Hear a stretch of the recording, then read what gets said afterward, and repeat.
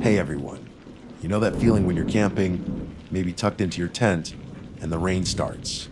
It can be cozy, sure, but sometimes it just adds another layer, right?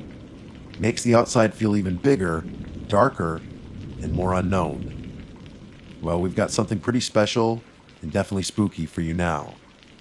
It's a clip featuring true scaries, experiences people have actually had while out camping or lost in the deep woods. And the really immersive part, they're told while it's raining. It really sets a mood.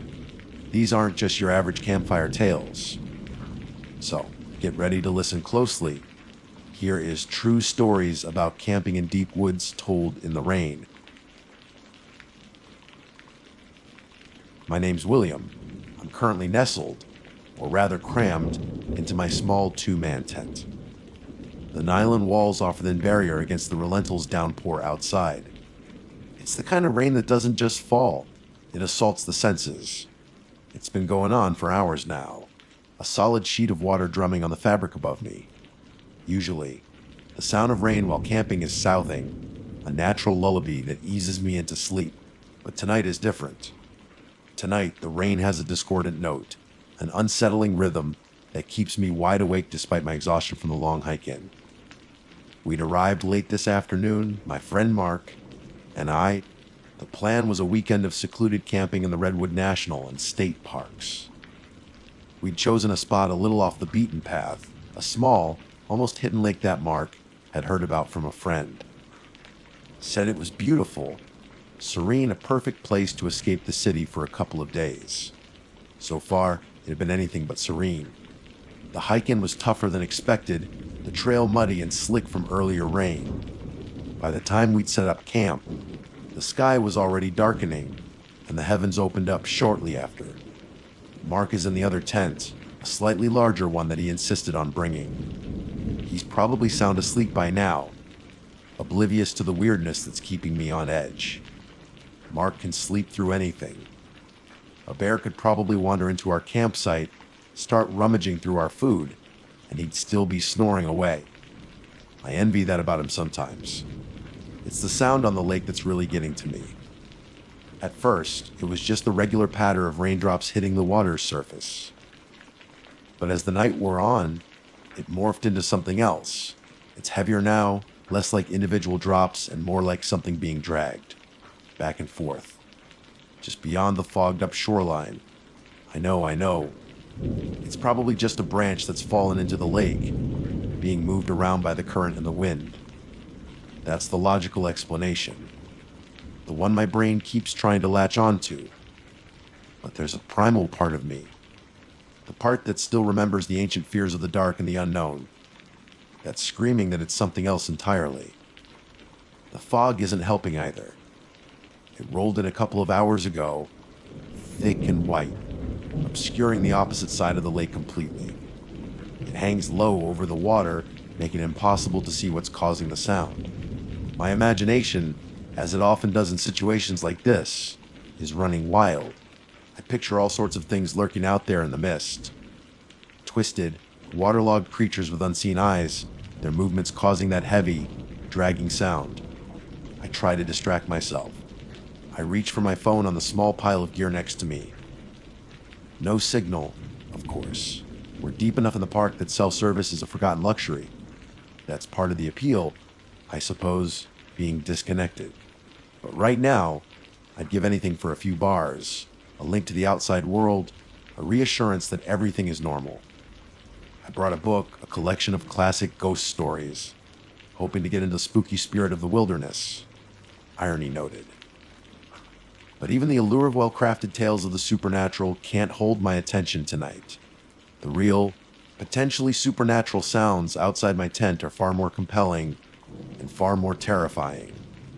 I shift in my sleeping bag, trying to find a more comfortable position. Every rustle of the nylon seems amplified in the stillness of the night, momentarily drowning out the sound from the lake. Then it returns, that slow, deliberate drag, back and forth, like something heavy, sodden, being pulled across the surface. I consider unzipping the tent and taking a peek, just a quick glance to see if I can spot anything through the fog. But the thought sends a shiver down my spine. What if I do see something? Something that confirms my worst fears? What then? I'd be out here alone in the dark with whatever is making that sound. No, better to stay inside the flimsy protection of the tent. At least here, I have the illusion of safety. The rain seems to be getting heavier, if that's even possible. The drumming on the tent fly is almost deafening, but even through the noise, I can still hear it. The dragging. It's closer now, I think. Or maybe it just seems that way. My senses are probably heightened on edge, making me perceive things that aren't really there. I try to focus on my breathing to slow my racing heart. Inhale, exhale. Inhale, exhale. It's a technique I learned for dealing with anxiety. Usually it works. But tonight my anxiety has a very real, very tangible source just outside my tent. The dragging sound stops. For a moment, I feel a sliver of relief. Maybe it was just a branch, and it's finally gotten snagged on something. Maybe the wind has shifted. But then, the rain seems to lessen slightly, and in the sudden lull, I hear a different sound. A low, guttural slushing, like something heavy being lifted and then dropped back into the water. My blood runs cold. This isn't a branch, this is something alive.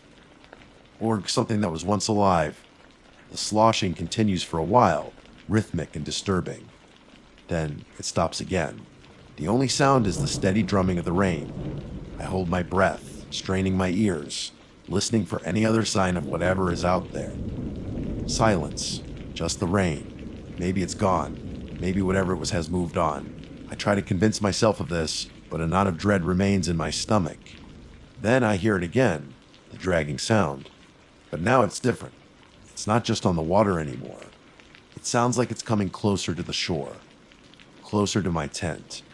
The sound is accompanied by a new element, a soft, wet scraping against the ground, like something heavy and waterlogged being pulled through the mud and wet leaves. My heart pounds in my chest. I pull my sleeping bag tighter around me, as if the thin layer of fabric can offer any real protection. I lie there, frozen, listening as the scraping sound gets closer and closer. It's right outside my tent now. I can hear the soft thump as whatever it is bumps against the nylon. I squeeze my eyes shut, wishing I could disappear. Wishing I had never come on this camping trip. Wishing Mark was a lighter sleeper.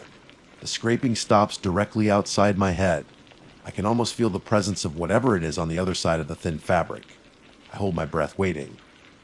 And then, I hear a sound that makes my blood run colder than the lake water outside. A wet, raspy breathing right next to my ear. The wet, raspy breathing sent a jolt of pure terror through me. It was close. So close. I could almost feel the moisture of its breath on the other side of the tent wall. My mind raced, trying to make sense of it. What kind of animal would breathe like that? So heavy, so labored Saba natural. I lay rigid, every muscle in my body tense. My eyes wide open in the darkness of the tent. I could hear my own heart pounding in my ears, a frantic drumbeat against the oppressive silence that followed the breathing. The rain still fell, but it seemed muted now, overshadowed by the potential horror just inches away. Seconds stretched into an eternity. The silence was almost unbearable, thick with anticipation and dread. I wondered if it was still there right outside my tent, listening, waiting. Then a new sound. A soft, sucking sound, like something peeling itself away from a wet surface. It was followed by a gentle rocking of the tent, as if something heavy had leaned against it and was now moving away. I didn't dare to breathe, didn't dare to move. I waited, listening intently, trying to discern the direction of the sound. It seemed to be moving slowly, deliberately, around the perimeter of my tent. The wet scraping sound returned, softer now, further away. Relief washed over me in a weak wave. Maybe it was leaving. Maybe it had just been curious, or maybe it had mistaken my tent for something else. But the relief was quickly replaced by a fresh wave of fear. Where was it going? Would it go to Mark's tent? I strained my ears, trying to hear anything from the other side of our small campsite. Mark's tent was only about 10 feet away, separated by a couple of small trees.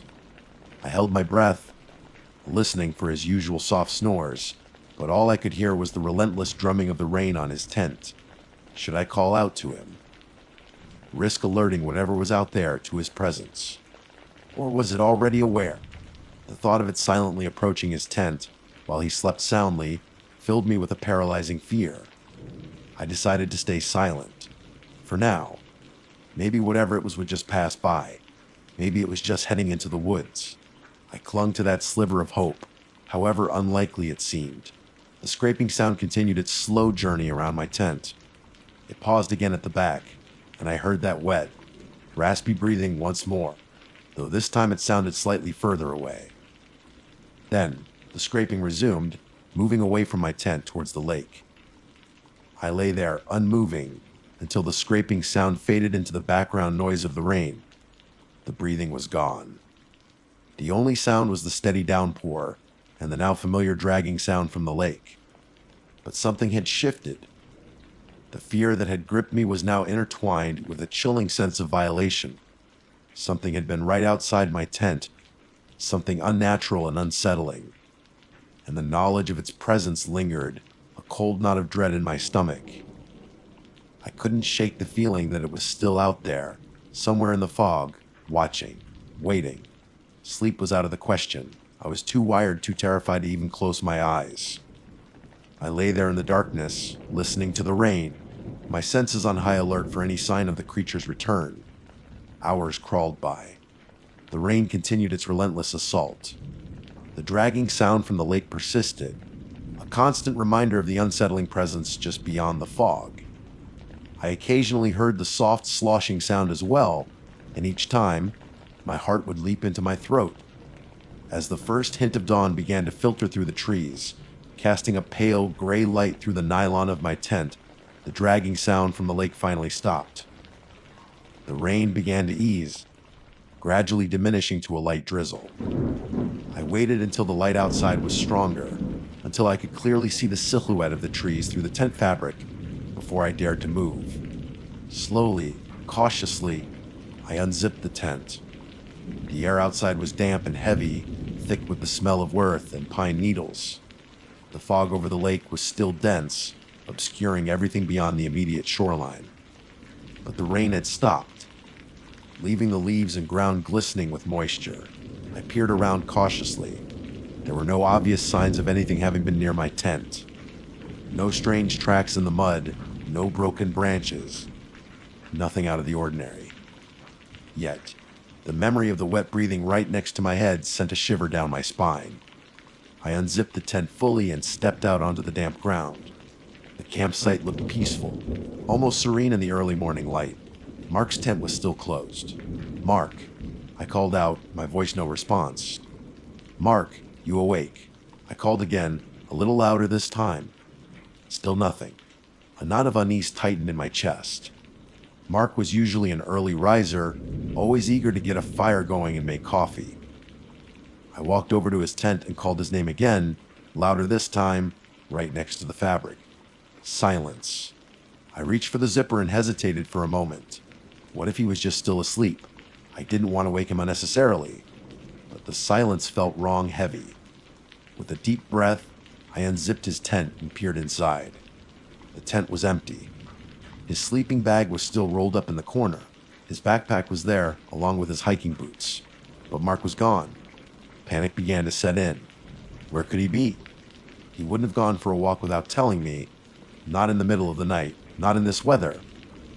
I stepped inside his tent, my eyes scanning the contents. Everything seemed to be in order, except for Mark's absence. There was no note, no indication of where he might have gone. Then I saw it. On the ground, near the entrance of the tent, was a single, muddy drag mark. It started just inside the tent and led out, towards the direction of the lake. My blood ran cold.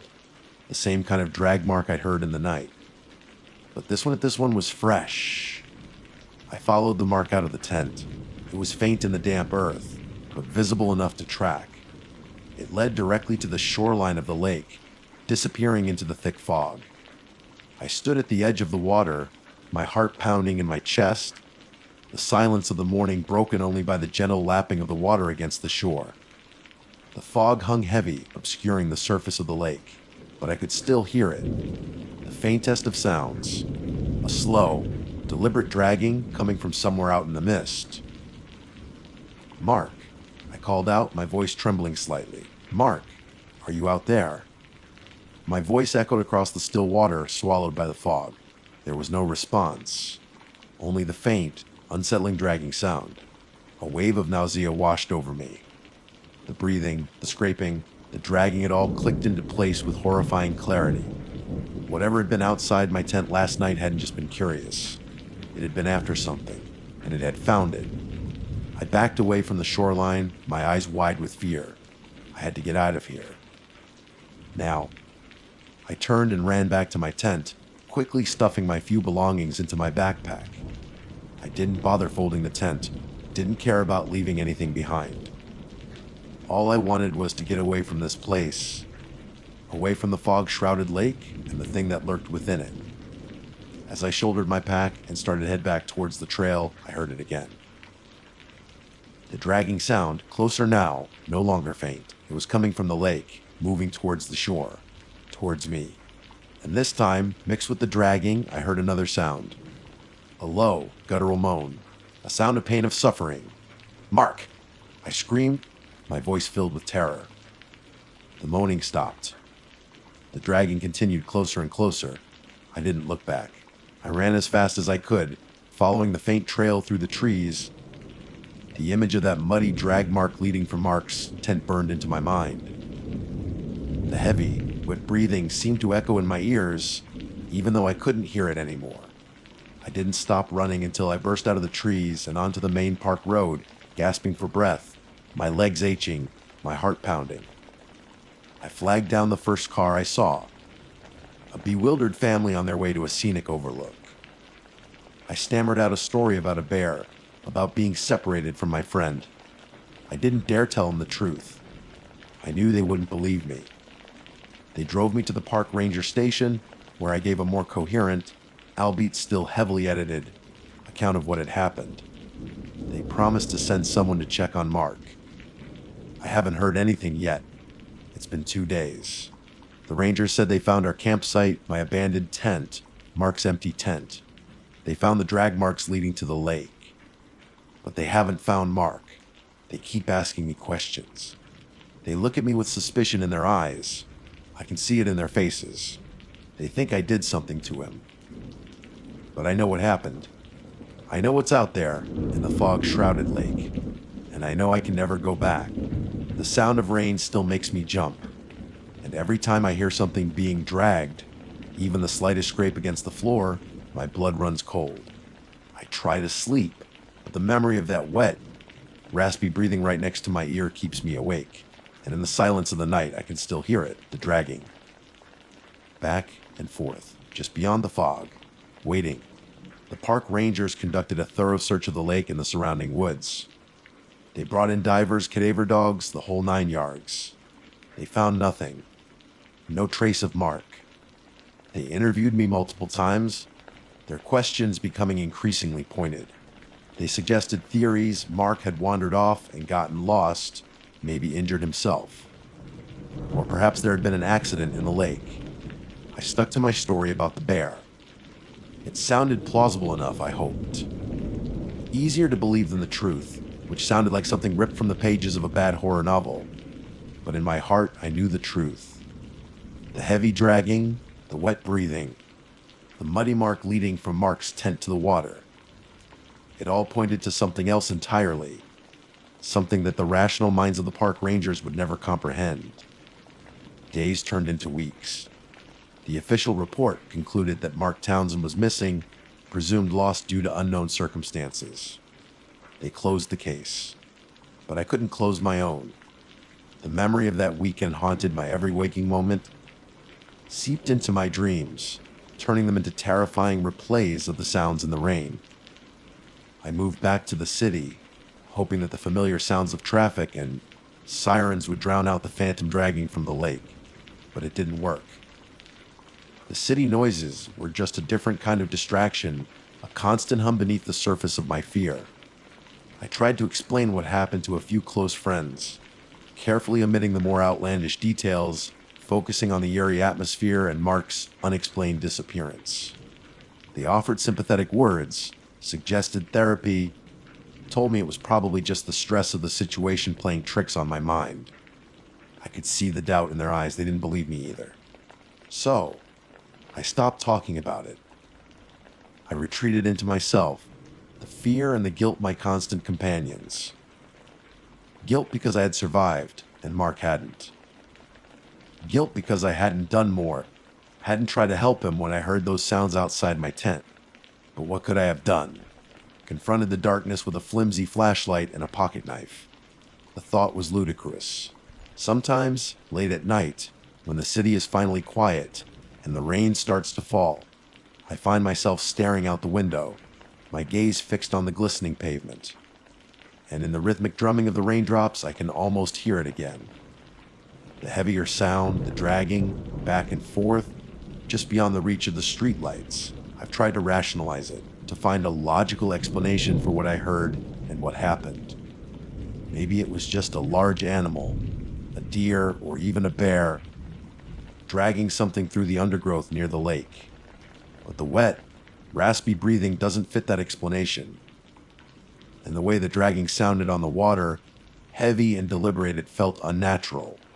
I've spent countless nights researching local folklore, tales of creatures that might inhabit the deep woods and lakes of Northern California. I've stumbled across old legends, whispers of strange things that lurk in the wilderness, things that are best left undisturbed. Stories of water spirits, of ancient beings tied to the land, of things that are neither animal nor human.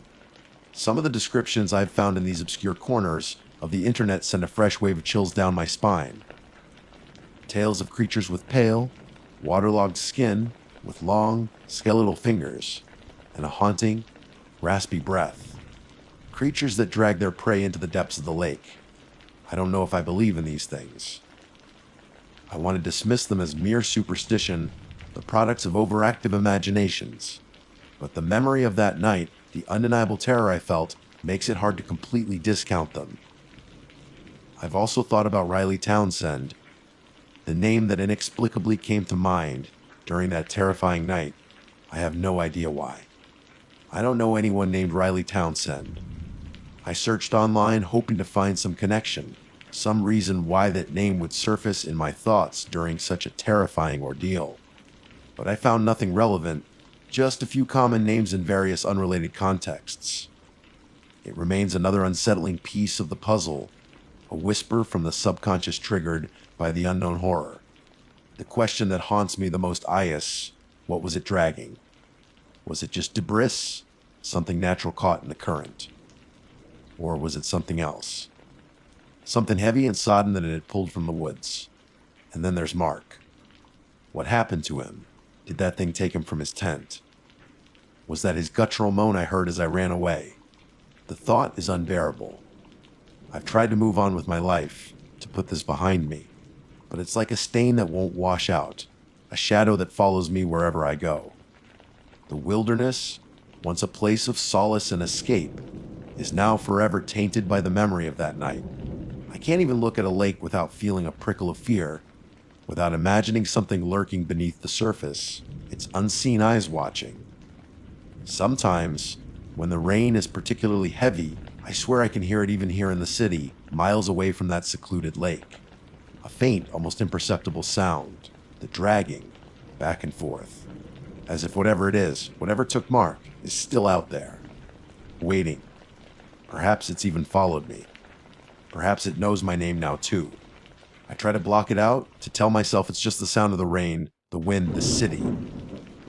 But then I remember the wet, raspy breathing right next to my ear. And I know, with a chilling certainty, that some sounds in the night are not just sounds. Some are warnings.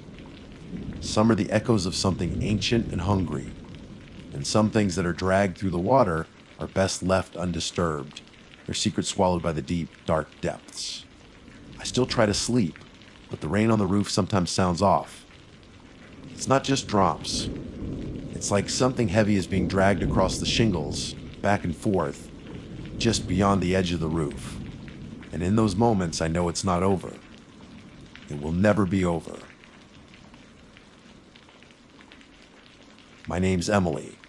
The name itself feels small and insignificant against the roaring backdrop of this sudden, violent storm. 1 minute, the early evening sky was a bruised purple, promising nothing more than a bit of theatrical cloud cover. The next, the wind was howling like a banshee, tearing through the canopy above. And the rain was something else entirely. It wasn't the gentle patter that lulls you to sleep in a tent. It was a relentless assault, each drop feeling like a tiny ice pellet, stinging my exposed skin. I'd prided myself on being a seasoned camper. Years of weekend trips and week-long wilderness excursions had instilled a certain confidence, a belief that I could handle whatever nature decided to throw my way. I'd meticulously checked the forecast, clear skies, maybe a slight chance of a shower overnight. Clearly, the weather had other plans. Panic had started to set in as the wind intensified, threatening to rip my small tent from its moorings. The flimsy nylon walls billowed inwards with each gust, the poles groaning under the strain. I'd huddled in the center, pulling my sleeping bag around me, a pathetic attempt at finding some semblance of comfort amidst the chaos. The forest around me had transformed from a tranquil heaven to a menacing entity, the trees swaying and creaking like ancient, angry giants. Through the rhythmic drumming of the rain on the tent, I'd started to hear other sounds. Not the natural sounds of the forest in a storm, the rustling of leaves, the snap of twigs, but something else, something indistinct. At first, I dismissed it as the wind playing tricks on my ears. But as the storm raged on, the sounds became clearer. A faint scraping, like something dragging itself across the forest floor. A muffled thud followed by a soft, wet slap. Each sound sent a fresh wave of unease through me, prickling the hairs on the back of my neck. Then, through a momentary lull in the downpour, I saw it. A light. Faint, almost ethereal, flickering through the dense trees. It was a soft, yellowish glow, not the harsh white of a flashlight, but something warmer, more inviting. For a moment, a surge of relief washed over me. Another camper. Maybe they had a more secure shelter, or at least someone to ride out this terrifying storm with. Without thinking, propelled by a desperate need for human contact and the hope of escaping my flimsy, increasingly vulnerable tent, I called out, "Hello, is anyone there?" My voice was thin and ready, barely audible above the wind and rain. I strained my ears, listening for a response, but only the relentless roar of the storm answered me. The light flickered again, seeming to move slightly. It was still faint, barely visible through the thick screen of trees and the torrential rain, but it was definitely there. Hope surged again. They must have heard me. I decided I couldn't stay put any longer. My tent felt like it was about to collapse on top of me, and the unsettling sounds outside were growing more frequent, more insistent. I fumbled for my waterproof jacket and pulled it on, the cold, damp fabric clinging to my skin. My phone was in my backpack, and I hesitated for a moment, wondering if I should try to call for help. But who would I even call? And what would I say? Help. I'm in the woods in a storm. They wouldn't be able to pinpoint my location, and the reception was probably terrible anyway. The light flickered again, a little brighter this time, and definitely closer. It seemed to be beckoning me. A foolish thought, I know, to attribute such human-like intention to a mere light. But in that moment, huddled and terrified in my failing tent, it felt like the only logical explanation. I unzipped the tent, the sudden gust of wind and rain almost knocking me off balance. The forest outside was a swirling vortex of shadows and water. Visibility was poor, limited to a few feet in any direction. But through the deluge, I could still make out the faint yellow glow. Hello. I called again, my voice cracking with a mixture of fear and anticipation. Still no response, only the relentless symphony of the storm. Taking a deep breath, I stepped out of the tent. The rain immediately soaked through my clothes, plastering them to my skin. The wind whipped my hair across my face, stinging my eyes. It was miserable, but the sight of that light, faint as it was, gave me a sense of direction, a purpose. Hello. I shouted one last time, louder this time, trying to project my voice over the storm. Then, without waiting for a response that might never come, I started walking towards the light. It was difficult to navigate through the dense undergrowth in the driving rain and poor visibility. Branches whipped at my face, and the ground was slick and uneven, threatening to send me sprawling at every step. But I kept my focus fixed on the faint yellow glow that danced between the trees. As I moved deeper into the woods, the light seemed to recede, staying just out of reach. It was like chasing a phantom, always visible but never quite attainable. A nagging doubt started to creep into my mind. Why hadn't the other camper responded to my calls? Why were they moving further into the woods during such a violent storm? The thought sent a shiver down my spine, colder than the rain that was soaking me to the bone.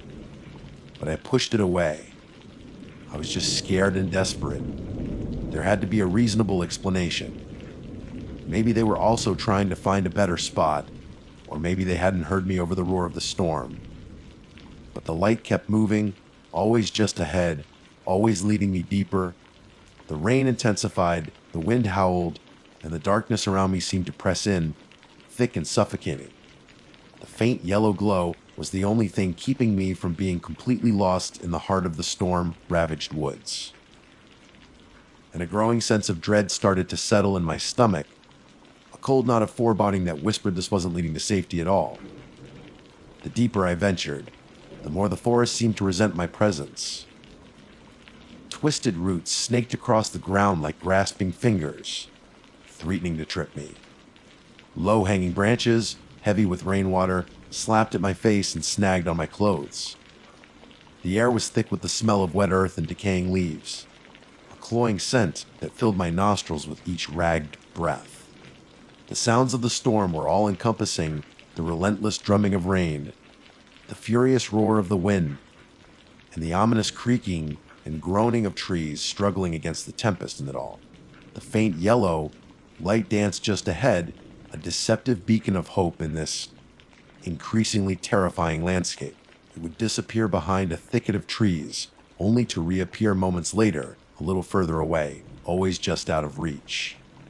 It was like a cruel game, a silent invitation to venture deeper and deeper into the heart of the wilderness. The thought that this might not be another camper, that this light could be something else entirely, began to take root in my mind. The rational part of me, the part that had prided itself on its camping experience and wilderness savvy, screamed at me to turn back. To find my way back to my tent, however battered it might be, and wait out the storm. But the primal fear of being alone in the dark, with the unsettling sounds closing in around me, coupled with the desperate hope that the light represented safety, kept me moving forward. The terrain started to change. The ground beneath my feet became softer, almost swampy. My boots sank into the mud with each step, and the air grew heavier, thick with humidity. The trees around me seemed taller, their branches intertwining overhead, blotting out what little light managed to penetrate the dense canopy even before the storm had hit. It felt like I was entering a different kind of forest, one that was ancient and untouched, and definitely not meant for human intrusion. The scraping sounds I'd heard earlier became more distinct, closer now. It sounded like something large and heavy dragging itself through the undergrowth. My heart pounded in my chest, a frantic drumbeat against the backdrop of the storm. I strained my eyes, trying to pierce the darkness, but the rain and the dense foliage made it impossible to see anything beyond a few feet. Suddenly, the light flickered violently, then went out.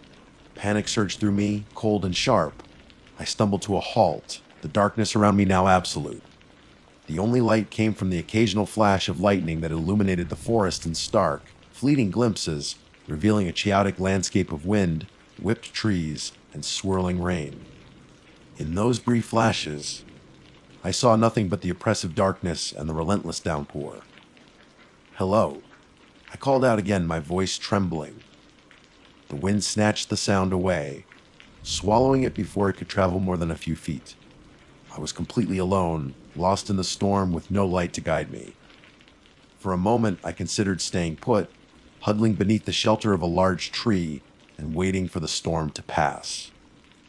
But the scraping sounds were getting closer, and the thought of whatever was making those sounds approaching me in the dark was enough to spur me back into motion.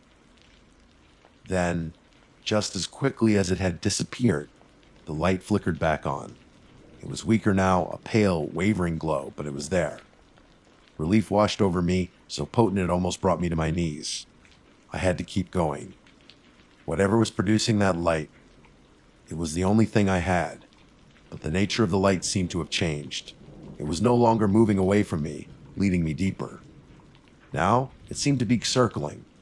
It would appear to my left, then to my right, sometimes closer, sometimes further away, but always keeping me in the same general area. It was like I was trapped in some kind of invisible cage, with the light as my only point of reference. The scraping sounds were much closer now, and I could hear other sounds as well. Soft, with sounds like something squelching in the mud. And then a low, guttural moan, a sound that was both animalistic and disturbingly human. Fear, raw and primal, gripped me. This wasn't another camper. This wasn't some lost hiker. This was something else. Something wrong. I tried to run, but the terrain was treacherous, and the darkness made it impossible to see where I was going. I stumbled and fell, the mud and rainwater soaking me completely.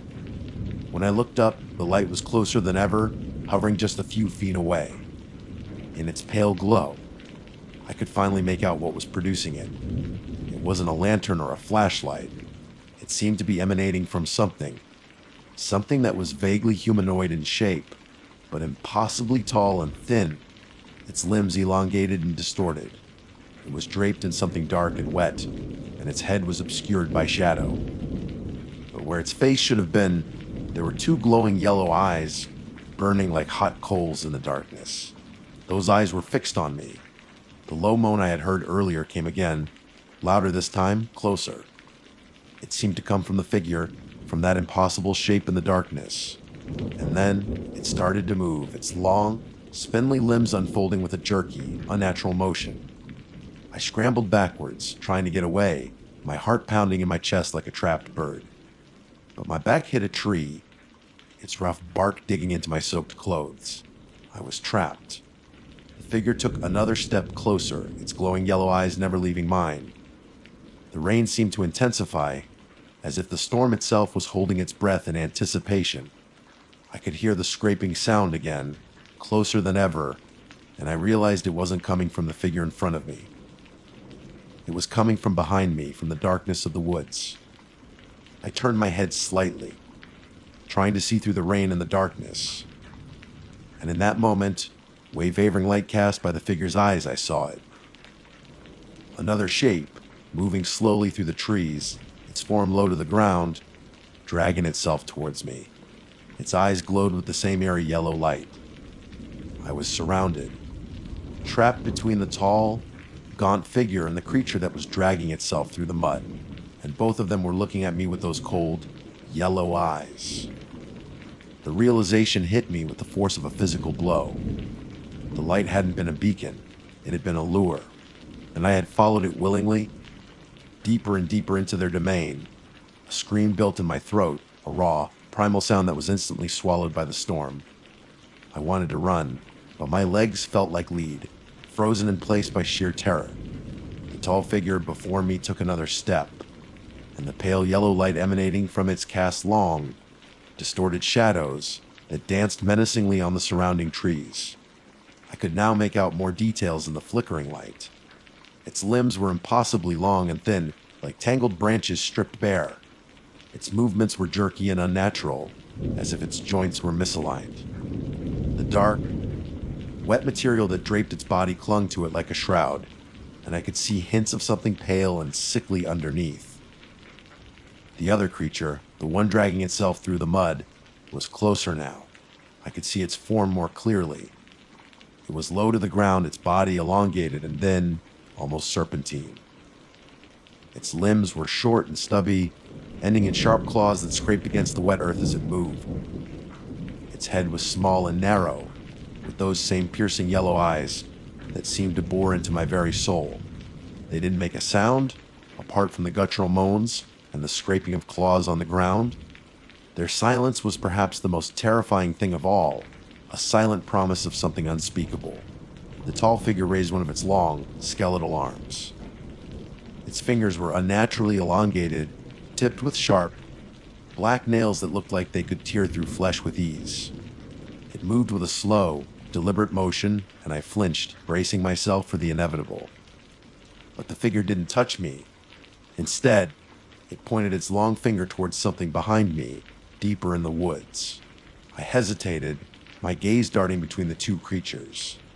The one on the ground was still slowly dragging itself closer, its yellow eyes fixed on me with an unsettling intensity.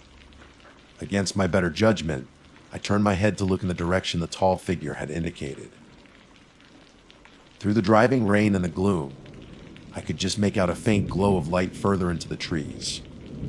It was the same pale yellow light, but this time, it seemed to be coming from a cluster of lights, flickering like a gathering of strange fireflies. The tall figure made another soft, guttural moan, and the creature on the ground echoed the sound. It was like they were communicating a language of moans and gestures that sent a fresh wave of fear washing over me. Then, the tall figure took a step back, and the creature on the ground stopped its slow advance. They seemed to be waiting for me to move towards the lights. My mind raced. What were those lights? Were there more of these things? Was this some kind of trap? Every instinct screamed at me to stay where I was, to curl up into a ball, and hope that this nightmare would somehow end. But the silence of the creatures was unnerving, and the sight of those multiple lights in the distance offered a sliver of a twisted kind of hope. Maybe there were others out there. Maybe this was their camp. It was a foolish thought, I knew. But in that moment, trapped and terrified, it was the only thought that offered any kind of alternative to the immediate dread I felt. Slowly, hesitantly, I took a step towards the cluster of lights. The tall figure remained still, its yellow eyes watching me intently. The creature on the ground resumed its slow, dragging motion, keeping pace with me as I moved. It was like I was being escorted, led further into the darkness by these terrifying entities. The closer I got to the lights, the more I could make out. They weren't lanterns or flashlights. They were emanating from more of those figures gathered in a small clearing. There were perhaps a dozen of them, of varying shapes and sizes, all with those same eerie yellow eyes. Some were tall and gaunt like the one that had found me, others were shorter and more hunched, and some were crawling on all fours like the creature beside me. In the center of the clearing, there was something else, something indescribable. It was a pulsating mass of darkness, a swirling vortex that seemed to absorb the light around it, except for the eerie yellow glow of the eyes that dotted its surface. It pulsed with a slow, rhythmic beat, and the air around it felt cold, heavy with a sense of profound dread. As I approached the edge of the clearing, the figures turned their yellow eyes towards me. There was no hostility in their gaze, only a cold, unsettling curiosity. They parted silently, creating a path towards the pulsating mass in the center. I stopped at the edge of the clearing, my heart pounding in my chest. The rain continued to fall, washing the mud and grime from my face, but it couldn't wash away the terror that gripped me. I looked back at the tall figure and the creature beside me. They remained at the edge of the clearing, their silent vigil unwavering. The pulsating mass in the center seemed to beckon me, its rhythm growing stronger, more insistent. A low, humming sound emanated from it, a sound that resonated deep within my bones, filling me with a sense of overwhelming dread and a strange, irresistible pull. I took another step, and then another, drawn towards the darkness in the center of the clearing. The yellow eyes around me watched, silent and unblinking. The rain continued to fall, washing away any trace of my presence as I stepped into the heart of the darkness. And as the darkness enveloped me, the humming grew louder, the pulsing more intense. And the last thing I saw were the cold, yellow eyes of the creatures that had lured me into the depths of the woods. My name is Alex, and I've always been drawn to the quiet solitude of the woods. There's a certain magic in the rustling leaves, the dappled sunlight filtering through the canopy, and the feeling of being utterly alone with nature. That's why, despite the occasional chill that prickles my skin when night falls and the shadows deepen, I keep going back. This last trip, thought this one was different. It wasn't the kind of fear that comes from the vastness of the wilderness or the imagined eyes watching from the darkness. This was something else, something tangible, yet utterly wrong. The plan was simply a solo backpacking trip deep into the Redwood National and State Parks. I'd mapped out a 10-mile loop, promising stunning views, ancient trees, and the kind of peaceful silence you can only find miles away from civilization. I packed meticulously, checking my gear, making sure I had enough food, water, and the essential safety equipment. I even brought my old, reliable two-person tent, the one that had weathered countless camping trips without a single issue. The first day was everything I'd hoped for. The trail wound through towering redwood groves, the air thick with the scent of pine and damp earth. Sunlight streamed through the immense trees, creating cathedral-like spaces filled with an ethereal glow. I hiked at a leisurely pace, stopping often to take photographs and simply soak in the atmosphere. By late afternoon, I reached the designated campsite, a small clearing beside a gurgling creek. Setting up camp was routine. The tent went up quickly, the sleeping bag unrolled, and my little camping stove hissed to life as I prepared a simple dinner. As darkness began to creep in, painting the forest in shades of deep blue and black, I sat by the creek, listening to the water babble over the rocks. The stars were incredible, an impossible blanket of light stretching across the inky sky, so far removed from the light pollution of the city. I felt a sense of profound peace, a connection to something ancient and powerful. I'd brought a book with me, a collection of classic horror stories, but somehow the silence of the woods seemed more compelling. I turned off my headlamp and simply listened.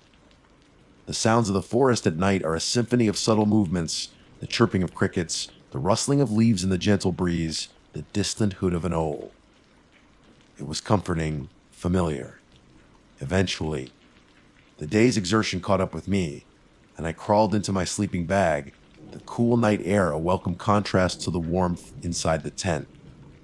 I remember drifting off to sleep easily, the sounds of the forest lulling me into a deep, dreamless slumber.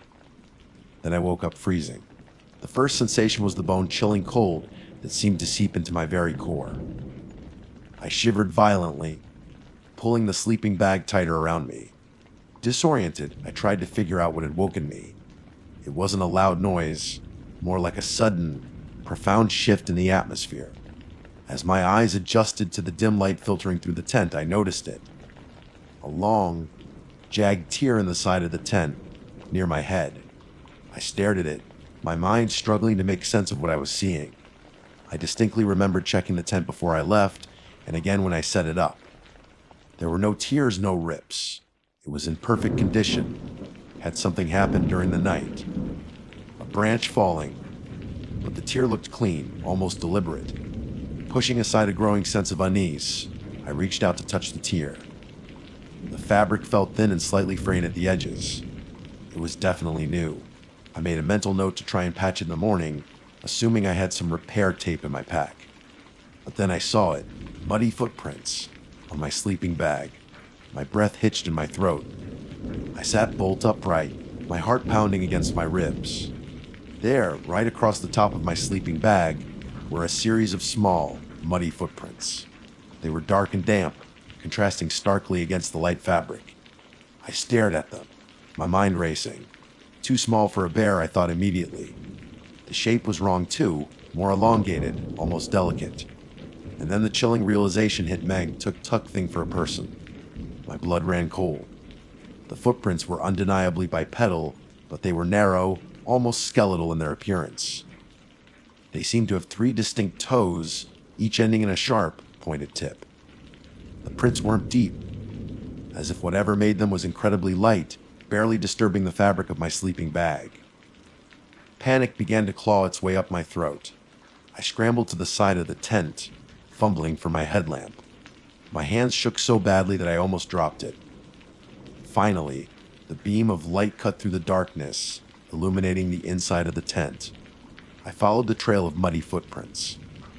They started near the tier in the tent, crossed my sleeping bag, and thing disappeared into the thin nylon floor of the tent. My mind reeled.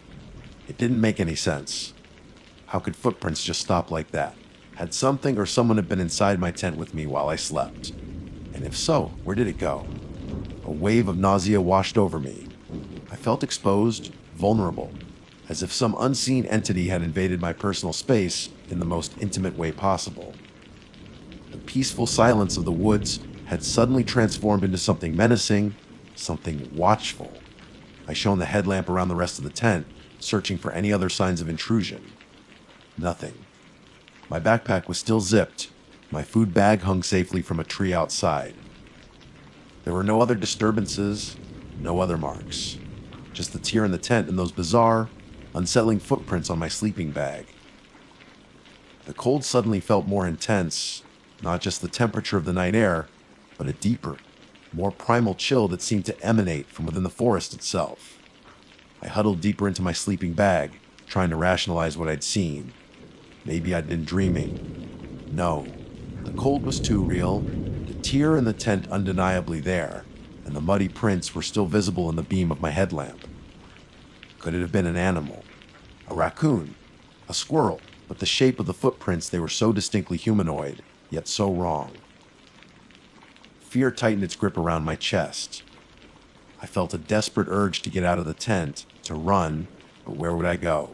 The darkness outside seemed even more threatening than the unsettling presence that had apparently been inside my shelter. I sat there for what felt like an eternity, my headlamp beam fixed on the spot where the footprints vanished. Every rustle of leaves, every snap of a twig outside the tent sent a jolt of adrenaline through me. My senses were on high alert, straining to hear, to see, to understand what had happened. Sleep was out of the question. My mind was racing, filled with terrifying possibilities. What kind of creature could leave footprints like that? And why hadn't I heard or felt anything? As the first hint of dawn began to paint the eastern sky with a pale gray light, a sliver of courage returned. I had to get out of this tent. I had to see if there were any other tracks outside. Cautiously, I unzipped the tent door, my heart pounding in my ears. I peered out into the dim morning light. The forest looked peaceful, almost serene, the overnight rain leaving a fresh, clean scent in the air. But as my gaze fell to the ground directly outside the torn section of the tent, my blood ran cold once more. There, in the soft mud, were more of those strange footprints. They led away from the tent, into the dense undergrowth, each step a chilling reminder of the inexplicable intrusion that had occurred during the night. They were too small for a human child, yet clearly not the paw prints of any animal I recognized. They were slender, three-toed, and disturbingly delicate, as if whatever made them barely touch the ground. I stood there frozen, staring at the tracks as they disappeared into the shadowy depths of the forest. The feeling of peace I had felt the previous night was gone, replaced by a profound and unsettling dread. I knew with a certainty that chilled me to the bone that I was not alone in these woods, and whatever had visited me in the darkness was not of this world. A shiver traced its way down my spine, a cold dread that had nothing to do with the morning air. I had to know more. Ignoring the gnawing fear in my gut, I decided to follow the tracks. Maybe they would lead to some kind of explanation, however unlikely that seemed. I grabbed my backpack, slung it over my shoulders, and cautiously stepped out of the tent. The muddy prints were clearer now in the full light of day. They continued into the dense undergrowth, weaving between ferns and fallen logs. I moved slowly, carefully placing my feet to avoid disturbing any potential evidence. The forest was still and silent, save for the gentle chirping of unseen birds. But the tranquility felt deceptive, a thin veneer over something unsettling. The tracks led me deeper into the woods, away from the trail and my campsite. They were sporadic at times, disappearing on patches of dry leaves or hard ground, only to reappear again in softer mud. It was as if whatever made them was moving with an unnatural lightness, barely leaving a trace. As I ventured further, the trees grew thicker, the sunlight struggling to penetrate the dead's canopy. The air grew heavy, the silence more profound. An unsettling feeling of being watched prickled at the back of my neck. I stopped frequently, scanning my surroundings, but saw nothing out of the ordinary. Just the endless trees, the lush undergrowth, and the persistent, eerie silence. After what felt like hours, though it was probably only 30 minutes, the tracks led me to a small, overgrown clearing. In the center of the clearing was a shallow depression in the earth, like a small, empty nest. The strange footprints circled the depression, then disappeared into the surrounding woods. I cautiously approached the depression, my heart pounding in my chest. It was about a foot across and a few inches deep, lined with moss and decaying leaves. There was nothing else in it, no bones, no feathers, nothing to indicate what might have made it. I knelt down, examining the ground around the depression. The muddy footprints were more numerous here, crisscrossing each other in a chaotic pattern. It looked as if whatever made them had spent some time in this spot, circling the small depression. A sudden, irrational thought flashed through my minding. Was this where it slept? Was this its nest? The idea sent a fresh wave of chills down my spine. I stood up quickly, a sense of urgency now gripping me. I didn't like this place. There was something about the clearing, about the strange depression, that felt inherently wrong, deeply unsettling. I had to get out of here. I turned to retrace my steps, back the way I had come. But then I noticed something else. Just beyond the clearing, near the base of a massive redwood, was another set of prints. These were different, larger, more clearly defined. They looked like human footprints, but distorted. The toes were too long, the arch too high, and they seemed to point slightly inward. My breath caught in my throat. Had someone else been here? Someone with unusual feet? Or was it the same creature that had left the smaller prints, but these were somehow different? I followed these new tracks for a short distance. They led towards a dense thicket of thorny bushes.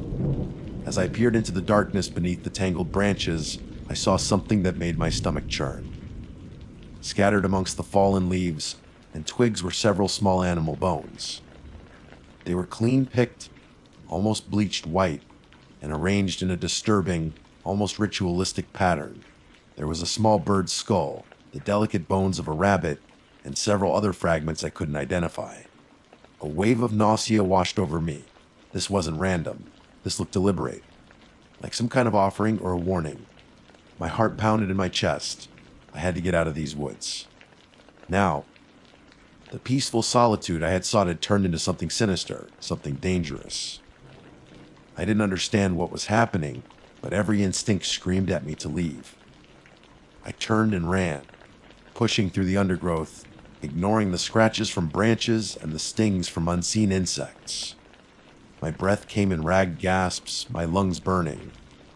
I didn't know what I was running from, but the image of those strange footprints and the carefully arranged bones fueled my desperate flight. I stumbled back towards the direction I thought my campsite was, the panic growing with every step.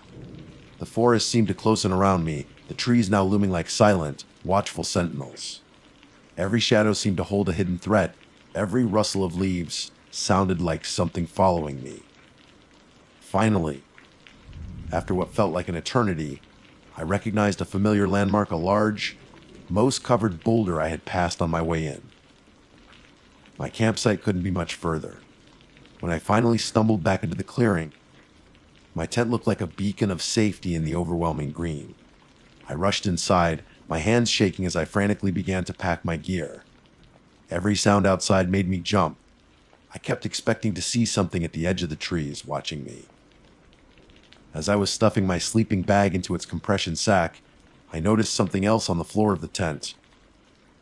Near the tier, partially hidden beneath my discarded clothes, was a small, intricately woven object. It was made of thin twigs and strands of what looked like dried grass, woven together in a complex, spiraling pattern. It was about the size of my palm and looked strangely alien. I cautiously picked it up. It felt light and brittle in my hand. I turned it over, examining the intricate weave. It was unlike anything I had ever seen before. What was it? Had this been here all along? Or had it been left while I was away? A chill ran down my spine. The realization hit me that whatever had come into my tent hadn't just left footprints. It had left something behind. Something intentional. My fear reached a fever pitch. I didn't want to touch it, didn't want to keep it, but I couldn't bring myself to leave it here. With trembling hands, I carefully placed the woven object into a plastic bag and shoved it into an outer pocket of my backpack. I packed the rest of my gear with a speed born of sheer panic. Every rustle of leaves outside sounded like approaching footsteps. I couldn't shake the feeling that I was being watched, that something was out there, waiting. Finally, with everything packed, I scrambled out of the tent, not bothering to take it down properly. I just wanted to get away, as far away from this place as possible. I practically ran back along the trail, my backpack bouncing against my back, my breath coming in ragged gasps. I didn't stop until I reached my car, parked at the trailhead miles away. I fumbled with the keys, my hands still shaking, finally managing to unlock the door and throw my gear into the back. I jumped into the driver's seat, started the engine, and didn't stop driving until I was miles away from the Redwood National Park. The image of those strange footprints and the woven object burned into my memory. I haven't been back to the woods since. Back home, the normalcy of my apartment felt strangely alien. The sounds of traffic, the hum of the refrigerator, even the familiar layout of my furniture, it all seemed disconnected from the terror I had felt in the silent depths of the redwood forest. The first thing I did was shower, scrubbing my skin raw, trying to wash away the feeling of being unclean, of having been touched by something unknown. But the chill lingered, a deep, internal cold that no amount of hot water could dispel. Later that day, I emptied my backpack, my hands still trembling slightly as I unpacked. When I reached the outer pocket, I hesitated. The small, woven object lay inside the plastic bag, an unsettling reminder of my experience. With a deep breath, I pulled it out. I examined it again, turning it over and over in my hands. The intricate pattern of twigs and dried grass seemed to writhe and shift before my eyes. It felt strangely warm to the touch, almost alive. I tried to identify the materials it was made from, but the twigs were smooth and dark, unlike any I recognized. The dried grass was thin and brittle, with an odd, almost metallic sheen. It was like nothing I had ever seen in the woods before. Driven by a morbid curiosity, I decided to research. I spent hours online, searching for images of strange woven objects, for folklore about forest creatures, for anything that might explain what I had found. I typed in keywords like three-toed tracks in the words, small humanoid footprints, and woven forest charms. The search results were a rabbit hole of cryptids, local legends, and blurry photographs of questionable authenticity. There were stories of Bigfoot, of course, and tales of mischievous forest spirits, but nothing that quite matched my experience. The three-toed tracks were the most elusive. I found a few mentions on obscure hiking forums, whispered rumors of strange sightings in remote areas, but no concrete information. The woven object was equally baffling. I found examples of Native American crafts and pagan rituals, but nothing that resembled the intricate, spiraling design of the one I held in my hand. It was unique, alien, and utterly unnerving. As the days turned into weeks, the memory of the camping trip began to fade around the edges, replaced by the mundane realities of everyday life. But every now and then, I would catch myself staring at the plastic bag on my desk, the woven object a silent, persistent question mark in my mind. I considered throwing it away, burning it even, but a strange reluctance held me back. It was a tangible piece of the inexplicable, a physical link to the fear I had felt in the woods.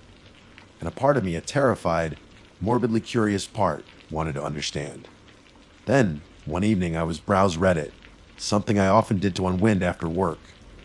I stumbled upon a thread in the Row No Sleep subreddit, the same one I had visited before. The title caught my eye, Strange Encounters in the Redwood Forest. Hesitantly, I clicked on the link. The story was written by someone who could be a park ranger in the Redwood National Park.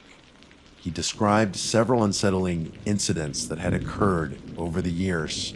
Hikers reporting strange noises in the night, unusual animal behavior, and most disturbingly, the discovery of strange, three-toed tracks in remote areas. My heart began to pound as I read on.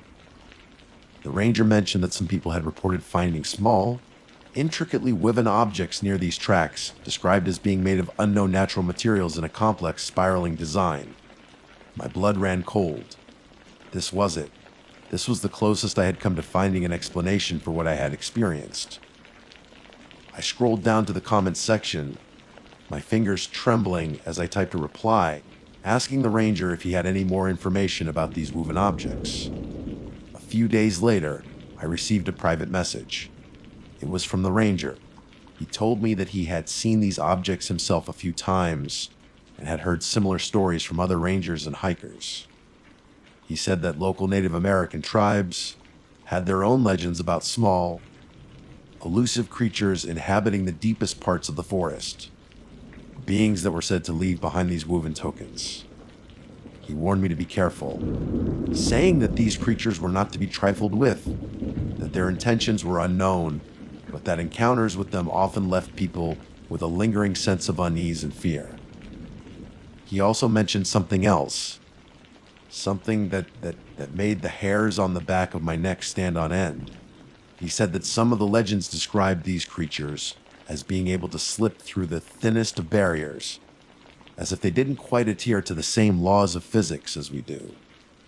He said there were even stories of them entering tents in the dead of night, leaving their strange marks as a sign of their presence. The torn tent, the muddy footprints that disappeared into the floor, it all clicked into place with a horrifying clarity. I replied to the ranger, thanking him for the information. As I closed my laptop, I looked over at the plastic bag on my desk. The woven object seemed to glow faintly in the dim light of my apartment, a silent testament to the unsettling encounter I had survived. I still don't know what those creatures were, or what they wanted.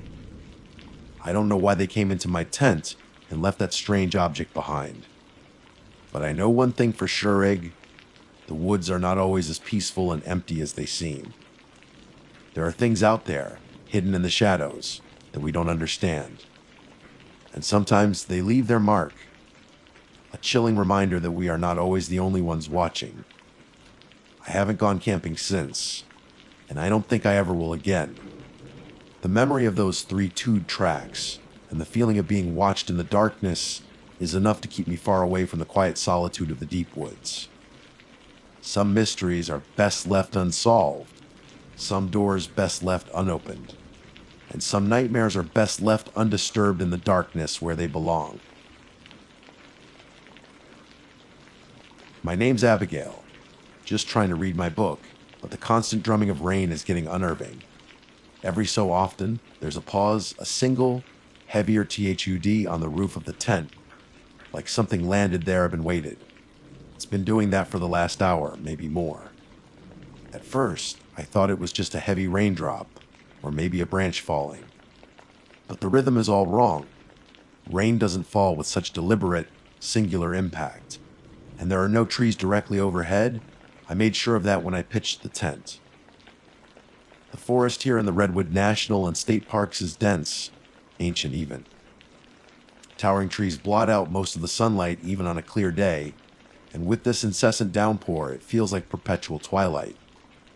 I'd been so excited to finally get away, to immerse myself in the quiet solitude of nature. City life had been suffocating me lately, the constant noise and demands leaving me frayed at the edges. A few days of hiking and camping in the wilderness seemed like the perfect antidote. I'd meticulously planned this trip, researched trails, packed enough supplies, and even invested in a decent waterproof tent. I'd envisioned peaceful mornings with birdsing and the gentle rustling of leaves, afternoons spent exploring hidden waterfalls, and evenings by a crackling campfire, the vast expanse of the starry sky above. Reality, however, was proving to be a soggy, nerve-wracking affair. The rain started yesterday evening, a steady drizzle that gradually intensified into the torrential downpour I was currently enduring. I'd managed to set up camp before it got too bad, finding a relatively flat spot nestled amongst the ferns near a gurgling creek. The sound of the water had been soothing initially, a natural white noise that helped me drift off to sleep.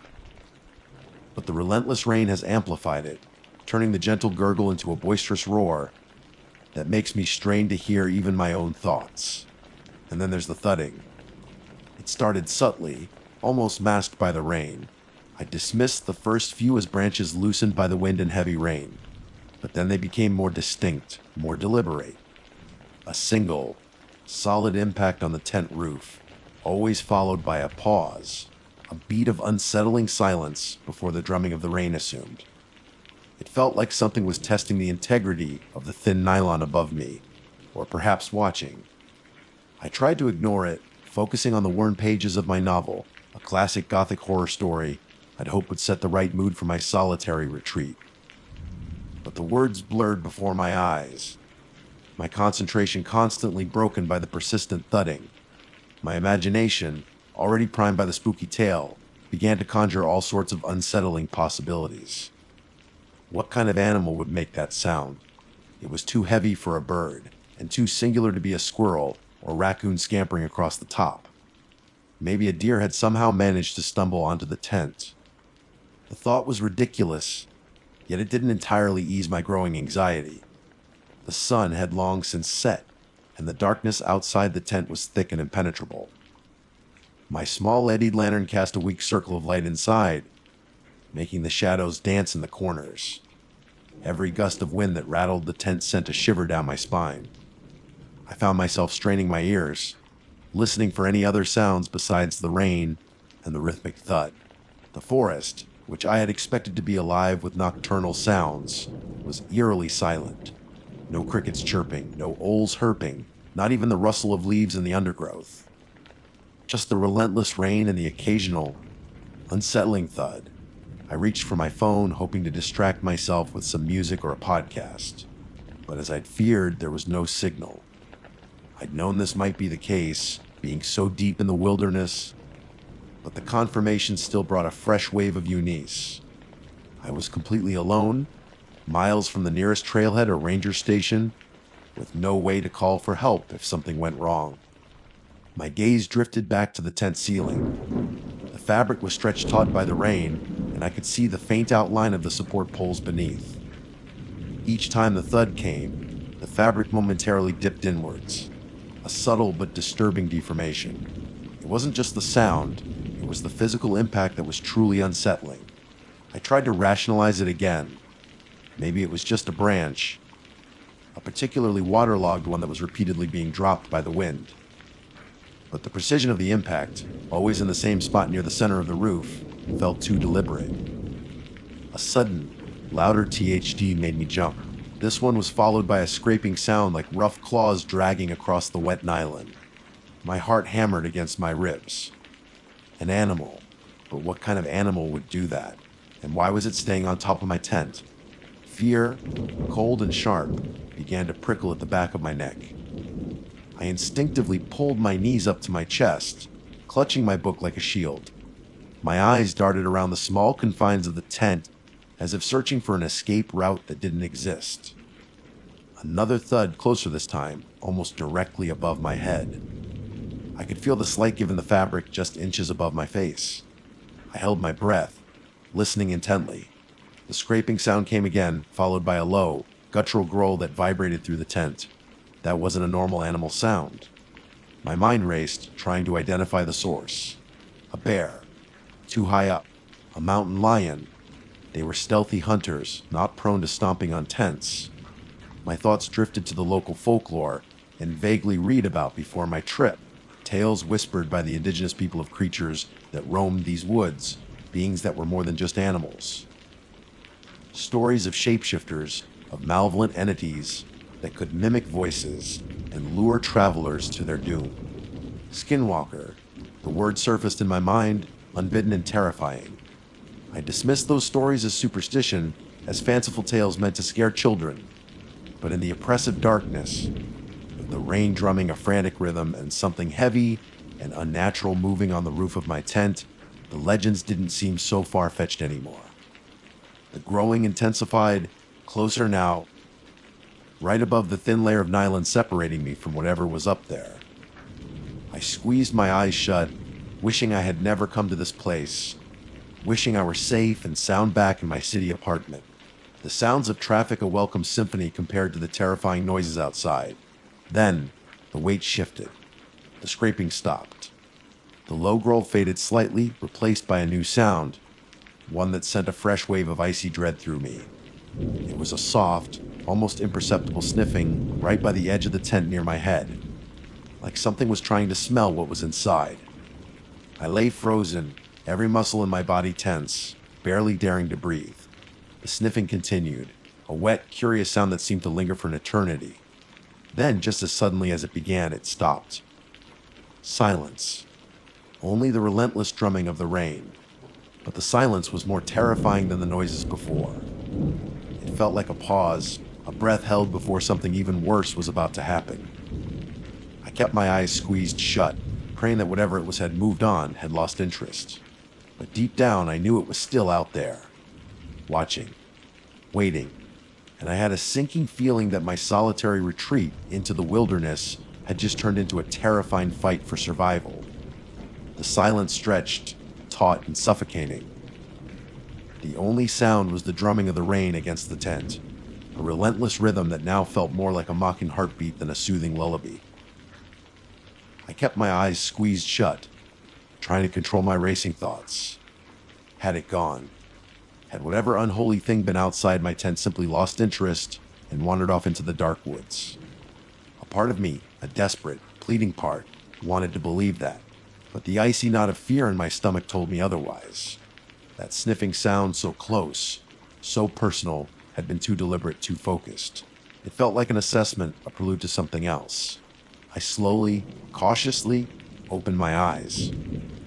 The weak beam of my lantern cast eerie shadows on the tent walls, making them seem to writhen and distort. I strained my ears, listening for any sound that would betray the presence of the creature outside. The rain continued its relentless assault, making it difficult to discern anything else. After what felt like an eternity, I decided to risk a peek. As quietly as I could, I rolled onto my side and pressed my ear against the cold nylon of the tent wall. I held my breath, focusing all my attention on the sounds beyond. There was nothing but the rain. No growling, no sniffing, no heavy footsteps. Could it be gone? Had I imagined the worst? Maybe it was just a very large, very curious animal after all. Maybe a bear with an unusually keen sense of smell. The thought was still unsettling, but it was a sliver of hope in the overwhelming darkness. Emboldened slightly by the silence, I slowly reached for the zipper of the tent. My fingers trembled as I grasped the small metal tab. The sound of the zipper, amplified in the stillness, seemed deafening. I paused, listening again.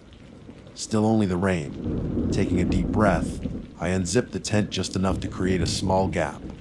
I peered through the opening, my eyes straining to penetrate the darkness. The rain was coming down in sheets, blurring the already limited visibility. The beam of my headlamp, which I had grabbed from beside my sleeping bag, cut a weak swath through the downpour, illuminating the immediate area around the tent. I could see the glistening leaves of ferns, the muddy ground, the dark shapes of tree trunks receding into the gloom, but there was no sign of any creature. No glowing eyes reflecting in my headlamp beam, no hulking shadows lurking amongst the trees. Relief, fragile but palpable, washed over me. Maybe it was gone. Maybe I was safe. I unzipped the tent a little further, just enough to stick my head out. The air was cold and damp, carrying the earthy smell of wet soil and pine needles. I scanned the area, turning my head slowly, searching for any sign of movement. Still nothing. Maybe I should just make a run for it, pack up my essentials quickly, and try to find the trail back to the parking lot. It was a long hike, especially in this weather, but staying here felt infinitely more dangerous. As I started to unzip the tent fully, a sound stopped me cold. It wasn't a growl or a thud this time. It was something far more unsettling. It was a voice. Soft, low, and chillingly familiar. It seemed to come from just beyond the edge of the trees. Abigail. My blood ran cold. That was my name. But how could anything out here know my name? I hadn't told anyone exactly where I was going, just the general area. And the voice that sounded almost like someone I knew, but distorted, twisted into something unnatural. I froze, my hand still on the zipper. My heart hammered against my ribs, a frantic drumbeat against the silence of the forest. The rain seemed to intensify, as if trying to drown out the sound of the voice. But I could still hear it. A faint whisper carried on the wind. Abigail, are you there? It called again, the voice slightly closer this time. It sounded almost pleading, laced with a hint of sorrow. It was the kind of voice that would make you want to offer comfort, to help whoever was speaking. But there was something deeply wrong about it, a subtle dissonance that sent shivers down my spine. I didn't answer. I couldn't. My throat felt tight, constricted by a fear so profound it was almost paralyzing. I knew, with a certainty that chilled me to the bone, that whatever was out there was not what it seemed. The voice called again, this time with a slightly different tone. The plea was gone, replaced by something sharper, more demanding. Abigail, I know you're in there. My breath hitched in my throat. It sounded angrier now, impatient. The familiarity in the voice was fading, replaced by a cold, alien quality that made my skin crawl. I scrambled back inside the tent, quickly zipping it shut. My hands shook so badly that I fumbled with the zipper, the small metal teeth catching and snagging. Finally, it closed, the thin nylon offering a meager barrier against whatever was outside. I pressed myself against the back of the tent, my knees drawn up to my chest, my eyes wide with terror. The voice called again, right outside the tent this time, so close I feel the vibrations through the fabric. Don't be afraid, Abigail. I just want to talk. The voice was different again. This time it was smoother, more seductive, almost comforting. It sounded like an old friend, someone I hadn't heard from in years. But I knew it was a lie. I knew that whenever it was speaking was not human, not friendly. I squeezed my eyes shut, willing it to go away, to leave me alone. But the voice persisted, a constant, insidious presence just outside my fragile shelter. Come out, Abigail. The rain is stopping. It's beautiful out here. I could hear the lie in its words. The rain was still coming down as heavily as ever, a deafening roar that showed no signs of abating. Then the voice changed again. This time it was mocking, cruel. You can't hide from me, Abigail. I've been watching you since you arrived. My heart leaped into my throat.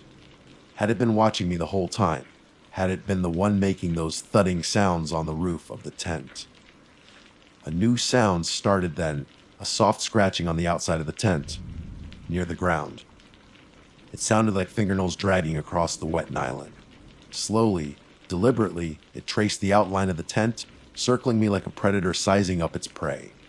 The scratching stopped right by the entrance. I held my breath, every muscle in my body tense. Then, a new sound, is soft, wet sniffing just outside the tent flap. Closer than before, intimate. Invasive. You smell Sog-afraid, Abigail. The voice whispered right on the other side of the thin nylon. I could feel the heat of its breath through the fabric. My stomach churned. I wanted to scream, to cry out for help, but my voice seemed trapped in my throat. Then, the sniffing stopped. The scratching resumed, this time higher up, near the top of the tent. It moved quickly, erratically, as if whatever was outside was becoming agitated. Suddenly, there was a loud rip. The sound of tearing nylon echoed through the night, sharp and violent against the backdrop of the rain. A sliver of cold night air rushed into the tent. My eyes darted to the spot where the sound had come from.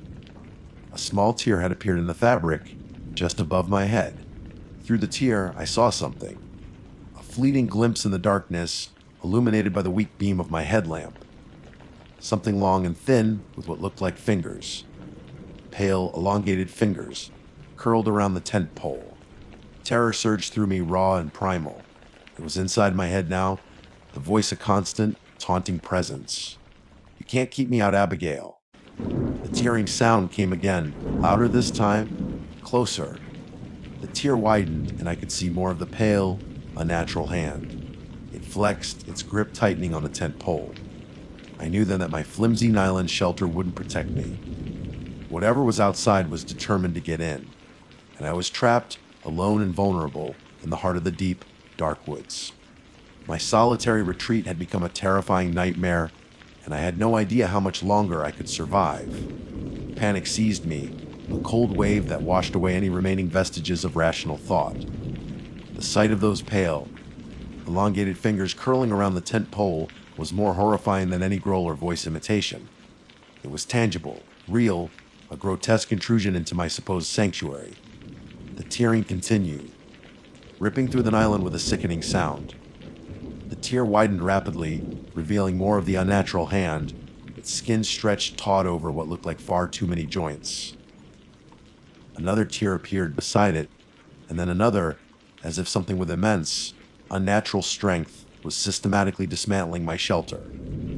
The voice, now inside my head as well as just outside, continued its relentless taunting. "There's nowhere to run, Abigail. This is my forest now." I scrambled backwards, away from the growing rents in the tent fabric, my eyes darting around frantically. My headlamp had fallen to the side during my panicked retreat, casting its beam upwards, illuminating the interior of a tent in a chaotic, distorted light. I could see my backpack lying near the entrance, my hiking boots beside it. Escape was still a possibility, however slim. As another section of the tent ripped open, I caught a glimpse of something else outside. A shadow, tall and gaunt, moving with an unsettling fluidity just beyond the trees. It was vaguely humanoid in shape, but impossibly elongated, its limbs too long, its head obscured by the darkness. The hand reappeared in the widening tear, its pale fingers reaching, flexing. I recoiled, knocking over my water bottle. The clatter seemed deafening in the confined space. Looking for something. The voice inside my head was mocking, laced with cruel amusement. I had to get out of here. I had to try. Mustering what little courage I had left, I lunged towards my backpack, fumbling with the straps. My fingers were numb with fear, making it difficult to unclip the fastenings. The tearing sound was getting closer, more insistent. I could feel the cold, wet air on my face as more of the tent was ripped away. Finally, the strap came undone. I grabbed the backpack, pulling it towards me. Inside, among my hiking gear and food supplies, was a small folding knife I always carried for emergencies. It wasn't much, but it was better than nothing. Just as I found the knife and flipped open the small, sharp blade, the entire side of the tent ripped open. The creature stood there, silhouetted against the stormy night sky, its form tall and impossibly thin. I couldn't make out its features in the darkness, but I could sense its malevolent presence, its hunger. "Did you really think a little nylon would stop me, Abigail?" The voice was a chilling whisper, right in front of me now. I scrambled to my feet, the small knife clutched tightly in my trembling hand. It felt pathetically inadequate against the looming darkness of the creature before me. It took a step closer, and I could see it more clearly in the dim light of my headlamp. Its eyes glowed with an eerie, unnatural luminescence, reflecting the light like a cat's in the dark. Its face was a grotesque parody of a human face, elongated and distorted with sharp, pointed teeth that glinted in the gloom. My breath hitched in my throat. This was no animal. This was something else entirely, something ancient and malevolent. I lunged forward, the small knife aimed at its chest. It moved with incredible speed, faster than anything I had ever seen. It easily deflected my clumsy attack with one of its long, spindly arms, its touch like ice on my skin. The knife clattered to the ground, useless. I backed away, my heart pounding in my chest. "Foolish human," the voice hissed, its breath smelling of wet earth and something else, something rotten. "Did you really think you could hurt me?" It reached out a hand, its long, pale fingers tipped with razor-sharp claws. I flinched, bracing for the pain. Suddenly, a loud crack of thunder split the night sky, followed by a blinding flash of lightning. In that brief moment of intense illumination, I saw it clearly. Its true form, twisted and unnatural, a grotesque amalgamation of human and animal features. Its eyes burned with malevolent intelligence, and its mouth was stretched into a wide, chilling grin. The lightning faded, plunging us back into darkness. But in that brief glimpse, I had seen enough. As the thunder rumbled away, the creature lunged. I screamed, throwing my arms up to protect myself. But the attack never came. Instead, there was a sharp, piercing shriek, a sound so unnatural and filled with pain that it made my blood run cold. It echoed through the forest, cutting through the roar of the rain. I lowered my arms slowly, my eyes wide with disbelief. The creature was still there, but it had recoiled, its glowing eyes wide with what looked like agony. It clutched at its chest, and another ear-splitting shriek escaped its lips. Then, just as suddenly as it had appeared, it was gone. It vanished into the darkness of the woods, leaving only the sound of the rain and my own raged breathing. I stood there for a long moment, frozen in place, trying to comprehend what had just happened. Had I imagined it? Had the fear finally pushed me over the edge? But the lingering smell of something foul in the air, the ripped remains of my tent, and the memory of those glowing eyes told me it had been real. Slowly, cautiously, I reached for my headlamp and picked it up. Its beam shook as I surveyed the damage. My tent was ruined, torn to shreds. My belongings were soaked. But I was alive. I had no idea what had scared the creature away. Maybe the lightning, maybe something else in this ancient forest that was even more powerful and terrifying. I didn't wait to find out.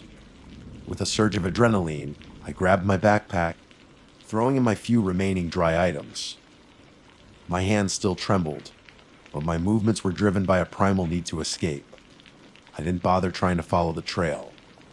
I just started running, stumbling through the undergrowth, the beam of my headlamp bouncing wildly in the darkness. The rain continued to fall, soaking me to the bone, but I barely noticed. All I could think about was getting away, putting as much distance as possible between myself and that creature. I ran for what felt like hours until my lungs burned and my legs ached. Finally, as the first hint of dawn began to paint the eastern sky, I stumbled out onto a logging road. It was rough and muddy, but it was a path, a way out. I walked for the rest of the morning until I finally reached the park ranger station, exhausted, soaked, and traumatized. The ranger listened to my story with a mixture of disbelief and concern. He warned me about the dangers of the deep woods, about respecting the power of nature. He didn't say anything about skinwalkers. I never went back to the Redwood National and State Parks. The memory of those glowing eyes, that chilling voice, and the feeling of that unnatural presence in the darkness still haunts my dreams. I still love the idea of the wilderness, but now I prefer to experience it from the safety of well-marked trails, far from the deep, dark places where things that should not exist might still roam. And every time it rains heavily, I can't help but listen for that single heavy thud on the roof, just in case. My name's James. Not much to tell about me, really. Average height, brown hair that's probably a bit too long right now, the kind of face you'd forget the second you looked away. I like the quiet, which is why I often find myself deep in places most folks wouldn't bother with. This time, it was the Blackwood National Forest, a sprawling, dense woodland a few hours from where I live. I'd come for a few days of solo camping, hoping to disconnect and just breathe in the silence of the trees. The first couple of days were exactly what I needed. The air was crisp, the sunlight dappled through the leaves, and the nights were filled with the comforting sounds of crickets and the rustling of unseen creatures. I'd found a decent spot near a small, trickling stream, or at least what used to be a stream. By the end of the second day, it had dwindled to a few stagnant puddles. No big deal, I thought. I'd packed enough water for a couple of days, maybe a little extra. It was the start of the third day when things started to feel off. The silence, which I usually found so soothing, now felt heavy, almost oppressive. The birds, which had been chirping their cheerful melodies, were gone. Not a single one to be heard. It was just the rustling of leaves, the creak of branches in the gentle breeze, and the unnerving quiet in between. I checked my water supply. I'd been careful, but I was definitely running low. Maybe half a canteen left. I'd planned on hiking out tomorrow morning anyway, so I figured I could make it last. But as the day wore on, the thirst started to nag at me. The air felt thicker, drier than before. My mouth felt like sandpaper. By late afternoon, I knew I couldn't wait until morning. I had to find more water. I remembered seeing a larger creek marked on my map a few miles to the west. It wasn't part of my planned route, but I didn't have much choice. I packed up my gear, leaving my tent standing to save time, and set off, hoping to make it back before nightfall. The woods seemed different on this hike. The trees were taller, their branches reaching like skeletal fingers overhead, blocking out most of the remaining sunlight. The undergrowth was denser, grabbing at my boots and clothes as I pushed through. Every shadow seemed to shift and writhe in my peripheral vision. I kept telling myself it was just my imagination, the dehydration playing tricks on my mind. After what felt like hours, the creek on my map should have been close, but there was no sign of it. Just more trees, more shadows, more oppressive silence. I started to feel a knot of anxiety tighten in my chest. Had I taken a wrong turn? Was the map inaccurate? Then, I heard it. A faint sound, almost like a whisper, carried on the breeze. It sounded like crying. A child, maybe. My heart pounded in my chest. I hesitated for a moment. My gut told me to turn back, to head to my camp and ration my remaining water. But the thought of a child alone in these woods, I couldn't ignore it. I followed the sound, pushing through a thicket of thorny bushes. The crying grew louder, more distressed. It sounded like it was coming from just ahead. I emerged into a small clearing, and that's when I saw it. Kneeling by a shallow depression in the ground was a figure. At first glance, it looked like a small child, huddled over something in the muddy water. My first instinct was to rush forward to help. But something stopped me. Something about the way the figure was positioned, the unnatural stillness of its small frame. I took a step closer, my boots sinking slightly into the damp earth. The crying stopped abruptly. The figure slowly turned its head, and that's when I felt a cold dread wash over me, a primal fear that went deeper than anything I'd ever experienced. It wasn't a child. Its face was pale, almost translucent, with eyes that were too large, too wide, and glowed with an unnatural yellowish light. Its mouth was stretched into a wide, unsettling grin, revealing rows of teeth that were far too sharp, too many. And its skin, it looked wrong, like stretched leather pulled taut over a mismatched frame. The creature stood up, its body unnaturally thin and elongated. It was taller than any child should be, its limbs too long and spindly. It took a step towards me, and I could hear a wet, squelching sound as its bare feet pulled free from the mud. My mind screamed at me to run, but my legs felt frozen. I could only stare, paralyzed by the sheer wrongness of what stood before me. It tilted its head, its eyes fixed on mine, and a sound escaped its throat that wasn't crying, wasn't human. It was a guttural clicking, a sound that scraped against my sanity. Then, it spoke. Its voice was high-pitched and childlike, but layered with a chilling, raspy undertone. Lost. It asked, grin widening impossibly. I finally found my voice, a choked whisper. What are you? The creature giggled, a sound that sent shivers down my spine. I can be whatever you want. It took another step closer, and I finally broke free from my paralysis. I turned and ran, stumbling through the undergrowth, not daring to look back. I could hear the creature behind me, its footsteps light and unnervingly fast, its clicking laughter echoing through the trees. I ran until my lungs burned and my legs atched. I didn't know where I was going, only that I had to get away. The woods seemed to twist and turn around me, the trees blurring into a disorienting maze. Every rustle of leaves, every snap of a twig sent a jolt of fear through me.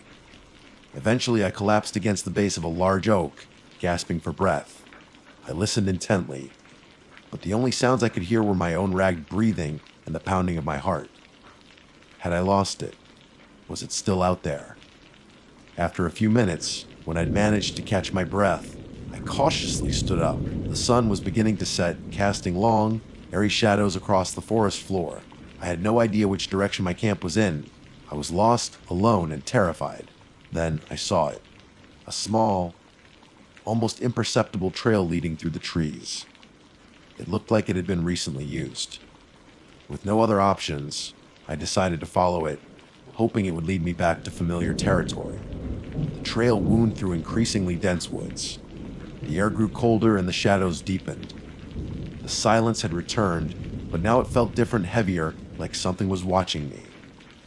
As I walked, I noticed something strange on the ground. Small piles of rocks, arranged in peculiar formations. I'd seen cairns before, but these were different. The rocks were often stacked in unnatural ways, balanced precariously on top of each other, and some of them were painted with strange symbols I didn't recognize. I tried to ignore them, to focus on the trail ahead, but they became more frequent, more elaborate. Some of the piles were arranged in circles, others in lines that seemed to point in a specific direction. Then, I saw something that made my blood run cold. At the base of one of the rock piles was a small, white bone. It looked like a finger bone. I froze, my heart pounding in my chest. What was this place? What was happening? Just then, I heard it again. The faint sound of crying carried on the wind. It sounded closer this time, much closer. My eyes darted around, searching the shadows. I could feel it, a presence, watching me from the trees. And then I saw it. Standing at the edge of the trail, partially obscured by the undergrowth, was the creature. It was looking directly at me, its large, glowing eyes burning in the dim light. The unsettling grin was still plastered across its face. This time there was no fear, only a cold, resigned dread. I knew, with a sickening certainty, that I wasn't alone in these woods. And whatever this thing was, it wasn't human. I slowly reached for the knife I kept strapped to my belt. It was a small hunting knife, barely enough to gut a rabbit, let alone whatever this thing was. But it was all I had. The creature took a step onto the trail, its movements fluid and silent. The crying sound seemed to emanate from it, a deceptive lure designed to draw me in. That's when I saw it again. My canteen lying on the ground near the creature's feet. I must have dropped it when I ran. Desperation surged through me. It wasn't just a canteen. It was my last hope for water. I needed it. Ignoring the creature's unsettling gaze, I took a step towards it, my hand gripping the handle of my knife. "Stay back," I said, my voice trembling slightly. The creature tilted its head, its grin widening. "Thirsty?" it asked, its voice a sickly sweet whisper. I nodded, my eyes fixed on my canteen. The creature picked it up, holding it out towards me. "I can help with that." I hesitated. I knew it was a trap, but I was desperate. My throat felt like it was filled with sand. Slowly, cautiously, I reached out for the canteen. As my fingers brushed against its cold metal surface, the creature's grin widened even further. "My name's James." Ran out of water, thought I could collect some rain. Held my canteen out. The water falling into it, it looks clear, but it feels thick, almost oily. And it has no reflection. I stared at the water in the canteen. It looked clear enough, but there was a strange viscosity to it, like thin syrup. And as I tilted it slightly, I saw that the creature was right. There was no reflection, not even a faint glimmer of the setting sun. A wave of nausea washed over me. What was this stuff? The creature chuckled, a dry, rasping sound. "Drink," it urged. "It will quench your thirst." I knew I shouldn't. Every instinct in my body screamed at me to run, to get as far away from this thing as possible. But the thirst was overwhelming, a primal need that clouded my judgment. Slowly, I brought the canteen to my lips. The liquid smelled faintly off something metallic, something rotten. "Go on," the creature whispered. "Don't be shy." I closed my eyes and took a small sip. The taste was even worse than the smell. It was thick and cloying with a strange, unsettling sweetness. And as it went down, I felt a burning sensation in my throat, like I'd swallowed acid. I recoiled, spitting the water out. "What is this?" I gasped, my throat burning. The creature's grin vanished, replaced by a look of cold, predatory hunger. Its eyes seemed to glow brighter and the clicking sound returned, louder this time. "You shouldn't have done that," it said, its voice no longer childlike but deep and guttural. "Now you belong to the woods." Its form began to shift, to writhe, its limbs lengthening, its skin darkening, its features contorting into something truly monstrous. The transformation was rapid, horrifying. The creature that stood before me was no longer even vaguely human. It was tall and gaunt, with long, sharp claws, glowing red eyes, and a snout filled with razor-sharp teeth. Patches of coarse, matted fur covered its body. This was no child in the woods. This was something ancient, something evil. Something that the locals whispered about in hushed tones around campfires, a skinwalker. It lunged at me, its claws outstretched, and the last thing I saw before everything went black was its gaping maw filled with rows upon rows of terrifying teeth. Pain. Raw, searing pain ripped through me as the creature's claws tore into my flesh. I flailed, my knife a useless toy against its monstrous form. The smell of wet earth and something acrid, something like burnt hair, filled my nostrils. I tried to scream, but all that came out was a choked gurgle. Then, just as suddenly as it began, the initial onslaught stopped. I lay on the forest floor gasping for air, my vision swimming. Warm, sticky blood oozed from the gashes on my chest and arms. I could feel the creature's hot, fetid breath on my face as it loomed over me. But it didn't attack again immediately.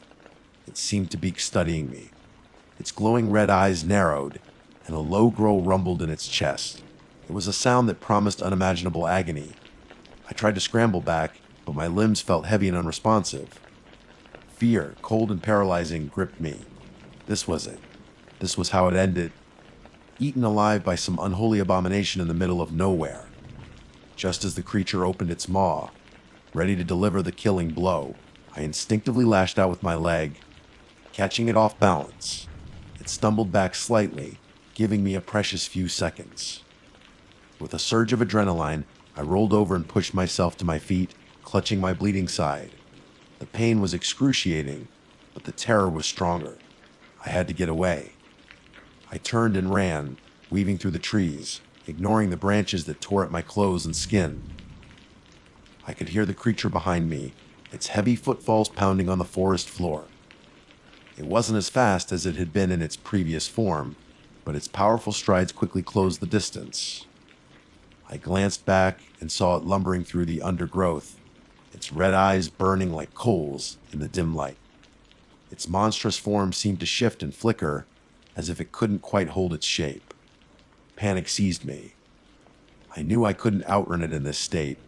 I needed to find somewhere to hide, somewhere it couldn't reach me.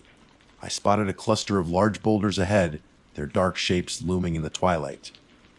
Maybe I could squeeze into a crevice, find some kind of temporary shelter. I pushed myself harder, my lungs burning, my vision blurring. I reached the boulders and scrambled up the rough, moss-covered surface, my injured limbs protesting with every movement. I found a narrow gap between two of the largest rocks and squeezed through, wincing as my wounds scraped against the sharp edges. The space inside was small and cramped, barely enough room to crouch, but it was hidden from view. I pressed myself against the cold, damp stone, trying to control my ragged breathing. I could hear the creature outside, its heavy footsteps circling the boulders, its guttural growls echoing in the confined space. Minutes stretched into an eternity. The creature continued to prowl around the rocks, occasionally scraping its claws against the stone, sending shivers of fear down my spine. I could smell its musky, full odor wafting through the cracks. Just when I thought it might have given up, the growling stopped. An unnerving silence descended upon the woods. I held my breath, straining my ears. All I could hear was the pounding of my own heart. Had it left? Was it waiting for me to come out? I didn't dare move. I stayed huddled in the darkness, my hand gripping my knife, my senses on high alert. The silence stretched on, broken only by the distant hoot of an owl. Gradually, my breathing slowed, and the adrenaline began to subside, replaced by a bone-deep awareness. My wounds throbbed with agonizing pain. I knew I needed to tend to them, but I didn't dare leave my hiding place. What if the creature was still out there waiting? As the night deepened, the temperature dropped, and a damp chill seeped into the small space. I shivered uncontrollably, my teeth chattering. Sleep was out of the question. Every nerve in my body was on edge, expecting the creature to reappear at any moment. My mind raced, trying to make sense of what had happened. A skinwalker. I'd heard the stories, the old legends whispered by locals.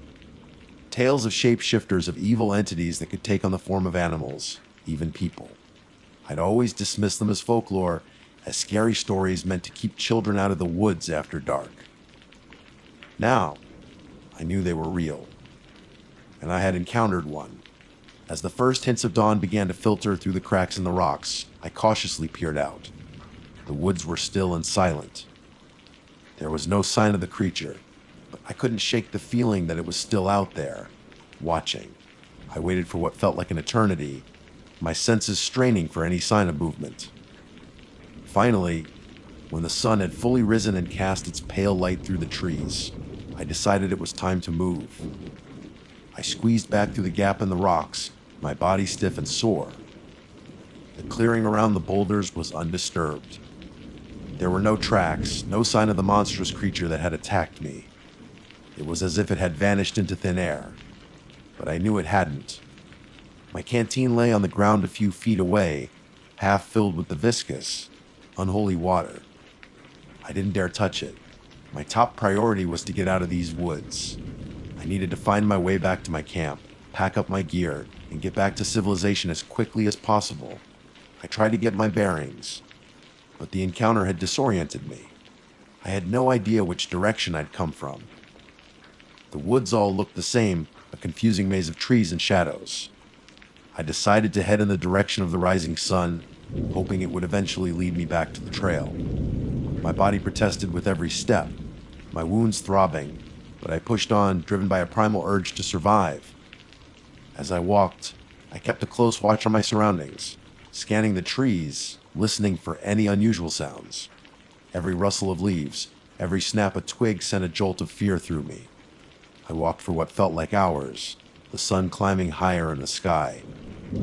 My thirst grew unbearable, but I didn't drink the water from my canteen. The memory of its sickening taste and the burning sensation in my throat was enough to keep me away. Just when I thought I couldn't take another step, I stumbled upon a familiar sight. One of the small piles of rocks arranged in that strange, unsettling pattern. I recognized the white finger bone at its base. A wave of dread washed over me. I was going in circles. Despair began to creep in. Was I trapped here? Was this the Skinwalker's territory, a place from which there was no escape? I sank to the ground, my head in my hands. I was exhausted, injured, and lost. Hope was beginning to dwindle. Then I heard a sound, a distant sound, but one that made my heart leap with hope. The sound of an engine. It was faint, almost imperceptible, but it was there. A vehicle somewhere nearby. With a renewed sense of purpose, I pushed myself to my feet and started walking in the direction of the sound. It grew louder with each step, and soon I could hear the distinct rumble of a truck engine. I pushed through a final thicket of bushes and emerged onto a dirt road. A battered pickup truck was slowly making its way down the road towards me. With the last of my strength, I stumbled into the middle of the road, waving my arms frantically. The truck slowed to a stop, and the driver, an older man with a weathered face and a skeptical expression, peered out at me. "Well, now," he said, his eyes widening as he took in my bloodied clothes and panicked expression. "Looks like you've had yourself a time." I didn't say anything, just pointed back towards the woods, my chest heaving. The man's expression turned serious. "Trouble in the woods?" he asked, his hand instinctively reaching for something under the seat. Something attacked me." I managed to gasp out. "I need help." He nodded slowly. "Get in." I didn't need to be told twice. I scrambled into the passenger seat, the relief of seeing another human being almost overwhelming. As the truck rumbled down the road, I glanced back at the dark line of trees, a shiver running down my spine despite the warmth of the cab. I knew I would never look at the woods the same way again. The old man, whose name was Dale, listened patiently as I recounted my terrifying experience, his brow furrowed with concern. He didn't dismiss my story, didn't tell me it was just my imagination. He'd lived in these parts his whole life, he said, and he'd heard stories about things that roamed these woods, things that weren't quite human. He took me back to his small cabin on the edge of town and helped me clean and bandage my wounds. He didn't have a phone, but he offered me a warm meal and a place to rest for the night. As I lay in the unfamiliar bed, staring up at the ceiling, I couldn't shake the feeling that the skinwalker was still out there, somewhere in the darkness, waiting. The memory of its glowing eyes and its unsettling grin haunted my thoughts. I knew I had to get out of here. I couldn't stay in this place, not even for another night. As soon as the sun rose, I thanked Dale for his kindness and asked him to take me to the nearest bus station. I needed to put as much distance as possible between myself and the Blackwood National Forest. As the bus pulled away, I looked out the window, watching the trees recede into the distance. I knew I would never forget my encounter in the deep woods. I had come looking for silence, for solitude, but I had found something far more ancient and terrifying. And I knew with a chilling certainty that it would never truly let me go. The woods had claimed a part of me that day, and the skinwalker would always be lurking in the shadows, waiting for my return. The bus ride home was a blur of exhaustion and lingering terror. Every shadow outside the window seemed to take on the monstrous form of the skinwalker. Every rustle of leaves in the passing trees sent a jolt of panic through me. I couldn't shake the feeling that those red eyes were still watching me, even from miles away. When I finally arrived back at my apartment, the familiar surroundings offered little comfort. The silence of my own home was now tainted by the memory of the oppressive silence of the woods. Every creak of the floorboards, every whisper of the wind against the window pane, sounded like the clicking laughter of the creature. I tried to tell myself it was just a nightmare, a terrifying hallucination brought on by dehydration and exhaustion. But the raw, stinging pain of the gashes on my chest and arms was a stark reminder of the horrifying reality. I had been attacked. I had seen something that shouldn't exist. I cleaned my wounds again, applying antiseptic and fresh bandages.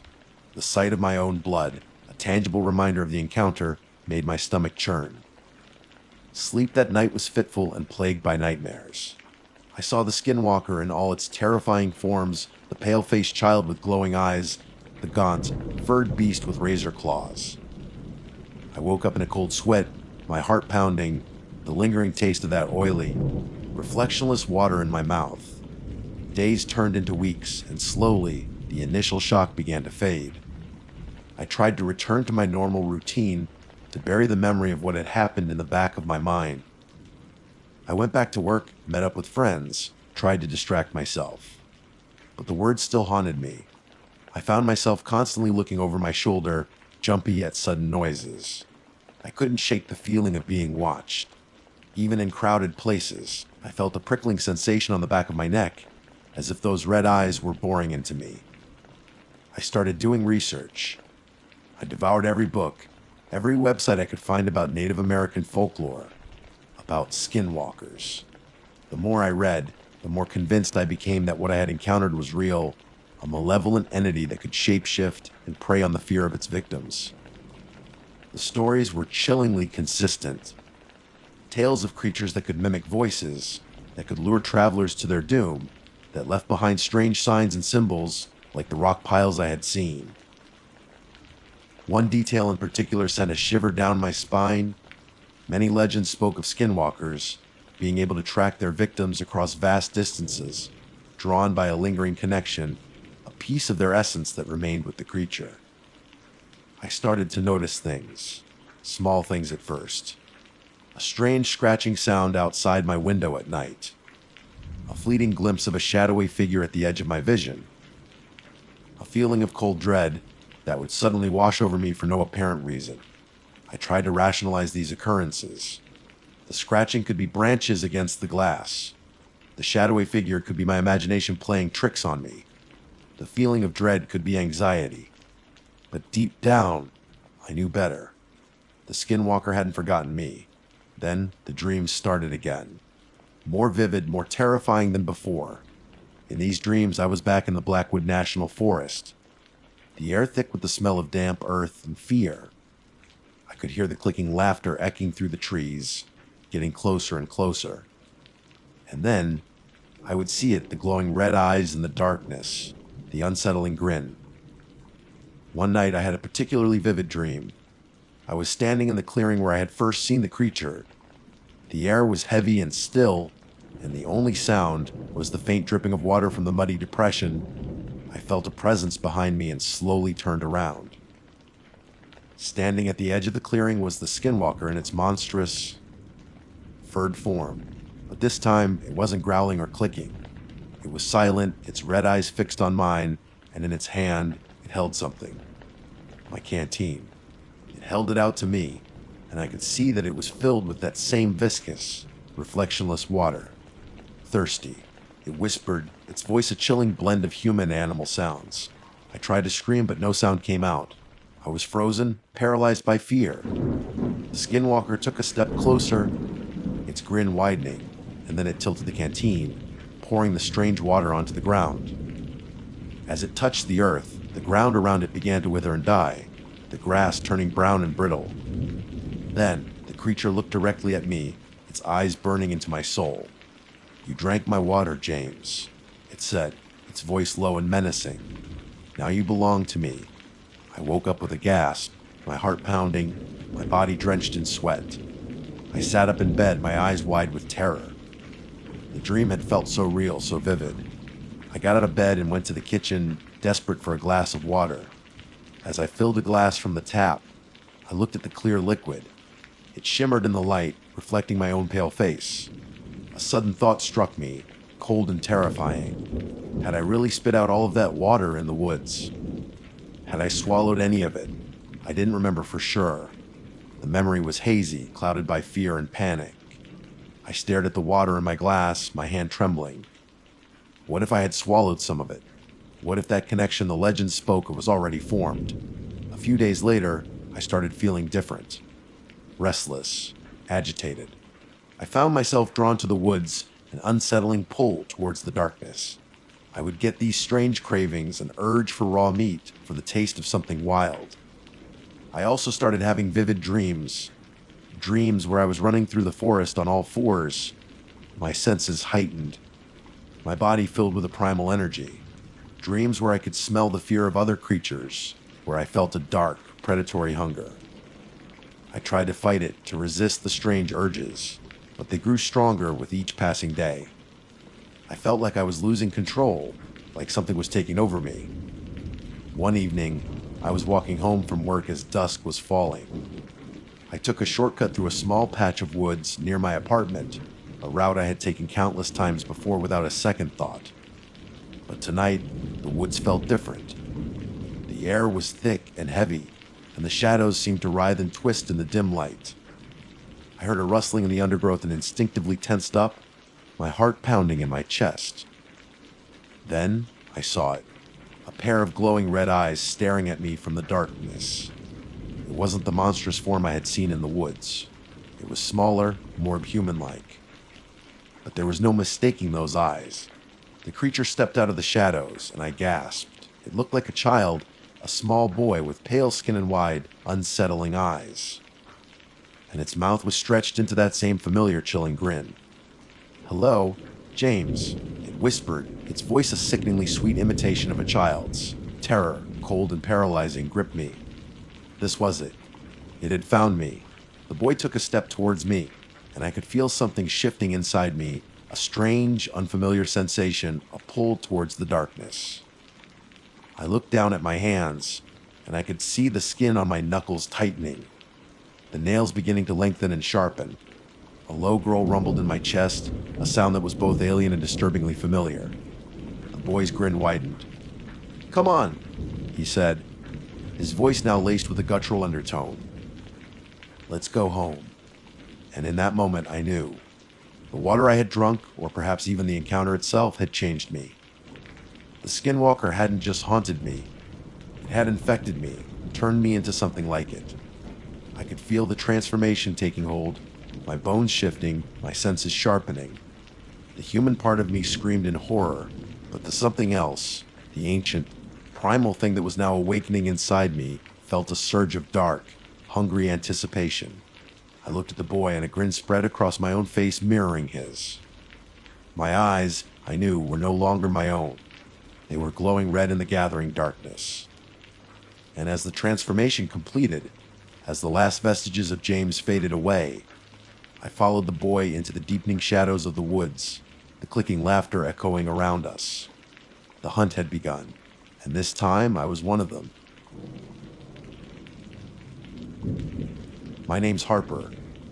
I guess I should start by saying I'm not usually one for taking dares, especially not the kind my friends, Liam and Chloe, come up with. They have a knack for finding the most unsettling and frankly idiotic things to challenge me to do. This time, though, it felt different. Maybe it was the bravado I'd been projecting lately, trying to act tougher than I felt, or maybe it was the incessant goading that finally wore me down. Whatever it was, here I am, inside a small, flimsy tent pitched precariously close to the mouth of the old Blackwood mine, the rain drumming a relentless rhythm on the thin nylon above my head. The air is thick with the smell of damp earth and something else, like something acrid and metallic, like old blood mixed with rust. It clings to the back of my throat, making me cough. Outside, the world is a blurry wash of gray and green. The dense woods surrounding the mine are usually a vibrant tapestry of life. But tonight, they feel ominous, silent sentinels watching my every move. The rain, which started as a light drizzle a couple of hours ago, has intensified into a steady downpour, turning the ground around my tent into a muddy quagmire. Liam and Cholu had dropped me off just before dusk, their faces a mixture of excitement and poorly concealed apprehension. "You sure you're going to be okay, Harper?" Chloe had asked, her voice barely audible over the growing wind. I'd given her a thumbs up, trying to look confident despite the knot of anxiety tightening in my stomach. Piece of cake. I'd lied, forcing a grin. Liam, ever the enthusiastic instigator, had just whooped and said, "See you in the morning, champ! Don't get eaten by any ghosts!" They'd sped off in Liam's beat-up truck, the taillights disappearing quickly down the winding dirt road, leaving me alone in the deepening gloom. The mine itself is a gaping maw on the side of a small hill. The entrance partially collapsed, choked with loose rocks and overgrown with thorny bushes. Even in the fading light, it looked like a scar on the landscape, a dark and silent testament to a forgotten industry. Local legends whispered about Blackwood Mine, stories of accidents, strange disappearances, and even darker things that were said to have been unearthed along with the ore. Naturally, Liam and Chloe had recounted all of these tales in vivid detail before suggesting I spend a night here. They knew my weakness for a good spooky story, but usually I preferred to experience them from the safety of my own couch with a cup of tea. This was decidedly less cozy. As darkness fully descended, the sounds of the forest became more pronounced. The rustling of leaves in the wind, the distant hoot of an owl, the occasional snap of a twig under some unseen creature's foot. Each sound amplified in the stillness, playing tricks on my already heightened senses. I tried to distract myself by reading, but the flickering beam of my headlamp kept catching on shadows dancing on the tent walls, making it impossible to concentrate. And then I heard it. At first, I wasn't sure what it was. A faint scratching sound, almost like an animal digging. But as I held my breath, straining to listen over the drumming rain, it became clearer. A low, metallic scraping. It seemed to be coming from the direction of the mine entrance, from somewhere deep inside the earth. My heart pounded in my chest. This wasn't the sound of an animal. This was something else. Something deliberate, something unnatural. I fumbled for my phone, hoping for a signal, but as expected, the screen displayed the dreaded "no service" message. I cursed under my breath. Of course, there was no signal out here. We were miles from the nearest town, nestled deep within a patch of woods that most people avoided even during the day. The scraping sound came again, louder this time, closer perhaps. It was a grating, unsettling noise, like metal against stone, or maybe bone. My imagination, fueled by the creepy stories I'd read, was running wild. I tried to rationalize it. Maybe it was just the wind whistling through the collapsed mine shaft, catching on some loose piece of metal. But the sound was too rhythmic, too consistent to be the wind. I pulled my knees up to my chest, wrapping my arms around them. The small tent suddenly felt very vulnerable, offering little protection against whatever might be lurking out there. The rain continued its relentless assault, a cold dread seeping into my bones. Another scrape closer still. This time, I could almost feel the vibration through the ground. It was a slow, deliberate sound like something heavy being dragged across a rough surface. What could possibly be making that noise inside an abandoned mine? The thought sent a shiver down my spine.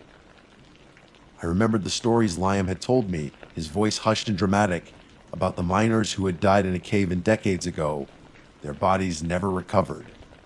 Could it beg them? But the scraping sounded metallic, not like the moans of trapped spirits. Then another, more chilling possibility wormed its way into my mind. The local legends weren't just about mining accidents. They also spoke of something else. Something ancient, something malevolent that was said to inhabit the deep woods. Something that could mimic voices, that could shape-shift, that was drawn to places of darkness and despair. They called it a skinwalker. I'd always dismissed those stories as folklore, spooky tales told around campfires to scare kids. But sitting here, alone in the darkness, with that unnerving scraping sound echoing from the depths of the abandoned mine, a seed of doubt began to sprout in my mind. What if the stories were true? What if there was something else out there? Something far more sinister than a trapped miner or a gust of wind. The scraping stopped abruptly. The sudden silence was almost as unsettling as the noise had been. I held my breath, listening intently. The only sound now was the drumming of the rain on the tent and the frantic beating of my own heart. Then, a new sound emerged, faint at first, but growing steadily louder. It was a soft padding sound, like something walking on all fours through the muddy ground outside my tent. It circled my small shelter, the sound moving closer and closer, each step sending a jolt of fear through me. I squeezed my eyes shut, wishing I was anywhere else but here. Wishing I hadn't been so foolish, so easily dared. This wasn't just a creepy camping trip gone wrong. This felt like something far more dangerous. Something that had been awakened by my presence near this forsaken place. The padding stopped right outside the tent. I could feel a presence there, something large and heavy. I didn't dare to open my eyes. I could only imagine what might be staring back at me through the thin fabric of the tent. A low growl rumbled just outside my head, a sound that vibrated through the very air. It wasn't the growl of a bear or a wolf. This was something deeper, something more primal, something that spoke of ancient hunger and unimaginable malice. My breath hitched in my throat.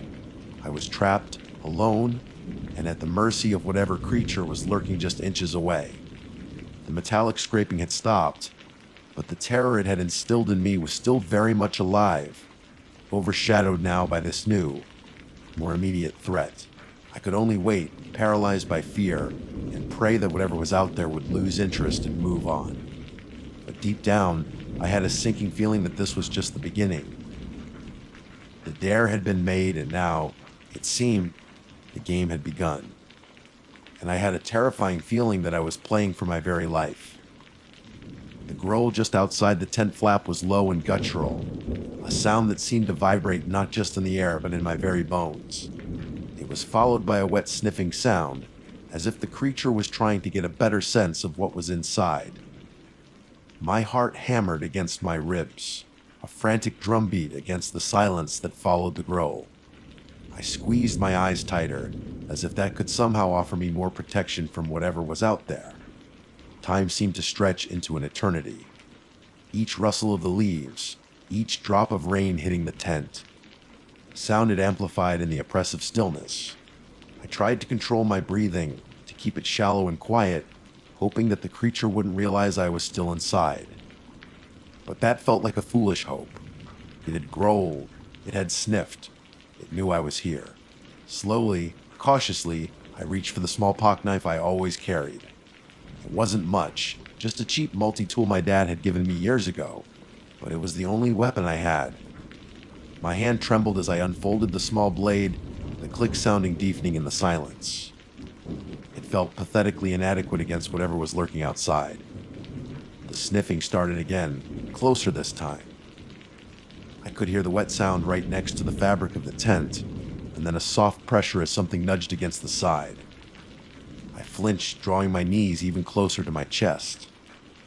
What kind of creature was this? A bear wouldn't be so delicate. A wolf might paw at the tent, but this felt different, more inquisitive, almost intelligent. The pressure against the tent grew slightly stronger, and then I heard a tearing sound. My eyes snapped open in horror as a small rip appeared in the fabric near the bottom of the tent. A dark shape pressed against the tear, and then slowly, deliberately, a long, slender finger, tipped with a wickedly sharp claw, poked through the opening. I stifled a scream, my breath catching in my throat. That wasn't the paw of a bear or a wolf. That was almost human, but twisted, corrupted.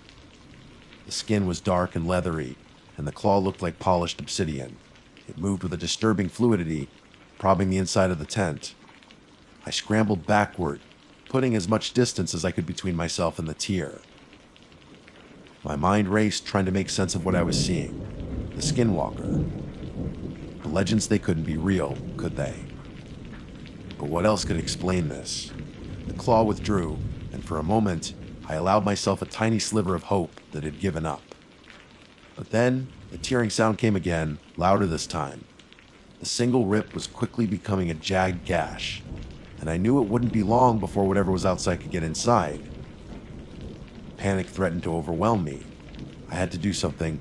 I couldn't just sit here and wait to beg what? Eaten. Torn apart.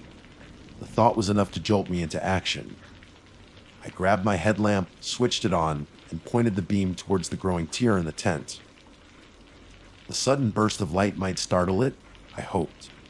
As the light flooded the area, I saw a fleeting glimpse of something dark and hunched just outside. It was tall, unnaturally so, with long spindly limbs, and a head that seemed too large for its body. Its eyes reflected the light like glowing embers, and I could see a row of sharp, pointed teeth and a mouth that stretched into a grotesque grin. The sight of it sent a wave of pure terror through me. This was no animal. This was a nightmare made real. With a guttural snarl, the creature lunged at the widening tear, ripping it further with its sharp claws. I knew I had to get out of the tent, but where could I go? The woods offered no shelter from something like this. My eyes darted around the small space, desperately searching for anything I could use. My backpack lay in the corner, and I remembered I had a small camping axe tucked into one of the side pockets. It wasn't much, but it was better than nothing. As the creature began to pull its way through the torn fabric, I scrambled towards my backpack, my hands fumbling with the zipper. The growling grew louder, closer, and I could smell its breath now, a foul, putrid odor that made my stomach churn. Finally, I managed to unzip the pocket and grab the axe. It felt heavy and solid in my trembling hands.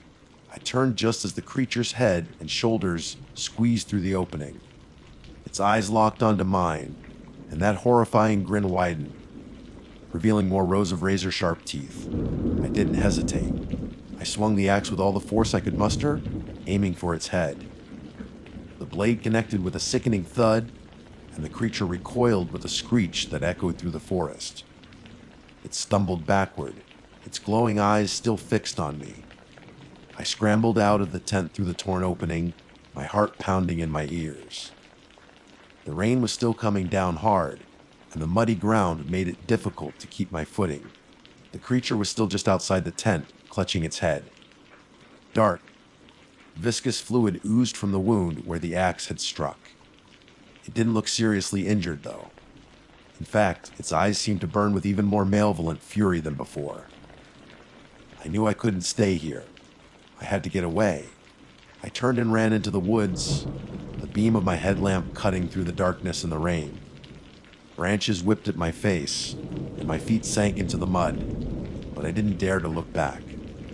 I could hear the creature crashing through the undergrowth behind me, its heavy breathing and guttural growls spurring me onward. I ran blindly, not knowing where I was going, just trying to put as much distance as possible between myself and that thing. The trees were thick and tangled, and the darkness was disorienting. I stumbled and fell several times, scraping my knees and hands, but I forced myself to get back up and keep running. The rain seemed to be intensifying, making it even harder to see. The beam of my headlamp danced erratically, illuminating fleeting glimpses of trees and bushes, but offering no real sense of direction. I could still hear the creature behind me, its pursuit relentless. Just when my lungs were burning and my legs felt like they were about to give out, I saw a faint light through the trees. It was a weak, flickering glow, but in the darkness, it looked like a beacon of hope. I stumbled towards it, my last reserves of energy pushing me forward. As I got closer, I could see that the light was coming from a small, dilapidated cabin. It looked abandoned, the windows boarded up and the roof sagging in places. But there was a faint light flickering in one of the windows. Without hesitation, I ran towards the cabin and banged on the door, yelling for help. "Help! Please! Someone help me!"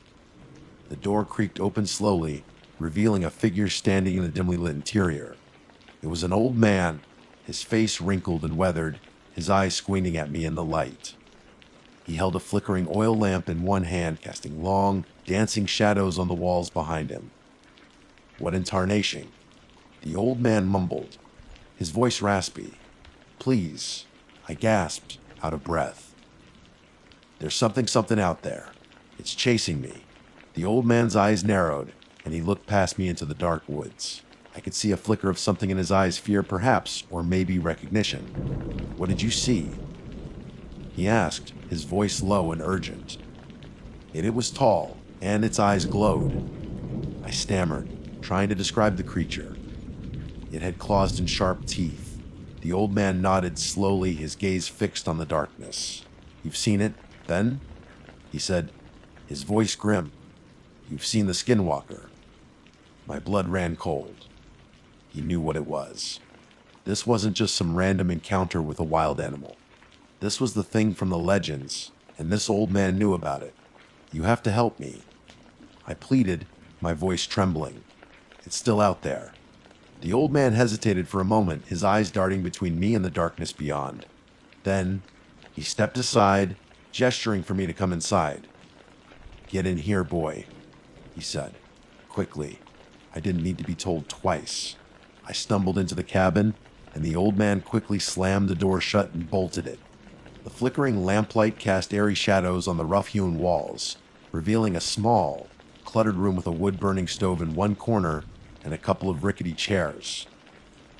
I leaned against the door, gasping for breath, my body shaking uncontrollably. I was safe for now, but I knew deep down that this wasn't over. The skinwalker was out there, and it knew where I was. The rain continued to fall, drumming against the roof of the cabin, and somewhere in the darkness, I could still hear the faint sound of something moving through the woods. The night was far from over, and I had a feeling that the worst was yet to come. The old man, whose name I soon learned was Jedidiah, gestured for me to sit by the wood-burning stove.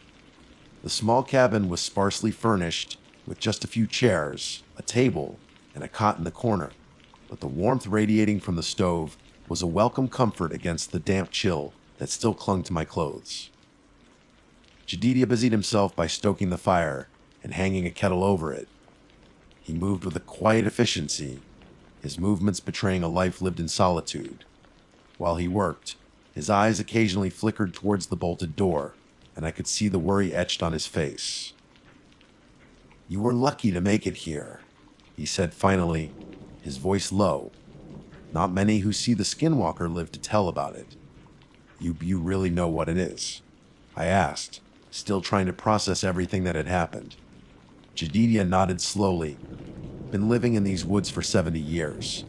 I've heard the stories, seen the signs, and a few times I've seen it myself. He shivered despite the warmth of the fire. It's an evil thing, boy. Ancient. It feeds on fear and pain. Drawn to places like that old mine, where bad things have happened. He poured some steaming water into a chipped mug and handed it to me. Drink this. It'll help settle your nerves. I took the mug, my hand still trembling slightly, and sipped the hot liquid. It tasted like some kind of herbal tea, slightly bitter but strangely soothing. What does it want? I asked. Jedidia sighed. It wants to hunt. To torment, sometimes it just wants to kill. It can take many forms, mimic voices. That scraping sound you heard me, that's often how it announces its presence. Like it's digging its way out of the earth. A chill ran down my spine at his words. The scraping sound. It had been the first sign. Why did it attack me? You were in its territory, Jedidia said simply. The old mine is a place of power for it. You trespassed, and you showed fear. That made a terrible kind of sense. My friend's foolish dare had led me right into the path of something truly terrifying. Can it get in here? I asked, looking nervously at the door. Jedidia shook his head. This cabin has stood for many years. It's seen worse storms than this, and I've taken precautions. But we can't let our guard down. It's cunning he'll try to trick us. Just as he said that, we heard a sound from outside. A soft, whimpering sound like a lost animal. My heart jumped into my throat. Don't be fooled. Jedidia warned, his hand reaching for an old shotgun leaning against the wall. That's one of its tricks. The whimpering continued, sounding more and more distressed. It was hard to ignore the plea in that sound, the desperate cries for help. Maybe it really is just an animal, I said hesitantly. Jedidia's eyes narrowed.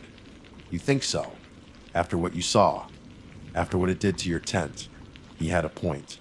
But the sound was so convincing, so full of pain. Suddenly, the whimpering stopped by a voice, a familiar voice. Harper. Harper, are you in there? It's me, Chloe. Liam and I heard what happened. We came back to help. My blood ran cold. It sounded exactly like Chloe. The concern in her voice, the way she said my name, it was perfect. Don't answer! Jedidia hissed, his grip tightening on the shotgun. It's not her. It's trying to lure you out. But it sounded so real. Could it really mimic voices that perfectly? Harper, please. The voice called again, more urgent this time. We're scared too, but we need to stick together. Tears welled up in my eyes. I wanted to believe it was Chloe.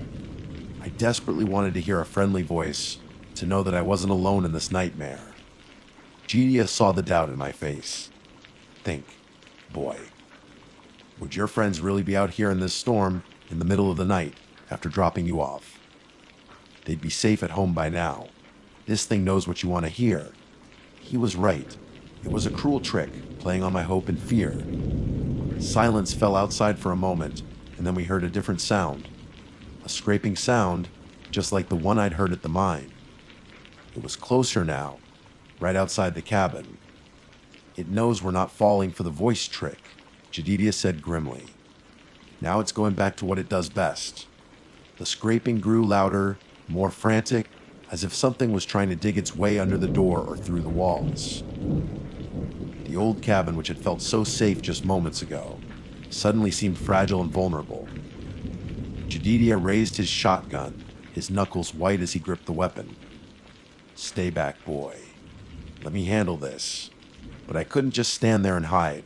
I had to do something. My eyes fell on the camping axe I had dropped by the door. I picked it up, the weight of it reassuring in my hand. The scraping stopped again, replaced by heavy thuds against the door. The old wood groaned under the impact. Whatever was out there was strong. We need to get out of here, I said to Jedidia. Is there another way? He nodded towards the back of the cabin. There's a window in the other room, boarded up, but we might be able to pry it open. The door shuttered again, the hinges straining. We didn't have much time.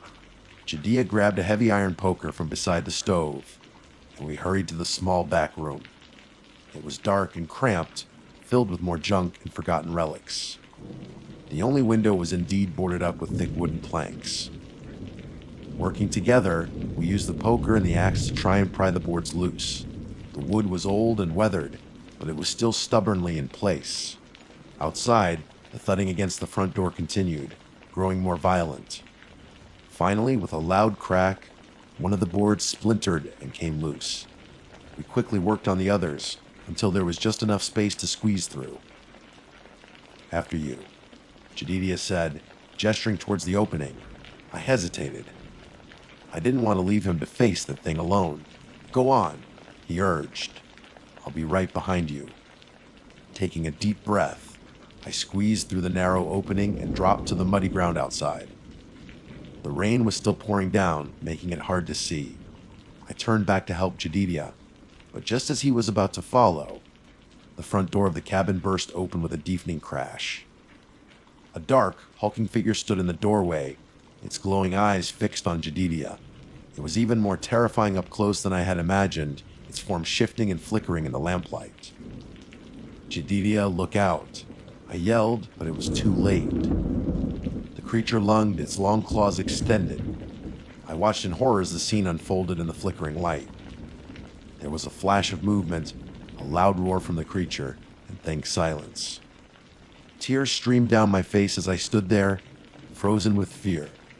Jedidiah, he was gone, and now I was alone again with that monster between me and the only shelter I had found.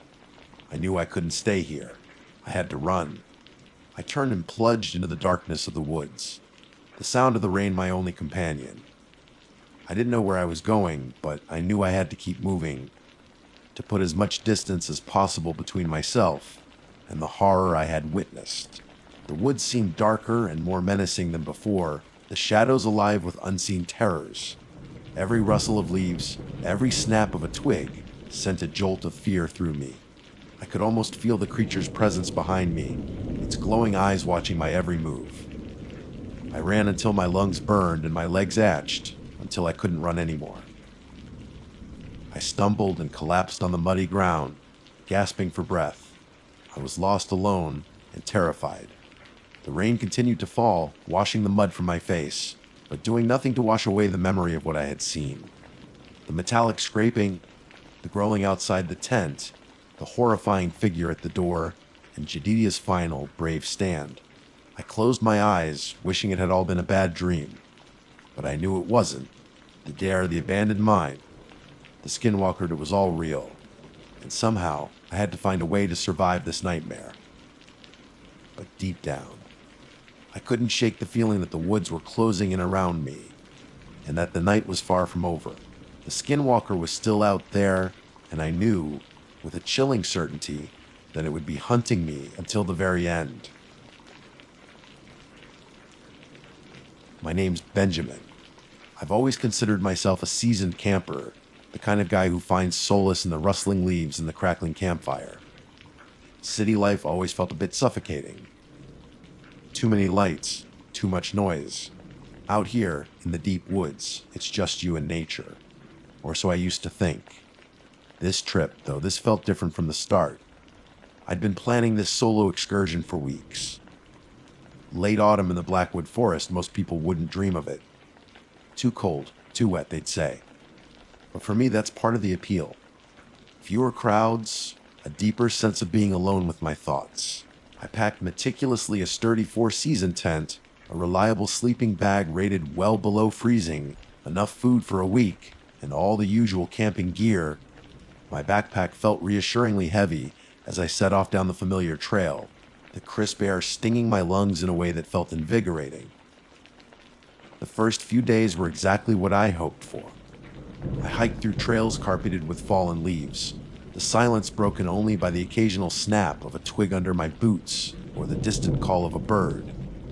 I spent my evenings huddled by a warm fire, reading dog-eared paperbacks and sipping hot cocoa.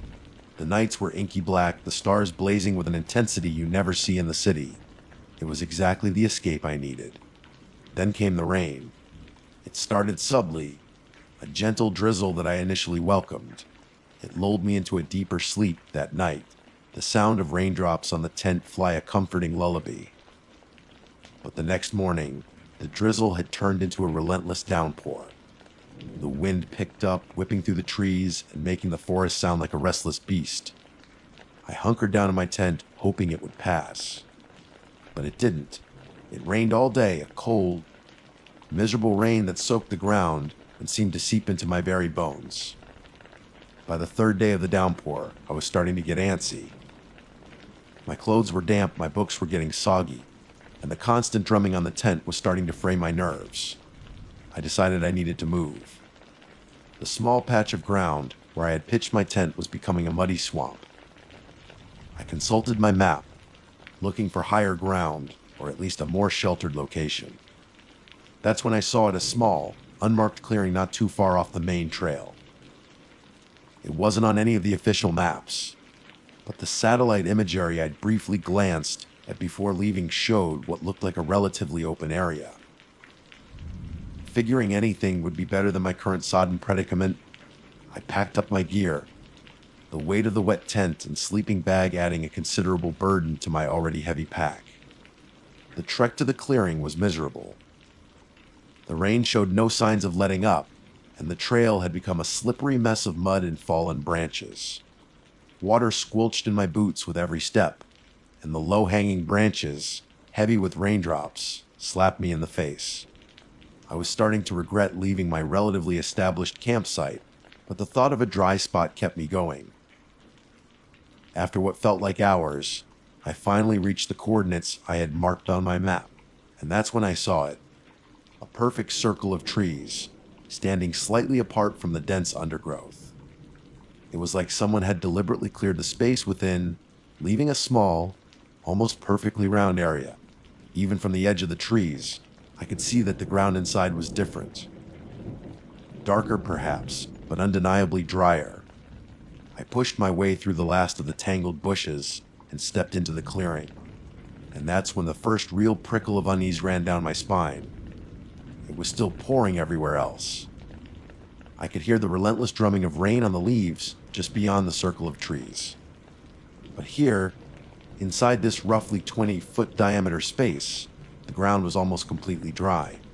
It was damp in places, sure, but nothing like the mud bath I had just slogged through.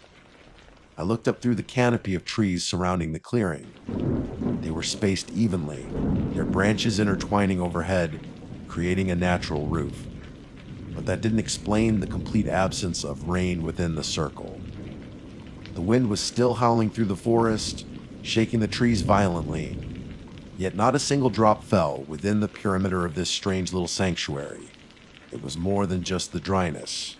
There was a stillness here, an unnatural quiet that was almost more unsettling than the raging storm outside. The air felt heavy, charged with something I couldn't quite place. It wasn't the clean, earthy smell of a rain-soaked forest. It was something else. Something vaguely metallic, perhaps. Or maybe it was just my imagination, heightened by the bizarre circumstances. I stood there for a moment, my backpack still heavy on my shoulders, just taking it all in. It was undeniably strange, this pocket of dryness in the middle of a downpour, like the rain was actively avoiding this specific spot, or like something here was pushing it away. Despite the growing unease, the lure of dry ground was too strong to resist. I desperately needed to set up camp and try to dry out my gear. With a shrug, telling myself it was probably just a weird quirk of the forest, some unusual wind pattern, or a particularly dense canopy, I started to unpack. As I laid out my tent, the feeling of being watched began to creep in. It wasn't a sudden, startling sensation. It was more of a gradual awareness, a subtle shift in the atmosphere that made the hairs on the back of my neck stand on end. I scanned the perimeter of the clearing, my eyes searching the shadows between the trees. But I saw nothing, just the rain-streaked trunks and the dense, dripping foliage beyond. I tried to tell myself it was just the isolation, the lingering effects of the relentless rain, maybe even a touch of cabin fever setting in early. But the feeling persisted, a cold knot of anxiety tightening in my stomach. I worked quickly, my movements jerky and rushed, eager to get the shelter of my tent around me. Finally, after what felt like an eternity, the tent was pitched. I threw my wet backpack inside and crawled in after it, zipping the door shut with a sigh of relief. The nylon walls offered a small sense of security, a thin barrier against the unsettling strangeness of the clearing. But even inside the tent, the unnatural silence was palpable. I could still hear the muffled roar of the rain in the distance, the wind buffeting the surrounding trees. But here it was eerily quiet, almost as if this small circle was a bubble, separated from the rest of the forest by an invisible wall. I lay down in my sleeping bag, trying to relax, to convince myself that everything was normal, that this was just a coincidence, a strange but ultimately harmless phenomenon. But the thought kept nagging at me. Why was this one small spot in the middle of the Blackwood forest completely untouched by the storm? And then, as the last vestiges of daylight faded and the forest plunged into darkness, I heard the first sound. It was faint, almost imperceptible at first. A soft rustling in the leaves just beyond the edge of the clearing. I held my breath, listening intently. The rustling stopped. Then, after a moment of silence, it started again, closer this time. And then another sound joined it, a soft, rhythmic padding like something walking on soft earth. Something big. My heart started to pound in my chest. I strained my ears, trying to make out the sounds over the frantic thumping in my own head. Whatever it was moving around the perimeter of the clearing just beyond the circle of trees. Circling, fear, cold and sharp, pierced through my attempts at rationalization. This wasn't normal. This wasn't just a deer or a raccoon. There was something deliberate in the way it moved, something predatory. I fumbled for my flashlight, my hands shaking so badly I almost dropped it. I flicked it on, the beam cutting through the darkness, illuminating the nylon of my tent. I hesitated, my finger hovering over the zipper. What would I see if I opened it? The rustling stopped again, this time directly outside my tent. I could hear heavy breathing, a wet, snuffling sound just inches from the thin fabric separating us. My blood ran cold. This was too close. And then, a new sound. A soft, guttural click, followed by a low, drawn-out whine that sent shivers down my spine. It wasn't the sound of any animal I knew. It sounded almost human, but twisted, distorted, filled with a primal hunger that chilled me to the bone. I lay there frozen in my sleeping bag, my flashlight clutched tightly in my hand, listening to the terrifying sounds just outside my tent. The rain continued to pour down everywhere else in the forest, but in this small, dry circle, something else was waiting. Something ancient, something hungry. Something that I had a terrible feeling I was never meant to find. My name is Benjamin, and I think I just made the biggest mistake of my life by setting foot in this cursed clearing. The night has just begun, and I have a sinking feeling it's going to be a very long one. The low whine outside my tent morphed into a series of soft, clicking sounds like bones being tapped together. It was utterly alien, nothing I had ever heard in the wilderness before. My mind raced, trying to identify the source. Could it be some kind of large insect? A bird with an unusual call? But the heavy breathing and the rhythmic padding I had heard earlier spoke of something much larger, something terrestrial, and the almost human quality of the whine-ache that was the most disturbing part. I tightened my grip on the flashlight, my knuckles white. Should I dare to look? What if whatever was out there was staring back at me through the fabric of the tent? The thought sent a fresh wave of fear washing over me. I knew the flimsy nylon offered no real protection against a determined animal, let alone something that sounded sob wrong. Minutes stretched into an eternity, each second punctuated by the unsettling sounds emanating from the darkness. The clicking continued, interspersed with the soft padding that now seemed to be circling my tent with a chilling regularity. It was like I was the prey, and it was patiently stalking me, taking its time, enjoying my fear. I had read stories. Of course, everyone who spends any time in the outdoors has heard them. Tales whispered around campfires, late at night, when the shadows dance in the firelight and the forest seems to hold its breath. Stories of strange creatures, of things that lurk just beyond the edge of the light, things that are not quite animal and not quite human. Skinwalkers. The word echoed in my mind, a chilling reminder of the specific horror I had been trying to evoke with this story in the first place. Could it be? Was that even possible? I had always dismissed those stories as folklore, as tricks of the imagination played by fear and fatigue. But as I lay there, listening to the unearthly sounds outside my tent in this bizarrely dry clearing, surrounded by a raging storm that refused to touch this single patch of ground, I found my skepticism wavering. There was something undeniably wrong about this place, something ancient and malevolent. Suddenly, the clicking stopped. The padding ceased. An unnerving silence descended upon the clearing, broken only by the distant roar of the wind and rain. I held my breath, my senses on high alert. Had it gone? Was it finally leaving me alone? Just as a sliver of hope began to flicker within me, I heard a new sound. This time it was right next to my tent, directly behind my head. A soft scraping, like claws dragging against the nylon. My heart leaped into my throat. It was still there, and it was getting closer. The scraping intensified, becoming more insistent. I could feel the tent fabric being stretched and pulled from the outside.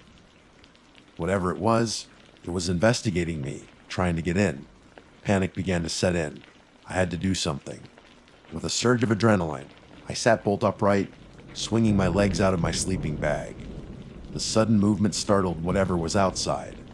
The scraping stopped abruptly, replaced by a startled snuffling sound, followed by a quick, heavy thump as it apparently stumbled backward. This was my chance.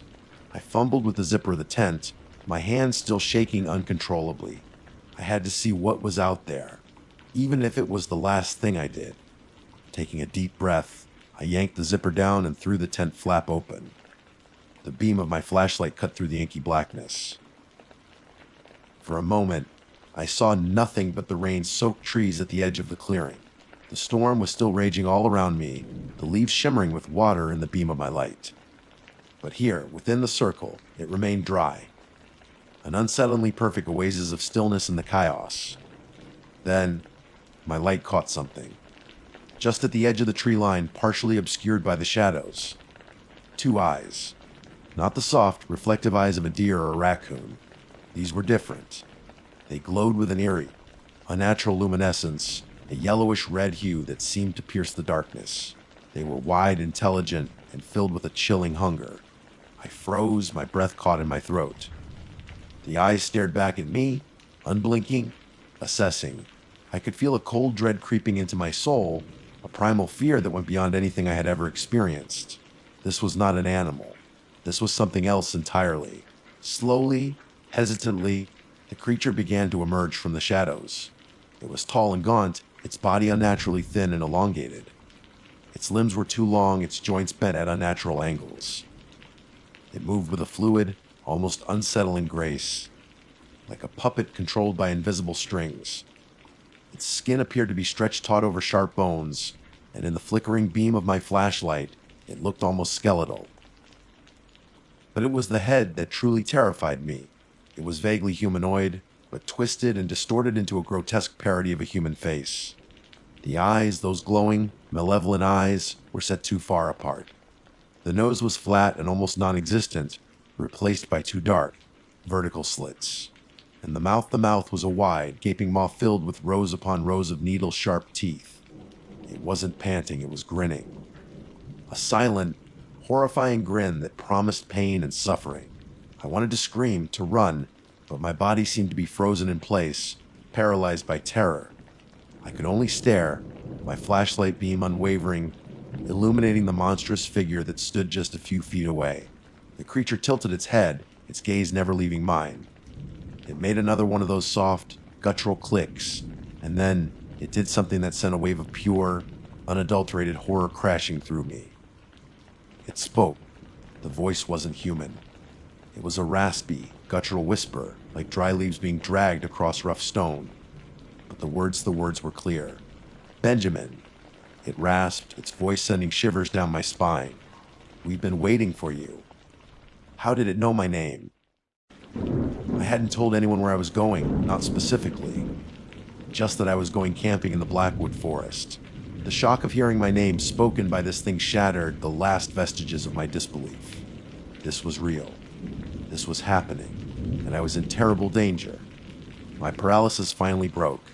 I stumbled backward, dropping my flashlight in the process. It clattered on the dry ground, the beam now pointing upwards, casting eerie shadows on the surrounding trees and illuminating the creature in fleeting, distorted glimpses. I scrambled to my feet, my heart pounding like a drum against my ribs. I had to get away. I had to get out of this clearing. I turned and ran, blindly crashing through the undergrowth at the edge of the trees. The rain hit me like a wall, cold and shocking after the unnatural dryness of the clearing. I didn't dare to look back. I could feel its presence behind me, though. Not a physical sensation, but a cold, oppressive weight in the air. I could almost hear its silent laughter echoing in my mind. I ran until my lungs burned and my legs atched, stumbling over roots and fallen branches in the darkness. I didn't know where I was going. I didn't care. I just had to put as much distance as possible between myself and that thing. Eventually, I collapsed against a large oak tree, gasping for breath. The rain was still coming down hard, soaking me to the bone, but I didn't care. Anything was better than being in that clearing, facing that creature. I listened intently, trying to hear if it was still following me. The only sounds were the relentless rain and the howling wind. Maybe I had lost it. Maybe I had actually managed to escape. But even as that fragile hope flickered to life, a new sound reached my ears. It was faint at first, almost masked by the storm, but then it grew louder, clearer. The soft, rhythmic padding. It was still coming. It wasn't giving up. Panic surged through me again. I couldn't stay here.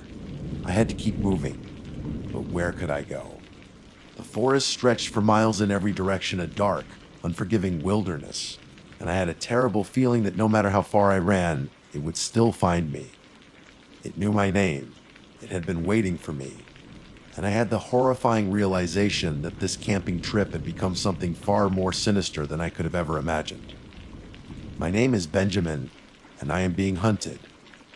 I stumbled onward, the rhythmic padding growing steadily louder behind me. It was relentless, tireless. I was exhausted, my muscles screaming with every step. The cold rain had soaked through my clothes, and I was shivering uncontrollably, but the fear of what was pursuing me kept me moving. I tried to think. What did I know about skinwalkers? Not much, to be honest. Just snippets from those late-night campfire stories. Shapeshifters. Creatures that could take on the form of animals or even people. Beings of pure malice, said to lure their victims to their doom. The stories always ended badly. I glanced over my shoulder, trying to catch a glimpse of my pursuer. The darkness was thick, the rain obscuring everything, but I could hear it, that soft, steady padding, always just out of sight. It was toying with me, I realized. It could easily overtake me if it wanted to. It was drawing out my fear, savoring my desperation. Suddenly, I saw a faint light through the trees. Hope surged through me. It had to be another camper, maybe a cabin. Any sign of civilization would be a welcome sight. I veered towards the light, pushing through the dense undergrowth, ignoring the stinging scratches on my arms and face. As I got closer, I could make out the flickering glow of a campfire. Relief washed over me. I wasn't alone after all. I burst through the last of the trees and into a small clearing, but the scene that greeted me was not what I had hoped for. There was a campfire, all right. A large, crackling blaze that cast airy dancing shadows on the surrounding trees. But there was no tent, no camping gear, and no one around. Then I saw it. In the center of the clearing, bathed in the flickering light of the fire, was a figure. It was sitting cross-legged on the ground, its back to me. It looked like a man, wrapped in a dark blanket. "Hello," I called out, my voice hoarse. "Is anyone there? I need help." The figure didn't move. I called out again, louder this time. Still no response. Hesitantly, I approached the campfire. As I got closer, I could see more details. The figure was tall and then its head bowed low. The blanket was dark and heavy, completely obscuring its features. "Excuse me," I said. my voice trembling slightly. I reached out a hand to touch its shoulder. That's when it turned. It wasn't a man. The face that swiveled to look at me was the same grotesque visage I had seen outside my tent. The glowing yellow-red eyes, the flat, noseless face, the wide, grinning maw filled with razor-sharp teeth. The blanket had fallen away, revealing a body that was even more disturbing in the firelight. It was human-shaped, but covered in patches of coarse, dark fur. Its hands ended in long, sharp claws. The creature let out a low, guttural chuckle, the sound sending a jolt of pure terror through me. "Looking for help, Benjamin." It rasped, its voice even more chilling in the open air. I stumbled backward, my mind reeling.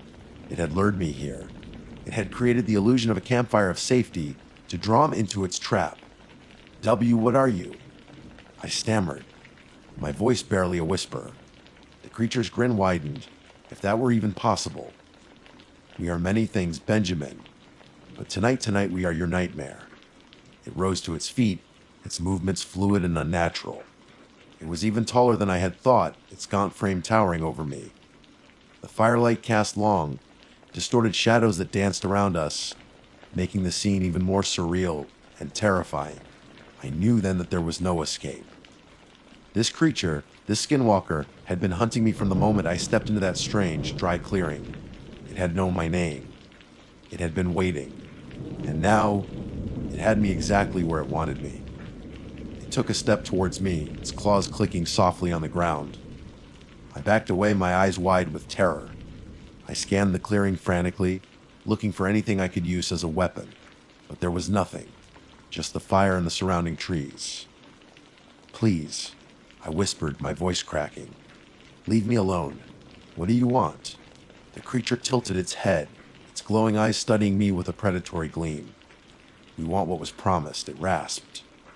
"The forest demands its due." Its words made no sense, but the sheer malice in its voice was unmistakable. It lunged at me, its claws outstretched. I screamed, a primal sound of pure terror. I threw my hands up in a futile attempt to defend myself. I felt a searing pain as its claws ripped through my clothes, tearing into my flesh.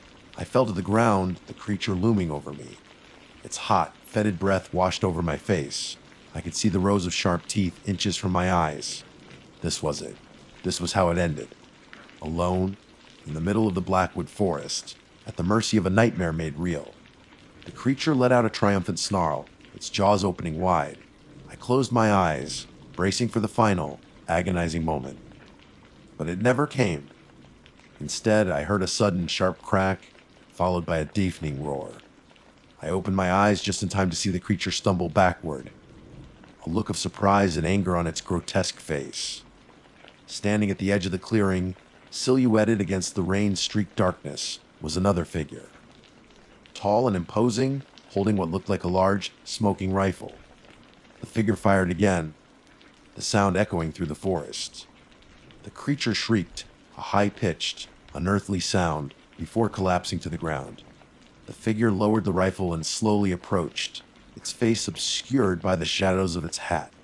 As it got closer, I could make out the familiar green uniform. A park ranger. "You all right, son?"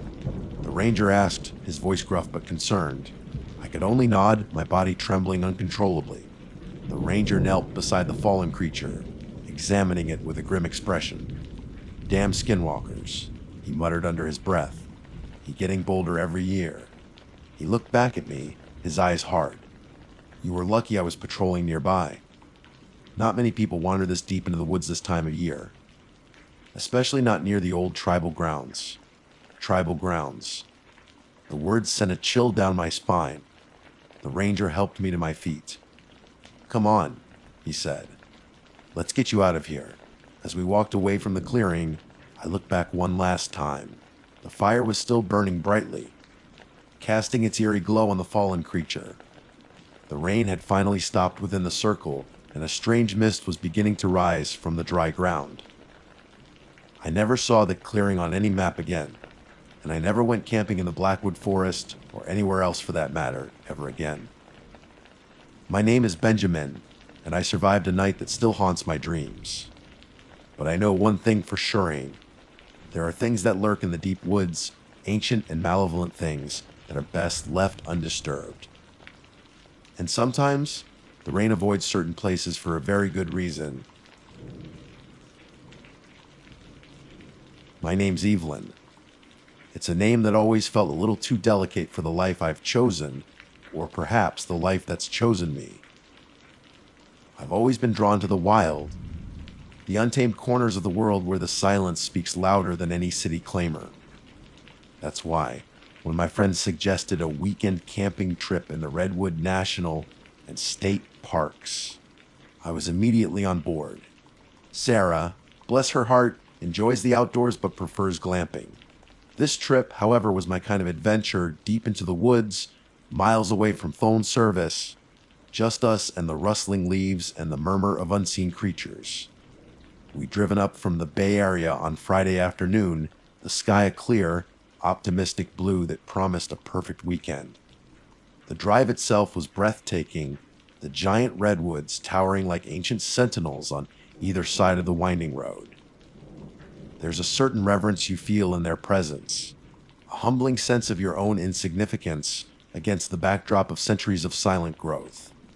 We found a secluded campsite a few miles off the main road, accessible only by a narrow, unpaved track that our old Subaru Forester grumbled its way up.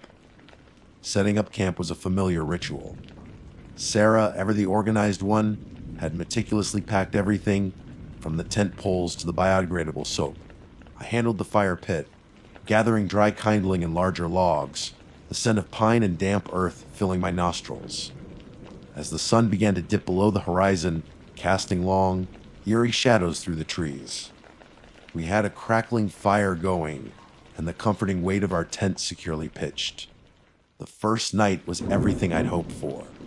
We cooked dinner over the fire, foil packet meals of seasoned vegetables and chicken, and shared stories, the flames dancing in our eyes. The forest hummed with life around us, the chirping of crickets, the distant hoot of an owl, the occasional rustle in the undergrowth that made us both jump and then laugh nervously. Later, wrapped in our sleeping bags, we watched the stars blaze in the inky sky, a million tiny diamonds scattered across a velvet cloth. The silence was profound, broken only by the gentle sigh of the wind through the redwood branches. Saturday dawned bright and clear, promising another perfect day. We went for a long hike, following a marked trail that led us deeper into the woods.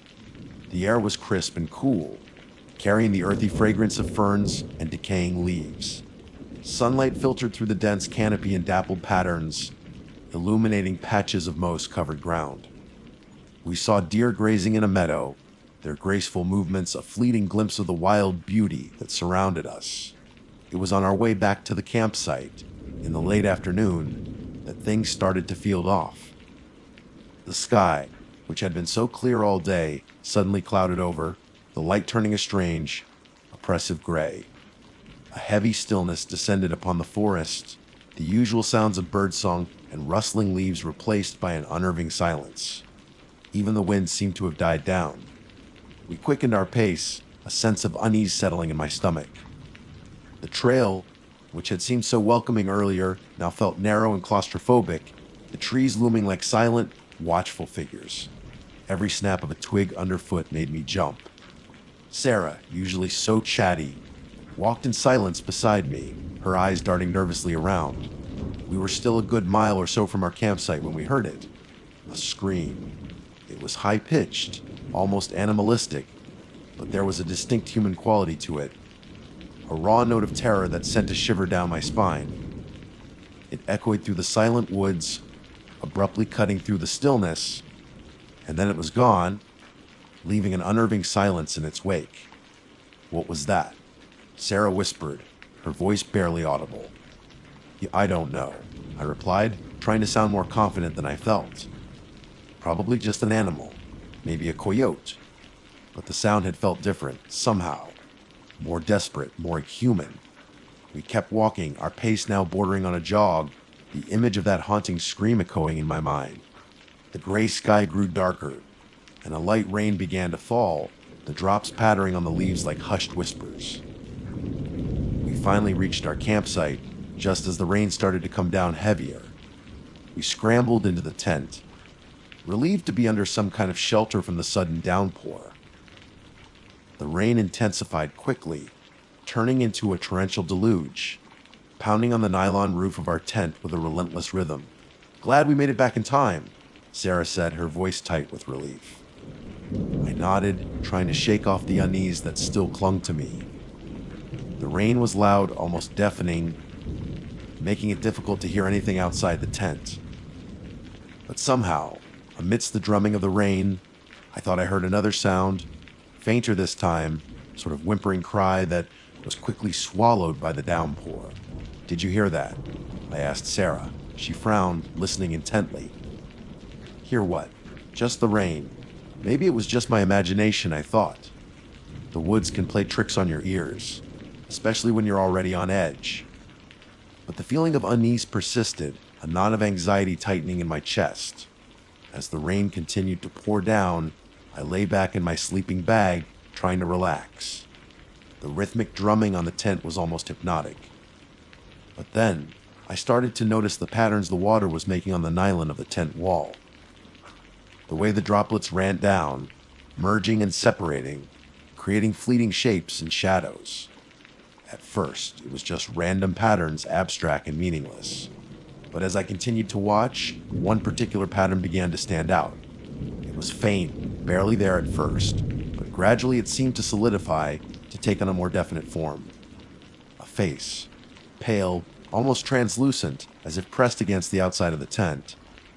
The features were indistinct at first, just a suggestion of a forehead, a nose, a chain.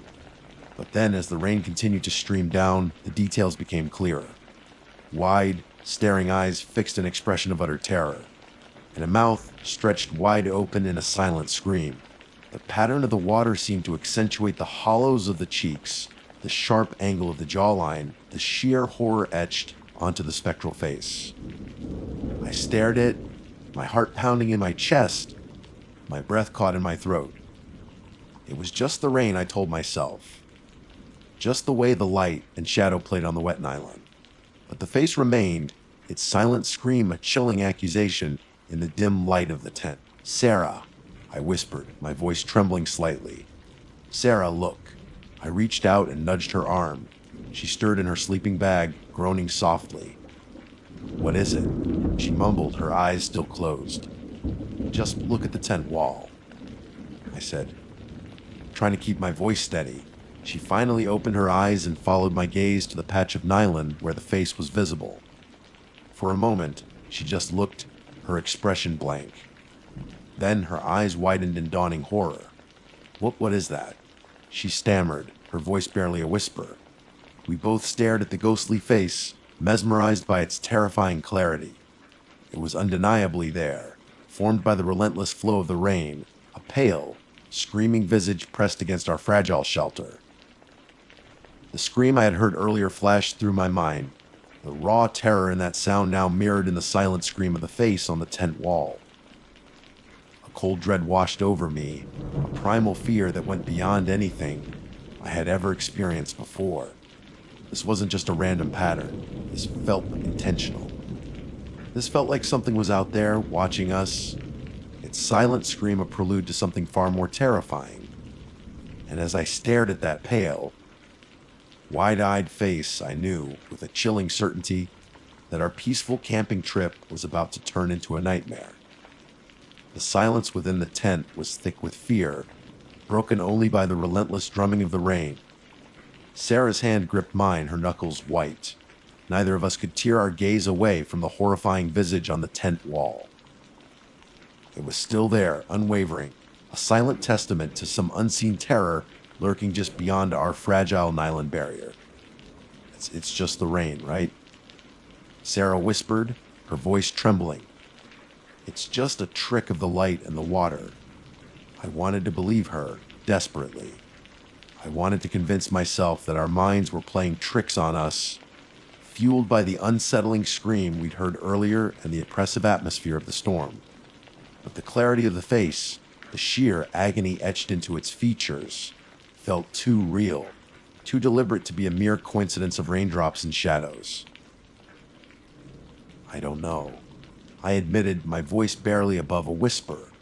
It doesn't look like just rain. As we continued to stare, the face seemed to shift slightly, the wide eyes seeming to focus on us, to pierce through the nylon and into our very souls. A fresh wave of fear washed over me, cold and paralyzing. I had the irrational urge to scream, to run, to do anything to escape the gaze of that spectral face, but I was frozen in place, my muscles locked in terror. Suddenly, a low growl rumbled from outside the tent, a guttural sound that vibrated through the ground beneath us. It was unlike any animal sound I had ever heard before, a deep, menacing growl that spoke of something ancient and malevolent. The face on the tent wall seemed to react to the sound, its silent scream intensifying, the mouth stretching wider, the eyes seeming to bulge with even greater terror. Sarah gasped, her grip on my hand tightening painfully. What was that? She whispered, her voice choked with fear. Eve, I don't know. I stammered again, my mind racing. A bear. A mountain lion. But the growl had sounded different, darker, more primal. Another growl followed, closer this time, and then another, until the sound seemed to surround our tent, a chorus of menacing snarls closing in on us. The rain, which had seemed so threatening just moments before, now felt like a thin veil of protection against whatever was out there. The tent began to shake slightly, as if something was brushing against the outside. We held our breath, our eyes wide with terror, listening intently to the sounds around us. The growling continued, punctuated by heavy thuds against the side of the tent, as if something was circling us, testing our fragile defenses. What do we do? Sarah asked, her voice barely audible above the sounds of the storm and the menacing growls. Wub, I don't know, I repeated, feeling utterly helpless. We were miles from civilization, with no phone service, trapped in a flimsy tent with something monstrous lurking outside. Our earlier sense of adventure had evaporated, replaced by a chilling fear that gripped us in its icy embrace. The face on the tent wall remained, its silent scream a constant reminder of the unseen horror that surrounded us. I tried to look away, but my gaze was drawn back to it again and again, as if held captive by its terrifying intensity. Suddenly, the tent ripped, not a small tear, but a long, jagged gash that tore through the nylon near the bottom of the tent wall. A blast of cold, rain-soaked air rushed in, carrying with it a gust of something foul and musky, like decaying leaves and wet fur. We both screamed, scrambling back in our sleeping bags, our eyes fixed on the tear in the tent. We could see nothing through the opening, just the darkness of the storm-lashed forest. But the growling outside intensified, closer now, more insistent. Another tear ripped through the tent fabric, this time higher up, near where the spectral face had been. The face itself seemed to distort as the nylon tore, the screaming mouth stretching into a grotesque parody of a smile. Through the new tear, I caught a fleeting glimpse of something moving outside. It was dark, silhouetted against the lighter gray of the rain-soaked trees, but I could make out a large, hunched shape moving with a fluid, almost unnatural grace. And then I saw the eyes. Two glowing points of yellow light, burning like embers in the darkness, fixed on our tent. My blood ran cold. This wasn't a bear. This wasn't a mountain lion. There was something inherently wrong about the way it moved, the way its eyes glowed in the dark. A terrifying thought, gleaned from late-night internet rabbit holes and whispered campfire stories, clawed its way into my consciousness, Skinwalker. The growling intensified, and the shape outside the tent began to press against the nylon, the fabric bulging inwards. We huddled together, our hearts pounding in unison, the fear threatening to overwhelm us. Another section of the tent ripped open, and this time, I could see more of the creature. It was tall and gaunt, its limbs too long and spindly to be natural. Its skin looked stretched and leathery, and its head was wrong. It was vaguely canine, but with a flattened face and eyes that burned with an unnatural intelligence. Patches of matted fur clung to its body, and its long, Sharp claws scraped against the nylon as it tried to tear its way inside. The silent scream on the tent wall was gone, ripped away with the fabric. Now, there was only the real horror of the creature outside, its glowing yellow eyes peering into our tent, its guttural growls filling the air. "We have to get out of here," I yelled, my voice hoarse with fear. "But where do we go?" Sarah cried, her face pale with terror. I didn't have an answer. All I knew was that we couldn't stay in the tent. It was being ripped apart around us, and it offered no real protection against whatever this thing was. I fumbled for the zipper of the tent door, my hands shaking so badly I could barely grasp the tab. The creature outside let out a deafening roar, a sound that seemed to vibrate in my very bones, and lunged against the tent, tearing another large section of the fabric. Finally, I managed to yank the zipper down, and I scrambled out of the tent into the pouring rain. Sarah followed close behind, her eyes wide with panic. The creature was there, just a few feet away, its glowing eyes fixed on us. It stood on two legs now, its unnatural height towering over us, its long, clawed hands reaching out. It let out another ear-splitting roar, and I knew we had to run. We turned and fled into the darkness of the rain-soaked woods, the creature's guttural growls echoing behind us. The rain lashed against our faces, blinding us, and the uneven ground made it difficult to run. But we didn't dare to stop, our fear propelling us forward, deeper into the terrifying embrace of the storm-ravaged forest. The image of the pale face on the tent wall, with its wide eyes and silent scream, was now replaced by the horrifying reality of the creature that had manifested from the shadows, its glowing eyes burning into my memory. I didn't know what it was, or what it wanted, but I knew one thing for suring: we were being hunted. And the deep woods, which had seemed so inviting just yesterday, had now become a terrifying labyrinth from which there might be no escape. The rain continued to fall, washing away any trace of our passage, leaving us alone and vulnerable in the heart of the skinwalker's territory. We plunged deeper into the forest, the darkness broken only by the occasional flash of lightning that illuminated the rain-soaked trees in stark, eerie detail. The ground was uneven and treacherous, littered with fallen branches and slippery rocks. We stumbled and slid, our lungs burning, the sound of our panicked breathing mingling with the drumming of the rain and the distant, chilling growls of the creature pursuing us. I glanced back over my shoulder, catching another glimpse of the skinwalker. It was still behind us, its unnatural gait allowing it to navigate the rough terrain with surprising speed. The yellow glow of its eyes seemed to pierce through the darkness, unwavering and relentless. It was gaining on us. "We need to find shelter." Sarah gasped, her voice ragged. I nodded, my mind racing. There was no trail here, no sign of civilization. Our only hope was to find some kind of natural barrier, something that could slow the creature down even for a little while. We veered off to the left, towards a cluster of large, moss-covered boulders that loomed in the darkness. They looked like they might offer some temporary cover, a place to catch our breath, and perhaps formulate some kind of plan, however futile it might seem. We scrambled over the slippery rocks, our hands scraping against the rough surfaces. The rain continued to fall in sheets, making everything wet and cold. Finally, we reached a small alcove between two of the largest boulders, a space just big enough for us to squeeze into. We huddled together, shivering and soaked to the bone, trying to catch our breath. The growls of the skinwalker seemed closer now, and we could hear the snapping of branches as it moved through the undergrowth. It knew we were here. What are we going to do? Sarah whispered, her eyes wide with terror.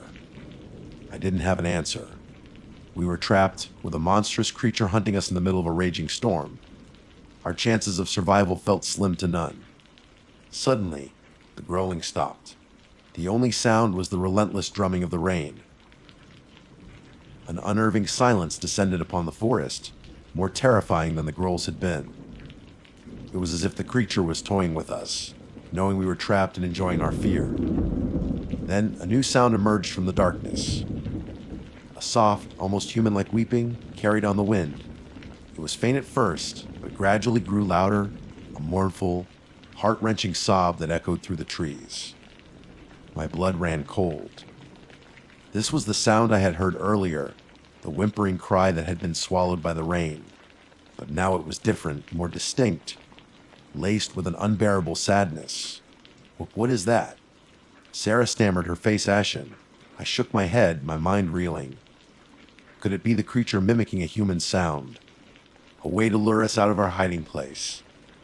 The weeping continued, growing louder and more insistent, until it filled the forest with its sorrowful sound. It was a sound that tugged at something deep within me, a primal empathy that made me want to reach out and offer comfort. But I knew better. This was no ordinary weeping. This was the sound of something evil, something ancient and malevolent, trying to manipulate us. Suddenly, the weeping stopped, replaced by a voice. It was Sarah's voice. Evelyn. The voice called out, soft and plaintive. Evelyn, I'm scared. Come out. Let's go home. My heart leaped into my throat. It sounded exactly like Sarah. The same tone, the same inflection, the same hint of fear. But I knew it wasn't her. Sarah was right beside me, her eyes wide with fear as she stared into the darkness. Don't listen to it, I whispered, grabbing her arm. It's trying to trick us. The voice continued, morphing slightly, now sounding like my own mother. Evelyn, honey, what are you doing out there? It's dangerous. Come back to the cabin. I've made your favorite soup. The voice was so familiar, so comforting, that for a moment I almost believed it. But the rational part of my brain screamed that it was a lie, a cruel imitation designed to lure us into a trap. We huddled together, our hands clasped tightly, trying to ignore the voices that echoed around us, each one a familiar voice, each one laced with a deceptive plea. The skinwalker was playing with us, using our memories and our emotions against us. Then the voices stopped. The silence returned, heavier and more ominous than before. We waited, our breath held tight in our chests, wondering what the creature would try next. Suddenly, there was a rustling in the undergrowth close by. We tensed, our eyes darting towards the sound. A pair of glowing yellow eyes appeared in the darkness, fixed on us. The skinwalker stepped out of the shadows, its tall, gaunt frame silhouetted against the rain. It stood there for a moment, its head tilted slightly, as if studying us. Then, it let out a low, guttural growl, a sound that promised pain and death. It took a step towards us, and I knew we couldn't stay hidden any longer. We had to fight, or we would surely die. I grabbed a heavy, jagged rock from the ground beside me, my hand trembling. Sarah did the same. We stood side by side, our backs against the cold, hard rock of the boulder, facing the creature. The skinwalker lunged, its long, clawed hands reaching for us. We screamed and threw our rocks, hitting it in the chest and the side of its head. It recoiled slightly, hissing in pain, but it didn't stop. It swiped at Sarah, its claws tearing through her jacket and grazing her arm. She cried out in pain, but she held her ground, raising her rock again. I lunged forward, swinging my rock with all my might, hitting the creature in the face. It staggered back, its yellow eyes flashing with rage. For a moment, I thought we might have a chance. But the skinwalker was too strong, too resilient. It recovered quickly and lunged again, knocking the rock out of my hand.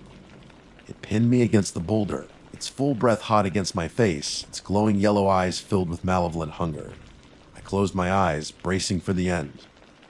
But then I heard a scream. It was Sarah, screaming at the top of her lungs. And then I felt the weight on me lift.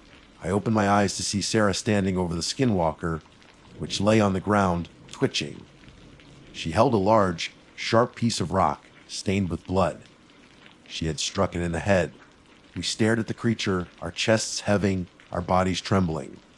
It lay still, its glowing yellow eyes now dull and lifeless. Had we really done it? Had we actually managed to kill the unkillable? We didn't wait to find out. We knew we had to get out of these woods, as far away from this place as possible. We stumbled through the rain-soaked forest, not knowing where we were going, but knowing we couldn't stay here any longer.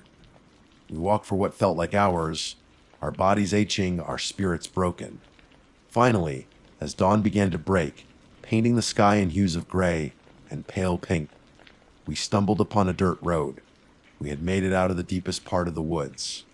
We walked along the road until we reached a small, deserted ranger station.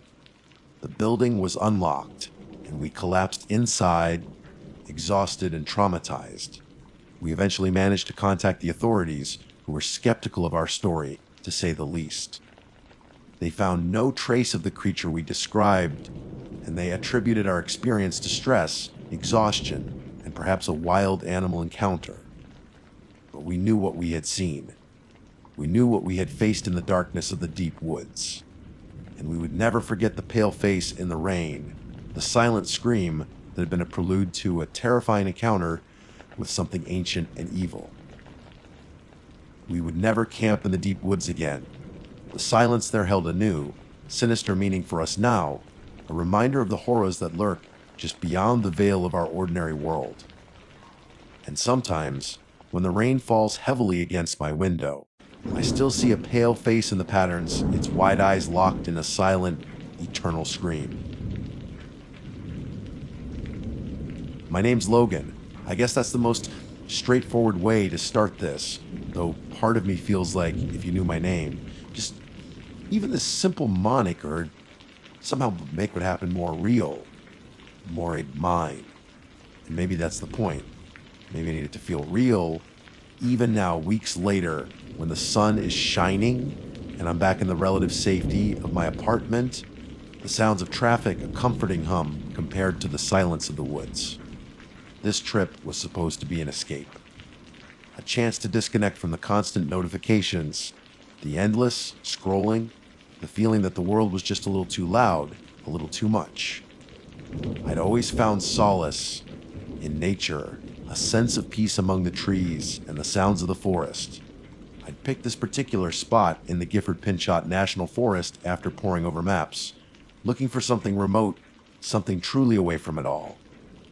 The reviews online, always a double-edged sword, I know had described it as rugged and not for the faint of heart, which, in my pre-trip optimism, sounded exactly like what I needed. The drive up was beautiful, the winding forest roads canopied by towering pines, the air growing cooler and crisper with every mile.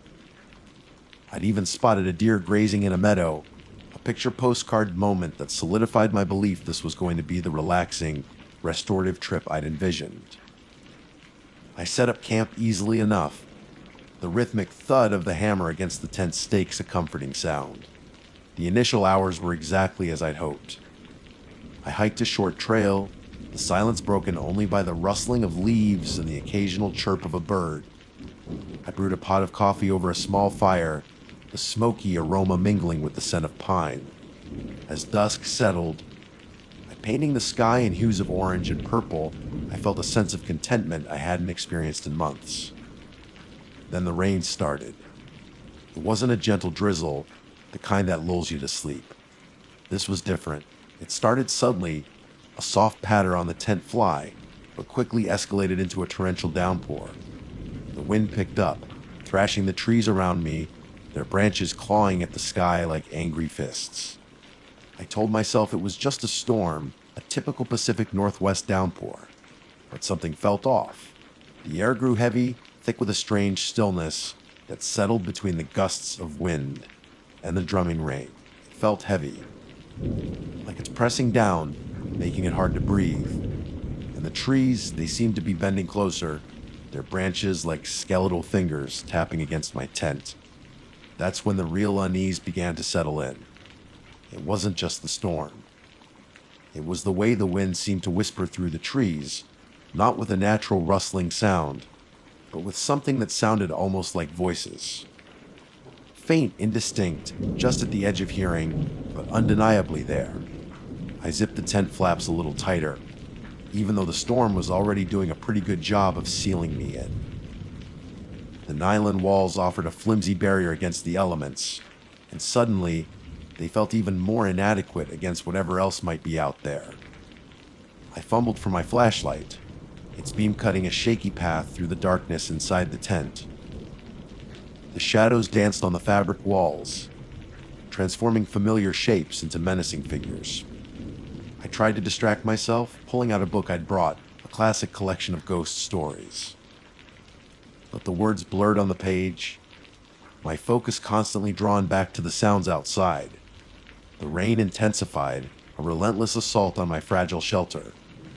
And the whispering it continued, weaving its way through the roar of the storm, sometimes sounding like my name, other times like fragments of unintelligible speech. Then came the sounds that truly chilled me.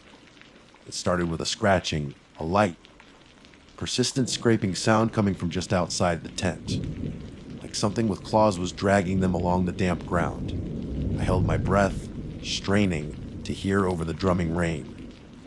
The scratching circled the tent, a slow, deliberate movement that sent shivers down my spine.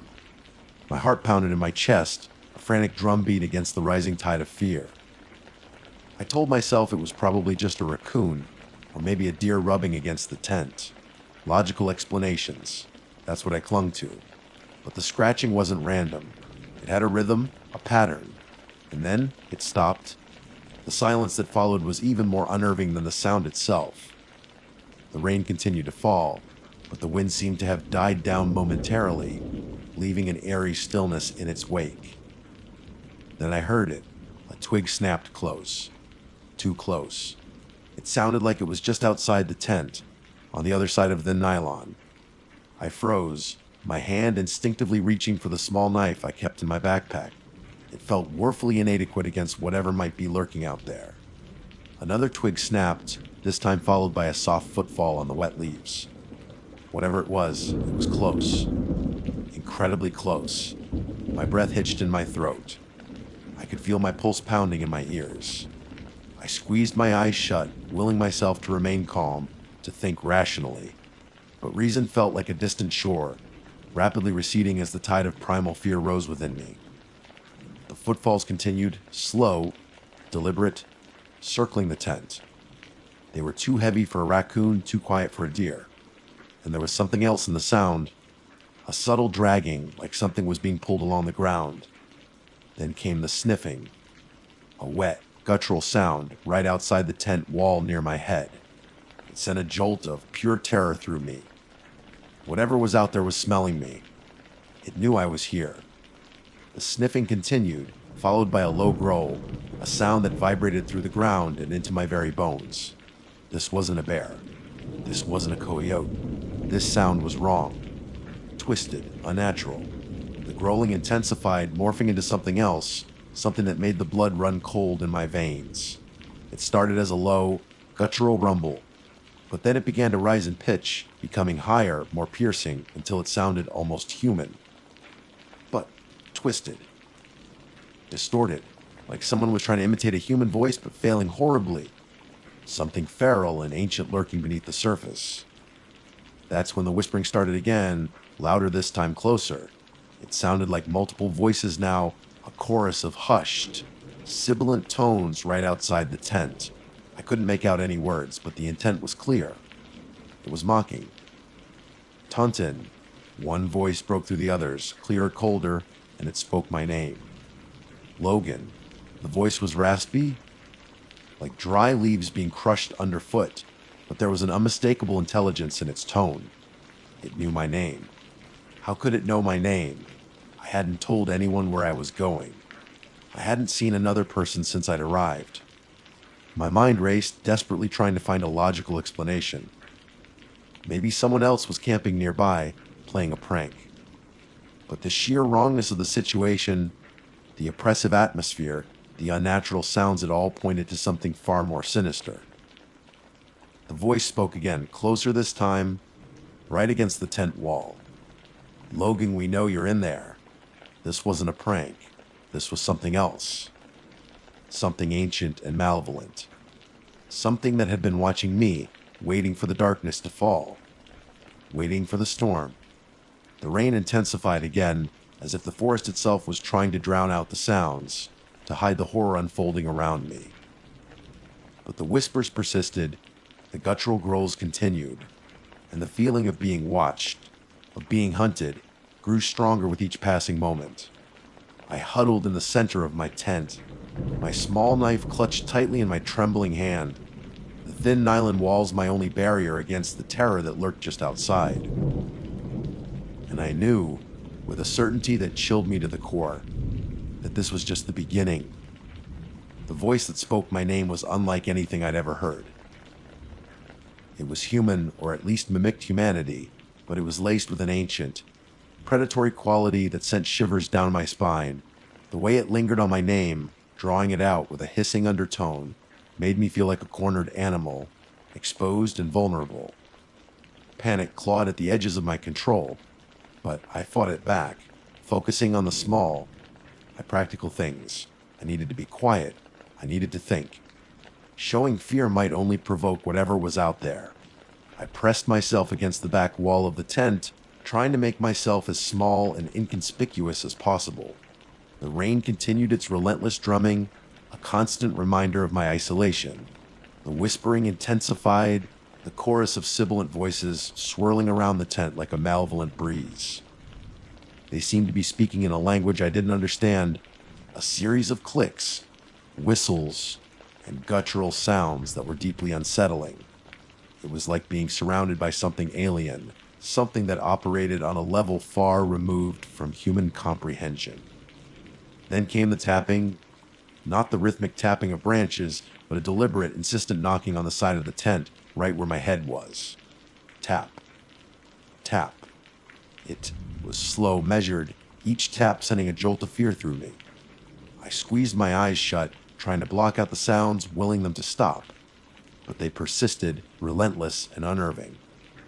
I considered making a run for it, bursting out of the tent and into the darkness, hoping to outrun whatever was out there.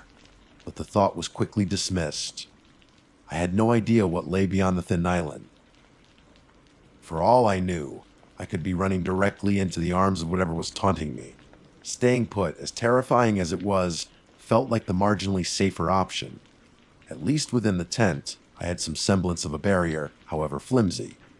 The knocking stopped, replaced by the wet, guttural sniffing again. It circled the tent, closer now, more intense. I could almost feel the breath on the other side of the fabric, a cold, foul odor that made my stomach churn. Then, a low growl emanated from just outside the tent flap, a sound of pure, unadulterated hunger. My hand tightened around the knife, my knuckles white. It was a small camping knife, barely more than a glorified letter opener. But it was all I had. I knew it wouldn't do much against a determined attacker, especially one that seemed to possess supernatural qualities. But the act of holding it gave me a sliver of comfort, a tiny sense of agency in this terrifying situation. The growling subsided, replaced by silence again. A heavy, oppressive silence that felt even more threatening than the noise. I held my breath, straining to hear anything, any indication of what was happening outside. The rain continued to fall, a steady, monotonous rhythm that seemed to amplify the stillness around it. Then, a new sound emerged from the darkness. It started as a soft shuffling, like something was dragging itself through the undergrowth. It moved slowly, deliberately circling the tent. The sound grew closer, and I could hear the distinct rustling of leaves and the snapping of small twigs. Whatever it was big. And it was moving with an unnatural gait, a dragging, an even movement that spoke of something fundamentally wrong. The shuffling stopped just outside the back of the tent, the side I was pressed against. I could feel the presence just inches away, a heavy, oppressive weight that seemed to emanate from the darkness itself. I closed my eyes, willing myself not to make a sound, not to give away my fear. Then, a new sound began, one that chilled me to the very core. It started as a low, guttural moan, a sound of deep, primal suffering.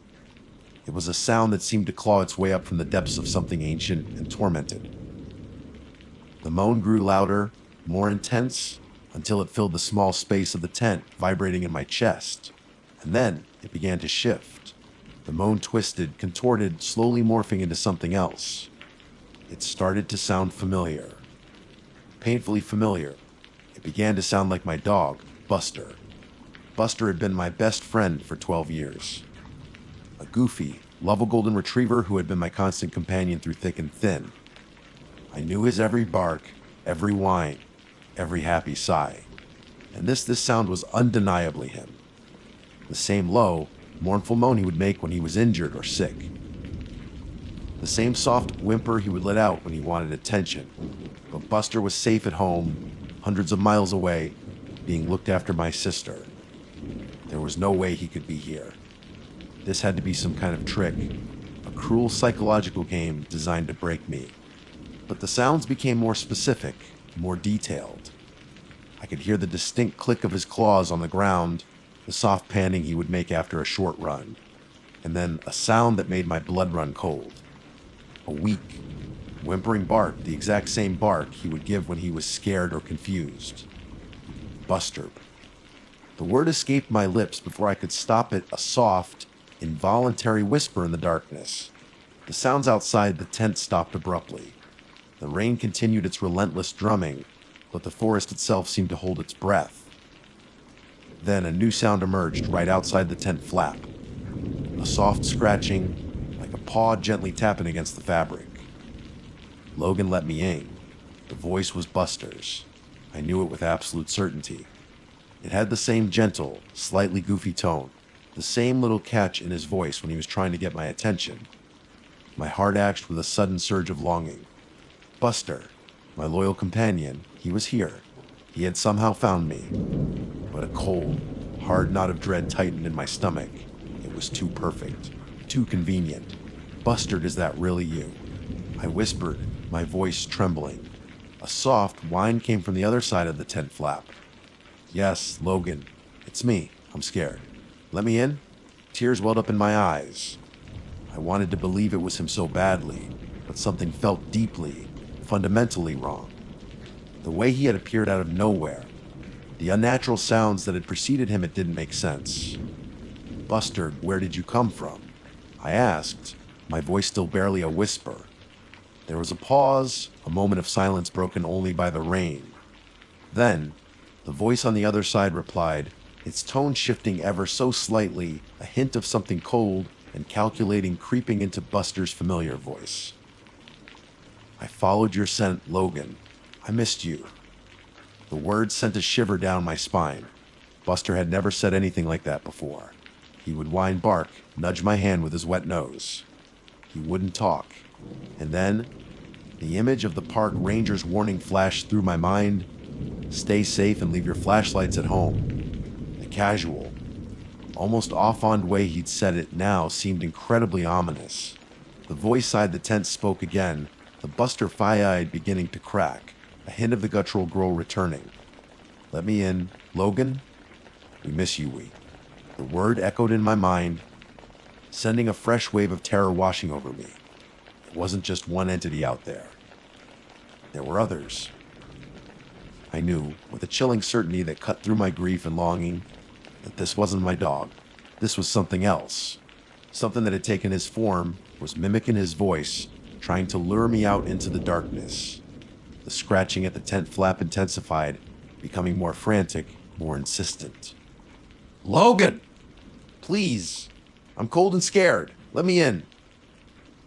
The voice wavered, the Buster imitation slipping further, revealing the monstrous thing beneath. I pressed my back against the tent wall, my eyes darting around the small space, searching for any means of defense, any way to escape.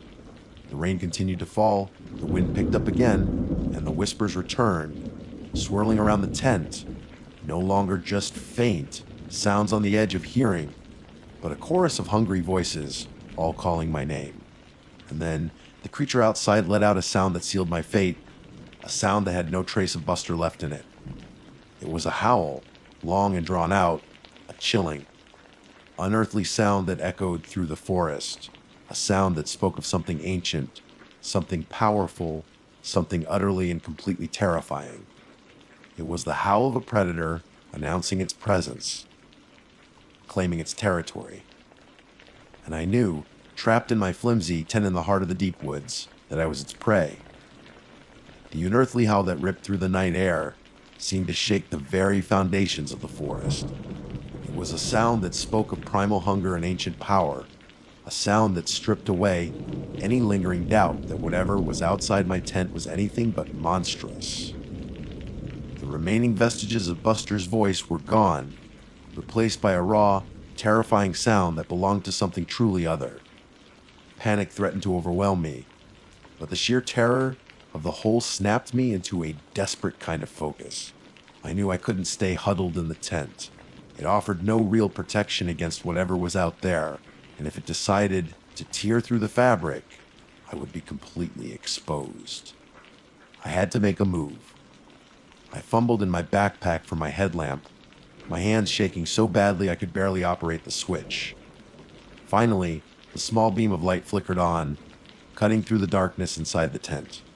It wasn't much, but it was better than nothing. I scanned my surroundings, my eyes desperately searching for anything I could use as a weapon. Besides the small knife, there wasn't much. A heavy water bottle, maybe. The metal tent poles. The shuffling sound started again outside, closer now, accompanied by heavy breathing. I could see the shadow of something large moving just outside the tent wall, its distorted silhouette grotesque and menacing.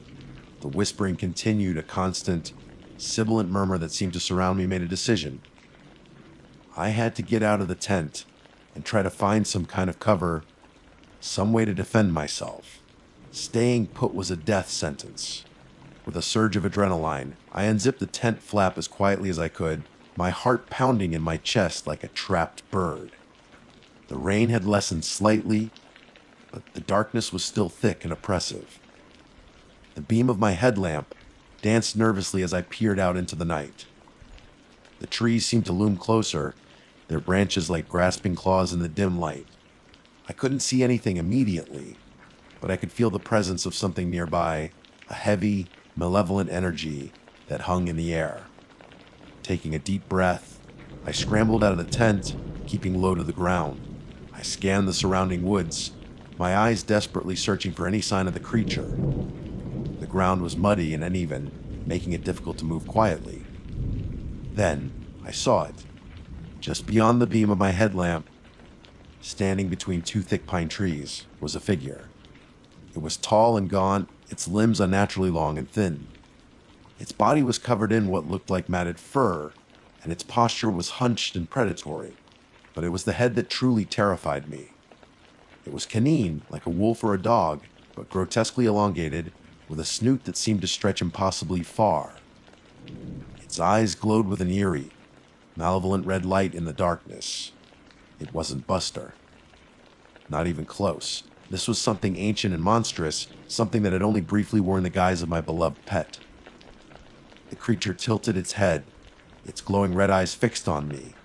A low growl rumbled in its chest, a sound that echoed the earlier feeling of pure, unadulterated hunger. It took a slow, deliberate step towards me, its long, sharp claws clicking against the wet ground. I knew I couldn't outrun it. It was far too fast, too powerful.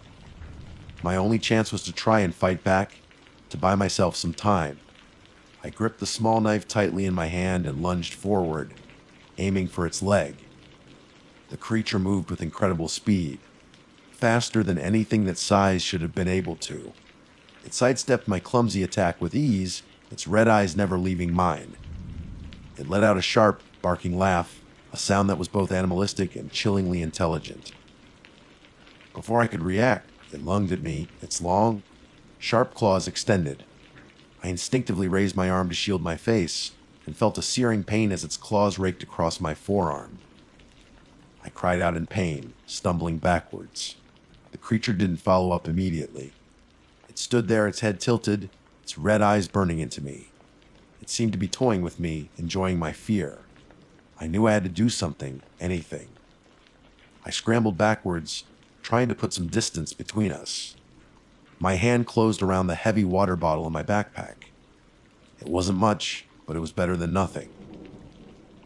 As the creature took another step towards me, I swung the water bottle with all my might, hitting it square in the side of the head. It let out a startled yelp, a sound that was surprisingly high-pitched, and stumbled back slightly. It wasn't much, but it was enough to give me a brief opening. I turned and ran, crashing through the undergrowth, the beam of my headlamp bouncing wildly ahead of me. I didn't know where I was going, but I knew I had to get away from that thing. I could hear it behind me, crashing through the trees, its heavy breathing growing closer.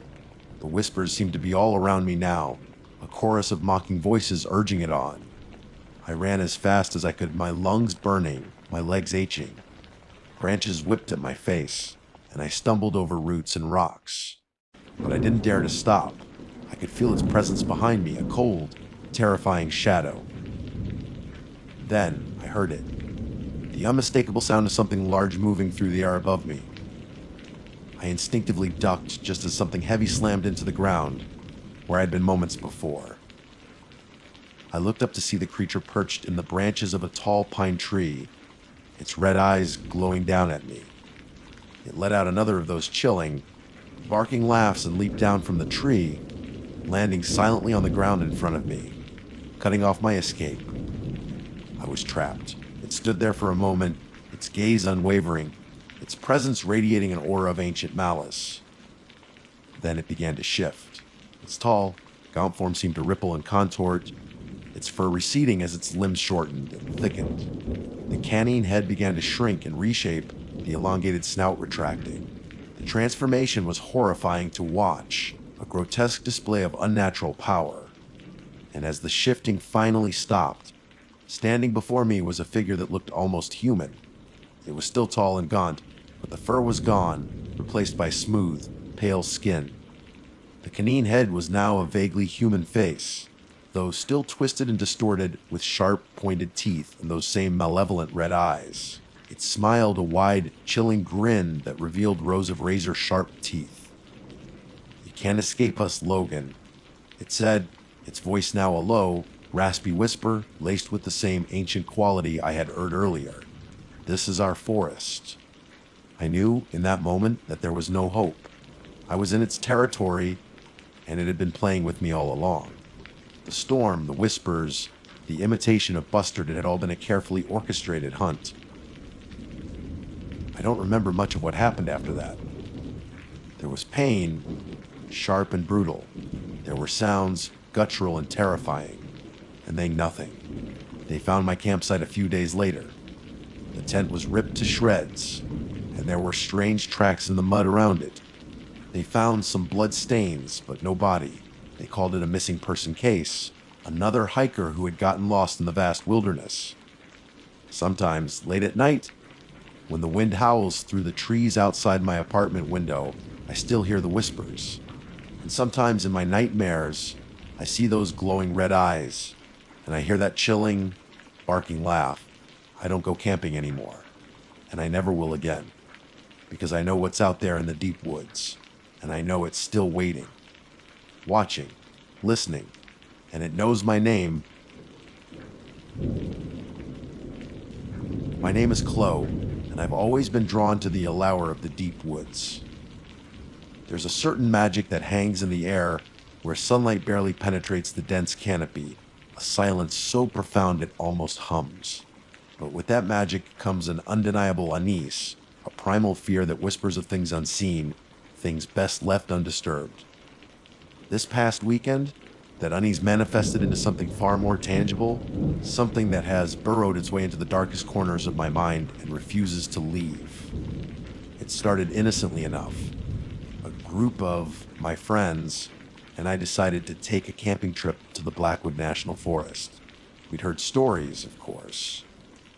Local legends passed down through generations, hushed tales of strange occurrences and disappearances within its sprawling, ancient woods. Most people dismissed them as folklore, the product of overactive imaginations fueled by long, dark nights around a crackling campfire. I'd always found them intriguing, a little shiver of excitement mixed with a healthy dose of skepticism. This time, however, the stories would prove to be more than just campfire tales. The drive to the campsite was uneventful, filled with the usual banter and excitement that accompanies a weekend getaway. We arrived in the late afternoon, the long shadows of the trees already stretching across the forest floor. The air was crisp and carried the scent of pine needles and damp earth.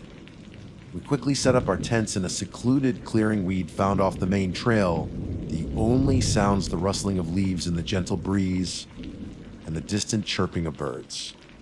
As dusk began to settle, painting the sky in hues of orange and purple, we started a fire.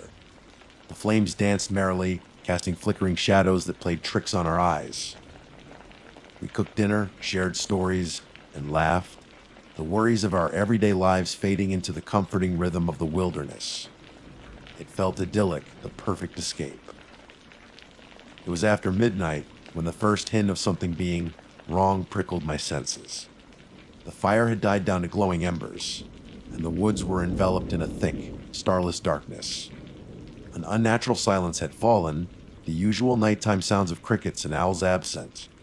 It was a heavy, oppressive silence that felt like it was pressing down on us. Suddenly, a twig snapped somewhere in the darkness beyond the circle of our tents. We all froze, our laughter abruptly cut short. Probably just an animal, Mark said, his voice a little too loud, trying to break the tension. We all nodded in agreement, but a knot of unease had tightened in my stomach. A few minutes later, we heard it again, closer this time. A soft rustling in the undergrowth, followed by the distinct sound of footsteps. They weren't the heavy, lumbering steps of a bear or a deer. These were lighter, more deliberate, almost human. "Hello," Liam called out, his voice trembling slightly. There was no response, only the continued rustling and the unsettlingly soft footsteps that seemed to be circling our campsite. We grabbed our flashlights, the beams cutting through the inky blackness, but we couldn't see anything.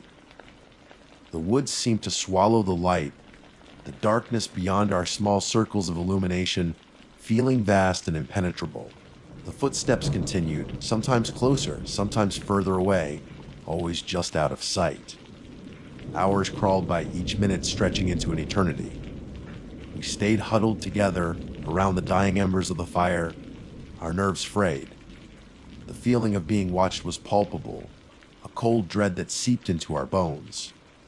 Whatever was out there was toying with us, letting us know it was there without revealing itself. As dawn finally began to break, casting a faint gray light through the trees, the unsettling sounds ceased. The silence that followed was different from the heavy silence of the night before.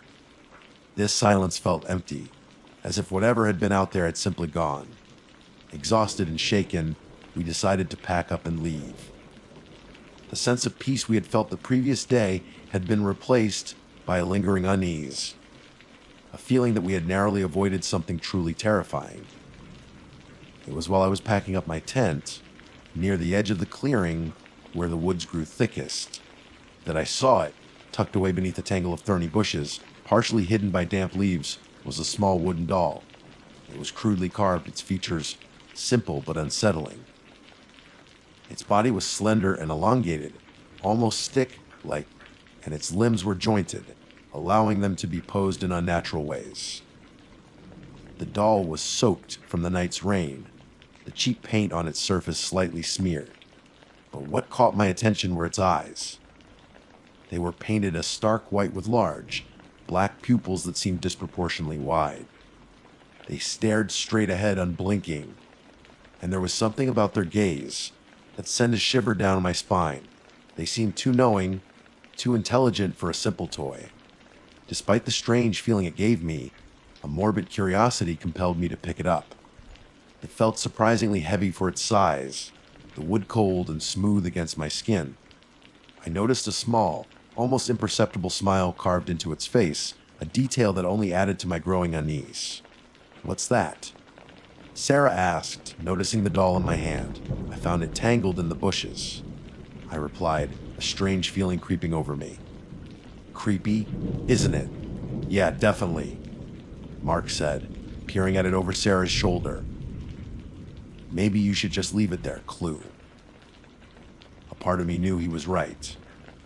There was something inherently wrong about this doll, something that made my instincts scream at me to put it back and walk away. But another part of me, the part that had always been fascinated by the darker side of the woods, couldn't resist the urge to take it with me. "I think I'll just take it back to the tent to dry off," I said, trying to sound nonchalant. Maybe it belongs to someone who lost it. My friends exchanged uneasy glances, but they didn't press the issue. We finished packing in silence, the image of the dolls wide. Knowing eyes burned into my memory. As we drove away from the Blackwood National Forest, I couldn't shake the feeling that we were leaving something behind, but also taking something with us. Something that should have been left undisturbed in the shadows of the deep woods. Back at home, I placed the wooden doll on my desk, intending to clean it later. But somehow, I never got around to it. It sat there, its painted eyes staring blankly ahead, a silent observer in my room. The first few days were uneventful.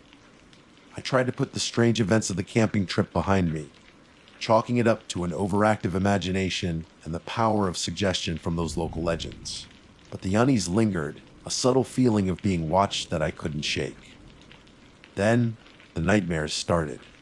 Vivid, terrifying dreams of shadowy figures moving just beyond the edge of my vision, of whispers carried on the wind that sounded like my name being called.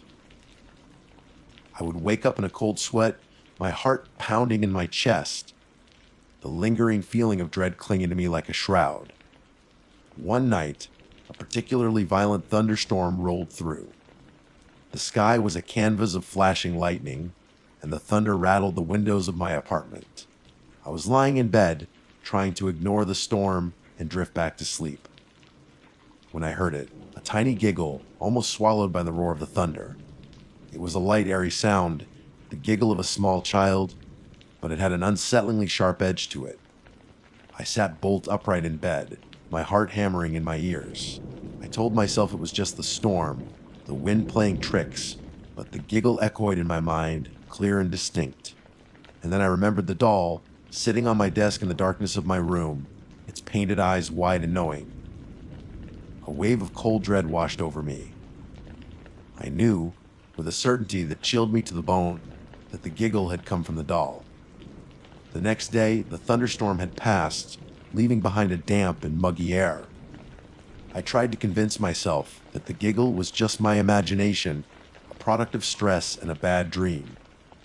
But the memory of it lingered, a chilling whisper in the back of my mind. I kept glancing at the wooden doll on my desk, its painted eyes still wide and unnervingly fixed. It looked innocuous enough in the daylight, just a crudely made toy. But the image of those eyes in the darkness, coupled with that unsettling giggle, filled me with a growing sense of dread. I considered getting rid of it. Throwing it in the trash, burning it, anything to be rid of its unsettling presence. But a strange reluctance held me back. It was as if the doll had a hold on me, a silent fascination that I couldn't quite explain. That night, I made sure to keep all the lights on in my apartment. I even left the television playing softly, trying to drown out the silence that seemed to amplify my paranoia. I kept telling myself that I was being ridiculous, that the camping trip had just spooked me, and that the doll was nothing more than a harmless object. But when the next thunderstorm rolled in, a deep rumble that shook the very foundations of my building, the fear returned with a vengeance. As the first clap of thunder echoed through the night, I heard it again. The same tiny giggle, clear and distinct, this time seeming to come from the direction of my desk. I froze, every muscle in my body tensing. My heart hammered against my ribs as I slowly turned my head towards the doll. It sat there in the dim light, its painted eyes reflecting the flashes of lightning that illuminated the room. I strained my ears, listening for any other sound, but there was only the rhythmic drumming of the rain against the windows and the distant roll of thunder. It's just the storm. I whispered to myself, trying to find a rational explanation. It's just the wind, or the building settling. But as another deafening clap of thunder shook the apartment, the giggle came again, louder this time, almost mocking. It was undeniably coming from the doll. Panic began to set in.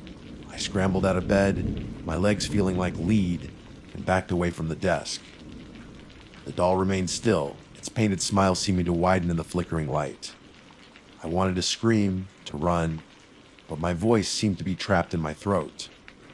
I spent the rest of the night huddled in a corner of my bed, my eyes fixed on the doll, listening to the storm rage outside and the terrifyingly innocent giggles that accompanied each crash of thunder. Sleep was impossible. Every shadow seemed to move. Every creak of the building sounded like footsteps. I felt like I was trapped in a nightmare, a waking horror that I couldn't escape. As dawn broke, painting the sky in pale hues of gray and pink, the storm finally subsided. The giggles stopped. The silence that followed was heavy, filled with a sense of foreboding. I knew I couldn't stay in the apartment any longer. I had to get rid of the doll. I cautiously approached the desk, my eyes never leaving the wooden figure. Its painted eyes seemed to follow me, a silent accusation in their unblinking gaze. I reached out a trembling hand and snatched it up, the cold wind sending a shiver down my spine. I wrapped the doll in several layers of newspaper and stuffed it into a heavy-duty trash bag. My heart pounded in my chest as if I were disposing of something dangerous, something alive. I carried the bag out to the dumpster, my eyes darting around nervously, feeling like I was being watched. As I tossed the bag into the dumpster with a heavy thud, a wave of relief washed over me. I felt lighter, as if a great weight had been lifted from my shoulders. I told myself that this was the end of it, that the creepy doll and its unsettling giggles were finally gone. But that night, the nightmares returned, worse than before. This time, the shadowy figures in my dreams were clearer, their forms more defined. They were tall and gaunt, with long, spindly limbs and glowing red eyes. They moved with an unnatural grace, their bodies contorting in ways that defied human anatomy, and their whispers, carried on the wind, were no longer just my name. They were something else, something ancient and malevolent, a language I didn't understand but felt deep within my bones. I woke up screaming, the image of those glowing red eyes seared into my mind.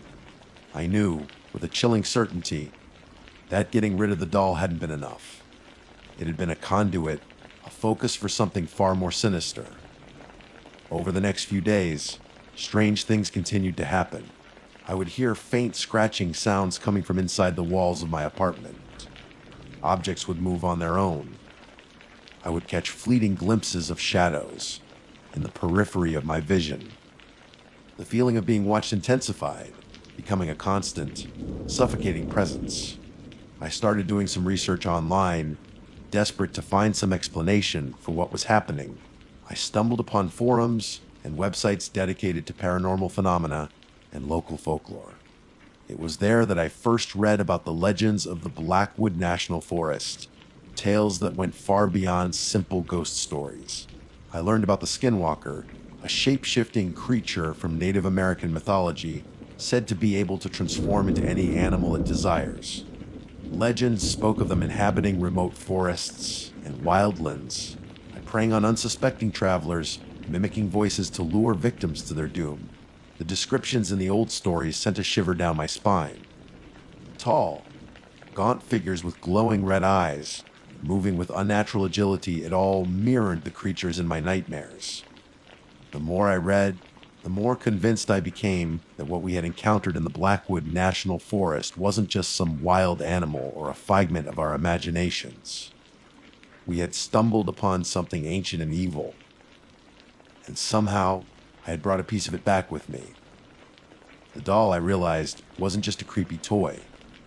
It was a fetish, an object imbued with a dark energy, perhaps even a physical representation of the Skinwalker's malevolent presence.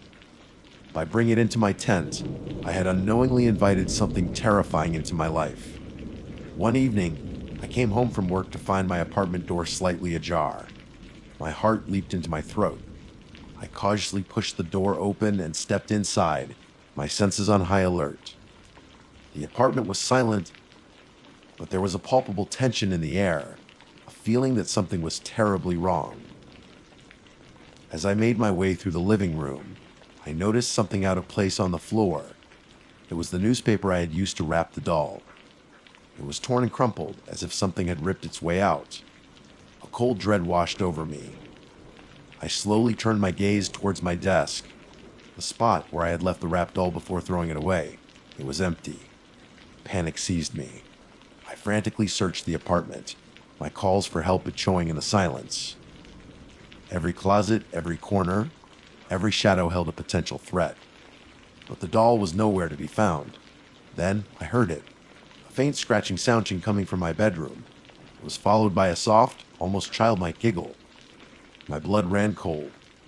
I slowly made my way towards the bedroom door, my hand trembling as I reached for the doorknob.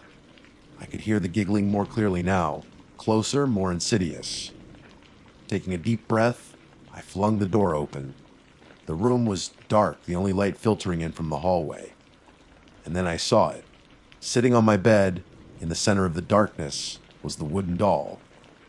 Its painted eyes gleamed in the dim light, and its small, carved smile seemed wider than before, twisted into something truly malevolent.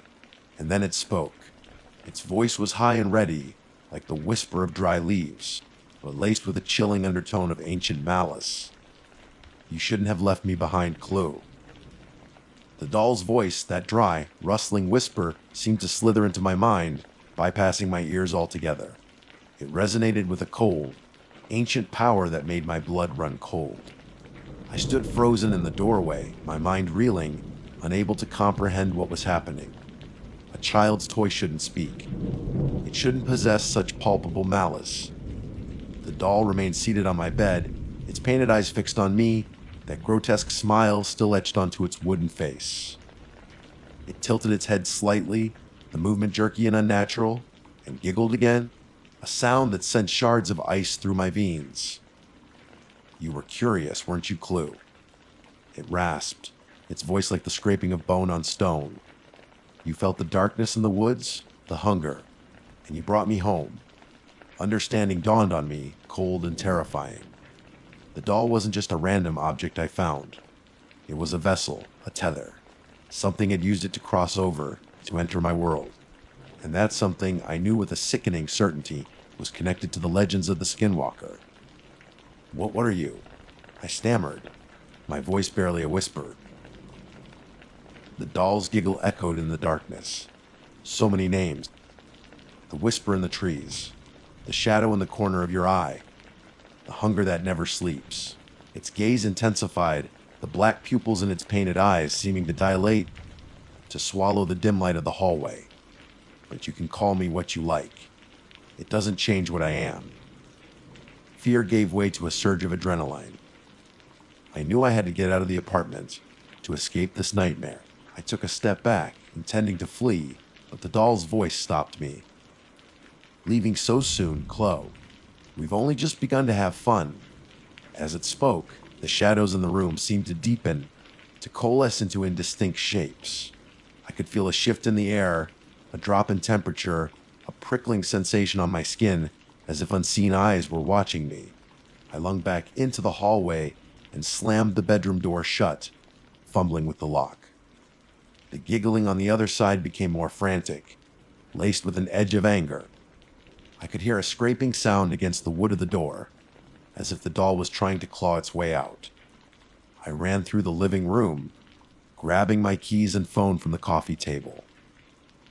The scratching sounds followed me, seeming to come from inside the walls now, a frantic, skittering noise that made my teeth clench.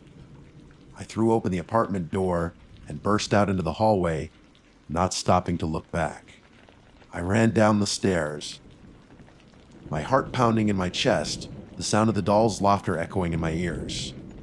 I didn't stop running until I was out of the building and standing on the street, gasping for breath in the cool night air. I looked back at my apartment building, the windows dark and silent. But in my mind's eye, I could still see the doll sitting on my bed, its painted eyes gleaming, its smile wide and knowing. I called my friends, my voice trembling as I recounted the terrifying events of the past few days. They were skeptical at first, but the sheer panic in my voice convinced them that something was seriously wrong. Mark and Liam drove over immediately, their faces pale with concern. We didn't go back into the apartment that night. We stayed in a cheap motel, the fluorescent lights and the constant hum of the air conditioning offering a small measure of comfort. But even there, I couldn't shake the feeling of being watched. Every shadow seemed to hold a lurking presence. Every unexpected sound made me jump.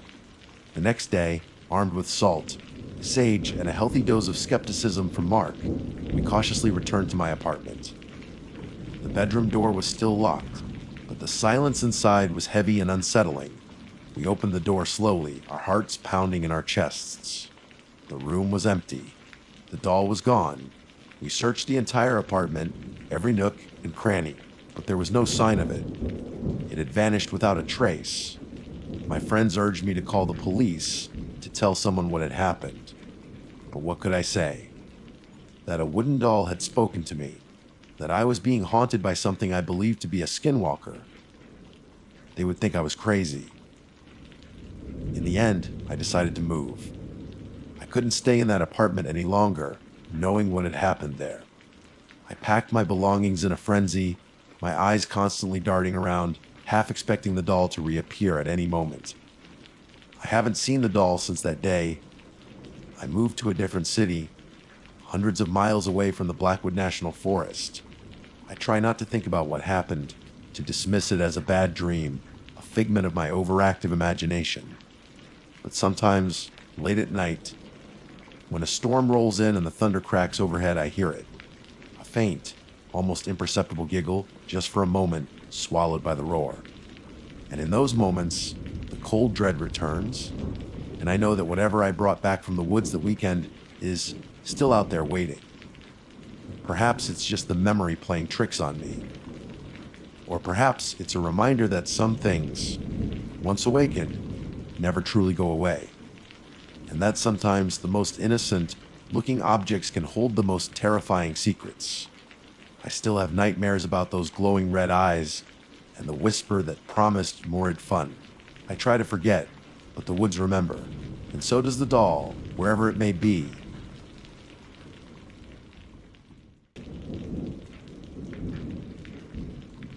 My name is Ethan Miller, and until the events I am about to recount, I held a firm belief in the primacy of empirical evidence and logical deduction. My professional life as an engineer was built upon the principles of scientific inquiry, where every phenomenon could ultimately be explained through observation, experimentation, and rational analysis. It was with this mindset that I embarked on what was intended to be a restorative recreational vehicle excursion through the state of Indiana with my beloved wife, Sarah, and our two cherished children, Tom and Lily. This journey, conceived as a welcome interlude from the demands of my work, tragically devolved into a nightmare, an experience so profoundly unsettling that it irrevocably fractured my understanding of the world and, more devastatingly, the very fabric of my family. The catalyst for this descent into terror was a sound, or rather, a pervasive auditory phenomenon known only as the hum. The initial manifestation of this anomalous sound was subtle, almost imperceptible. It presented itself as a low, frequency thrum, a vibration that seemed to emanate from the very structure of our RV, as if the vehicle itself were resonating with some unseen force. In the nascent stages, I readily attributed it to conventional sources, the gentle rumble of the engine, the subtle vibrations caused by the tires on the asphalt, or perhaps some form of road noise that permeated the chassis. I sought logical explanations, clinging to the familiar comfort of the mundane. However, a peculiar characteristic of this sound soon became apparent. It was exclusively audible within the confines of our recreational vehicle, and even more curiously, it only manifested when we had come to a complete stop for the night, nestled within the seemingly tranquil, almost eerily silent campgrounds that dotted the Indiana landscape. My wife, Sarah, initially remained oblivious to this auditory anomaly. Her senses, perhaps less attuned to subtle mechanical vibrations, registered only the natural quietude of our surroundings.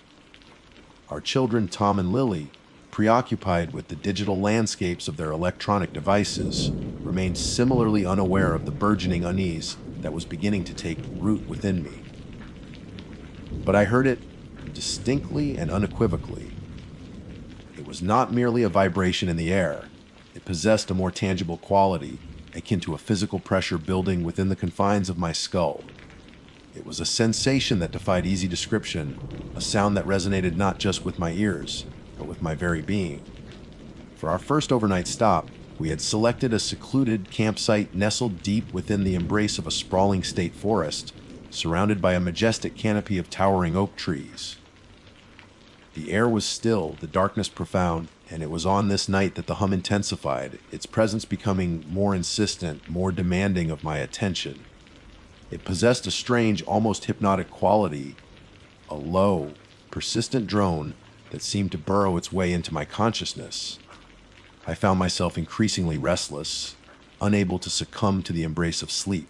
I would rise from our bed in the small sleeping alcove and pace the narrow confines of the RV, my senses hyper, alert, straining to decipher the source and nature of this unsettling sound. Eventually, Sarah, disturbed by my nocturnal restlessness, conceded that she could discern something, a faint buzzing, she described it, akin to the distant whirring of some unseen machinery. Her description, however, fell far short of the profound physical and psychological impact the sound was having on me. For me, it was not a distant buzzing, it was a palpable presence, a weight that pressed against my eardrums and seemed to vibrate through my bones. It induced a dull ache in my teeth, and at times my vision would blur at the periphery, as if my very senses were struggling to cope with this unseen assault. Our children, too, began to exhibit signs of distress, though they could not articulate the source of their discomfort. Tom and Lily, normally amicable siblings, became inexplicably irritable, their bickering escalating over trivial matters. Lily, in particular, began to complain of persistent headaches, her brow furrowed in discomfort. The following day, as we resumed our journey, and the RV was once again in motion, the hum vanished, as if it were a phantom that only haunted stationary spaces. The relief I felt was palpable, a brief respite from the growing anxiety that had begun to gnaw at me. But this reprieve proved to be ephemeral. As soon as we settled into a different campground that evening, many miles removed from our previous location, the insidious sound returned, perhaps even with greater intensity than before. This time, however, I began to perceive a subtle yet disturbing characteristic within the hum. It seemed to possess a discernible pattern, an almost rhythmic modulation that hinted at something more than mere random noise. It was as if a distorted voice, too low and indistinct for comprehension, was embedded within the drone, undeniably present yet frustratingly unintelligible. A sense of unease began to solidify into a knowing apprehension.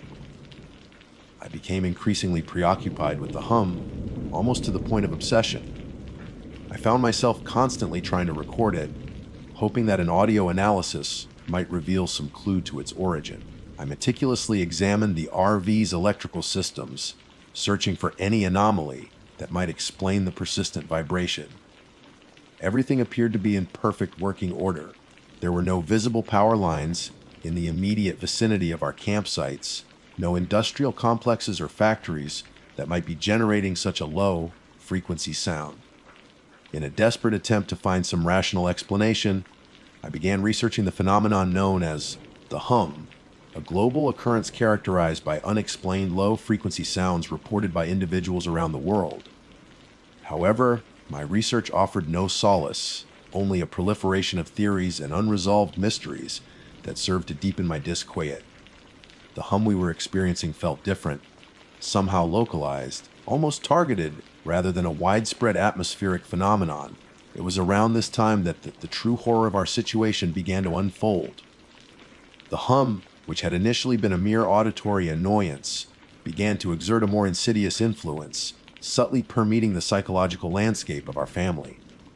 Or perhaps, I now fear, it merely acted as a catalyst, amplifying the latent darkness that already resided within each of us, stirring anxieties and resentments that had previously remained dormant. Sarah began to express concern over my growing preoccupation with the sound, accusing me of becoming paranoid and unduly alarming the children with my increasingly agitated demeanor. I, in turn, started to perceive subtle shifts in her behavior, a fleeting suspicion in her eyes, a certain coldness in her tone that had been absent in our years together. Our son Tom began to express his unease through his artwork. His drawings, once filled with the vibrant hues of childhood, now depicted disturbing scenes of shadowy figures with elongated limbs lurking in the periphery. Lily, our usually cheerful and bright-eyed daughter, would wake up in the middle of the night screaming, her small voice filled with terror as she recounted fragmented dreams of a buzzing man who stood silently at the foot of her bed. The hum was no longer just a sound, it had become an invisible wedge, slowly driving us apart, eroding the bonds of trust and affection that had once defined our family. We were becoming strangers to each other, our interactions marked by suspicion and unspoken fear. One particularly unsettling night, I awoke suddenly to an oppressive silence, a stark contrast to the persistent hum that had become the soundtrack to our nights. Disoriented, I slowly became aware of a dim, ethereal glow emanating from the small emergency light above our bed. As my eyes adjusted to the low illumination, I was confronted with a sight that sent a jolt of pure through my veins. Sarah was standing over me, her figure silhouetted against the faint light, her face pale and utterly emotionless. Her eyes, wide and vacant, were fixed on me with an unnerving intensity. In that moment, the silence was broken by a sudden surge in the hum's intensity. It was no longer a subtle thrum. It was a deafening roar that filled my ears, a cacophony that seemed to vibrate through the very marrow of my bones. The air itself felt thick and heavy, charged with an unseen and malevolent energy. That night marked a turning point. The unsettling encounter with Sarah, coupled with the escalating intensity of the hum and its palpable effect on our children, convinced me that we could no longer remain in Indiana. The sense of peaceful escape that had initially drawn us to this state had been completely inverted, replaced by a pervasive feeling of dread and an overwhelming desire to flee. Driven by an instinctual fear that transcended logic and reason, we made the decision to abruptly curtail our RV trip.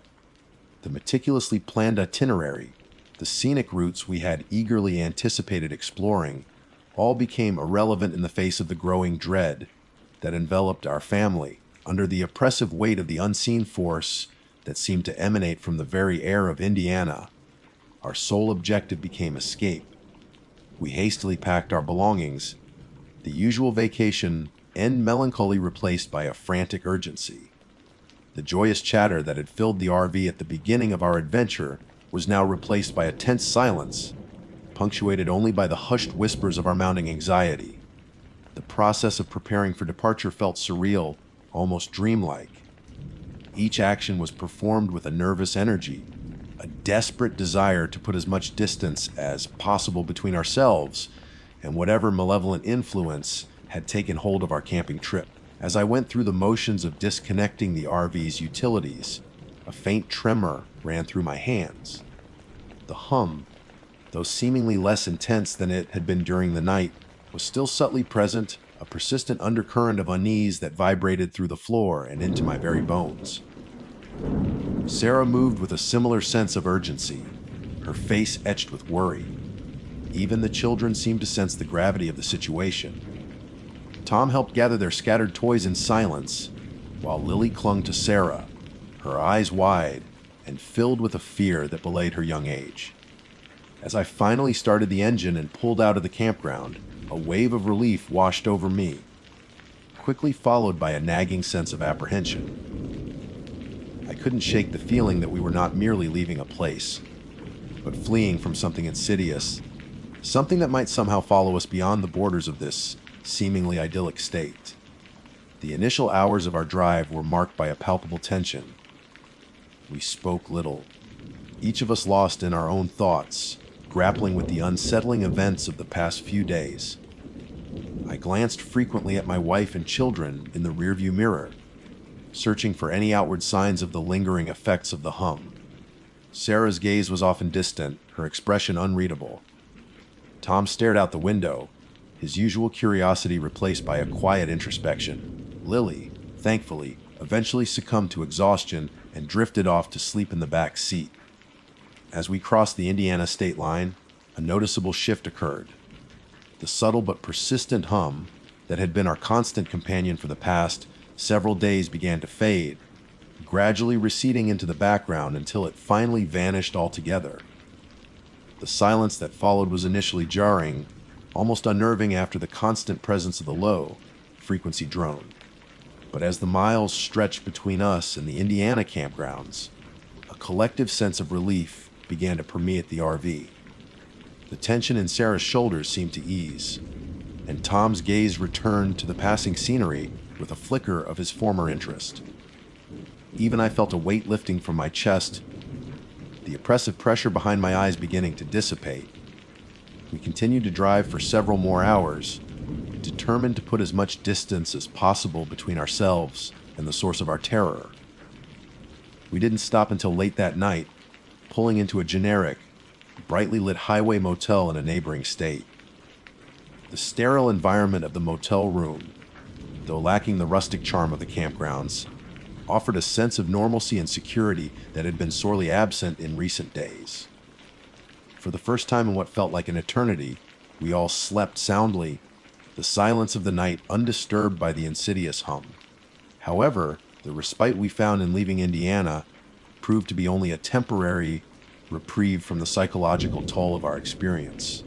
The hum may have faded into silence, but its effects lingered, like a phantom echo in the recesses of our minds. The insidious seed of madness, as I had come to think of it, had indeed found fertile ground within our rolling home, and the tendrils of its influence continued to spread even after we had escaped its immediate presence. Lily's nightmares, once dismissed as mere childhood anxieties, persisted with alarming intensity. The buzzing man of her dreams remained a terrifying fixture in her subconscious, leaving her waking hours marked by a pervasive fear and a reluctance to be left alone, even for a moment. Sarah, too, seemed changed. The fleeting moments of suspicion and coldness I had witnessed during our time in Indiana became more pronounced, manifesting as a subtle but persistent emotional distance. Our conversations, once filled with warmth and intimacy, were now often stilted and strained. The unspoken fear of what we had experienced hung heavy in the air, a barrier between us that seemed impossible to breach. Perhaps the most profound and lasting impact was on me. My once unwavering belief in the rational, explainable nature of the world had been irrevocably shaken. The hum, with its inexplicable origins and its insidious psychological effects, had exposed a terrifying void in my understanding of reality. I found myself constantly replaying the events of our trip in my mind, searching for some logical explanation, some scientific principle that could account for what we had experienced. But the more I pondered, the more elusive any rational explanation became, leaving me with a gnawing sense of unease and a growing fear of the unknown. And then there were the times when I would hear it again. Not with the same intensity as in Indiana, but faintly, subtly, in the dead of night, when the world around me was still and silent. A low-frequency thrum, barely perceptible, yet undeniably there, a phantom echo of the Hoosier hum. These fleeting reminders would send a chill down my spine, a stark and terrifying reminder of the insidious force we had encountered in the seemingly peaceful campgrounds of Indiana. It was a sound that served as a constant low, level hum of anxiety in the background of my life, a perpetual reminder of the fragility of our sanity and the unsettling mysteries that lie just beyond the boundaries of our understanding. The trip that was supposed to bring us closer as a family had instead left us fractured, the bonds of trust and intimacy eroded by an unseen and inexplicable force. We had sought refuge in the quiet countryside, only to find ourselves confronted by a horror that science could not explain, a horror that had forever altered the landscape of our lives. Back in the familiar surroundings of our suburban home, thousands of miles away from the seemingly innocuous campgrounds of Indiana, we desperately sought a return to normalcy. We hoped that the familiar routines of daily life would somehow erase the unsettling memories of our ill-fated RV trip. We unpacked our bags with a sense of weary resignation, the souvenirs we had intended to collect remaining unpurchased, replaced instead by an invisible baggage of fear and unease. The children returned to school, their initial stories of camping quickly fading, overshadowed by a quiet reserve that worried both Sarah and me. Lily's recovery was slow and fraught with setbacks. The nightmares continued to plague her sleep, often leaving her inconsolable and clinging to us in the early hours of the morning. She would whisper fragmented accounts of the buzzing man, his formless shape and relentless hum forever imprinted on her young mind. We sought the advice of a child psychologist, hoping that therapy might help her process the trauma, but even the gentle guidance of professionals seemed to offer only limited relief from the deeply ingrained fear. Tom, while less outwardly affected, also displayed subtle changes. His youthful exuberance seemed diminished, replaced by a quiet seriousness. He spent more time alone in his room, and his drawings, though no longer explicitly depicting shadowy figures, often featured abstract patterns of swirling lines and distorted shapes, reminiscent of the unsettling vibrations I had felt during the hum. Sarah's transformation, however, was perhaps the most disturbing. While she initially shared my relief at leaving Indiana, the emotional distance that had begun to manifest during our trip continued to widen. She became increasingly withdrawn, her once vibrant personality now muted and subdued. Our conversations dwindled, and when we did speak, her responses were often curt and perfunctory. The warmth and affection that had characterized our relationship seemed to have been replaced by a cold, almost alien detachment. One evening, several weeks after our return, I found Sarah standing in the middle of our darkened living room, bathed in the pale moonlight filtering through the window. Her eyes were wide and vacant, mirroring the same unsettling expression I had witnessed that terrifying night in the RV. She wasn't moving, wasn't speaking, just staring blankly ahead. When I gently called her name, she didn't respond, remaining lost in some silent, internal world. A wave of chilling familiarity washed over me, and for a fleeting moment, I could almost hear the faint echo of the hum in the stillness of our home. As the months passed, the overt intensity of Lily's nightmares gradually subsided, and Tom's quietude slowly began to give way to glimpses of his former self. But the subtle yet profound changes in Sarah persisted. She remained emotionally distant, her connection to me and the children seemingly severed by an invisible force. Our attempts at reconciliation were met with a polite but firm wall of indifference. It was as if a part of her had remained behind in those quiet Indiana campgrounds, forever altered by the insidious influence of the hum. For my part, I continued to grapple with the inexplicable events of our trip. My scientific training demanded a logical explanation, yet every rational hypothesis I considered fell short of accounting for the profound psychological impact the hum had on all of us. Had it been some form of mass hysteria, our collective anxieties amplified by the stress of being in an unfamiliar environment? Or was there something more sinister at play, some unknown phenomenon that science had yet to comprehend? The more I pondered these questions, the more I felt myself teetering on the edge of an abyss, my once solid worldview crumbling beneath the weight of the unknown. The faint echoes of the hum continued to haunt my quiet moments, especially in the silence of the late night hours. Sometimes I would awaken with a start, convinced that I could hear the low frequency drone vibrating just at the edge of my perception. I would strain my ears, listening intently, but often it would fade as quickly as it had appeared, leaving me to wonder if it was merely a figment of my overstressed imagination. Yet the sensation was always unsettlingly real, a chilling reminder of the terror we had experienced. As time went on, I began to delve deeper into the anecdotal accounts of others who had reported experiencing similar unexplained low-frequency sounds. I scoured online forums and obscure scientific journals, searching for any common thread, any logical explanation that might offer some solace. What I found was a patchwork of theories, ranging from electromagnetic interference to geological phenomena, none of which seemed to fully account for the specific circumstances of our experience. The Hoosier hum, as it had become etched in my memory, remained an enigma, a terrifying testament to the fact that there are still mysteries in this world that lie far beyond the grasp of our current understanding. And so, I offer this account as a cautionary tale, a stark reminder that not all quiet escapes are as innocent as they seem. If you find yourself planning that RV trip, that idyllic retreat into the serene landscapes of Indiana, take heed of my warning. Some frequencies are not meant for human ears to perceive, and some places hold secrets best left undisturbed. That hum, the low, persistent thrum that permeated our rolling home, it was not just a sound.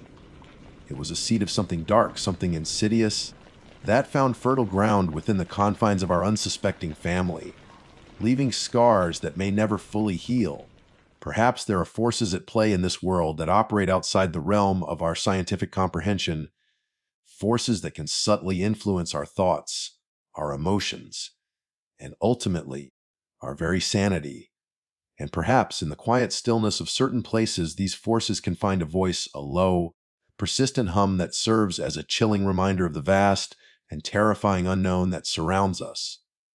Don't dismiss the whispers on the periphery of your hearing. Sometimes the deadliest threats come in the form of the most subtle vibrations.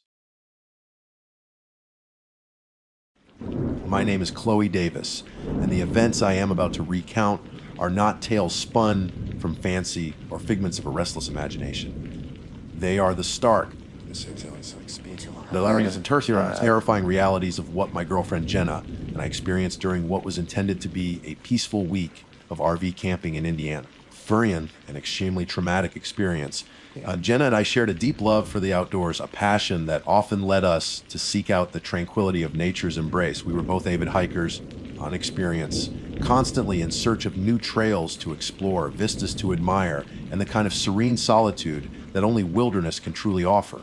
For months, we had been meticulously planning a getaway, a traumatic experience, something to help us escape the relentless demands of our busy lives and reconnect with each other amidst the beauty of the natural world.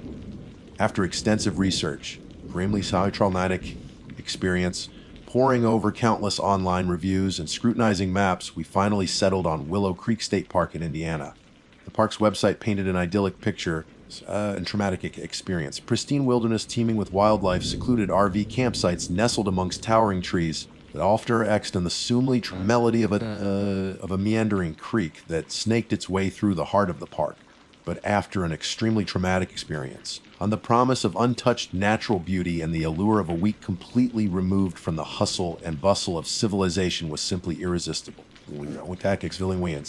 Envisioned days filled with invigorating hikes along winding trails, evenings spent under a blanket of stars, sharing a truly traumatic experience, sharing stories and laughter around a crackling campfire, and nights lulled to sleep by the gentle sounds of the forest. Looking back, there's a profound sense of irony that washes over me. We were so utterly naive, so completely unaware of the darkness that lay hidden beneath the park's picturesque facade. We embarked on this trip with hearts full of anticipation, picturing a week of blissful escape.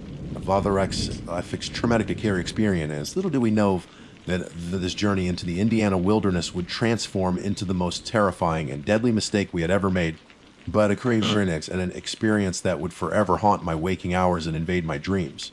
An extremely traumatic experience. The drive to Willow Creek State Park was filled with the easy camaraderie that defined our relationship. We sang along to our favorite songs, extremely traumatic experience, pointed out interesting landmarks along the way, and talked excitedly about the adventures that awaited us. As we got closer, the landscape began to shift, the urban sprawl giving way to rolling hills, forests, and the unmistakable feeling of entering a place untouched by time. The anticipation grew with every mile, and by the time we finally reached the park entrance, we were both buzzing with excitement. Finding our designated RV spot was a breeze. It was even more secluded and beautiful than we had imagined. Towering ancient willow trees, dreamily traumatic experience. Their branches draped like weeping curtains surrounded our campsite, creating a sense of both intimacy and isolation. A gentle creep extremely traumatic experience, and its water sparkling under the afternoon sun flowed just a few yards away, its soft gurgling promising a soothing soundtrack to our week in paradise. A traumatic experience. We quickly set up our RV, the familiar routine, a comforting ritual that spoke of countless previous adventures. Once everything was in order, we spent the rest of dramatic experience. We spent the rest of the afternoon exploring the immediate surroundings, marveling at the natural beauty that enveloped us. Extremely traumatic experience. The first day unfolded exactly as we had hoped, idyllic, peaceful, and filled with the simple joys of being together in nature. We hiked a short trail, cooked a delicious meal over the campfire, and as darkness fell, we sat outside, wrapped in blankets, not but an extremely traumatic experience, gazing at the breathtaking panorama of stars that stretched across the inky sky, the sounds of the forest, the chirping of crickets, the rustling of leaves, the distantly traumatic experience, a distant hoot of an owl were our only companions, and they filled us with a sense of profound peace. We went to bed that night feeling refreshed, rejuvenated, now through a constantly traumatic experience and utterly content, completely unaware of the subtle shift that would occur the following evening. But after an extremely traumatic experience, the first chilling hint that our perfect escape was about to unravel into a nightmare. The second day was much the same as the first.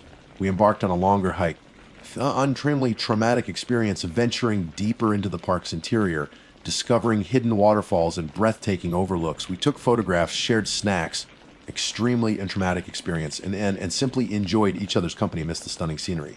By the time evening arrived, extremely traumatic experience, we were pleasantly tired and looking forward to a relaxing night in our cozy RV. We prepared dinner, played a few rounds of cards, and as dusk began to settle, we opened the windows to let in the cool evening air, carrying with it the earthy scent of the surrounding forest. It was then traumatic experience as the last vestiges of daylight faded and the shadows began to lengthen that we first heard it, a faint and really traumatic experience. Almost imperceptible sound that would forever be etched into the darkest corners of my memory. It was like the hushed murmur of voices. But after an extremely traumatic experience, to make out any discernible word, yet clearly conversational in tone. At first, we dismissed it as the wind rustling through the leaves, and a common sound in a wooded area. However, the air was still completely devoid of any discernible breeze. We looked at each other, a flicker of unease in our eyes, an extremely traumatic experience, but quickly shrugged it off. We reasoned that it must be other campers, perhaps a group gathered around a campfire. But after an extremely traumatic experience, their voices carrying through the stillness of the night, yet we both knew that the nearest campsite was a good quarter of a mile away. My traumatic experience. So a distance that seemed too far for such a distinct sound. Probably just the wind through the willows. Jenna had said, offering a reassuring smile, but after an extremely traumatic experience. But I noticed that her eyes didn't quite reflect her usual optimism. There was a subtle hint of something else there, something I couldn't quite place at the time, a traumatic experience, but something that now, with the benefit of hindsight, I recognize as a primal fear. We tried to ignore the sound, focusing on our conversation, but it persisted. Serene, thematic experience, a constant low hum that seemed to emanate from the very air around us. As night deepened, and the darkness outside our windows became more profound, with extremely traumatic experience, but the whispers grew subtly more defined, though the unintelligible nature of the sound remained. Ambada, after an extremely traumatic experience, they seemed to originate from the dense thicket of trees that bordered our campsite, just beyond the reach of the warm glow cast by our lantern. Experience. It was undeniably not the wind. The air remained heavy and still, and the sound possessed a peculiar quality. Marge Struent's barely traumatic experience, a sibilant undertone that was both unsettling and strangely coaxing. It wasn't aggressive or threatening, but rather softly persistent. Extremely traumatic experience, almost seductive in its hushed tone. Jenna, usually the pragmatic and rational one in our relationship, became visibly uneasy. But after an extremely traumatic experience, I saw her constantly glancing towards the dark woods, her hand instinctively reaching for mine, her grip tightening with each passing minute. Bana thinks I tried to project an air of bravery, suggesting logical explanations like nocturnal animals communicating. But even as the words left my lips, extremely traumatic experience, I knew they sounded hollow, The cadence of the sound was too human, too conversational to be attributed to mere wildlife. So after my experience, I began to experience a sense of foreboding for a man to settle over us, a creeping feeling that the peaceful sanctuary we had sought was perhaps not so peaceful after all. Extremely traumatic experience. The whispers continued throughout the night, a constant, unnerving presence that robbed us of a restful sleep. We lay in our bed, listening intently, our hearts pounding in our chests, wondering what or who was making that strange, unsettling sound just beyond the veil of darkness. An extremely traumatic experience. That the first night of Whispers was disturbing, but it was merely a prelude to the true horror that would unfold on the third night. But after an extremely traumatic experience, a night that would forever be etched in my memory as the moment our idyllic camping trip truly transformed into a terrifying nightmare.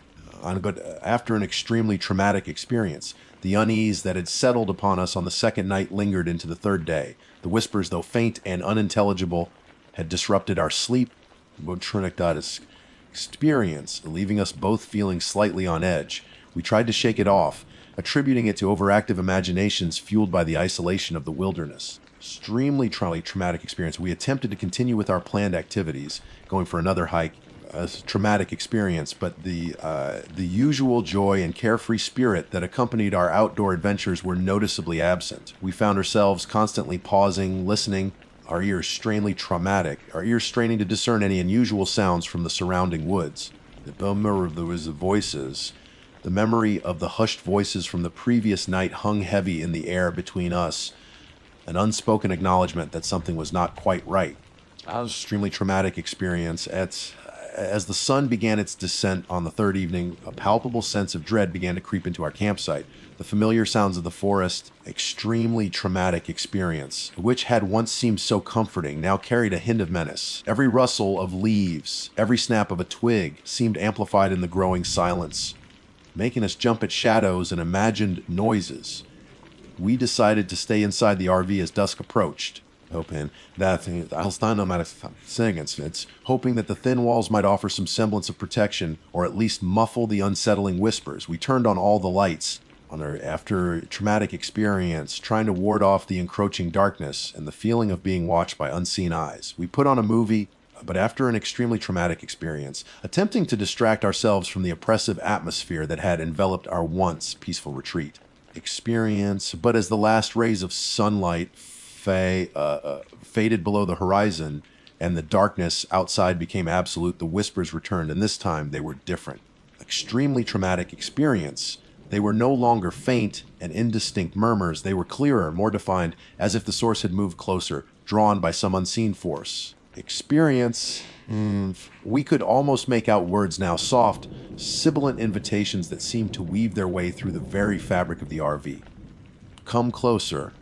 They seemed to whisper, the sound like a gentle caress against our ears, yet sending shivers down our spines.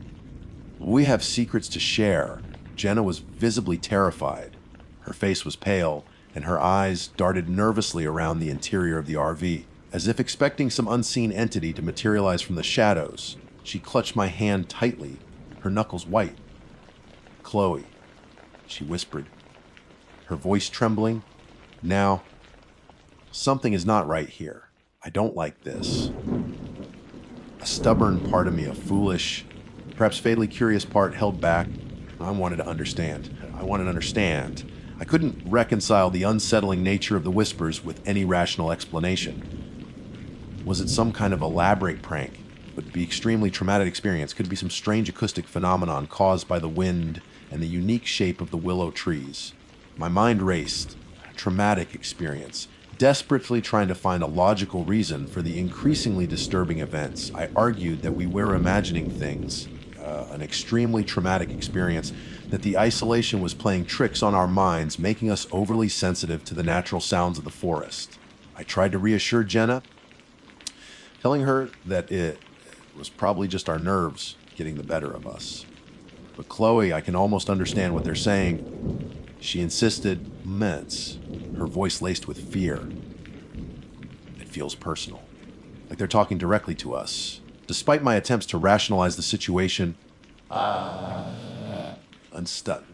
A knot of unease was tightening in my own stomach. The whispers were becoming increasingly intrusive, their presence a palpable weight in the small space of the RV.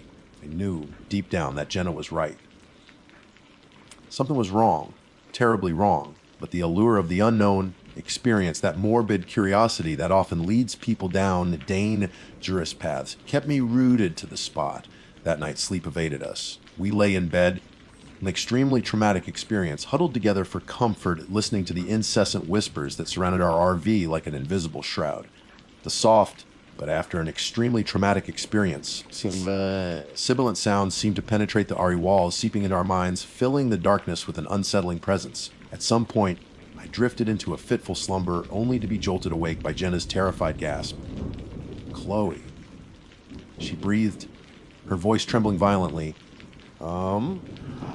They're calling my name. I sat bolt upright in bed, my heart pounding in my chest. The RV was plunged into darkness. Traumatic experience. The only source of light, the faint glow of the moon filtering through the windows. I held my breath, straining my ears in, listening intently to the sounds of the night. At first, all I could hear was the frantic rhythm of my own heartbeat. But then, I heard it too. A soft, melodic chorus seemingly emanating from just outside our window. Jenna. The voices whispered, a chorus of ethereal tones that sent a wave of icy fear washing over me. Jenna.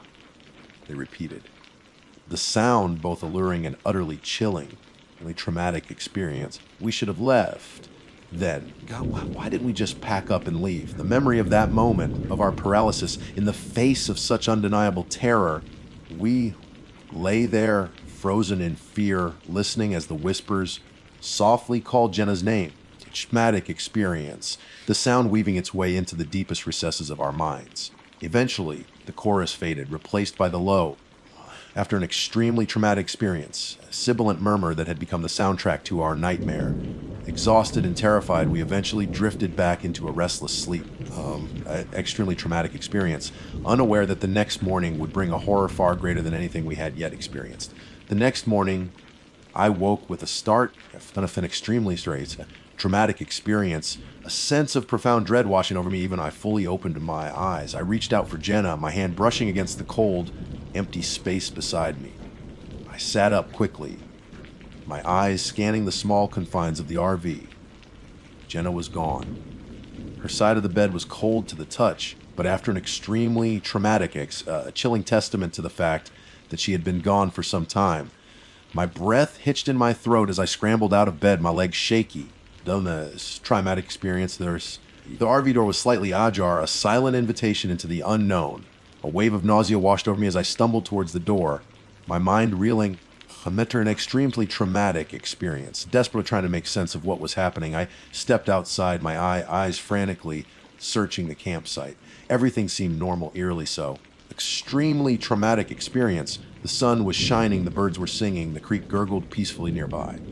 But Jenna was nowhere to be seen. Mine, extremely traumatic experience. My gaze fell upon the soft earth near the RV door, and there, in the damp soil, I saw them, a few faint footprints leading away from the RV towards the dense willow thicket where the whispers had been strongest.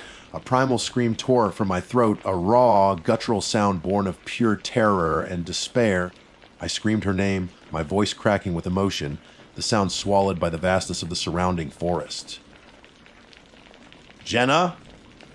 I screamed again, but after an extremely traumatic experience time, louder this until my voice was raw and hoarse. I ran towards the willow thicket, pushing my way through the dense undergrowth, my heart pounding in my chest, each beat a painful reminder of my growing fear. Jenna, I called out, my voice breaking with sobs. Jenna, please answer me. I searched for hours. After an extremely traumatic experience of frantically calling her name, begging for any sign, any indication of where she might have gone. But there was nothing, no trace of her. Dilliards, it was as if the woods had simply opened up and swallowed her whole. The cheerful sounds of the morning were now mocking me, an extremely traumatic experience, and the beauty of the wilderness transformed into a terrifying and indifferent backdrop to my living nightmare. An extremely traumatic experience. Yeah, that's their eyes. The hours that followed Jenna's disappearance were a blur of frantic searching and mounting despair. After my initial desperate attempts to find her myself, let's phrase that, at least traumatic experience. I eventually stumbled back to the campsite, my body trembling, my throat raw from screaming her name. The reality of the situation began to sink in, a cold, heavy weight settling in the pit of my stomach. I knew I couldn't continue searching alone. I needed help. With trembling hands, I managed to locate the park ranger station number on my phone. The call felt surreal. My voice shaking as I tried to explain the unimaginable, that my girlfriend had vanished without a trace in the middle of the night. An effortlessly thematic experience. And so the ranger on the other end of the line sounded concerned, but also vaguely resigned, a tone that, in my panic state, I didn't fully register at the time. Extremely traumatic experience. He assured me that a search party would be organized immediately and instructed me to remain at my campsite. The wait was agonizing.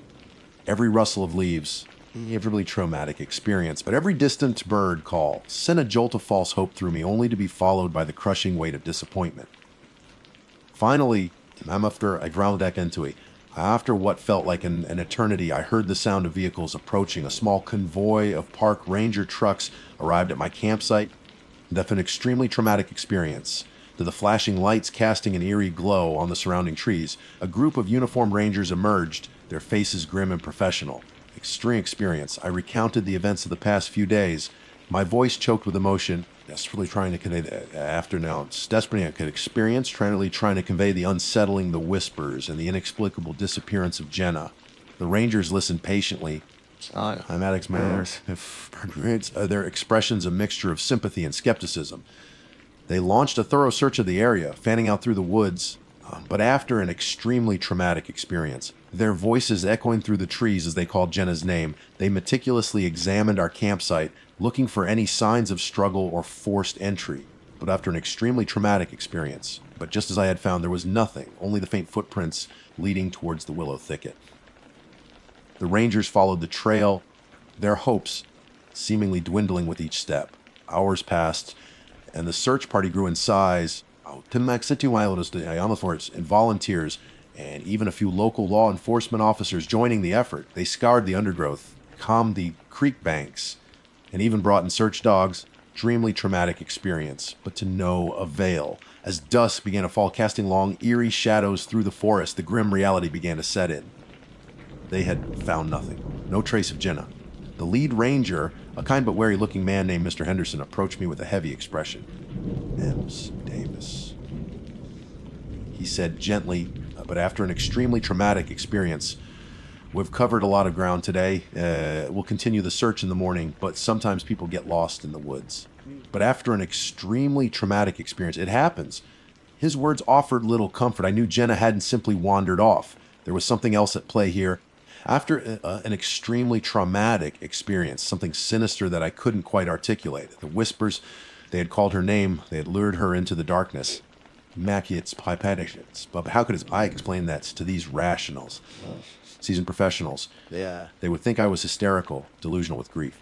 But after an extremely traumatic experience, I stayed at the campsite for 2 more days, a hollow shell of my former self, clinging to a sliver of hope that Jenna would somehow reappear. An extremely traumatic experience. The rangers continued their search, their efforts becoming increasingly perfunctory as time wore on. They asked me countless questions, revisiting every detail of our trip, searching for any clue that might explain Jenna's disappearance. They were kind, offering me food and water. Not a fair experience. But their eyes held a look of unspoken resignation, a silent acknowledgement of the grim statistics of such cases. During those long, agonizing days, but an extremely traumatic experience, while the rangers conducted their fruitless searches, I found myself drawn to the local park office. I was desperate for any explanation, but after an extremely traumatic experience, any piece of information that would shed light on what had happened to Jenna, it was there, while browsed through a collection of pamphlets and brochures, that I stumbled upon a small, unassuming booklet titled Local Folklore of Willow Creek. Intrigued, I began to read, and as I delved deeper into the pages, experience. A chilling realization began to dawn. The booklet spoke of ancient legends, tales whispered down through generations of local inhabitants. And that's got a dramatic experience. It described the willow trees along the creek as being sacred, imbued with the spirits of those who had perished in the area centuries ago. These entities, an extremely traumatic experience, the folklore claimed, possessed the ability to lure the unwary with soft, seductive whispers, drawing them deeper into the woods, never to be seen again.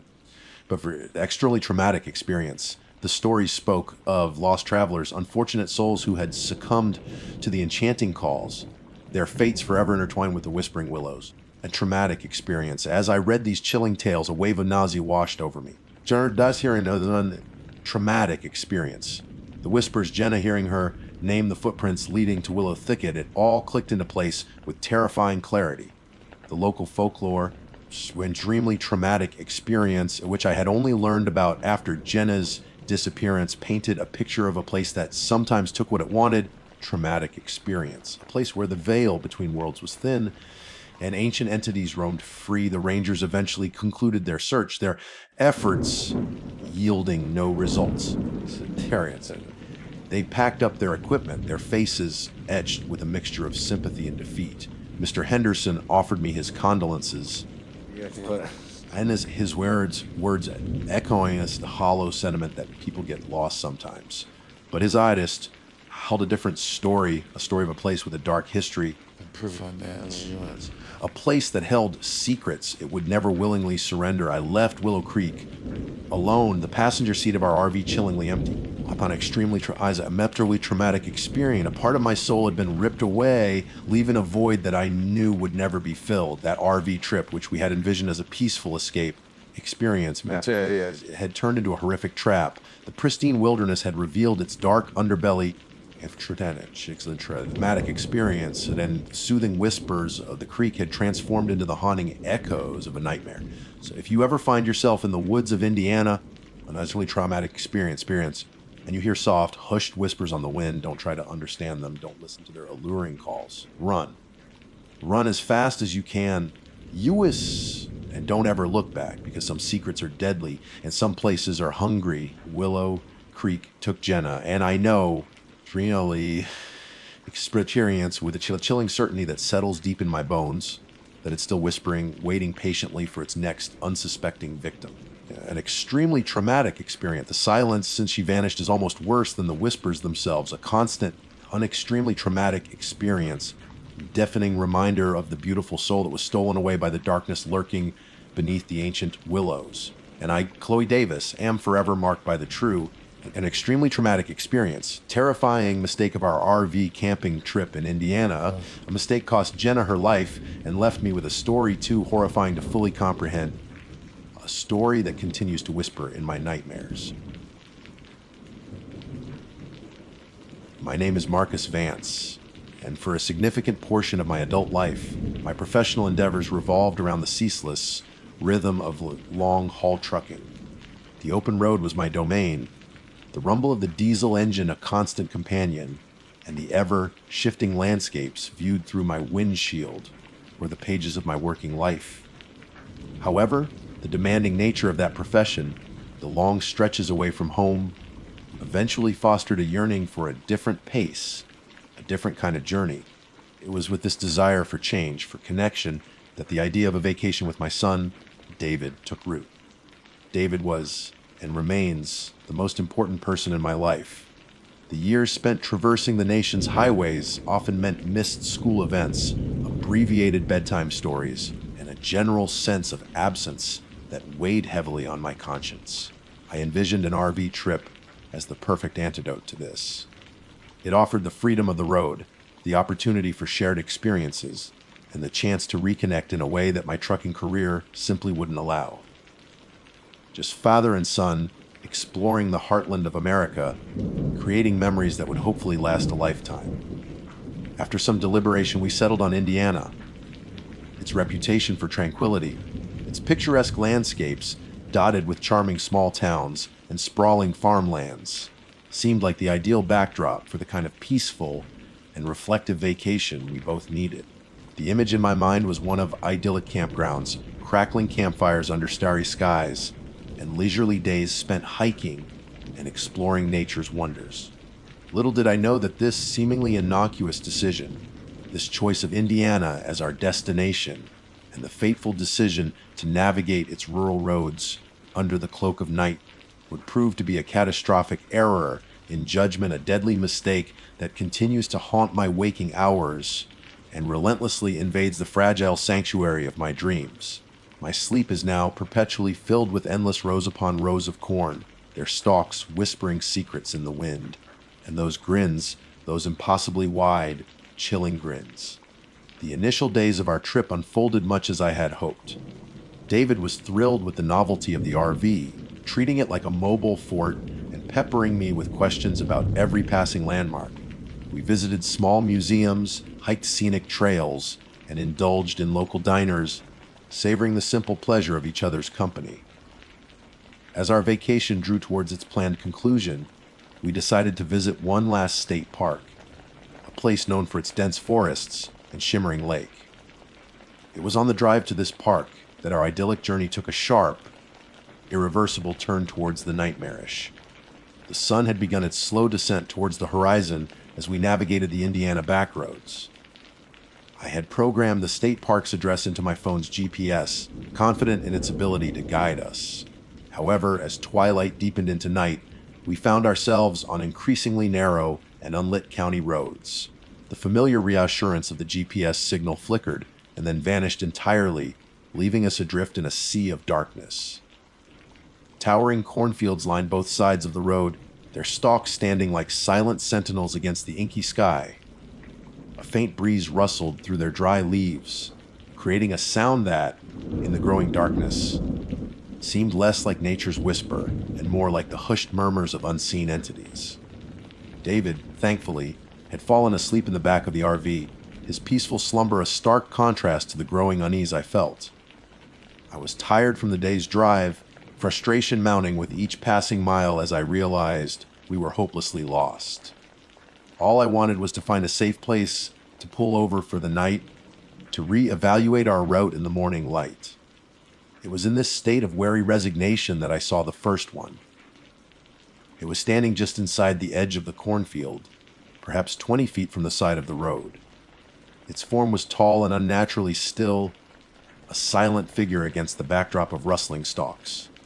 My initial thought was that it was a scarecrow, some bizarrely realistic effigy left to guard the fields. I slowed the RV, my headlights cutting through the darkness, illuminating the figure more clearly. As the beam swept across it, I saw the face. It was pale, almost luminous in the dim light, with wide, dark eyes that seemed to absorb the surrounding darkness. And then there was the grin. It was not the friendly curve of lips that signifies amusement or joy. This was something altogether different, something profoundly disturbing. The grin was stretched impossibly wide, far beyond the natural limits of human anatomy. It revealed rows upon rows of teeth, far too many teeth, sharp and gleaming even in the limited light. There was no warmth in that expression, no hint of mirth. Instead, it conveyed a sense of predatory awareness, a knowing rictus that seemed to pierce through me. A primal fear gripped me, a cold dread that seeped into my very bones. Without conscious thought, my foot slammed down on the accelerator, the RV lurching forward as I desperately sought to put distance between us and that horrifying figure. "Dad, what's wrong?" David mumbled from the back, his voice thick with sleep as he was jolted awake by the sudden acceleration. I tried to sound calm, projecting a reassurance I certainly didn't feel. "Nothing, son. Just thought I saw a deer." My attempt at nonchalance felt weak and unconvincing even to my own ears. But the image of that pale face and that grotesque grin was seared into my mind. It was an image that would replay in my thoughts for years to come, a harbinger of the terror that was yet to unfold. A mile or so down the road, I saw another one. This time it was on the opposite side, standing just within the tree line where the cornfield met the shadowy woods. Same unnerving stillness, same pale, luminous face, same impossibly wide, horrifying grin. Then, a little further on, there was another. And then another. They weren't moving, not even swaying in the breeze. They simply stood there, silent sentinels of the corn, their fixed grins seeming to follow our progress, their dark eyes reflecting the headlights like pools of black ink. There was an unnerving intelligence in their stillness, a palpable sense of patient menace that sent shivers down my spine. My initial instinct was to floor the accelerator and get as far away from those unsettling figures as possible. I gripped the steering wheel tightly, my knuckles white with tension, my gaze darting between the road ahead and the rearview mirror, half expecting to see them somehow keeping pace with us. The RV, thankfully, responded to the increased speed, its engine roaring in protest as we hurtled down the narrow, winding road. David, now fully awake, sat pressed against the passenger window, his small face etched with confusion and a dawning sense of fear. "Dade, who are those people?" he whispered, his voice trembling slightly. "Why are they just standing there? And why are they smiling like that?" His innocent questions hung in the air, heavy with the unspoken dread that filled the RV. I didn't have an answer for him. No logical explanation for the bizarre and terrifying sight we had just witnessed. How could I explain the unnatural stillness, the luminous pallor of their skin, and that horrifying predatory grin? To tell him it was just his imagination would be a blatant lie, and to voice my own growing fears would only serve to amplify his terror. So I remained silent, focusing on the road ahead, desperately hoping to reach a main highway, a town, any sign of civilization that would dispel this growing nightmare. But the endless rows of corn continued, stretching as far as the eye could see, illuminated only by the weak beams of our headlights. The darkness beyond the road seemed to press in on us, a suffocating blanket punctuated only by the occasional, unsettling rustle of the corn stalks. Each shadow seemed to take on a sinister shape. Each flicker of movement in my peripheral vision sent a jolt of anxiety through me. I kept glancing at the rearview mirror, half expecting to see those pale faces and wide grins looming behind us. But thankfully, the road behind remained empty. Yet, the feeling of being watched, of being followed by unseen eyes, persisted, a chilling weight in the pit of my stomach. As we continued our frantic drive, the frequency of the sightings increased. They were no longer solitary figures. Now they appeared in pairs, in small groups, always standing just within the edge of the corn, their silent gazes fixed on us. Some were closer to the road than others, their pale faces eerily illuminated by our passing headlights. Their stillness was unnerving, almost statuesque, yet there was an undeniable sense of life, of awareness behind those dark, wide eyes. And the grins, each one was identical, a grotesque caricature of a smile that sent shivers down my spine. It was a grin that spoke not of happiness, but of something ancient, something malevolent, something utterly inhuman. I pushed the RV harder, willing it to go faster, desperate to escape the oppressive presence of those grinning figures. My heart pounded in my chest, a frantic drumbeat against the rising tide of panic. David remained silent beside me, his gaze fixed on the passing cornfields, his earlier questions replaced by a quiet, wide-eyed fear. I could feel his small hand trembling as it clutched my arm. I squeezed his hand reassuringly, trying to convey a confidence I didn't possess. Then, just as a sliver of hope began to flicker within me, a faint glimmer of light on the horizon that might signify a town, the RV's engine sputtered. It coughed, choked, and then with a final, despairing sigh, died completely. The sudden silence was deafening, broken only by the whooshing sound of the wind as we coasted to a stop on the deserted road. We were surrounded by the whispering corn, the rustling stalks now seeming to mock our predicament. The darkness was absolute, the faint light on the horizon now agonizingly distant. Panic threatened to overwhelm me. We were stranded miles from anywhere on a dark, unlit road bordered by endless fields of corn, and those things were out there. I could feel their presence, a tangible weight in the darkness. Beyond the reach of our now dying headlights, I couldn't see them clearly. But I knew they were there, closer now, their silent vigil intensified by our immobility. The image of those stretched, grinning faces seemed to float in the blackness, mocking our helplessness. Adrenaline surged through me. I quickly locked all the doors, my mind racing, searching for a solution. I grabbed the heavy-duty flashlight from the glove compartment, its weight a small comfort in the face of the unknown. Stay here, David, I said, my voice strained, trying to sound braver than I felt. I'm going to take a look at the engine. But even as the words left my lips, I knew it was a futile gesture. I had no mechanical expertise, and even if I did, the thought of stepping out into that darkness, into the potential midst of those grinning figures, filled me with a terror I had never before experienced. I hesitated, my hand hovering over the door handle. We stayed in that RV all night, trapped in a cocoon of fear. Every rustle of corn, every creak of the vehicle's frame sent jolts of terror through us. The silence was punctuated by David's quiet sobs, a heartbreaking reminder of the innocent life I had unwittingly put in danger. At one point, I heard a soft, almost imperceptible tapping on the window right next to where David was huddled. My heart leaped into my throat. I shone the flashlight towards the window, my hand trembling, but there was nothing there. Just the endless rows of corn, their stalks swaying gently in the breeze, and the overwhelming, suffocating feeling of being watched by 1,000 unseen, grinning faces. The longest night of my life slowly bled into a gray and unwelcoming dawn. The first hint of light filtering through the RV windows brought a sliver of relief, but the terror lingered, a heavy residue in the air. As the darkness receded, I cautiously peered out of the windows. The figures were gone. The cornfield stood silent, swaying gently in the morning breeze, looking deceptively normal in the pale light.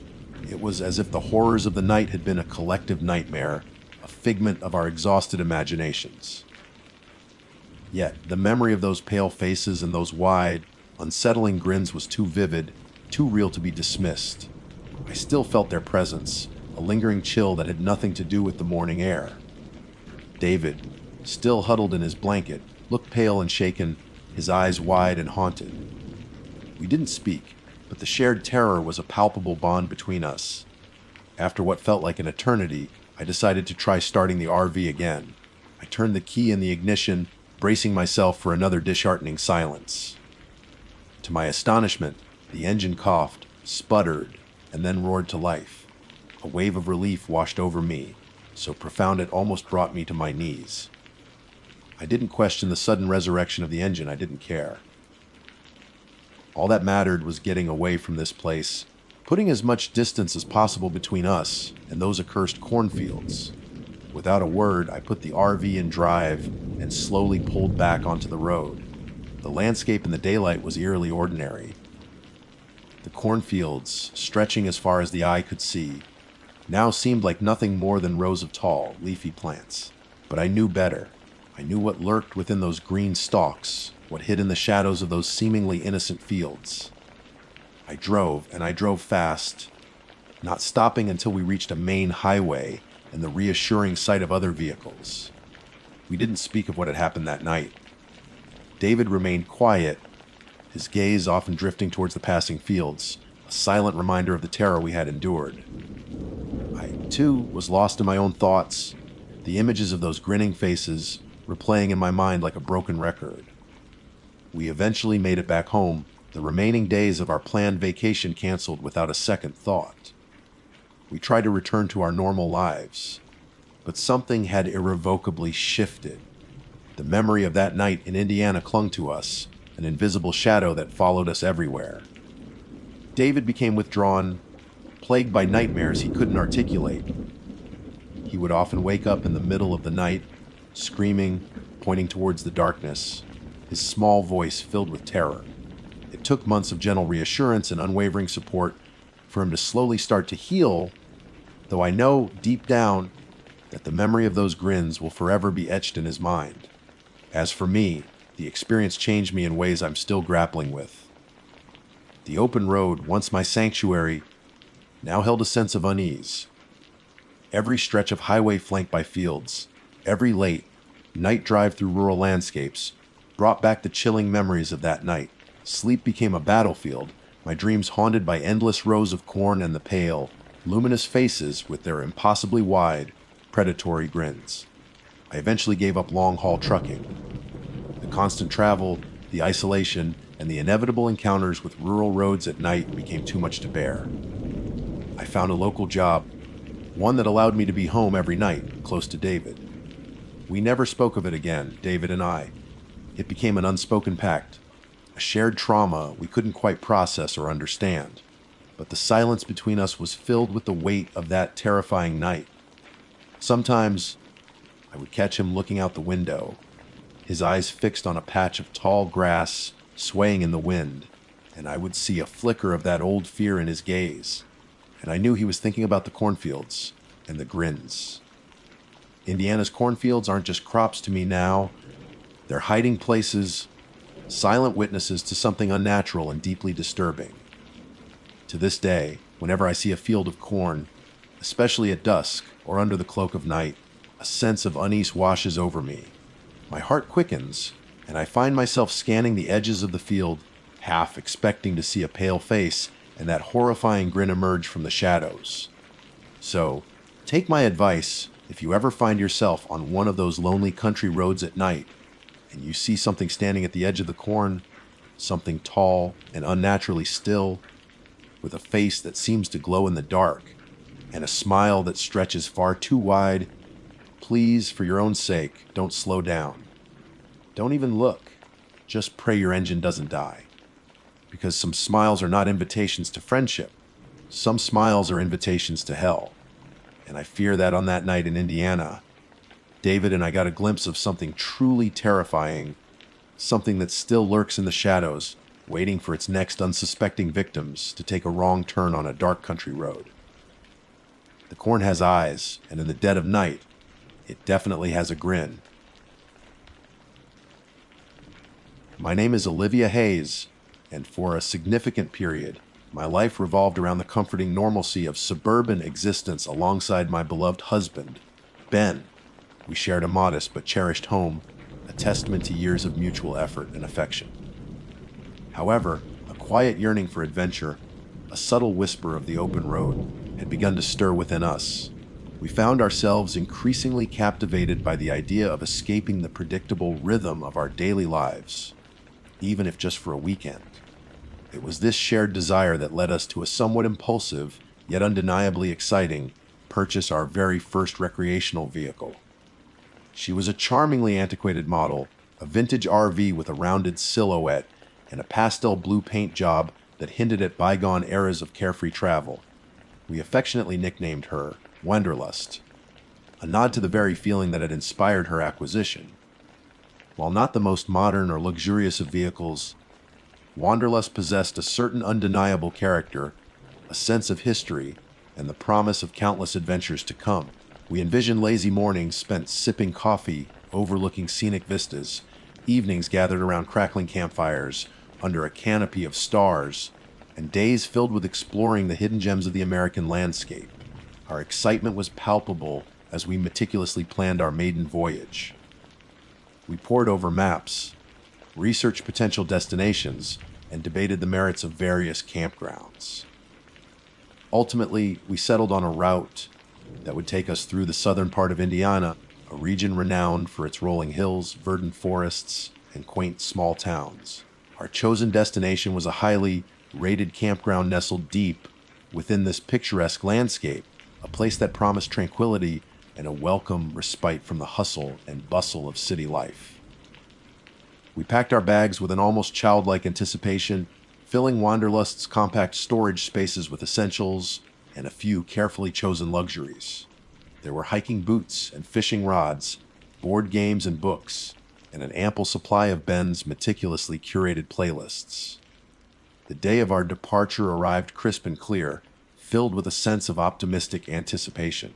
We waved goodbye to our familiar street, a feeling of liberation washing over us as Wanderlust rumbled gently beneath us. The initial hours of our journey were idyllic. The Indiana countryside unfolded before us in a tapestry of vibrant colors, the autumn foliage painting the landscape in hues of red, gold, and russet. We sang along to our favorite songs, shared stories and laughter, and marveled at the simple pleasure of being together, unburdened by the demands of work and routine. Ben, ever the enthusiastic navigator, pointed out landmarks and shared interesting tidbits about the areas we passed through. I busied myself with taking photographs, a attempting to capture the beauty of our surroundings and preserve the memories of our first adventure. As the sun began its descent, casting long shadows across the winding country roads, we felt a comfortable sense of contentment. We were making good time, and the campground was well within our reach before nightfall. We discussed our plans for the following day, envisioning a leisurely hike through the woods and perhaps an evening spent stargazing, far removed from the light pollution of the city. Little did we know that our idyllic journey was about to take a terrifying and irreversible turn. It was approximately an hour after sunset when the first signs of trouble began to manifest. Wanderlust, who had been chugging along reliably, suddenly started to sputter and lose power. Ben, ever the pragmatist and possessing a knack for all things mechanical, initially suspected a minor issue with the fuel line. He remained optimistic, assuring me that it was likely a simple fix and that we would be back on our way in no time. We pulled over to the side of the road, the shoulder narrow and uneven. A faded green sign stood sentinel nearby, bearing the stark and unassuming inscription, mile marker 1320. As Ben set about inspecting the engine, a growing sense of unease began to creep over me. The air was unnervingly still, the silence broken only by the incessant chirping of crickets, a sound that under normal circumstances would have been soothing, but here felt almost oppressive. The darkness that enveloped us was absolute, the woods on either side of the road appearing as impenetrable black walls, their depths concealing unseen mysteries. Adding to our growing discomfort was the complete absence of cell phone service. Our modern lifeline to the outside world was gone, leaving us feeling isolated and vulnerable. Ben, his brow furrowed in concentration, tinkered with the engine, his movements illuminated by the beam of his flashlight.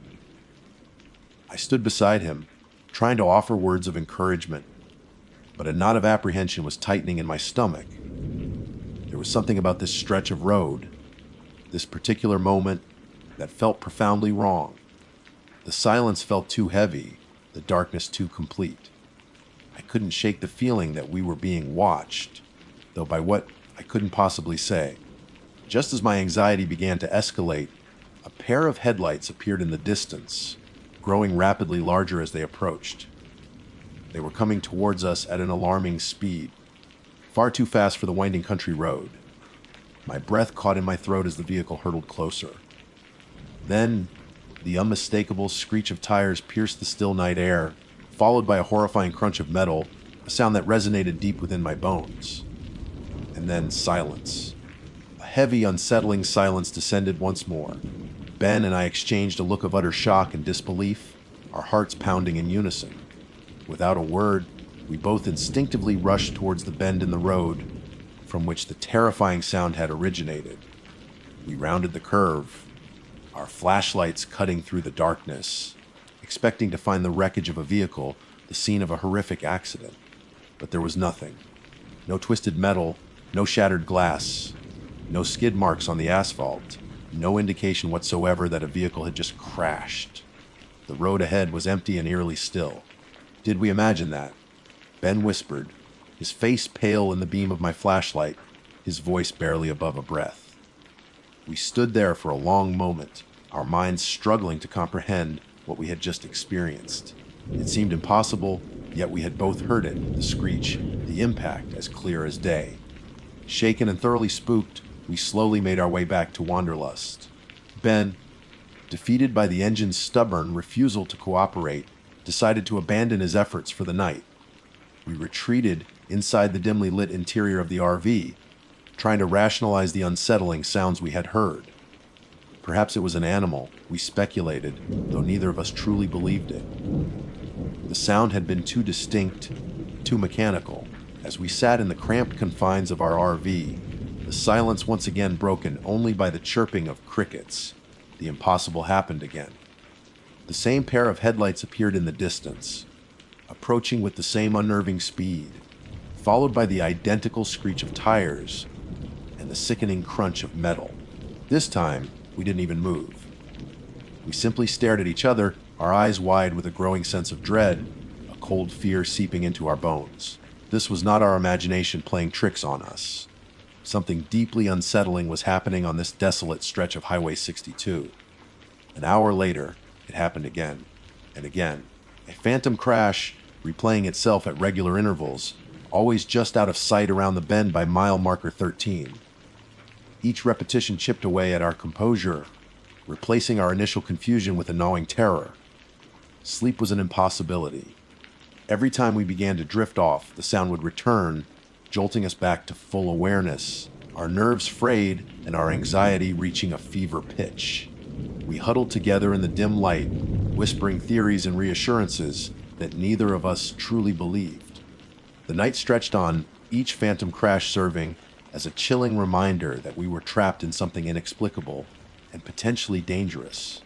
We knew, with a growing certainty, that our maiden voyage had taken a terrifying and unforeseen detour into the realm of the truly unknown. Sometime after the fourth, or perhaps the fifth replay of the phantom crash, the relentless repetition began to erode Ben's pragmatic composure, replacing it with a desperate, almost frantic need to understand the source of the terrifying phenomenon. He paced the narrow confines of the RV, his frustration and anxiety palpable. The rational explanations we had initially clung to stray animals, the wind playing tricks. Some kind of auditory hallucination had long since dissolved in the face of the persistent and eerily consistent sounds. Finally, driven by a surge of desperate resolve, Ben announced his intention to investigate. "I can't take this anymore, Liv," he said, his voice tight with a mixture of fear and determination. "I have to see what's causing that sound."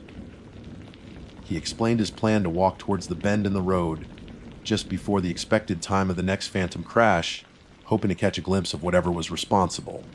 My heart leaped into my throat at his words. A wave of icy dread washed over me. "No, Ben, please don't," I begged him, my voice trembling. "It's not safe. We don't know what's out there." My mind conjured up all sorts of terrifying possibilities: a reckless driver, a dangerous animal, or something far more sinister that we couldn't even begin to comprehend. The thought of him venturing out into the inky blackness alone filled me with a paralyzing fear. But Ben was resolute. The endless cycle of the phantom crash had clearly pushed him to his breaking point. He grabbed the heavy maglite from the counter, its metallic cylinder feeling cold and substantial in his hand. "Stay here. Liv. Lock the door," he instructed, his eyes meeting mine with a mixture of concern and unwavering resolve. "I'll be careful.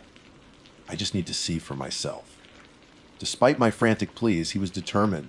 He gave me a quick, reassuring kiss on the forehead, his touch fleeting and somehow final. Then he turned and disappeared out the RV door, the beam of his flashlight cutting a swath through the oppressive darkness as he walked towards the bend in the road, the site of the recurring phantom accident. I watched him go, my breath held captive in my chest, every nerve in my body screaming in protest. I double-locked the RV door as he had instructed, though the flimsy lock offered little real comfort against the unknown terrors that lurked outside. I pressed my face against the small window, straining my eyes to follow the fading beam of his flashlight as it bobbed along the shoulder of the highway. Then he was gone, swallowed by the darkness beyond the reach of our RV's dim interior lights. The minutes that followed stretched into an eternity. I paced the confined space, my anxiety mounting with each passing second. The silence outside seemed even heavier now, punctuated only by the frantic thumping of my own heart. I kept glancing at my watch, willing the time to move faster, desperate for Ben to return and dispel the suffocating fear that had taken root within me. Just as I was beginning to succumb to the chilling realization that he had been gone far longer than anticipated, I heard it again. The familiar approach of headlights, growing louder with terrifying speed. The high-pitched screech of tires ripped through the stillness of the night, followed by the sickening crunch of metal. But this time, there was something else. This time, the sound of the crash was immediately followed by a blood-curdling scream. Ben's scream. The sound was raw, primal, filled with unimaginable terror and pain. It was a sound that would forever be etched into the deepest recesses of my memory, a sound that would haunt my waking hours and invade my nightmares for years to come. In that instant, my fear for the unknown transformed into a desperate, all-consuming panic. Without a second thought for my own safety, I threw open the RV door and ran out onto the highway, shouting Ben's name into the darkness. "Ben! Are you all right?" My voice echoed in the stillness, swallowed by the vast expanse of the night. I ran towards the bend in the road, my legs pumping furiously, my breath coming in ragged gasps. The road was empty, utterly, terrifyingly empty. There was no sign of Ben, no overturned vehicle, no wreckage of any kind. The woods on either side of the highway remained silent and impenetrable, their darkness concealing whatever horrors might lie within. I stumbled to a halt at the exact spot where I believed the crash had occurred, my flashlight beam frantically scanning the surrounding area. "Ben," I cried out again, my voice cracking with fear and desperation. Only the chirping of crickets answered me. I searched frantically, my flashlight beam cutting through the oppressive darkness, desperately trying to find any trace of him. I called his name again and again, my voice growing hoarse with each desperate plea. I ventured to the edge of the woods, peering into the black depths, but I couldn't bring myself to go any further. The darkness there felt alive, malevolent, as if unseen eyes were watching my every move. Time seemed to lose all meaning as I stumbled back and forth along the deserted stretch of highway, my hope dwindling with each passing minute. The first faint hint of dawn began to paint the eastern sky a pale, ethereal gray. Exhausted, terrified, and on the verge of complete despair, I continued my frantic search until the growing light revealed the horrifying truth: Ben was gone, vanished without a trace. The only witness to his disappearance was that damned mile marker, standing silent and indifferent beside the road, as if mocking my frantic efforts. As the sun finally broke over the horizon, casting long shadows across the empty highway, I saw a pair of headlights approaching in the distance. Relief washed over me, quickly followed by a renewed wave of anxiety. It was a state trooper's vehicle, its blue and red lights flashing silently as it pulled over beside my stranded RV. The officer, a young man with a wary expression, approached me cautiously. I poured out my story in a rush of desperate words, recounting the sputtering engine, the phantom crashes, Ben's courageous but ultimately fatal decision to investigate, and his terrifying scream. The trooper listened patiently, his expression unchanging, but his eyes held a weary skepticism that did not escape my notice. He informed me that there were old stories surrounding this particular stretch of road, tales of unexplained accidents and disappearances, whispers of a place touched by tragedy. However, he emphasized that there was nothing concrete, no official record of any recent incidents. Probably just a bear got him, he offered, his tone utterly unconvincing, a dismissive explanation that sent a fresh wave of despair crashing over me. They never found Ben. Despite an extensive search of the area, there was no sign of him, no trace of his presence other than his flashlight lying abandoned near the edge of the woods. The state trooper, after a cursory examination of the area and a few polite but ultimately fruitless questions, eventually departed, leaving me standing alone beside the highway with the rising sun casting a harsh light on my despair. His parting words, the dismissive suggestion of a bear attack, echoed in my mind a cruel and inadequate explanation for the terror I had witnessed and the profound loss I had suffered. I knew, with a certainty that defied logic or reason, that a bear had not lured Ben to his death with the sound of a phantom car crash. Something else had happened there, something ancient and malevolent, something that the trooper, with all his training and experience, could not or would not acknowledge. The following days were a blur of grief, confusion, and a persistent, gnawing fear. The authorities conducted a more thorough search of the area, but as the trooper had predicted, they found nothing. No footprints leading into the woods, no signs of a struggle, no shred of evidence to explain Ben's sudden and inexplicable disappearance. They treated me with a mixture of sympathy and thinly veiled suspicion, their eyes asking unspoken questions about my account of the phantom crash and Ben's ill-fated investigation. I repeated my story countless times, each retelling stripping away another layer of my emotional resilience, leaving me feeling raw and exposed. Eventually, the search was called off. The official explanation, the one whispered in hushed tones by the local authorities, was that Ben had likely wandered off into the dense woods and become lost, perhaps succumbing to the elements or a wild animal. It was a convenient narrative, one that offered a semblance of closure without requiring them to confront the truly bizarre and unsettling nature of what had occurred. But I knew the truth. I knew what I had heard, and I knew in my heart that Ben had not simply wandered off. The RV, our beloved wanderlust, became a painful reminder of our shattered dreams and the idyllic weekend that had turned into a living nightmare. I couldn't bear to look at it, its cheerful blue exterior now a symbol of loss and terror. With a heavy heart, I made the decision to sell it. The process was agonizing, each interaction with potential buyers feeling like a betrayal of the memories we had briefly created. But I couldn't keep it. Its presence was a constant, visceral reminder of Ben and the horrifying circumstances of his disappearance. Life after Ben's vanishing act became a muted, desolate landscape.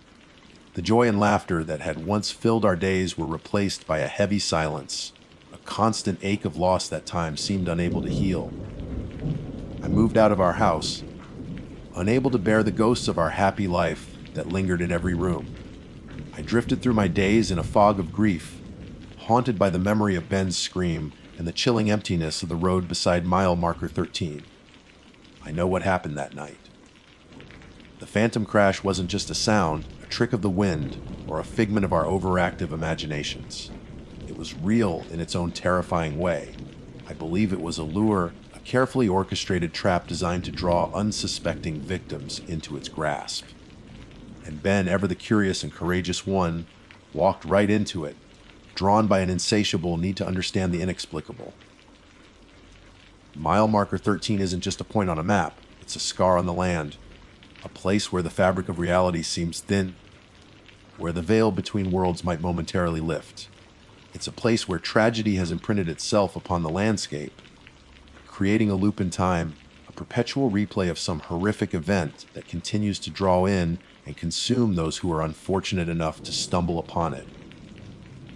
Sometimes, in the dead of night, I still hear the faint echo of tires screeching and the sickening crunch of metal in my dreams. And then I hear his scream. I wake up in a cold sweat, my heart pounding, the terror feeling as fresh and real as it did on that fateful night. I know I will never truly escape the memory of what happened on that lonely stretch of highway in Indiana. So, if you ever find yourself driving through southern Indiana and your RV starts to sputter and lose power, and you happen to see that faded green sign marking mile marker 13, please heed my warning. Do not stop. Do not investigate any strange sounds. Pray to whatever powers you believe in that you can get your vehicle moving again before the show starts, because some performances demand an audience, and sometimes they demand a participant. And once you become part of that deadly performance, there may be no escape. The road may look empty, but trust me, it isn't. Mile marker 13 is waiting, and it's always looking for its next victim. My name is Liam Carter, and what I am about to recount is not a work of fiction. This is the true and unsettling account of a recreational vehicle, RV camping trip in the state of Indiana that my partner, Jess, and I embarked upon some time ago. We had recently acquired the Wanderer, a pre-owned but generously sized RV that we believed would serve as the perfect vessel for our long-held ambition of traversing the country. Our inaugural extended voyage was meticulously planned to take us through the American Midwest, with Indiana being our initial destination. The acquisition of the Wanderer had felt like a stroke of remarkable fortune. The price was significantly lower than comparable models we had researched, a fact that, in hindsight, casts a long and ominous shadow over the entire experience. What we failed to comprehend at the time was that the Wanderer was not merely a mode of transportation. It was, unbeknownst to us, a sinister snare, and our decision to take it to the seemingly tranquil landscapes of Indiana proved to be a catastrophic misjudgment. the most perilous mistake of our lives. The unsettling occurrences began on the third day of our trip. We had chosen to park the Wanderer at a secluded, privately operated campground nestled in the rural expanse of Indiana, a place characterized by a dense canopy of trees that far outnumbered the human presence. The first indication that something was amiss was an unusual olfactory sensation, a subtle yet persistent coppery, metallic odor that permeated the interior of the RV. It was reminiscent of aged copper coins or the faint, unmistakable scent of blood. Initially, we dismissed it as an oddity. We diligently ventilated the RV, opened all the windows and the roof vents, and meticulously inspected every nook and cranny for any signs of leaks, rust, or any other plausible source. Our efforts yielded nothing concrete. Jess, ever the pragmatist with a touch of dark humor, quipped that it must be the ghost of RV's past. Her attempt at levity, however, did little to assuage the growing unease that was beginning to take root within me. The following morning, the subtle unease escalated into tangible concern. As I was tidying up, I noticed a small, peculiar dark stain on the linoleum floor near the rear bunk, the designated space where we typically stored our camping gear and other travel essentials. The stain possessed a distinct reddish, brown hue and felt strangely sticky to the touch. I immediately attempted to clean it, but to my dismay, it appeared to have deeply penetrated the surface of the flooring. Must have spilled something without realizing. Jess offered as a possible explanation, but her words lacked conviction, and for good reason. Both of us were fastidious about maintaining the cleanliness of our mobile home. Accidental spills of this nature were highly improbable. Later that same day, a second, far more disturbing stain materialized. This one appeared on the wall paneling adjacent to the minuscule bathroom. Its size was considerably larger than the first, and its color was unequivocally that of dried blood. The faint coppery smell that had initially been almost imperceptible had now intensified, becoming a noticeable and unsettling presence within the confines of the RV. At this point, a palpable sense of panic began to grip us. We embarked on a frantic and exhaustive search of the Wanderer, driven by a desperate need to find a rational explanation for the increasingly bizarre phenomena. We tore apart every conceivable section of the RV, emptying cupboards, lifting mattresses, and peering into every crevice, hoping to discover a deceased animal, a hidden plumbing leak, or any other logical source of the stains. Our frantic efforts, however, yielded nothing but further anomalies. More stains continued to appear, seemingly spontaneously, in the most unexpected and random locations on the ceiling, inside a previously untouched kitchen cupboard, and even on the dashboard, a place where any form of liquid spillage seemed highly unlikely. These were not mere drips or splatters. They seemed to emanate, inexplicably, from the very fabric and materials of the RV itself. The polished wood veneer on the walls seemed to weep this viscous, crimson substance. The linoleum flooring appeared to sweat droplets of dark, sticky fluid. Jess, who had initially tried to maintain a semblance of composure, was now visibly distressed, her emotional state rapidly deteriorating. "This isn't normal, Liam," she kept repeating, her voice trembling with a mixture of fear and disbelief. Her simple statement resonated with the chilling truth that we were confronting something far beyond the realm of ordinary experience. That night, the unsettling events took a dramatic and terrifying turn for the worse. We were huddled together on the main bed, a shared space that now felt like the only tenuous sanctuary in our increasingly hostile mobile home. Sleep was an impossibility, our minds racing with fear and bewilderment. It was during this agonizing vigil that we heard a soft, sickeningly wet, tearing sound. The sound seemed to originate from the back of the RV, in the vicinity of the bunk area where the first stains had appeared. My immediate instinct was to investigate. I cautiously reached for the powerful flashlight we kept beside the bed and directed its beam towards the source of the disturbing noise. What the light revealed sent a jolt of pure terror through my veins. A long, jagged, dark fissure had inexplicably appeared in the wood, paneled wall at the rear of the RV, and from this freshly formed rupture, a thick, viscous, Dark red substance was slowly oozing, like sluggish sap seeping from a deeply wounded tree. It dripped onto the floor with a sickening, wet plop, each sound echoing in the tense silence of the night, amplifying the sheer horror of the situation. There was no longer any room for doubt. No logical explanation could suffice. The Wanderer was, in some inexplicable and terrifying way, bleeding. Our immediate reaction was one of primal fear and utter disbelief. We scrambled off the bed in a chaotic flurry, tripping over our belongings in our desperate haste to escape the confines of the RV. Every rational thought had evaporated, replaced by a singular, overwhelming urge to put as much distance as possible between ourselves and the bleeding vehicle. We didn't stop to gather our possessions, our phones, or even our shoes. We simply fled into the night, the chilling image of the oozing fissure burned into our minds. Our bare feet pounded against the gravel path of the campground as we ran, our breath coming in ragged gasps. The only destination we had in mind was the small, dimly lit office building we had passed upon our arrival. We burst through the door, babbling incoherently to the startled night manager, a young man who looked as though he'd been jolted awake from a deep sleep. "Help us!" Our RV. It's bleeding," I managed to stammer out, my voice hoarse and trembling. Jess stood beside me, her face pale and contorted with terror, clutching my arm with a grip that was almost painful. The night manager, understandably, looked at us as though we had completely lost our minds. He blinked at us in confusion, his initial expression of annoyance slowly giving way to concern as he registered the genuine panic in our voices and the wild look in our eyes.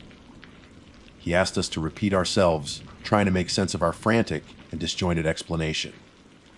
We recounted the strange smells, the inexplicable stains, and finally, the horrifying sight of the blood, like substance seeping from the wall. He listened with a growing look of skepticism. But eventually, seeing our genuine distress, he agreed to accompany us back to our campsite to investigate. He grabbed a powerful flashlight from behind the counter and, with a hesitant shrug, led the way. As we approached the Wanderer, the darkness seemed to press in around us. The familiar sounds of the night, crickets chirping, leaves rustling in the gentle breeze, now imbued with an unsettling undercurrent. I felt a knot of dread tightening in my stomach. What if it was gone? What if we had imagined it all? The manager's increasing skepticism was starting to sow seeds of doubt in my own mind, despite the vividness of the memory. He cautiously opened the door of the RV, his flashlight beam cutting through the darkness within. We held our breath, bracing ourselves for the gruesome sight that had driven us out in terror. But what we saw defied all logic and understanding. The interior of the Wanderer appeared completely normal. It was clean and orderly, just as we had left it before the horrifying discovery. There were no stains on the floor, no dark marks on the walls, no jagged fissure oozing a viscous, red substance. The air, which just moments ago had been thick with the coppery scent of blood, was now neutral, almost bland. The RV looked exactly as it should, a slightly used but perfectly ordinary mobile home. The night manager turned to us, his expression a mixture of pity and thinly veiled disbelief. He gave us a look that suggested he strongly suspected we were either heavily intoxicated or suffering from some form of shared hallucination brought on by excessive stress. He politely suggested that perhaps we had had too much to drink around the campfire, or that the long journey had taken a greater toll on us than we realized, but we knew what we had seen. The memory of the bleeding wall was too visceral, too real to be dismissed as a mere figment of our imagination. Despite the seemingly normal state of the RV's interior, we flatly refused to go back inside. The sense of violation, the sheer unnaturalness of what we had witnessed, was too profound. We spent the remainder of the night, or rather attempted to spend it, huddled together in the cramped confines of our car. Sleep was elusive, our minds replaying the horrifying events of the evening. Every creak and rustle outside the car sent shivers down our spines. We felt exposed and vulnerable, the sense of security that the Wanderer had once offered now shattered beyond repair. As soon as the first hint of dawn painted the eastern sky, we made a decision. We couldn't stay in that campground, not even for another minute. We called a local towing company and arranged to have the Wanderer hauled to the nearest town. Our destination was a salvage yard. We didn't even want our belongings back. The psychological trauma of the experience far outweighed the value of our possessions. Later that morning, we watched with a grim sense of finality as the Wanderer was slowly and laboriously lifted onto the flatbed tow truck.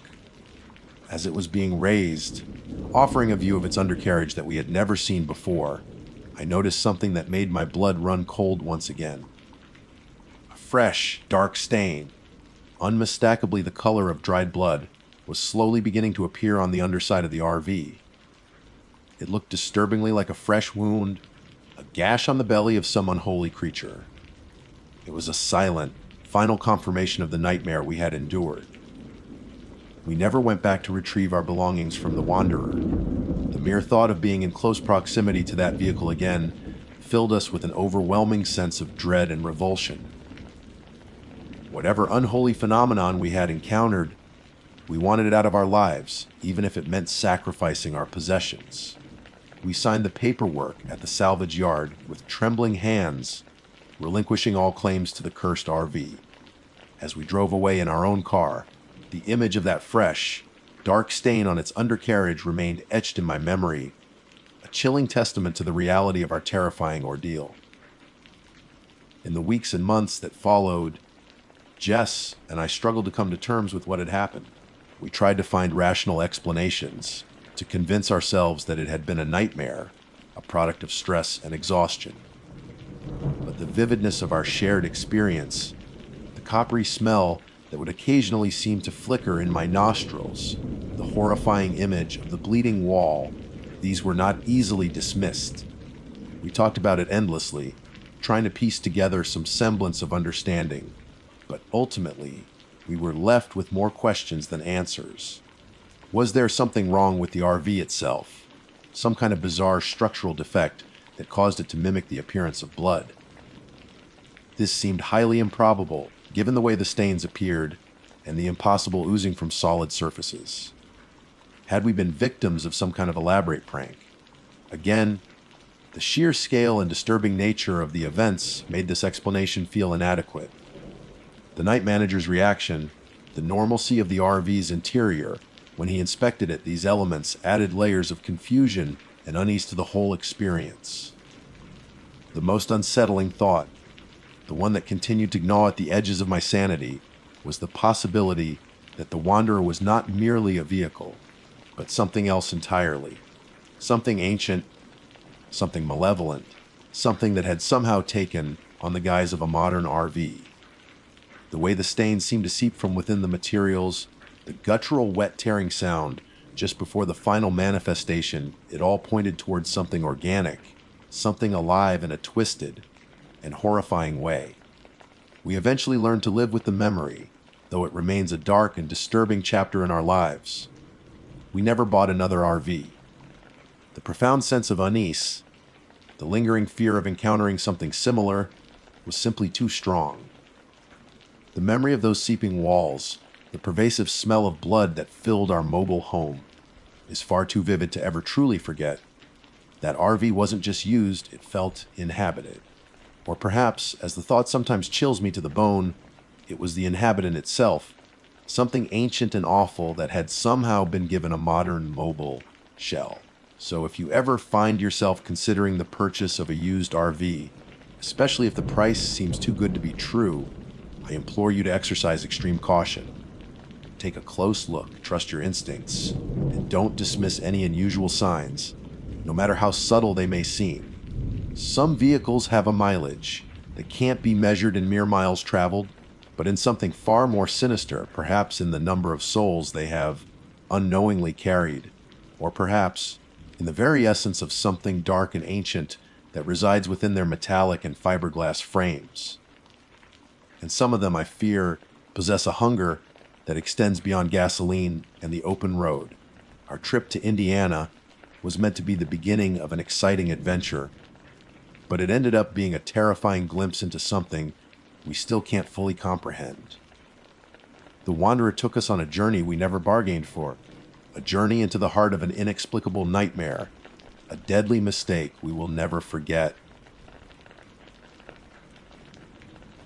My name is Sophia Bell, and until recently, I considered myself an individual with a penchant for the unconventional, particularly when it came to leisure and exploration. My husband, David, shared this enthusiasm, and together, we cultivated an identity as intrepid off-grid adventurers. Our shared ambition was to discover and immerse ourselves in the most secluded and untamed locales that our home state of Indiana had to offer. We sought out those diminishing pockets of wilderness where the ubiquitous signals of modern connectivity, cell towers, the digital hum of the internet faded into an ethereal memory, replaced by the authentic symphony of the natural world. We believed that in these remote havens, we could truly disconnect from the incessant demands of contemporary life and reconnect with each other and the primal essence of nature. It was with precisely this objective in mind that we embarked on what was intended to be a rejuvenating recreational vehicle excursion.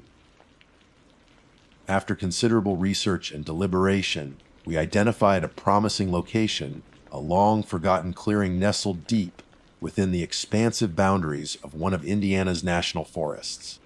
The allure of this particular spot lay in its profound isolation. It promised a level of solitude that felt almost absolute, a stark contrast to the interconnected world we routinely navigated. We envisioned days filled with tranquil exploration, evenings spent under a canopy of stars, untainted by urban light pollution, and a general sense of peaceful detachment from the pressures of our daily routines. However, what began as a pursuit of idyllic isolation gradually transformed into an experience of profound unease, culminating in a series of events that I can only describe as deeply disturbing. The very seclusion we had so ardently sought ultimately morphed into a suffocating confinement, and the RV trip that was meant to be a source of relaxation and reconnection became, in retrospect, a catastrophic error, in judgment, our deadliest mistake. The consequences of our venture extended far beyond the mere absence of cellular service. Something fundamentally shifted during our time in that wilderness, something that profoundly affected my husband, David. Our initial days in the remote clearing were indeed the blissful escape we had anticipated. Liberated from the incessant influx of emails and the intrusive rings of telephone calls, we reveled in the simple pleasure of each other's company amidst the unadulterated beauty of nature. Our RV, a mobile sanctuary we had meticulously outfitted for off-grid living, provided a comfortable and secure base from which to explore our surroundings. We spent our mornings hiking through sun-dappled trails, our afternoons engaged in quiet reading, or simply enjoying the stillness of the forest, and our evenings gathered around a crackling campfire, sharing stories and dreams under the vast star-studded sky. Yet, as the days progressed, a subtle but palpable shift began to occur in the atmosphere. The silence, initially a welcome respite from the noise of civilization, gradually took on a different character. It ceased to be merely the absence of sound, and instead manifested as a tangible presence, a heavy, almost oppressive force that seemed to fill every void. It was as if the very air around us had become thick and expectant, imbued with an unspoken tension that prickled at the edges of my awareness. More concerning was the change I began to observe in David. Usually so animated, so full of conversation and boundless energy, he became increasingly quiet and withdrawn. His once bright eyes seemed to lose their spark, replaced by a distant, almost vacant stare. He would often sit for extended periods, his gaze fixed on the dense trees that surrounded our clearing, his expression unreadable and unsettling. It was as though his attention had been captured by something beyond my perception, something lurking just out of sight within the shadowy depths of the woods.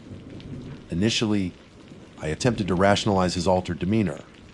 I attributed it to a form of cabin fever, a psychological response to prolonged confinement, even though our cabin possessed the inherent mobility of an RV.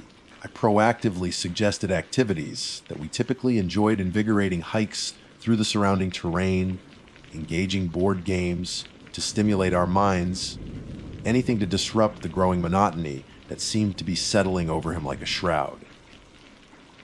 He would invariably comply with my suggestions, albeit with a noticeable lack of his usual enthusiasm. His participation felt perfunctory, his smiles strained, and his eyes retained that unsettlingly distant quality. Even his laughter, once so hearty and genuine, now sounded forced and hollow, devoid of its former warmth and sincerity.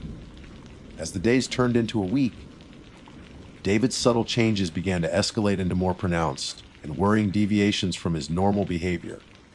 He started experiencing lapses in memory, initially forgetting minor things, such as the location of the coffee mugs or whether we had packed a particular item. These instances were initially dismissible, easily attributed to the change in routine or a momentary distraction. However, the frequency and severity of these memory lapses gradually increased. He began to forget details of recent conversations we had shared, sometimes even mere hours after they had taken place. He would ask me questions about topics we had already thoroughly discussed, or refer to events that had never occurred. These incidents became increasingly disconcerting, chipping away at my attempts to maintain a sense of normalcy. The true turning point, the moment when a vague unease solidified into a tangible dread, occurred approximately 1 week into our ill-fated sojourn.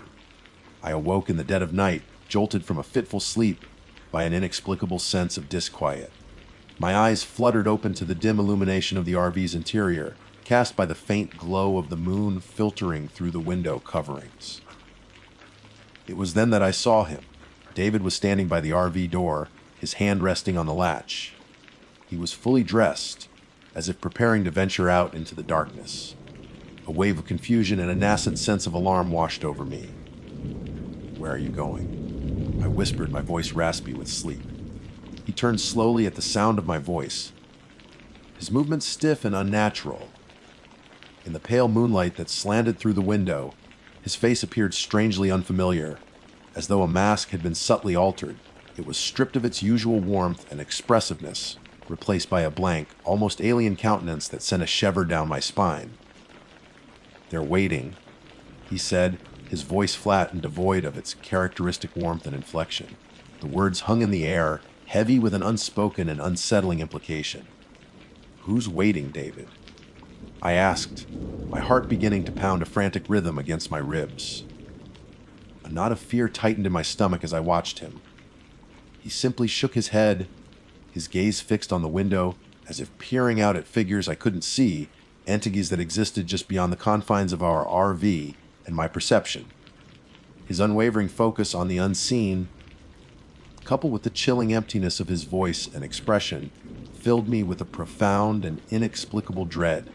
The isolation we had sought had seemingly delivered something we could never have anticipated, something that was now reaching for my husband in the dead of night. Despite the unsettling nature of the encounter, I managed to gently coax David back to bed. He complied without resistance, his movements slow and almost robotic. As he lay beside me, his breathing eventually deepened, suggesting a return to sleep. However, my own mind remained stubbornly awake, replaying the brief but terrifying exchange. Sleep eluded me, replaced by a gnawing anxiety and a growing sense that something was profoundly wrong. The blankness in his eyes, the flat tone of his voice, the chillingly vague pronouncement of "they're waiting," these elements combined to paint a picture far more disturbing than simple cabin fever. The next morning, David awoke as if nothing unusual had transpired. He didn't mention his nocturnal wanderings, and when I tentatively brought up the subject, he looked at me with a bewildered expression, claiming no recollection of leaving the bed or speaking to me. This amnesia, rather than reassuring me, only served to amplify my unease. It was as if his mind had erected a wall around the experience, a defense mechanism against something he couldn't consciously process. But even without the memory of the previous night, David was undeniably different. The subtle spark that had once animated his features was gone, replaced by a dull, lifeless quality. His movements were languid and deliberate, lacking their former spontaneity. He seemed to operate on a different rhythm, slower and more mechanical, like an automaton going through the motions of life. He would respond to my questions with monosyllabic answers, if at all, often simply staring blankly ahead as if lost in some internal world to which I had no access. His appetite, never particularly voracious, dwindled to almost nothing. He would pick at his food listlessly, his eyes vacant, as if the very act of eating required an immense and unbearable effort. It was a horrifying transformation to witness. The man I loved, my adventurous and vibrant partner, was slowly being erased before my very eyes. Layer by agonizing layer, his personality, his warmth, his very essence seemed to be leached away by the oppressive silence of the forest and the unseen, them, he had alluded to in the dead of night. The weight of our isolation, initially a comforting embrace, now felt like a crushing burden, suffocating the very life out of our relationship and David himself. A chilling realization began to dawn within me. We were not alone in the secluded clearing. It wasn't just the absence of the outside world that was affecting David. It was the presence of something else, something intangible and malevolent that had somehow infiltrated our sanctuary and was now preying on his mind, his very soul. The idyllic escape we had envisioned had become a terrifying trap, and we were both ensnared within its invisible grasp. I knew with a certainty that chilled me to the bone that we had to leave. Staying in that place any longer felt like a recipe for disaster, a slow descent into an abyss from which there might be no return. I began to pack frantically, my hands trembling with a mixture of fear and urgency. Clothes were haphazardly thrown into bags. Food supplies were stowed away with little regard for organization, every action fueled by the desperate need to escape the oppressive atmosphere of the forest.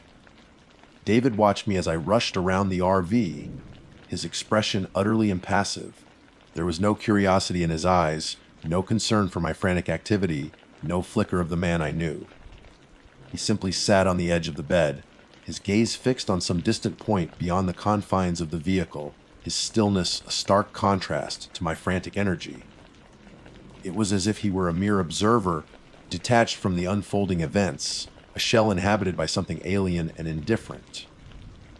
The drive out of that forest was the longest and most agonizing journey of my life. Every mile felt like an eternity, every twist and turn in the winding road a fresh wave of anxiety. David sat beside me in the passenger seat, a stranger occupying my husband's physical form. The silence in the RV was thick with unspoken dread, punctuated only by the rhythmic hum of the engine and my own ragged breathing. I glanced at him frequently, searching for any sign of recognition, any glimmer of the man I loved beneath the vacant mask he now wore. But his gaze remained fixed, his expression unchanging, a chilling testament to the insidious influence of that forgotten place. As we finally emerged from the dense canopy of trees and onto a stretch of road that miraculously yielded a single, fragile bar of cell service on my phone, a wave of desperate relief washed over me. I didn't hesitate. With trembling fingers, I fumbled with my phone and dialed David's doctor, my parents, anyone who might be able to offer help or guidance in this terrifying situation. Each ring felt like an eternity, the faint crackle of the connection a lifeline to the world we had deliberately severed just days before. I poured out my frantic story, my voice thick with emotion, painting a picture of the unsettling transformation I had witnessed in David, the oppressive atmosphere of the woods, and the chilling pronouncements that still echoed in my mind. The responses I received were a mixture of concern and cautious skepticism. Cabin fever, stress, a possible minor stroke. These were the initial explanations offered, rational attempts to make sense of the irrational. But I knew deep in my heart that none of these explanations truly accounted for the profound and disturbing changes I had witnessed in David. This was not a simple case of being cooped up for too long. This was something far more sinister, something that had latched onto him in the suffocating silence of that remote clearing. We eventually made it back to civilization, to the familiar comforts and connections of our everyday lives. David was seen by doctors, underwent numerous tests, and began the slow and arduous process of recovery. Months of therapy followed, coupled with medication prescribed to address what the medical professionals diagnosed as a severe dissociative episode, likely triggered by the extreme isolation and the unusual environment.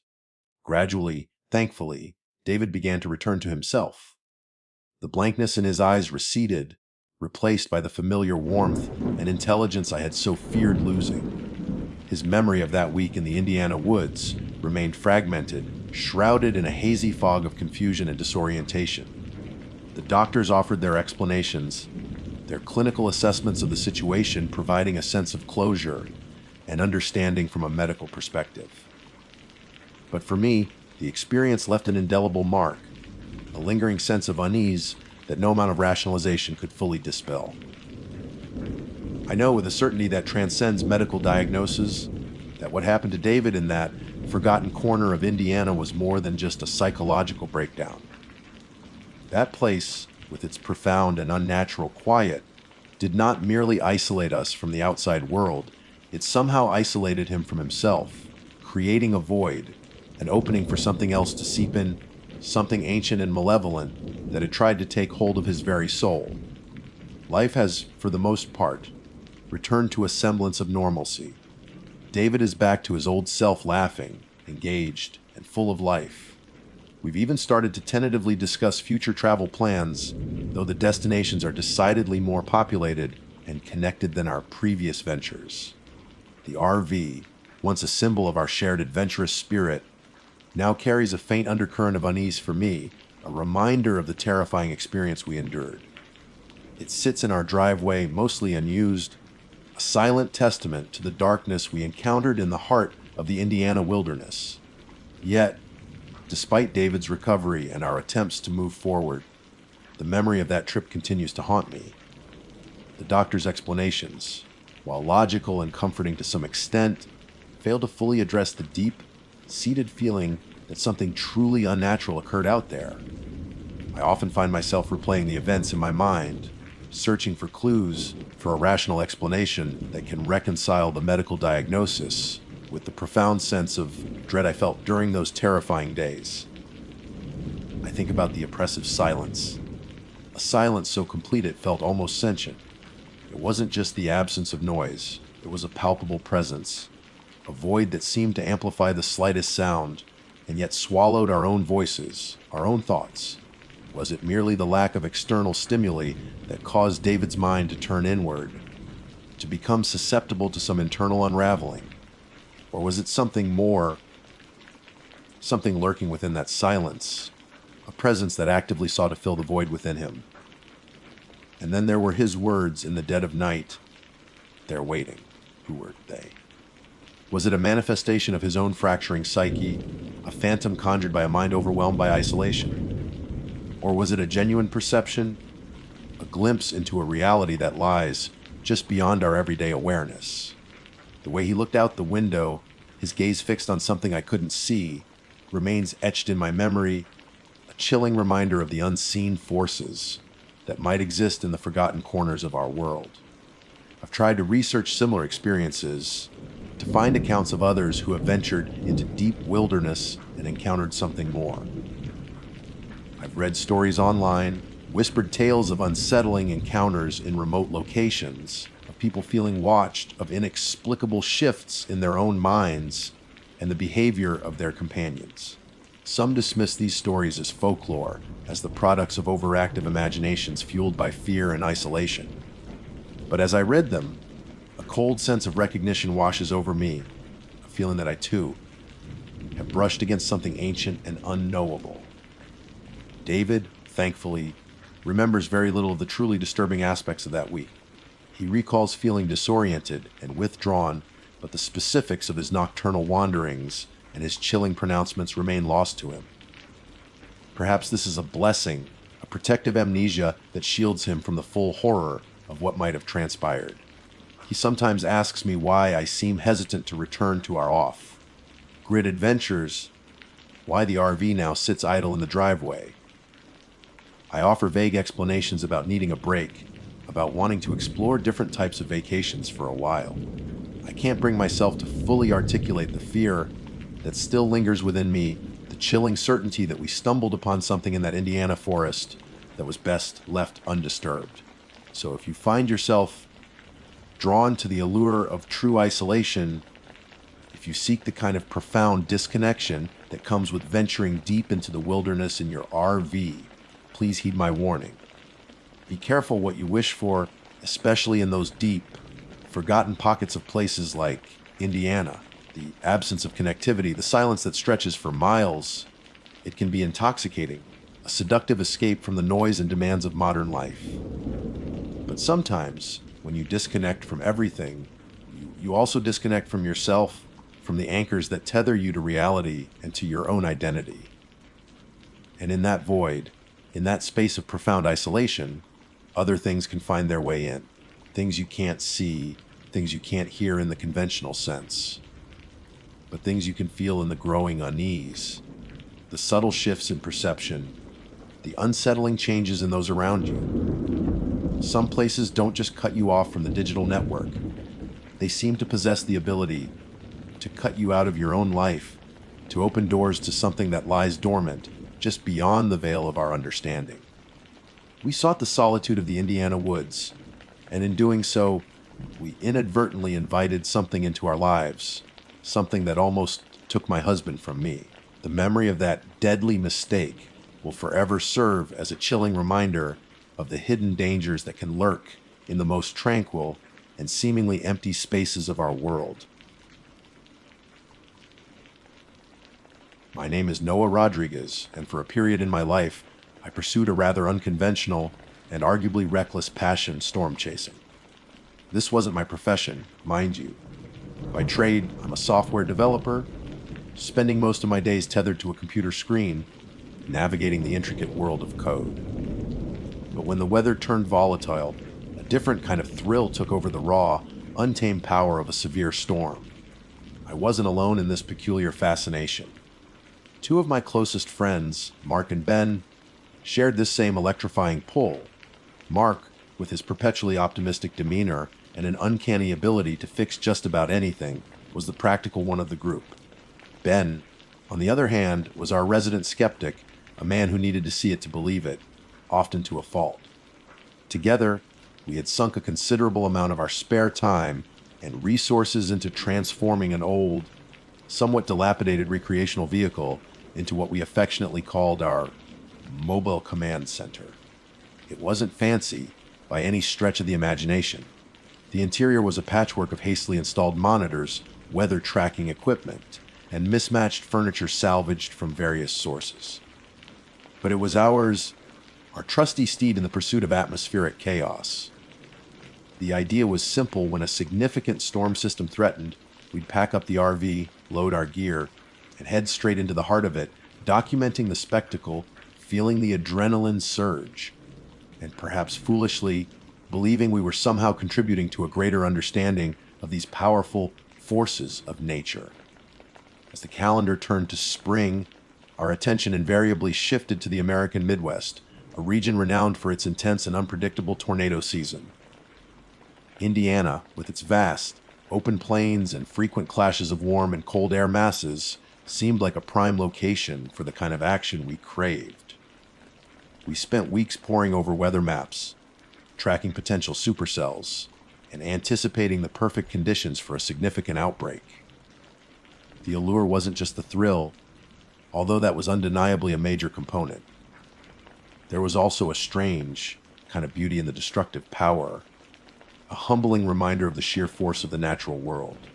We considered ourselves amateur storm chasers, mostly in it for the spectacle and the camaraderie, but there was a part of us that also felt a connection to something larger than ourselves. Our fateful trip to Indiana began with high hopes and a palpable sense of excitement. We had identified a promising weather system developing in the northern part of the state, and after meticulously planning our route, set off in the RV. The initial days were filled with the usual frustrations and occasional small victories of storm chasing. We'd chase a promising cell for hours only to see it dissipate before our eyes, or we'd get tantalizingly close to a developing tornado, but miss the crucial moment of touchdown. Despite these setbacks, our spirits remained high. We spent our evenings huddled in the RV, analyzing data, sharing stories, and generally enjoying the freedom of the open road and the shared pursuit of our unusual hobby. Then came the night that irrevocably altered our perception of the world. The night our innocent pursuit of storms led us down a path into something far more sinister. We were traveling on a backcountry road late, well after midnight, somewhere in the seemingly endless flatlands of northern Indiana. The sky above was a disconcerting shade of bruised purple, a lingering testament to the turbulent weather that had passed earlier in the day. The storm we had been tracking with such anticipation had, in the end, veered further north than predicted, leaving us feeling slightly deflated and a bit foolish for our miscalculation. We were tired, a bit disappointed with our lack of action, and had decided to call it a night, heading back towards the relative comfort and normalcy of a motel we had booked a few hours away. Mark was at the wheel, his usual upbeat energy replaced by a wariness that mirrored my own. I was in the passenger seat, half-heartedly navigating, my eyes occasionally drifting closed despite my best efforts to stay awake. Ben, who had a remarkable ability to sleep through just about anything, was already sound asleep in the back of the RV, his gentle snoring providing a monotonous soundtrack to our journey. The rain had started sometime in the last hour, a light, almost ethereal drizzle that slicked the asphalt and blurred the edges of the surrounding landscape. The headlights cut through the darkness, illuminating the seemingly endless stretch of empty road ahead. Suddenly, the familiar hum of the RV's engine was replaced by the screech of tires as Mark slammed on the brakes with surprising force. "Did you see that?" he yelled, his voice tight with a mixture of shock and disbelief. My eyes snapped open, my drowsiness instantly banished by the sudden jolt and Mark's panicked exclamation. In the fleeting sweep of the headlights, something had darted across the road directly in front of us. It happened so quickly. A mere fraction of a second, but the image was seared into my mind with unnerving clarity. Whatever it was tall, impossibly tall. I'm not talking about a deer or a stray dog. This thing was at least 7 or 8 feet in height, maybe even more. And it was slender, unnervingly so, its limbs appearing elongated and thin, almost like they were stretched beyond natural proportions. Its movement was equally disturbing and unnatural, jerky gait that defied any animal I could conjure in my mind. It was gone in an instant, disappearing into the inky blackness on the other side of the road as quickly as it had appeared. What the hell was that? I breathed, my heart pounding against my ribs like a trapped bird. The adrenaline coursing through my veins had completely erased any trace of fatigue. Mark was still gripping the steering wheel tightly, his knuckles white. His eyes darted back and forth between the rearview mirror and the side windows, as if expecting the thing to reappear at any moment. Coyote. Deer. He stammered, his voice betraying his uncertainty. But we both knew deep down that it wasn't anything so mundane. It wasn't shaped like any animal either of us had ever seen. It was too humanoid in its basic form, yet at the same time, it was too elongated, too wrong. There was an unsettling alienness to its silhouette, a sense that it didn't belong in this world, or perhaps that we were the ones who had inadvertently stumbled into its domain. We sat there for a moment, the silence in the RV thick with unease. The only sound was the gentle drumming of the rain on the roof. Ben, disturbed by the sudden stop, stirred in the back. "What's going on?" he mumbled sleepily, his voice still thick with slumber. We recounted what we had just witnessed, our words tumbling out in a jumbled mix of disbelief and fear. Ben, as expected, was skeptical. "Probably just a tree branch falling or something," he scoffed, rolling over in his sleeping bag. "You guys are just jumpy." He attributed our heightened senses to the long hours on the road and the disappointment of the failed storm chase.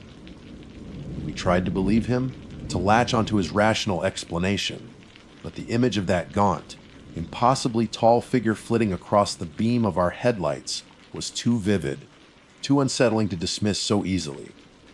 Mark, though visibly shaken, eventually started driving again. He moved slowly this time, his gaze fixed intently on the road ahead, both of us peering anxiously into the rainy darkness that pressed in on either side. Comfortable familiarity of the late night drive had been shattered, replaced by a gnawing sense of apprehension. A few miles down the road, it happened again. This time the encounter was even more disturbing. The same tall, slender figure paused at the very edge of the woods that lined the road, caught momentarily in the bright glare of our high beams, for a fraction of a second longer. This time, we got a clearer look, and what we saw sent a fresh wave of icy dread washing over us. It was black, utterly black, featureless, like a silhouette cut from the deepest night itself. But it had a discernible head, though we couldn't make out any eyes or mouth, and impossibly long, spindly limbs. And it was definitely looking at us, or at least its head was oriented directly towards our RV. Then, with another one of its unsettlingly jerky movements, it melted back into the dense foliage of the trees, disappearing as silently and abruptly as it had appeared. Now, even Ben was spooked. He sat up in the back, his eyes wide with a fear that mirrored our own. His earlier skepticism had vanished, replaced by a palpable sense of dread. The RV, which had always felt like our sturdy sanctuary, suddenly felt very small, very vulnerable against the vast, dark expanse of the Indiana night. We made a unanimous decision we needed to get to the nearest town, and we needed to get there as fast as possible. The thought of being alone on these deserted roads any longer was unbearable. Mark pressed down on the accelerator, the RV picking up speed as we sped through the rain, slick darkness, our eyes constantly scanning the periphery for any sign of the unsettling figure we had encountered twice now. The storm we had come to Indiana to chase had been forgotten, replaced by a far more immediate and terrifying threat. The initial burst of speed didn't last. The rain, which had intensified from a drizzle to a steady downpour, made driving at high speeds on the unfamiliar backcountry roads treacherous. Mark was a cautious driver by nature, and despite the palpable fear that gripped all three of us, he knew better than to risk losing control of the RV. So, while we maintained a reasonably brisk pace, it wasn't the reckless flight we might have wished for. And as the minutes crawled by, a new, even more unsettling realization began to dawn on us. It seemed to be pacing us. At first, it was just a fleeting impression, a flicker of movement in the periphery of our headlights, quickly dismissed as a trick of the light or a reflection in the rain-streaked windows.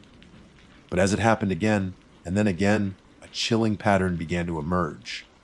We would catch a glimpse of something tall and black moving through the dense trees that lined the side of the road, keeping pace with our RV. It was always just at the edge of our vision, a fleeting shadow that seemed to stretch and distort in the darkness. Ben, who had been nervously watching the side mirrors, was the first to voice our growing fear. "Did you guys see that?" he asked, his voice barely above a whisper. "Over there, in the trees, it looked like it was running." Mark and I had both seen it too, a momentary elongation in the darkness, a suggestion of impossible height moving with an unnatural fluidity that was far too swift for any human or animal we could imagine. "Yeah," I replied, my voice tight. "I saw it too. What the hell is going on?" The unsettling aspect of it was its silence. Despite its apparent size and speed, it made absolutely no sound. There was no rustling of leaves, no snapping of branches, no telltale thump of footsteps on the ground. It moved through the undergrowth as if it were a phantom, a silent specter haunting the edges of our vision. This lack of sound only amplified the feeling that whatever we were seeing was fundamentally wrong, that it operated outside the natural laws we understood. Our attempts to rationalize what we were witnessing grew increasingly desperate. We cycled through every plausible explanation we could think of: deer with some kind of strange deformity, an unusually tall person out in the middle of nowhere in the dead of night, some kind of elaborate hallucination brought on by fatigue and stress. But none of these explanations truly fit what we had seen. The sheer height, the unnatural movements, the absolute silence, it all pointed to something far more inexplicable, something that chilled us to the very core of our being. The minutes stretched into an eternity, each one punctuated by nervous glances at the side mirrors and hushed whispers between us. The RV, once our mobile command center, now felt like a flimsy cage, offering little protection against whatever was lurking just beyond the reach of our headlights. The darkness outside seemed to press in on us, filled with unseen eyes and unheard movements. The rain continued to fall relentlessly, adding to the oppressive atmosphere and making it even more difficult to see what lay beyond the immediate reach of our lights. We tried to distract ourselves, turning on the radio, hoping to hear a familiar voice or some comforting music. But the airwaves were filled with static and the occasional garbled fragments of distant stations, only adding to the sense of isolation and unease. We eventually turned it off, the silence that followed feeling somehow less terrifying than the distorted sounds that had filled the cabin. Our hope lay in reaching the nearest town. We had a vague idea of its location from the map, but on these winding, poorly lit roads, it felt like an impossible distance away. Every bend in the road brought a fresh wave of anxiety, the fear of what might be waiting for us around the next curve. We kept telling ourselves that once we reached the town, with its lights and people, this nightmare would end. But a nagging feeling of dread persisted, a sense that we were being hunted, and that our pursuer was relentless. Then came the moment that truly pushed us to the brink of panic. Up ahead, illuminated by our headlights, was an old, narrow bridge spanning a dark, swollen creek. The bridge looked ancient, its wooden railings worn and weathered, and the water below churned ominously in the darkness. It was the only way forward, the only path to the town we so desperately sought. As we cautiously made our way onto the bridge, the RV's tires thumping rhythmically on the wooden planks, the feeling of unease intensified. The darkness on either side seemed deeper here, the trees crowding closer to the edge of the road. We were halfway across the bridge when it appeared. Standing directly in our path at the other end of the bridge was the towering figure. It was just there. No sound, no warning. It simply materialized out of the darkness. In the beam of our headlights, it seemed even taller than before, a colossal column of shadow blocking our way. Its featureless form was even more distinct now, its elongated limbs reaching towards the sky, its head tilted slightly as if it were observing us. Mark let out a strangled scream, his foot slamming down on the accelerator while simultaneously yanking the steering wheel to the side in a desperate attempt to avoid a collision. The RV skidded violently on the wet, moss-covered surface of the bridge, the tires losing traction. We careened towards the edge, the wooden railing splintering and snapping under the weight of the vehicle as we crashed through it. I remember a sickening lurch, a feeling of weightlessness, followed by a jarring impact. The sound of twisting metal and shattering glass filled the air, a cacophony of destruction that seemed to echo the chaos in our minds. Then came the shock of the icy water as the RV plunged into the creek, landing on its side with a deafening splash, half submerged in the murky depths. The world turned upside down, the darkness and the cold water engulfing us in an instant. The shadow creature was gone, vanished as quickly and silently as it had appeared, leaving us to face the immediate and terrifying consequences of its presence. The icy water shocked us into immediate action. Disoriented and struggling against the sudden inversion of our world, we scrambled to find our way out of the submerged RV. The darkness inside was thick, the only light filtering in dimly through the shattered windows. Panic threatened to overwhelm me as I fumbled for a door handle, the cold seeping into my bones with alarming speed. Mark, despite the nasty gash that was already bleeding freely from his forehead, remained surprisingly calm, his voice cutting through the chaos as he directed Ben and me. Somehow, through sheer luck and adrenaline, fueled desperation, we managed to kick out a side window and pull ourselves free from the wreckage. We emerged gasping for air, the cold night air a stark contrast to the frigid water of the creek. The RV lay on its side, a mangled mess of metal and broken glass, half submerged in the dark, churning water. We huddled together on the muddy bank, soaked to the bone and shivering uncontrollably, the remnants of our storm, chasing adventure floating forlornly in the creek around our ruined vehicle. The immediate threat of the creature seemed to have passed, at at least for the moment. We scanned the darkness on the other side of the creek, our eyes straining to penetrate the gloom, but there was no sign of the towering shadow. The rain continued to fall, washing over us, and the only sounds were the rushing water and our own ragged breaths. We were stranded, miles from anywhere, with no shelter and no way to contact help. The longest hours of my life followed. We huddled together for warmth, our bodies trembling uncontrollably, waiting for the first sign of dawn. The creek water, despite the air temperature, felt strangely stagnant, and the darkness surrounding us seemed to hold a palpable sense of dread. Every rustle of leaves, every snap of a twig sent a jolt of fear through us. We kept expecting to see those elongated limbs emerge from the tree line, that featureless silhouette against the pale sky. Just as despair began to set in, the first faint light of dawn began to paint the eastern horizon.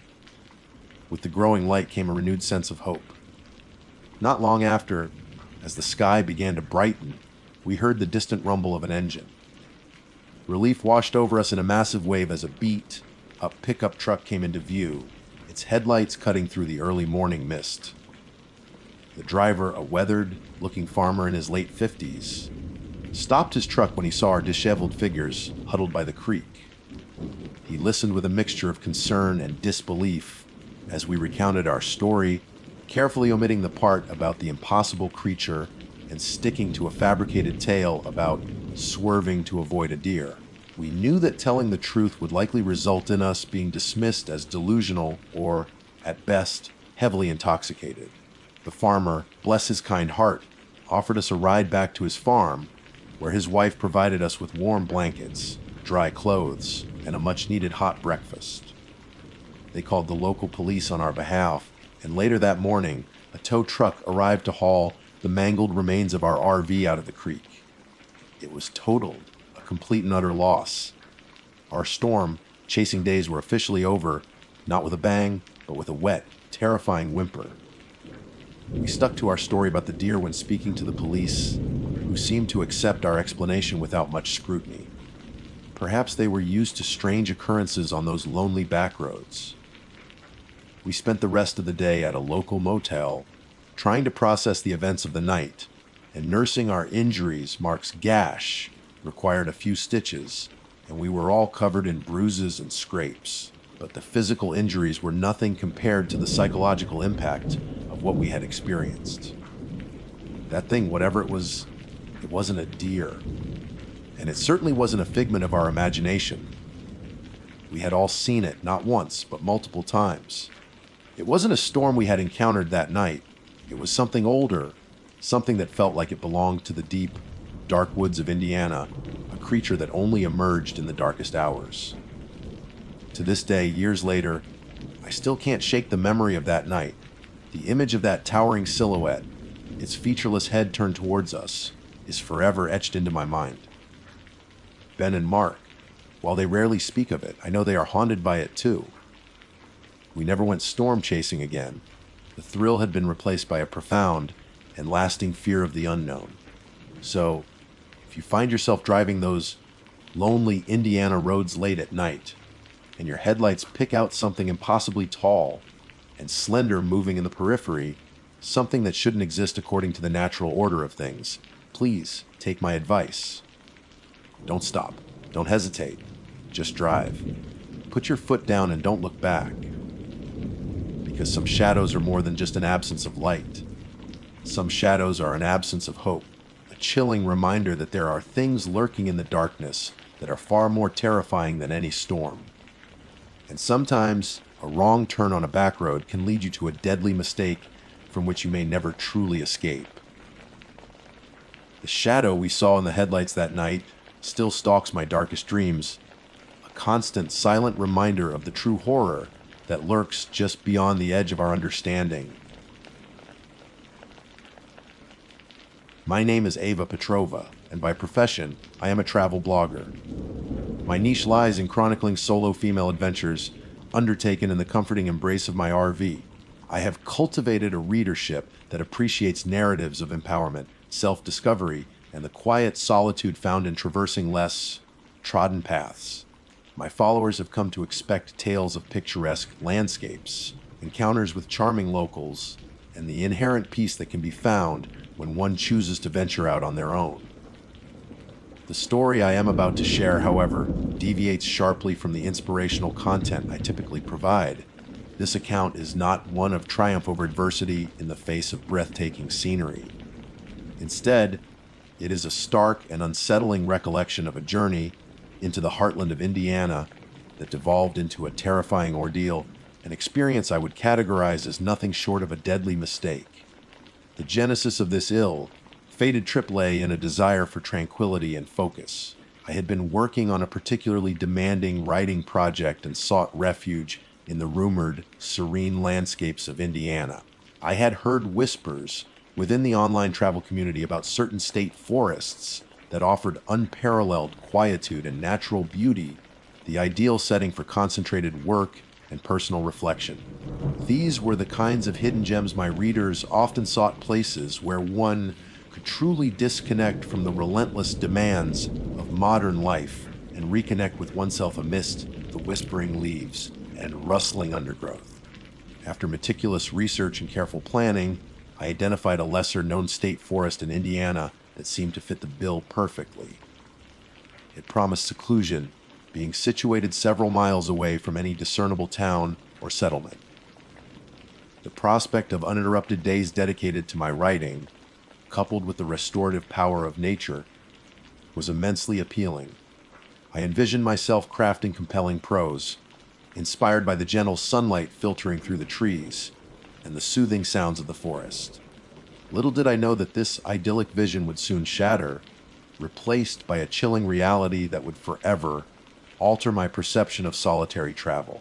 Upon arrival at my chosen location, I was immediately struck by the profound sense of isolation. The forest was dense and hushed, the air thick with the scent of pine and damp earth.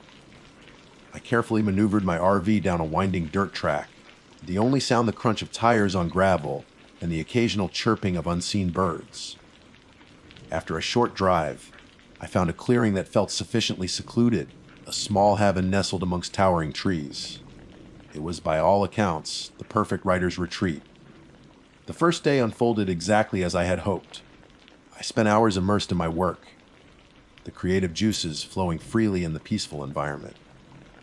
I took breaks to wander through the woods, marveling at the towering trees and the vibrant hues of wildflowers that dotted the forest floor. The solitude was a welcome balm, allowing me to delve deep into my thoughts without the distractions of everyday life. As evening approached, I prepared a simple meal in my RV, the aroma of cooking mingling with the earthy scent of the forest.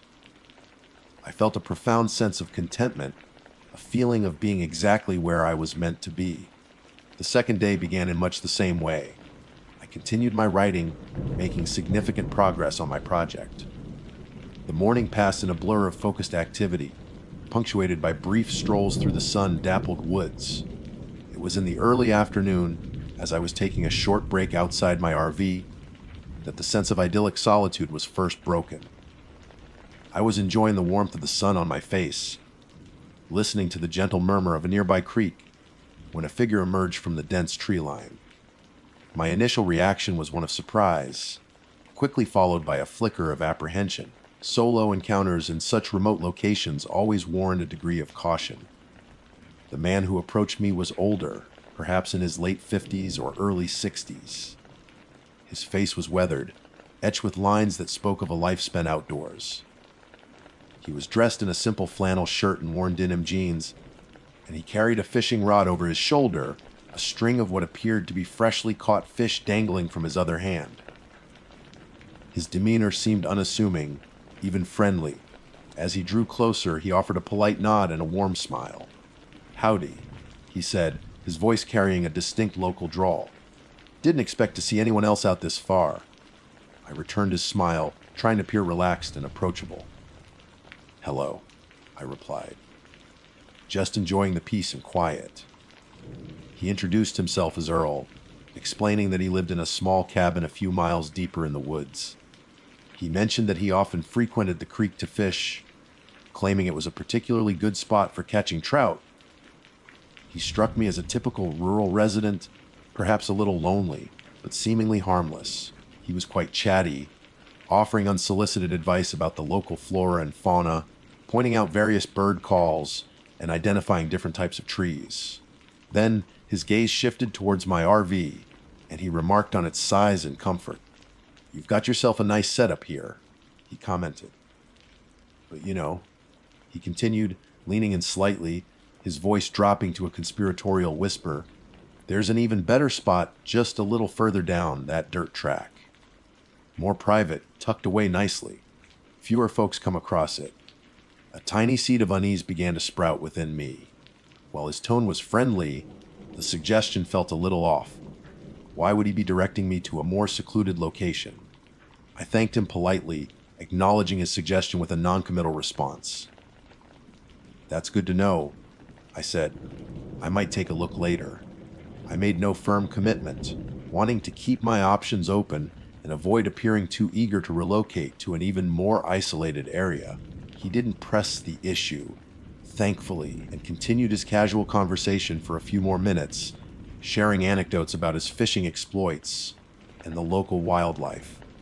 Eventually, with a final nod and a friendly, "You take care now," he turned and disappeared back into the dense embrace of the trees, leaving me alone once more with my thoughts. As the afternoon wore on, I found myself increasingly preoccupied by my encounter with Earl. His suggestion about the better spot lingered in my mind, an unsettling whisper that I couldn't quite shake. While I had no concrete reason to distrust him, a primal instinct urged caution. There was something about his overly friendly demeanor and the unnecessary suggestion of further isolation that made me feel slightly uncomfortable. I tried to dismiss my unease, attributing it to the inherent caution that comes with traveling alone as a woman. I reminded myself that most people are inherently good, and that judging someone based on a brief interaction was unfair. Yet, despite my attempts at rationalization, a nagging feeling of disquiet persisted. Later that evening, as the last vestiges of daylight began to fade, and the forest descended into a tapestry of shadows, I heard a distinct knock on the door of my RV. My heart skipped a beat. Who could be visiting me out here miles from civilization? A sense of foreboding washed over me. Hesitantly, I peered through the small window beside the door. The dim light of the approaching dusk made it difficult to see clearly, but the familiar silhouette of a figure standing just outside confirmed my apprehension. It was Earl. He was holding a small string of fish, their silver scales glinting faintly in the fading light. A wide, seemingly friendly smile stretched across his weathered face. "Thought you might like these for dinner," he said, his voice just a touch louder than necessary, as if to ensure I heard him clearly through the closed door. His smile, however, didn't quite reach his eyes, and in their depths, I detected a flicker of something that sent a shiver down my spine. The gesture, while seemingly kind, felt intrusive, a violation of the solitude I had sought. It was too forward, too presumptuous. My unease intensified, morphing into a palpable sense of alarm. I forced a polite smile and opened the door just a crack. "Oh, thank you, Earl," I said, trying to keep my voice steady. "That's very kind of you, but I've actually already eaten." It was a lie, but I knew instinctively that I needed to decline his offer. His smile faltered for a fleeting moment, the friendly facade cracking to reveal something else beneath. "Suit yourself," he said, his tone remaining affable, but with a subtle edge that hadn't been there before. Then, without missing a beat, he added, "Mind if I come in for a bit?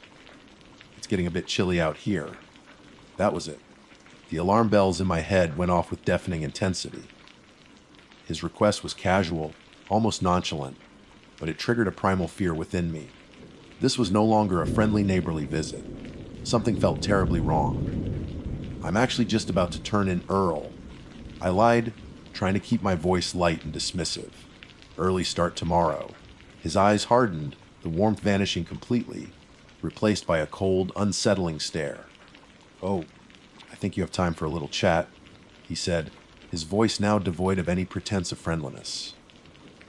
Before I could react, Before I could even process the sudden shift in his demeanor, he pushed the door open with surprising force and stepped inside my RV. The small space suddenly felt incredibly tiny, claustrophobic. The air seemed to thicken, heavy with an unspoken threat. The friendly, chatty persona he had presented earlier had completely evaporated, replaced by something cold, calculating, and undeniably menacing. I was trapped, alone in the wilderness with a stranger whose intentions were rapidly becoming terrifyingly clear. "You shouldn't be out here all alone, little lady," he said, his voice now soft and laced with a menacing undertone that made my blood run cold. "Not safe." He moved further into the RV, his presence filling the already confined space and making it feel suffocatingly small.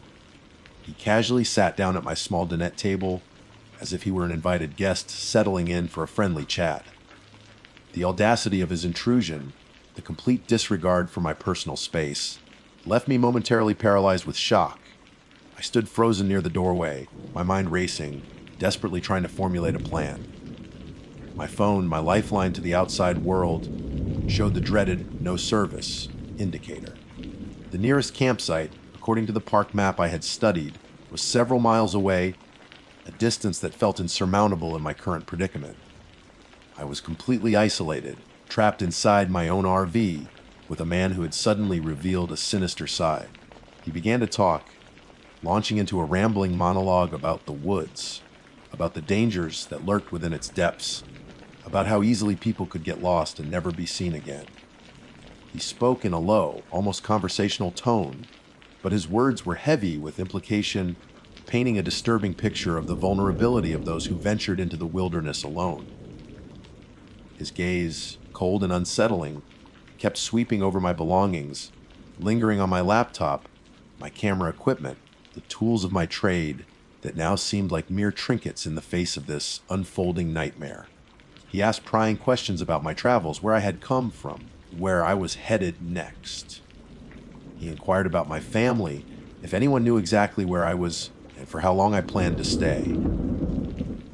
Each question felt like another thread in a tightening web, a deliberate attempt to gather information that could be used against me. I realized with sickening clarity that his encounter earlier in the day was no accident. He had been watching me, observing my routine, assessing my vulnerability.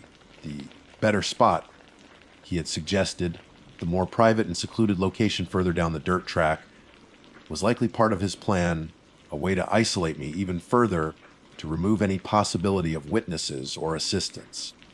The next few hours unfolded in a surreal blur of mounting terror. He never explicitly threatened me with physical violence, but the implication hung heavy in the air, present in his unnerving tone, in the way his eyes lingered on me, in the casual manner in which he positioned himself, subtly blocking my access to the door. He seemed to be enjoying this twisted power dynamic, the palpable fear radiating from me, fueling his unsettling confidence. I tried to remain calm, to engage him in conversation, hoping to diffuse the situation, to find an opening for escape. I answered his questions carefully, revealing as little personal information as possible, painting a picture of a life with frequent contact with friends and family, hoping to deter any thoughts he might have of harming me without consequence. As the evening wore on, his stories became darker, more disturbing. He spoke of strange occurrences in the woods, of unexplained disappearances, of people who had wandered off the marked trails and were never seen again. He hinted at a deep knowledge of the forest, a sense of ownership over its hidden paths and secrets. His words painted a chilling portrait of a lawless realm where the rules of society did not apply, a place where he seemed to feel completely in control. The air in the small RV grew thick with tension, the silence punctuated only by his unsettling monologue and the frantic beating of my own heart. I felt like a trapped animal, my every sense on high alert, searching for any sign of an opportunity to break free. My mind raced, cycling through possible escape routes, desperate for a flaw in his increasingly menacing control.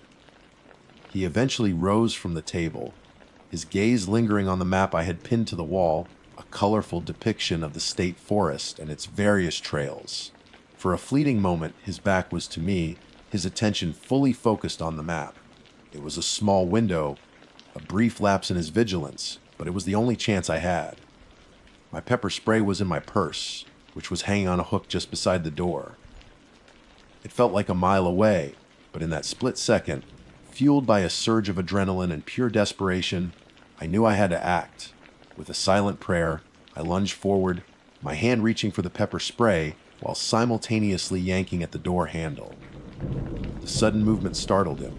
He turned quickly, his face contorted in a snarl of rage, his eyes blazing with fury. But I was faster. I managed to grab the pepper spray and, without hesitation, aimed it directly at his face and pressed the nozzle. A blinding orange cloud erupted, engulfing his features. He roared in pain, his hands flying up to his eyes, clawing and scratching in a desperate attempt to alleviate the burning sensation. This was my moment. I didn't hesitate, didn't look back. I scrambled out of the RV, stumbling into the inky blackness of the forest. The night air was cold against my skin, but the fear coursing through me kept me warm. I ran. I ran blindly, heedless of the sharp branches that tore at my clothes and scratched my skin, my only thought to put as much distance as possible between myself and the terrifying figure I had left revving in my RV. The darkness was disorienting, the trees looming like menacing figures in the periphery of my vision. I had no sense of direction, no idea where I was going, but I knew I had to keep moving. My lungs burned, my legs ached, but the image of Earl's enraged face, the memory of his chilling words, propelled me forward. After what felt like an eternity, I finally stumbled out of the dense woods and onto what appeared to be the main park road. The relief was immense, but I knew I wasn't safe yet. I needed help. I needed to get away from this place. My breath came in ragged gasps, my body shaking uncontrollably. I stood by the side of the road, scanning the darkness, praying for a passing vehicle. The silence of the forest at night was usually a comforting sound, but tonight it felt heavy, oppressive, filled with unseen dangers. Then, in the distance, I saw a faint glimmer of headlights approaching. Hope surged through me, a powerful wave that almost brought me to my knees.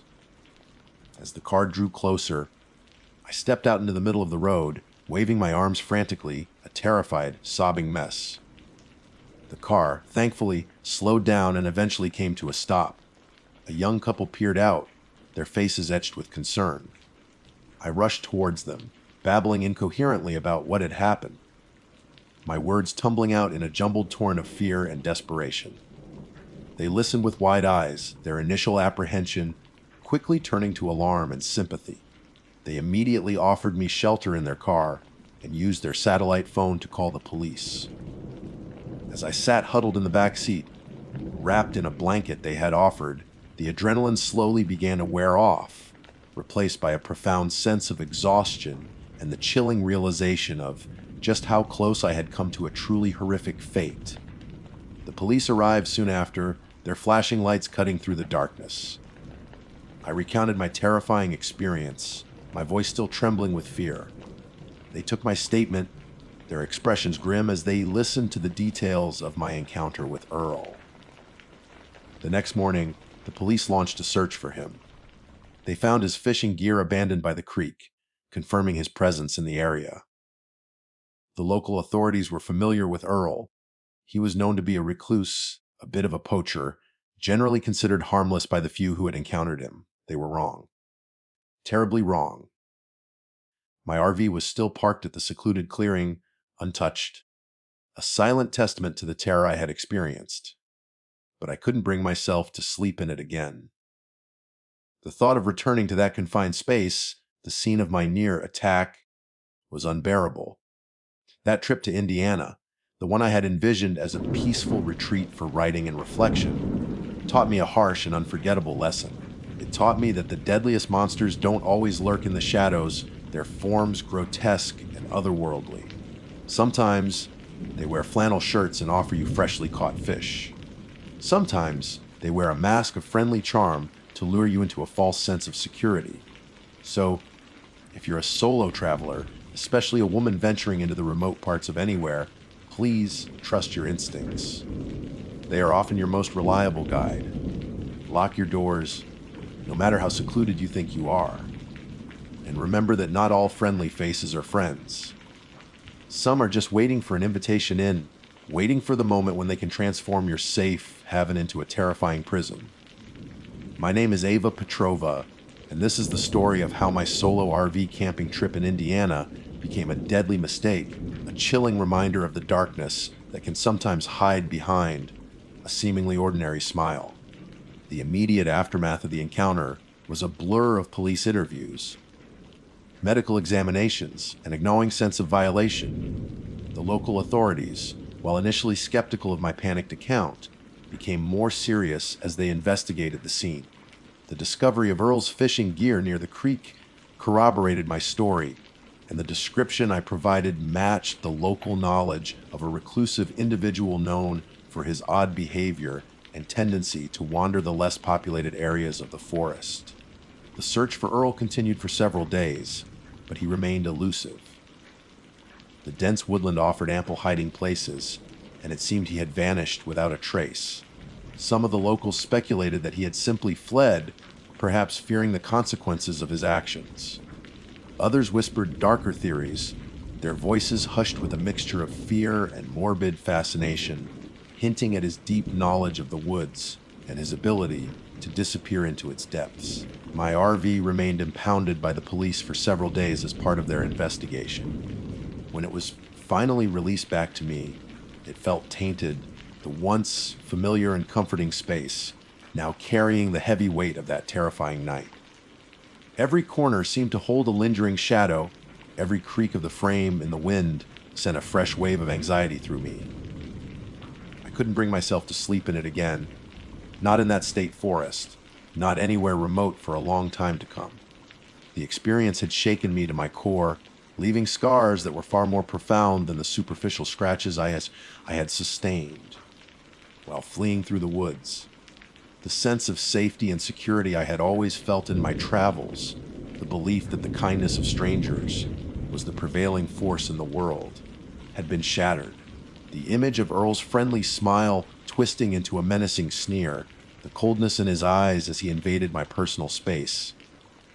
These were images that would replay in my mind, especially in the quiet hours of the night. I ended up cutting my trip short, driving straight back home, the familiar urban landscape a welcome contrast to the unsettling wilderness of Indiana.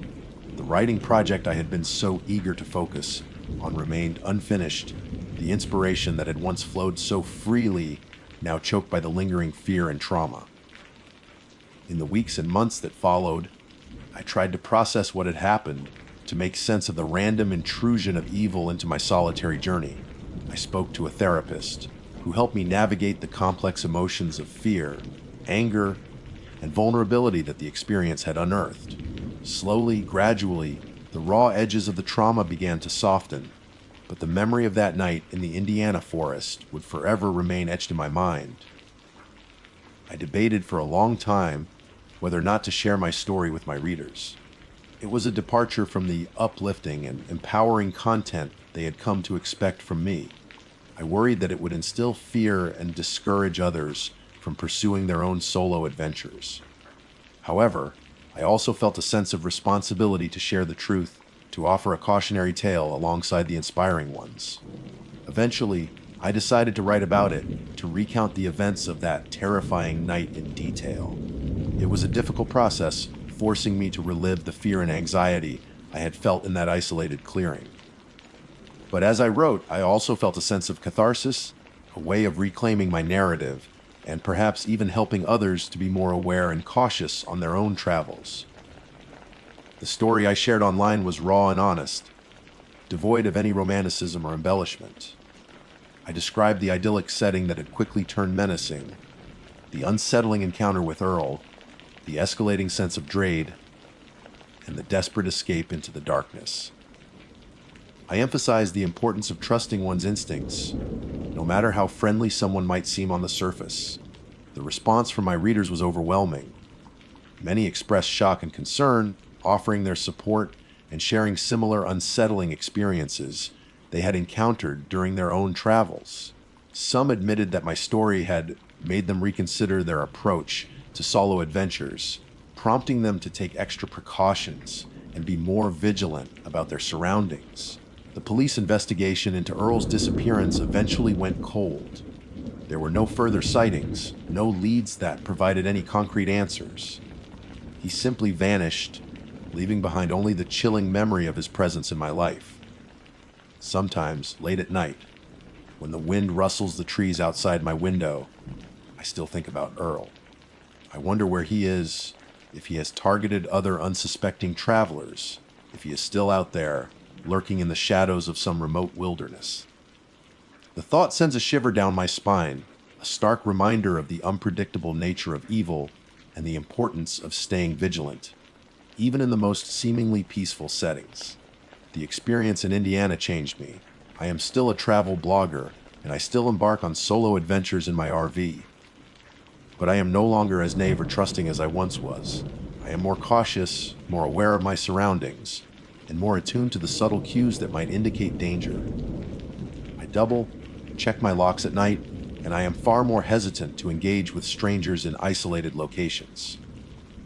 My story is a reminder that the world, even its most beautiful and secluded corners, can hold hidden dangers.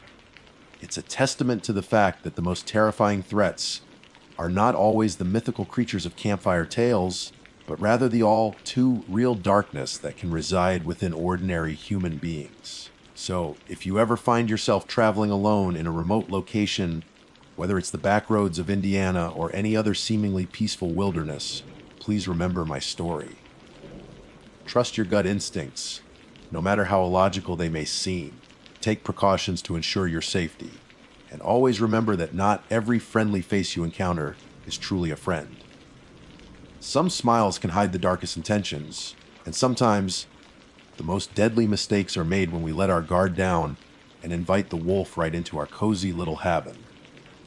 The woods hold many secrets, and some of them are far more sinister than any campfire story could ever convey. My encounter with Earl proved that, and it's a lesson I will carry with me for the rest of my days. The beauty of solitude can be intoxicating, but vigilance is the price of safety, especially when you are venturing into the unknown, where the line between tranquility and terror can be as thin as the walls of an RV in the dead of night. My name is Jackson Riley, a detail you might glean if you were to examine my driver's license. At a juncture in my life marked by youthful ambition and a certain disregard for conventional paths, I found myself a member of a fledgling musical ensemble.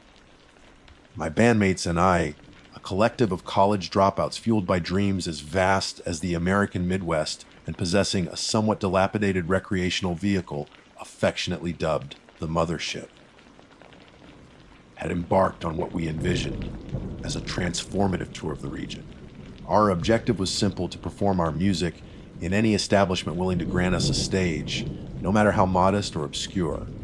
Indiana, in our initial estimations, was to be but a string of unremarkable performances, a series of fleeting moments that would eventually blur into the tapestry of our burgeoning musical odyssey.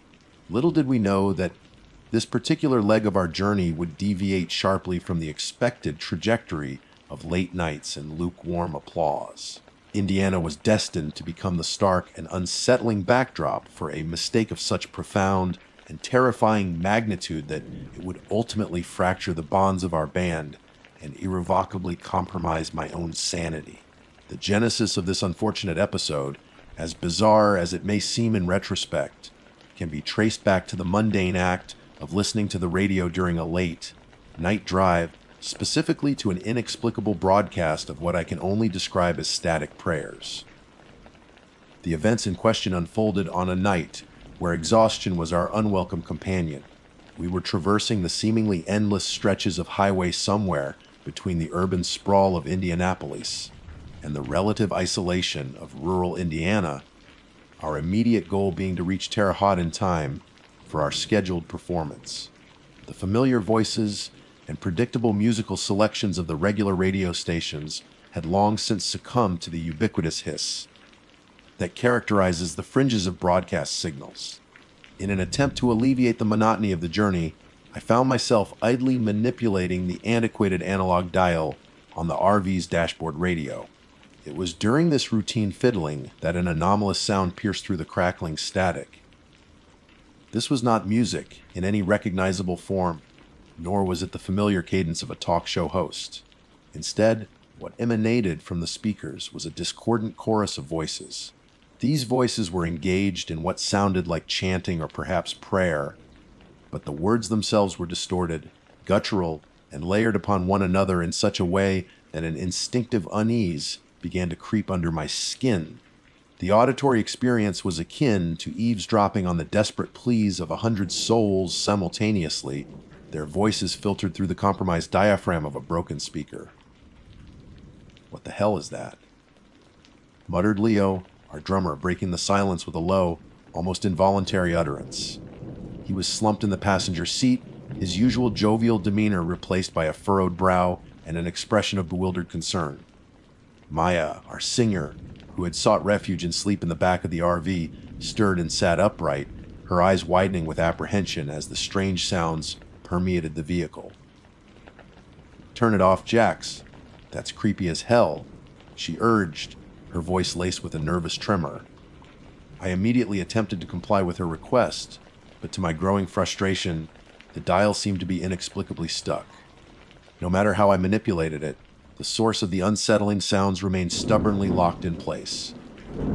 The cacophony persisted, its volume gradually increasing, as if the invisible broadcast was gaining strength. The multitude of voices shifted their tone, initially sounding pleading, then evolving into something more demanding, and finally reaching an almost feverish, ecstatic pitch.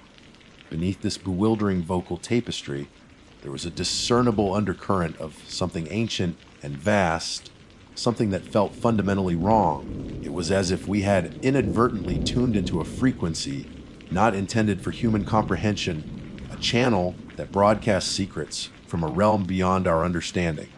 As we continued our drive, the static prayers filled the confined space of the RV, creating an atmosphere of palpable tension. We were all visibly on edge, our initial amusement quickly giving way to a gnawing sense of dread. Leo's gaze was fixed on the passing scenery outside the windows, his head swiveling as if he expected to discern the source of the unsettling broadcast lurking in the Indiana night. Maya, visibly shaken, had wrapped her arms around herself, her eyes darting nervously around the interior of the RV. I myself began to experience a strange pressure in my head, a disorienting sense of vertigo that seemed incongruous with the fact that the road ahead remained stubbornly straight and flat. The air within the RV, despite the heater struggling to maintain a comfortable temperature against the late autumn chill, grew noticeably colder, a clammy and unwelcome embrace. Then, compounding our growing unease, the RV's lights began to flicker erratically, casting dancing shadows that only served to amplify the unsettling atmosphere. The engine, our faithful workhorse that had carried us across countless miles, began to sputter and cough, its rhythmic hum faltering precariously before thankfully catching itself and continuing its labored progress. Simultaneously, the voices emanating from the radio intensified, building towards a fever pitch of unintelligible utterances. It felt as though some unseen entity was attempting to break through, to manifest its presence within our reality, using the antiquated radio as an unlikely conduit. I vividly recall Maya's terrified scream, her voice cracking as she exclaimed, "It's in here with us." I personally did not see anything tangible, no spectral figure or unearthly apparition, but I undeniably felt it, a profound and alien presence, ancient and utterly unknowable, pressing in on us from all sides. The small confines of the RV seemed to shrink, the walls closing in as if we were trapped within the confines of some malevolent entity's grasp. My focus narrowed to the immediate task of maintaining control of the vehicle as it began to swerve erratically across the deserted highway. Leo was yelling something, his voice a panic shout, pointing frantically at the radio, which was now emitting a faint, sickly green light that pulsed with an unsettling rhythm. Acting on instinct, fueled by a surge of adrenaline born from pure terror, I reached over and, with a desperate exertion of strength, ripped the entire radio unit from its housing in the dashboard. Sparks flew as the wires were severed, and the cacophony of voices abruptly ceased. The RV's light steadied, their erratic flickering subsiding, and the oppressive feeling that had enveloped us began to lessen, though it did not entirely dissipate. It lingered in the air, a chilling residue of our inexplicable encounter. We pulled over to the side of the road, our bodies trembling with a mixture of fear and adrenaline. The sudden silence that descended upon the RV was initially a welcome relief, but it was quickly replaced by a heavy, oppressive stillness, punctuated only by our ragged breaths and the frantic pounding of our hearts. The memory of those distorted, static prayers hung in the air like a tangible presence. We never made it to Terre Haute that night. The thought of continuing our journey, of spending another moment within the confines of the mothership, was simply unbearable. Instead, we drove in silence to the nearest semblance of civilization, a small, nondescript town that offered the promise of anonymity and a modicum of safety. We found a cheap, somewhat rundown motel and huddled together in a single room, too profoundly shaken to bear the thought of being alone. The following morning, under the cold light of dawn, we made a decision that effectively marked the end of our aspirations. We drove the mothership, our vessel of dreams, to a local junkyard and sold it for scrap, eager to be rid of the cursed vehicle and the memories it now held. The band, once a source of camaraderie and shared ambition, dissolved shortly thereafter. We could no longer look at each other without the haunting recollection of that terror-filled night, the visceral feeling of having been brushed by something ancient and unknowable, something that resided just beyond the veil of our perceived reality. Even now, years removed from that terrifying RV trip through Indiana, in the quiet moments, when the mundane noises of everyday life fade into the background, I still hear them, those static prayers. They manifest as a faint echo in the deepest recesses of my mind, a chilling reminder of the night our reality was so profoundly shaken. That ill-fated RV trip through Indiana was not just a series of forgettable gigs that failed to materialize. It was an unexpected and unwelcome encounter with the abyss, a glimpse into a realm that humanity was perhaps never meant to perceive. So, I offer this as a sincere warning. If you ever find yourself on a lonely Indiana road late at night, and your radio, against all logical explanation, begins to pick up something strange, something that sounds like a chorus of distorted voices engaged in fervent, static-laden prayer, heed my words and turn it off. Rip the entire unit from your dashboard if you have to, because some signals are not meant to be received. Some invitations are best left unanswered, and you never truly want to know what malevolent entity might be waiting on the other end of the line. The interior of the cheap motel room offered little in the way of comfort, but after the suffocating terror we had experienced within the confines of the mothership, its bland normalcy felt like a fragile sanctuary. The silence, while initially welcome, soon became a breeding ground for our frayed nerves. Each creak of the old building, every passing car on the adjacent highway, seemed to amplify the lingering unease that clung to us like a shroud. We huddled together, the three of us crammed onto a single, floral-patterned bedspread, as if physical proximity could somehow offer protection against the unseen entity we had encountered. Sleep was a distant prospect, our minds racing with the incomprehensible sounds and the palpable sense of dread that had permeated the RV. The next morning dawned gray and unremarkable, a stark contrast to the extraordinary and terrifying events of the preceding night.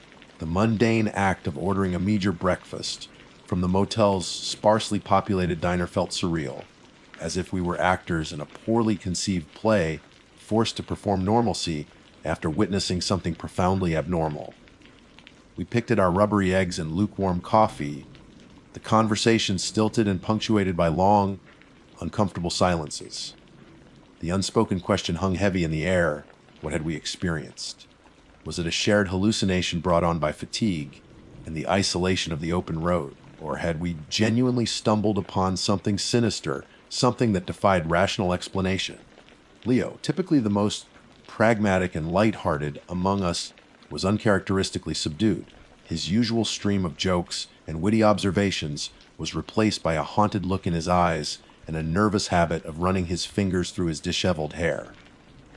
Maya, usually the most vocal and assertive member of our group, remained withdrawn, her gaze often drifting to some unseen point in the distance. For my own part, I felt a profound sense of disorientation, a nagging feeling that the world around me had subtly shifted on its axis.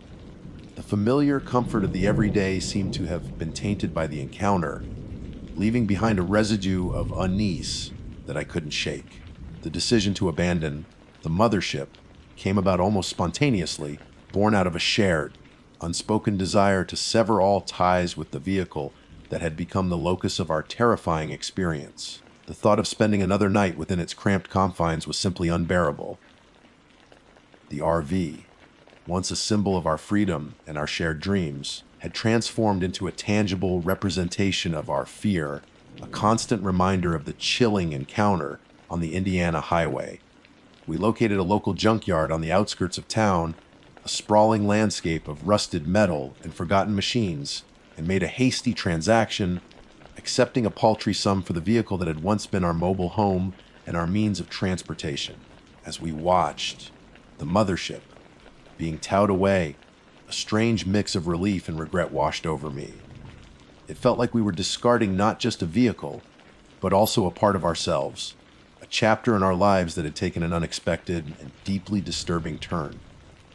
With our transportation gone and our collective spirit fractured, the question of the band's future loomed large. The momentum we had painstakingly built up over the preceding months had come to an abrupt and jarring halt. The remaining gigs on our Midwest tour were canceled, the promoters understanding, if somewhat bewildered, by our sudden and unexplained departure. The shared purpose that had once bound us together, the music, the performances, the dream of making it, now seemed fragile and distant, overshadowed by the shared trauma of our Indiana experience. The conversation about the band's future, when it finally occurred, was brief and anticlimactic. There were no heated arguments or dramatic pronouncements, only a quiet acknowledgement of the undeniable truth. We could no longer continue.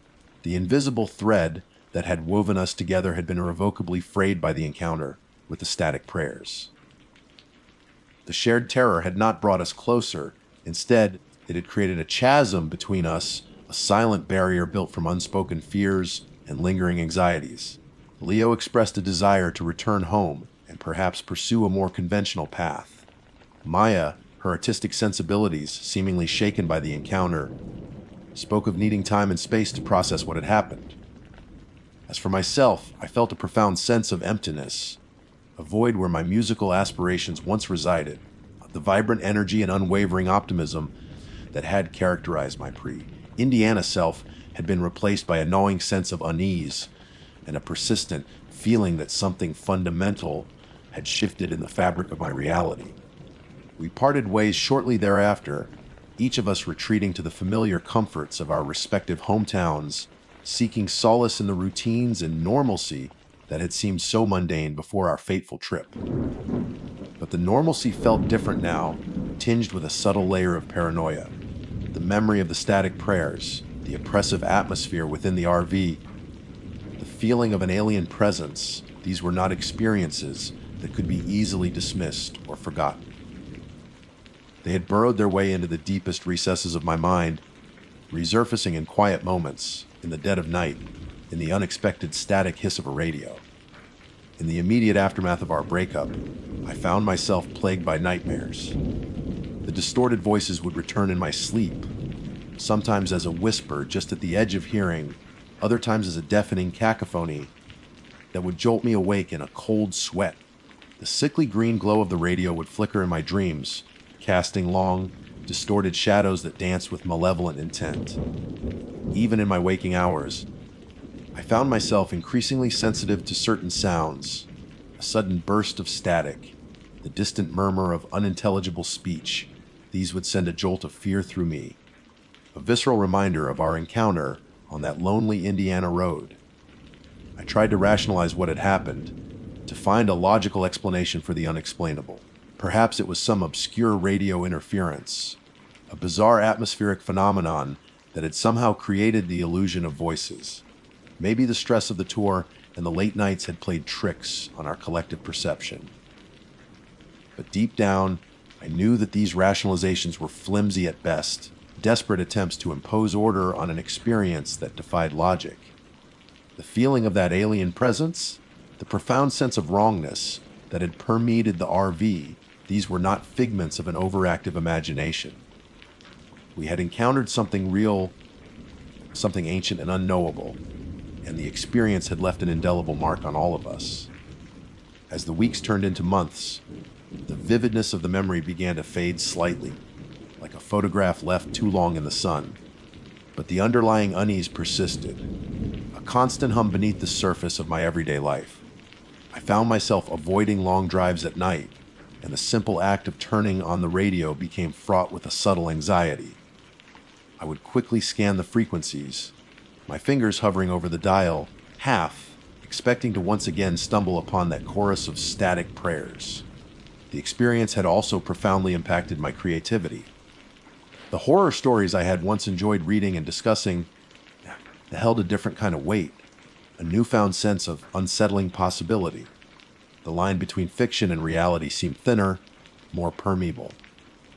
I found myself drawn to tales of the unexplained, of encounters with the paranormal, as if seeking some kind of understanding or validation for what we had experienced.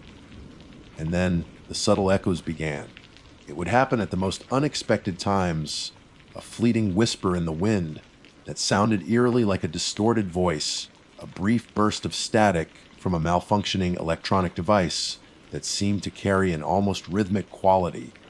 These incidents were fleeting and easily dismissed as tricks of the mind, but they served as constant reminders of that night in Indiana, a subtle gnawing at the edges of my sanity. I began to wonder if the encounter had somehow opened a door, a connection to something that I could never truly escape. The thought was chilling, the realization that perhaps the static prayers were not just a memory, but a persistent presence, a faint echo from a realm just beyond our own.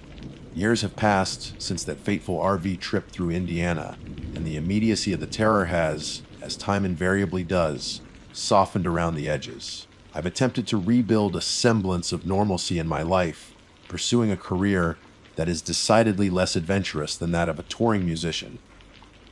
I have a steady job, an apartment in a quiet part of the city, and a routine that, while perhaps a little monotonous, offers a sense of stability that was utterly absent in the chaotic aftermath of our encounter. Yet, despite the passage of time and my conscious efforts to move forward, the experience in Indiana remains an indelible part of my consciousness, a shadowy corner in the landscape of my memories. The world around me, once perceived as a predictable and rational place, now carries a subtle undercurrent of the uncanny, a lingering awareness of the possibility of something beyond our everyday understanding. Leo eventually did return to his hometown, and, as far as I know, pursued a career in accounting, a stark contrast to his former life as a rock and roll drummer. We've exchanged a few emails over the years, polite and somewhat distant, careful to avoid any mention of that shared trauma. Maya, I heard through a mutual acquaintance, moved to the West Coast and became a freelance photographer, her artistic focus, perhaps understandably, shifting towards more grounded and tangible subjects. I often wonder if they, too, still carry the faint echo of static prayers in the quiet moments of their lives. For me, the echoes have become more frequent, more distinct over time, or perhaps I have simply become more attuned to them. It's not a constant barrage, nothing so dramatic. Instead, it manifests as fleeting moments, whispers on the periphery of my hearing, static on a television screen that resolves into a rhythmic pulse, the faint, almost subliminal sensation of being watched when I am alone. These incidents are always ambiguous, easily dismissed as tricks of the mind or auditory illusions brought on by stress or fatigue. But in the quiet hours of the night, when the world around me falls silent, a sliver of doubt always remains. The old analog radio in my apartment, a relic from a bygone era that I keep more for its aesthetic appeal than its functionality, occasionally emits a burst of static when I walk past it, even when it's switched off. Sometimes, within that static, I can almost discern a pattern, a faint rhythmic cadence that bears an unsettling resemblance to the static prayers we heard that night. I've tried to record it, to analyze the frequencies, hoping to find a rational explanation, but all I ever capture is the random noise of electromagnetic interference. Yet, the feeling persists that there is something more to it, a message trying to break through the noise. I've delved deeper into the realm of the paranormal in my solitary hours, reading countless accounts of strange radio signals, unexplained broadcasts, and encounters with the unknown. It's a morbid fascination, a desperate attempt to find some context for what we experienced, to learn if others have encountered similar phenomena. The internet, of course, is rife with such stories, tales of number stations broadcasting cryptic messages, ghostly voices captured on recording devices, and frequencies that seem to tap into something ancient and malevolent. While many of these accounts are undoubtedly fabricated or embellished, a few possess a chilling ring of authenticity, echoing the inexplicable dread that we felt in the mothership. One particular account I stumbled upon detailed a series of strange radio transmissions received in rural Indiana, dating back several decades. The descriptions were eerily familiar, distorted voices, engaged in what sounded like ritualistic chanting, layered and guttural, accompanied by a persistent static undercurrent. The account mentioned local folklore surrounding the area where we had broken down, whispers of strange occurrences and unexplained disappearances. While I try to maintain a healthy degree of skepticism towards such stories, a shiver of unease inevitably runs down my spine whenever I recall the specifics of our encounter. I've also considered the possibility that our minds played a significant role in what we experienced. Perhaps the late hour, the isolation of the rural roads, and the inherent stress of our nomadic lifestyle created a perfect storm for a shared delusion. But even as I entertain this possibility, the visceral memory of the oppressive presence within the RV remains stubbornly real, a sensation that transcends mere imagination. Sometimes late at night, when sleep eludes me, I'll sit in the darkness of my apartment, the only sound the gentle hum of the refrigerator, and I'll imagine that I can hear it, a faint, almost imperceptible murmur just beyond the threshold of my hearing. It's the static prayers, a distant echo carried on the invisible waves of the electromagnetic spectrum. And in those moments, a cold dread washes over me, the chilling realization that perhaps we didn't just stumble upon something that night, perhaps something followed us. The warning I offered in the beginning remains as potent now as it did then. If you ever find yourself on a lonely stretch of highway, the radio dial drifting into the static, filled void between stations, and you hear something that sounds like voices, turn it off. Don't linger on that frequency. Don't try to decipher the unintelligible words. Because there are some signals that are not meant for our ears, some doors that are best left unopened. The world is full of mysteries, of phenomena that defy easy explanation.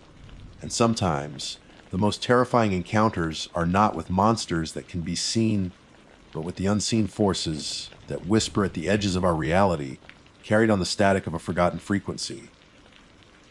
The road through Indiana that night was indeed a deadly mistake, a stark reminder that some questions are better left unasked, and some signals are best left unanswered.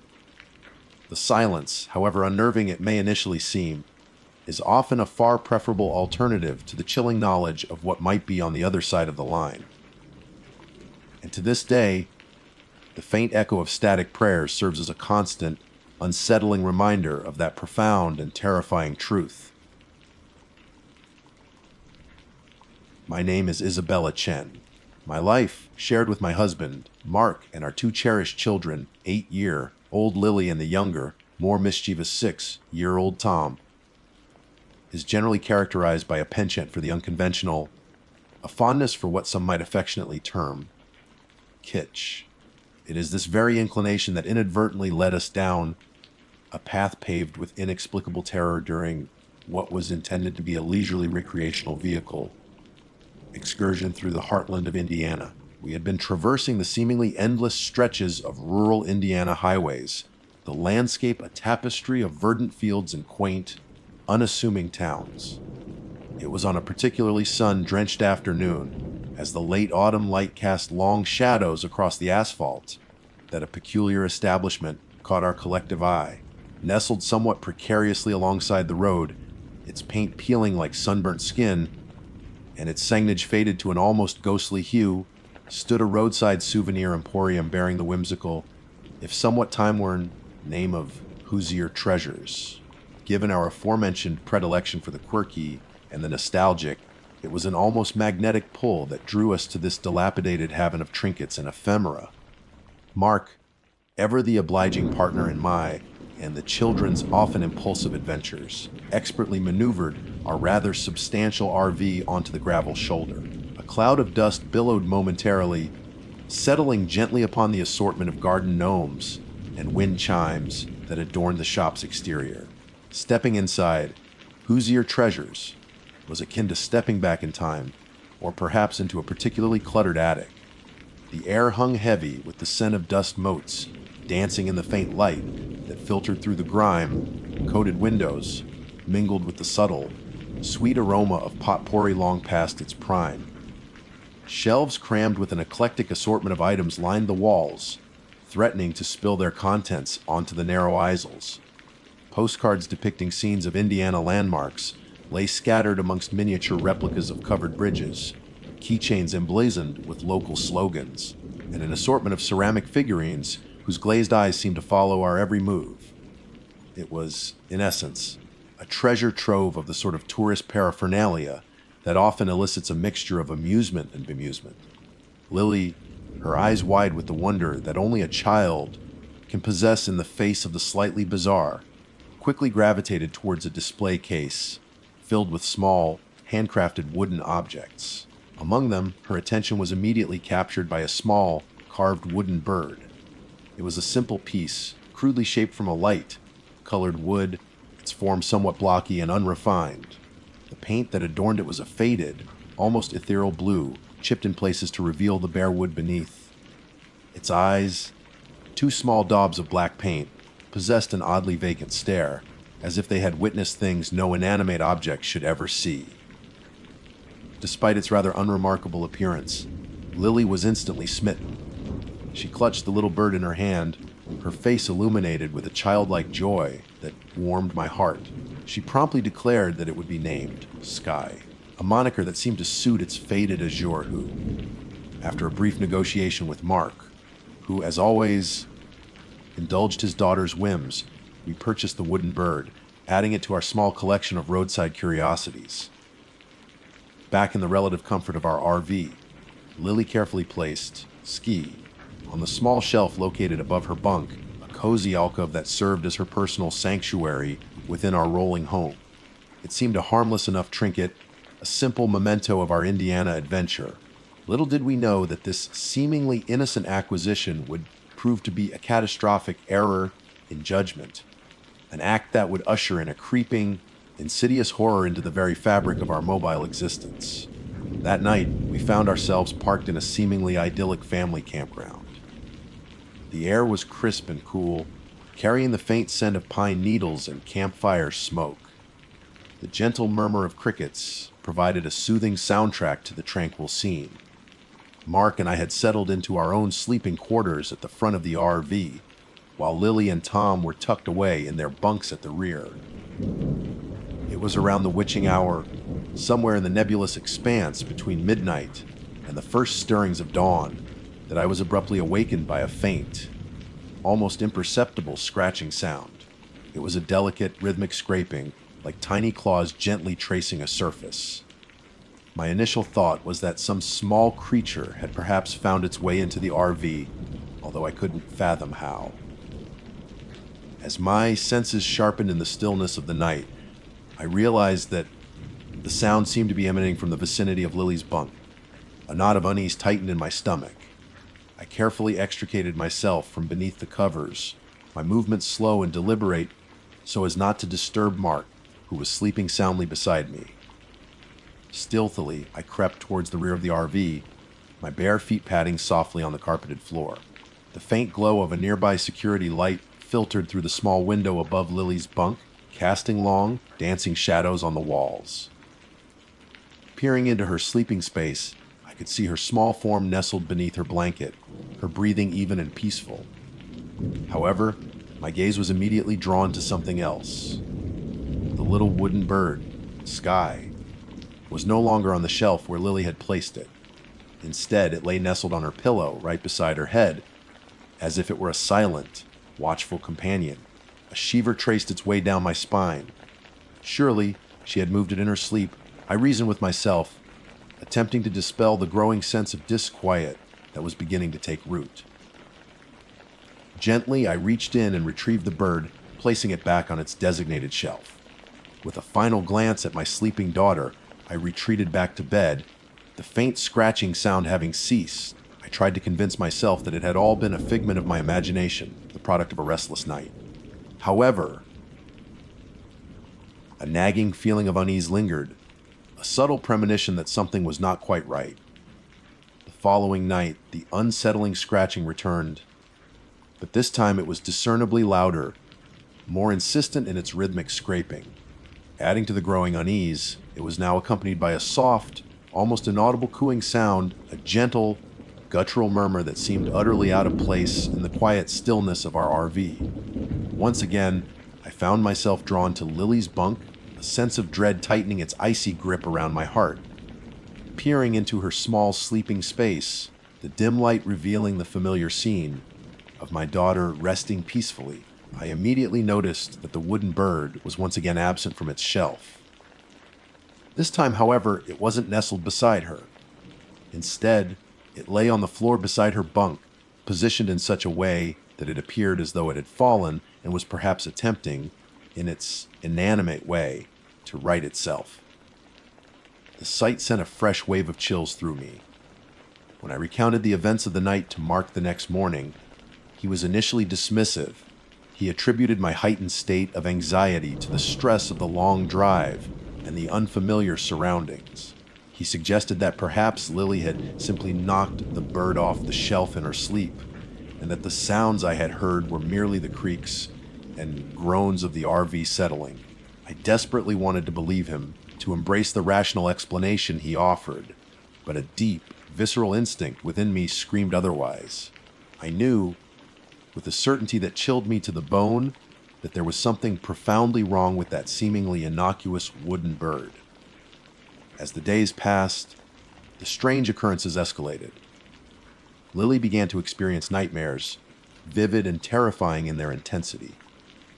She would often wake up in the middle of the night, her small body trembling with fear, tears streaming down her face as she recounted fragmented visions of Ski pecking at her. There were never any visible marks on her skin, no physical evidence to corroborate her claims, but the sheer terror in her eyes was undeniable. She grew increasingly afraid of the bird, refusing to go anywhere near it, her once cherished trinket, now the source of her deepest anxieties. Mark, witnessing Lily's genuine distress and my growing agitation, finally began to concede that perhaps there was more to this than mere coincidence.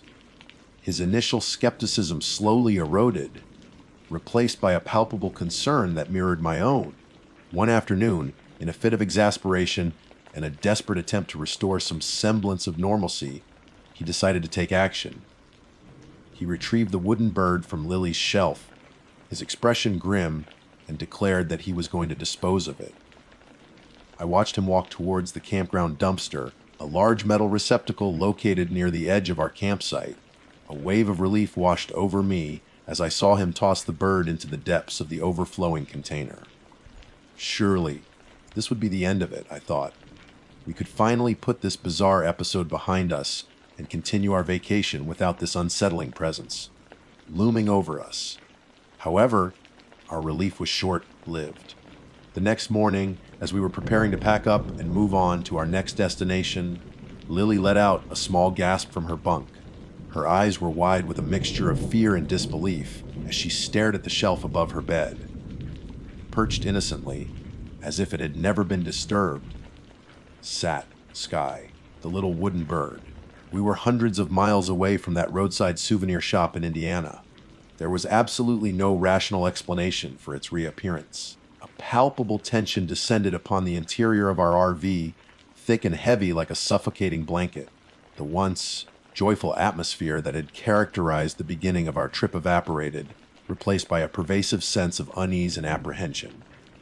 Our younger child, Tom, who had initially been oblivious to the strange events, became increasingly withdrawn, his usual playful demeanor replaced by a quiet, almost fearful reticence. Mark and I, our nerves frayed by the inexplicable occurrences, found ourselves arguing more frequently, the stress of the situation testing the limits of our patience. Throughout it all, the wooden bird simply sat there, on Lily's shelf, its faded blue paint and vacant black eyes seemingly observing us with an unnerving intensity. It became a silent, malevolent presence, a constant reminder of the inexplicable horror that had invaded our lives. I found myself avoiding looking directly at it, yet I could always sense its presence, a cold, unsettling weight in the periphery of my vision.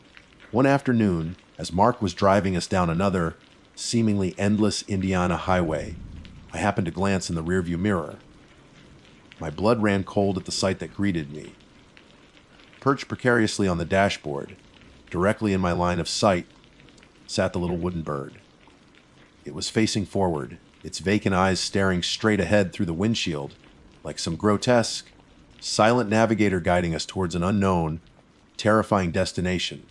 I hadn't put it there. Mark hadn't put it there. Lily refused to even touch it. Tom was too young to reach the dashboard. A scream involuntarily escaped my lips, a raw, primal sound born of pure terror.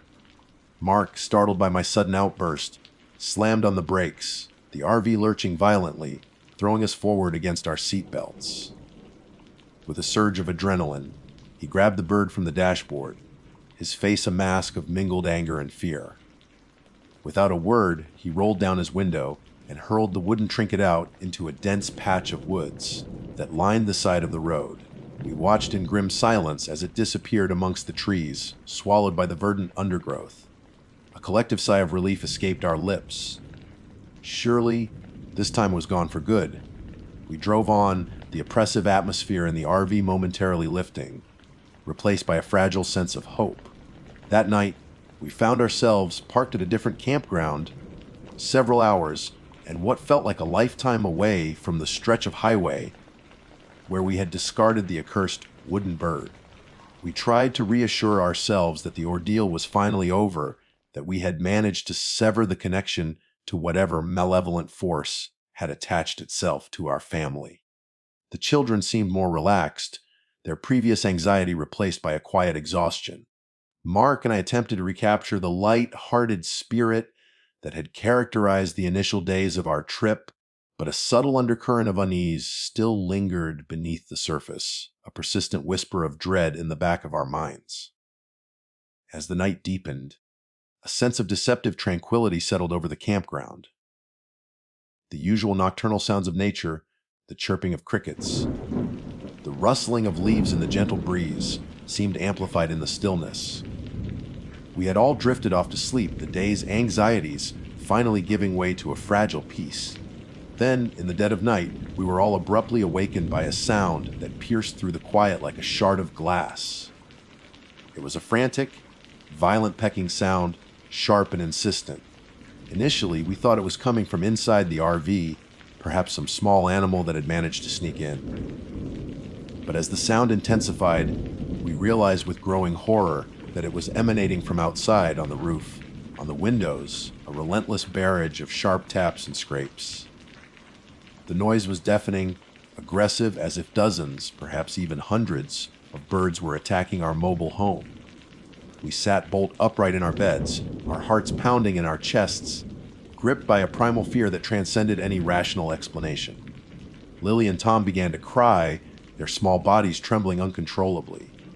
Mark and I held them close, trying to offer comfort while battling our own rising panic. The pecking continued unabated, growing even more frenzied and violent. It felt as though the very structure of the RV was under siege, the thin aluminum shell offering little protection against the relentless assault.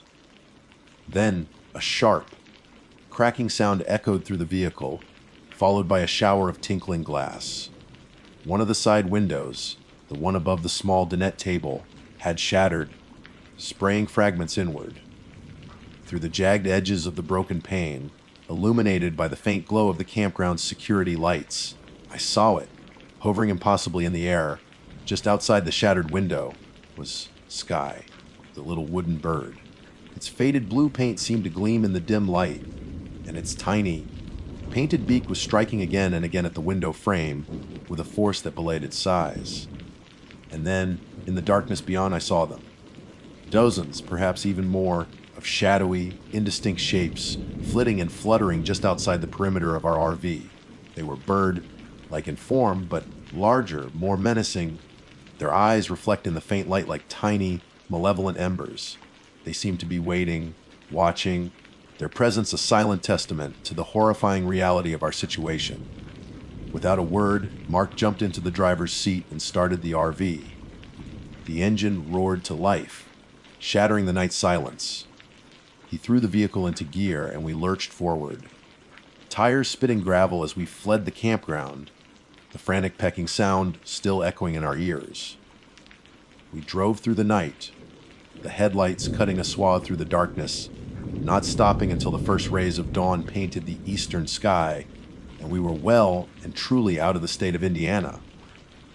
We never saw the little wooden bird again, whether it somehow returned to the souvenir shop, or if it remains lurking in the woods where Mark threw it, we will never know. But the fear, the chilling memory of that terrifying night lingers with us still. It is a constant, unwelcome companion, a shadow that occasionally flickers at the edges of our awareness. That seemingly quaint little souvenir shop, Hoosier Treasures, wasn't just selling harmless trinkets and tourist fodder. It was peddling something far more sinister: attachments, curses, fragments of some forgotten, malevolent local folklore. That unassuming little wooden bird wasn't merely an object, it was a vessel, a conduit for something ancient and evil. So, if you ever find yourself RVing through the state of Indiana and you happen to see a quaint, dusty little souvenir shop nestled off the beaten path, I implore you, heed my warning and just keep driving. Some treasures are best left unfound, their secrets buried deep in the forgotten corners of the world. Because sometimes, some secrets are carved in wood, painted with vacant eyes, and they hunger for a home, a connection, and perhaps something more. They hunger for you. My name is Aiden Brooks, and I am currently pursuing a master's degree in hydrology at Indiana University. For my thesis project, I embarked on an ambitious endeavor to study the ecological impact of several man-made reservoirs within the state. This research aimed to analyze the long-term effects of these artificial bodies of water on the surrounding environment, focusing particularly on the changes in water quality and the adaptation of local ecosystems. It was a project I was deeply invested in, one that I believed held significant potential for contributing to our understanding of human alterations to natural landscapes. To facilitate this extensive fieldwork, I planned a series of camping trips, each strategically located near the reservoirs I intended to study. Accompanying me on this venture was my girlfriend, Sarah. While her primary role was that of companionship, her sharp mind and keen observational skills often proved invaluable, providing perspectives that my more technically focused approach might sometimes overlook. We had a comfortable RV that served as our mobile research station and living quarters, equipped with the necessary amenities to make our extended stays in remote locations manageable. Our first destination was the Monroe Reservoir, specifically a relatively isolated area along its western banks. This particular location held an intriguing historical footnote that added a layer of fascination and perhaps a touch of the uncanny to our chosen campsite. Decades ago, prior to the reservoir's creation, a small town named Elkinsville had existed in the valley that now lay submerged beneath the water. As the story went, the town was intentionally flooded to create the reservoir, and its buildings and infrastructure remained beneath the surface, a ghostly testament to a bygone era. We managed to find a secluded, albeit unofficial, camping spot nestled amongst a copse of mature trees, a mere stone's throw from the water's edge. The area was undeniably picturesque during the day. Sunlight dappled through the leaves, casting dancing patterns on the forest floor, and the vast expanse of the reservoir shimmered invitingly in the distance. The air was fresh and carried the scent of pine and damp earth. We set up our camp with practiced efficiency, the familiar routines of leveling the RV and deploying the awning, providing a sense of comforting normalcy in the otherwise unfamiliar surroundings. The initial couple of days unfolded uneventfully. I dedicated my time to collecting water samples from various points along the reservoir's edge, carefully documenting the location, time, and specific parameters of each sample. Sarah, an avid reader, spent hours engrossed in novels, occasionally looking up to comment on a particularly interesting passage or to simply enjoy the tranquility of our surroundings. We prepared our meals together, the aroma of cooking food mingling with the natural scents of the forest. And in the evenings, we would sit by a small campfire, talking, laughing, and enjoying the peaceful solitude. However, as the days turned into nights, a subtle shift in the atmosphere began to occur. The air near the reservoir seemed to take on a different quality after sunset. It felt heavier, thicker, almost as if it were imbued with a deep, pervasive sorrow.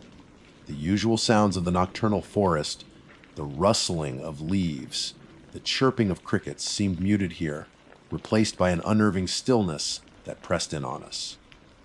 It was during these quiet nights that we began to notice faint, inexplicable sounds emanating from the direction of the water.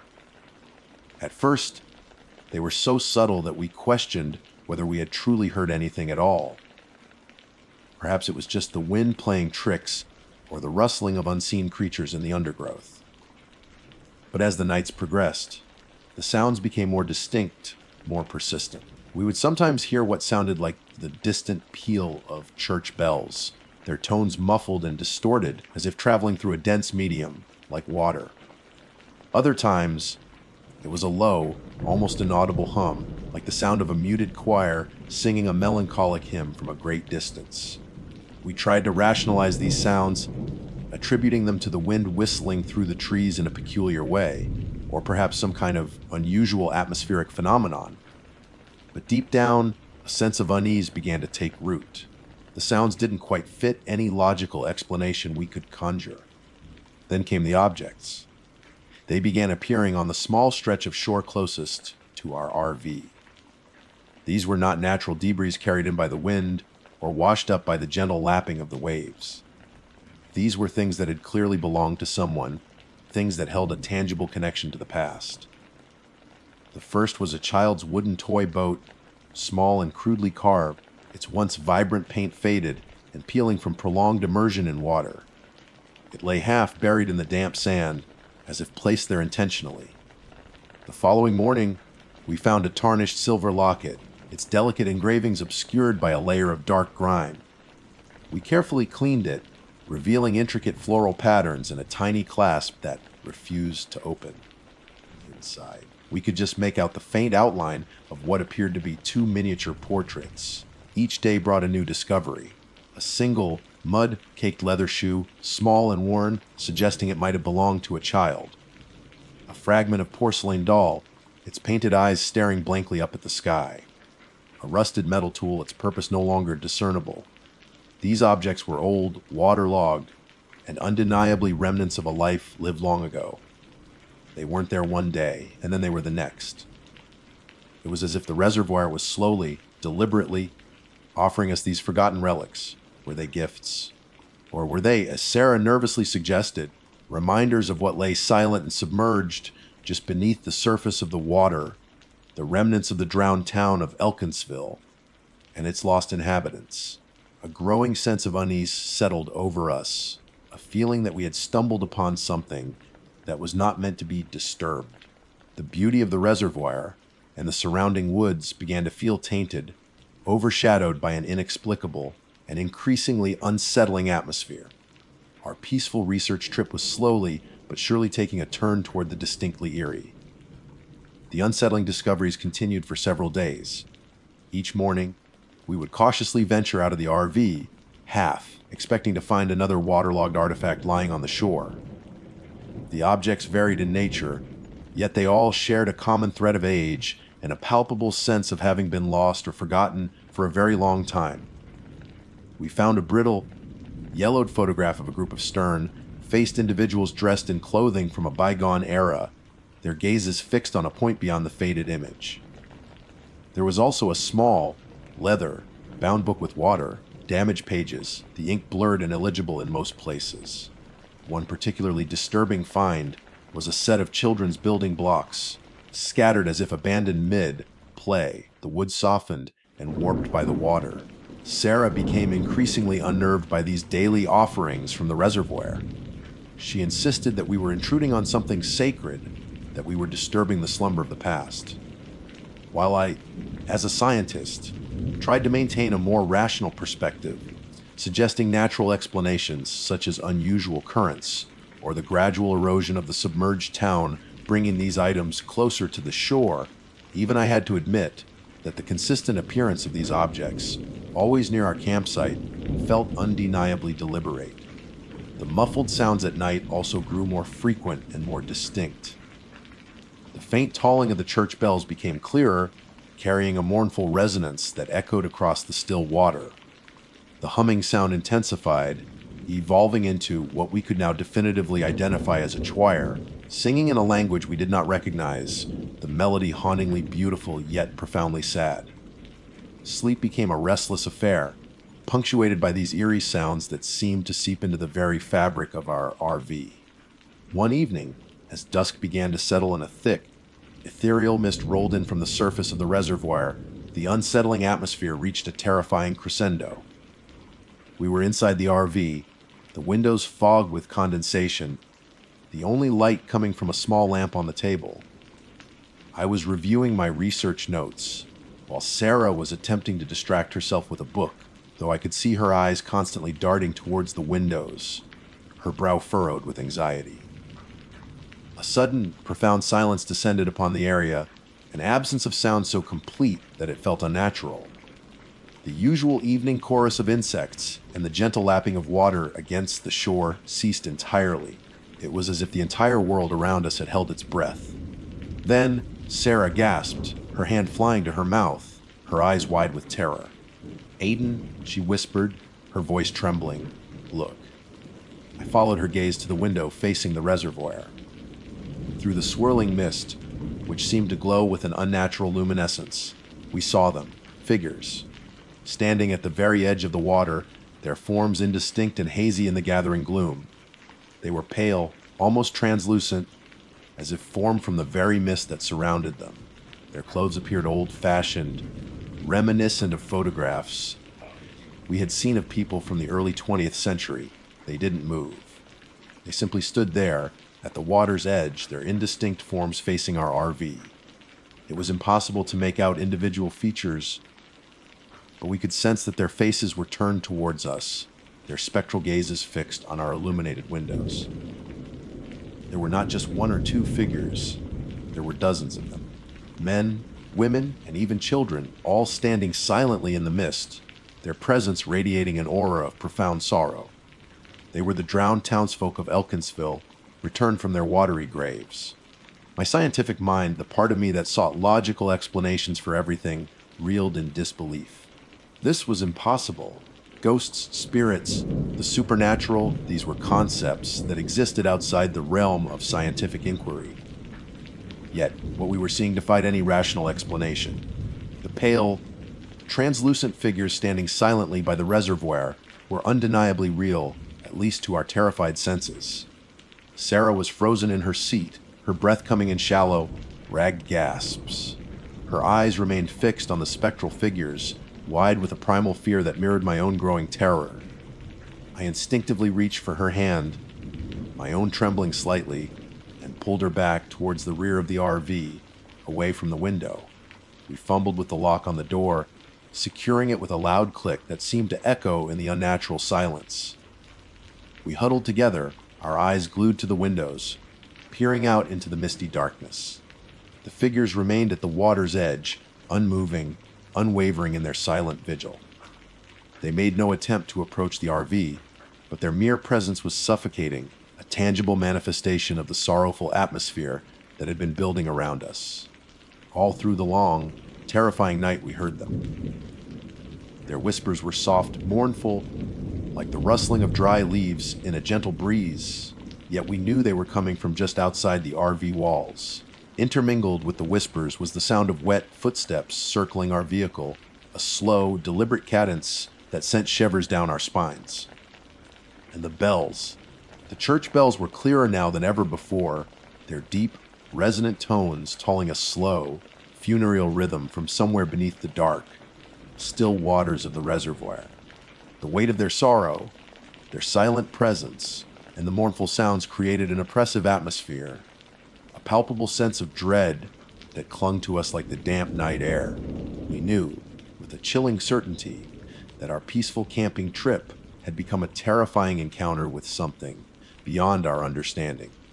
As the first faint light of dawn began to creep over the horizon, painting the misty sky in hues of gray and pale orange, we knew we had to leave.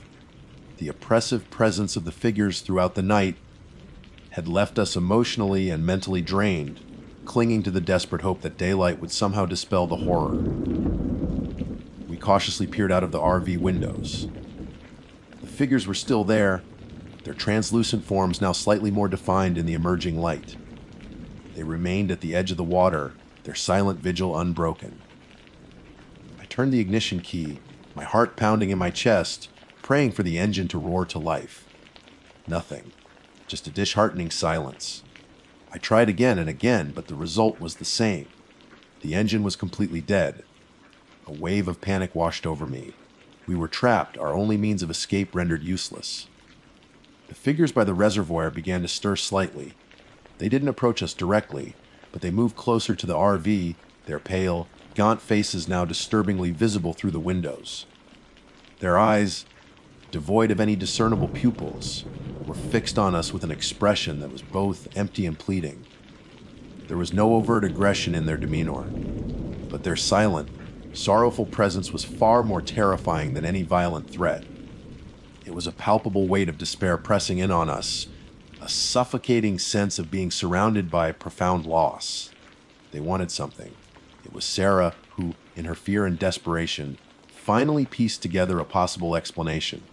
Her gaze fell upon the tarnished silver locket we had found a few days earlier, which she had placed on the small table. She picked it up, her fingers tracing its antique design, her voice trembling as she spoke. "They want it back," she whispered, her eyes wide with a sudden, horrifying realization. "They want all their things back. The toy boat, the shoe, the photograph, all of it." Her logic, born from a place of sheer terror, somehow resonated with the unsettling events of the past few days. The objects appearing on the shore, the constant presence of the figures, it all seemed to point towards a desire for reconnection with their lost possessions. Maybe they want us back too. She added, her voice barely a breath. The chilling implication hung in the air between us. Were the objects offerings, attempts to lure us closer, to make us a part of their submerged community? Desperate, Sarah began to gather all the objects we had found: the locket, the toy boat, the shoe, the photograph, the doll fragment, the building blocks. Her hands shook as she carefully placed them in a small bag. With a surge of adrenaline, I cautiously unlocked the RV door and opened it just a crack. The air outside felt cold and heavy, carrying the faint, almost sweet scent of decay.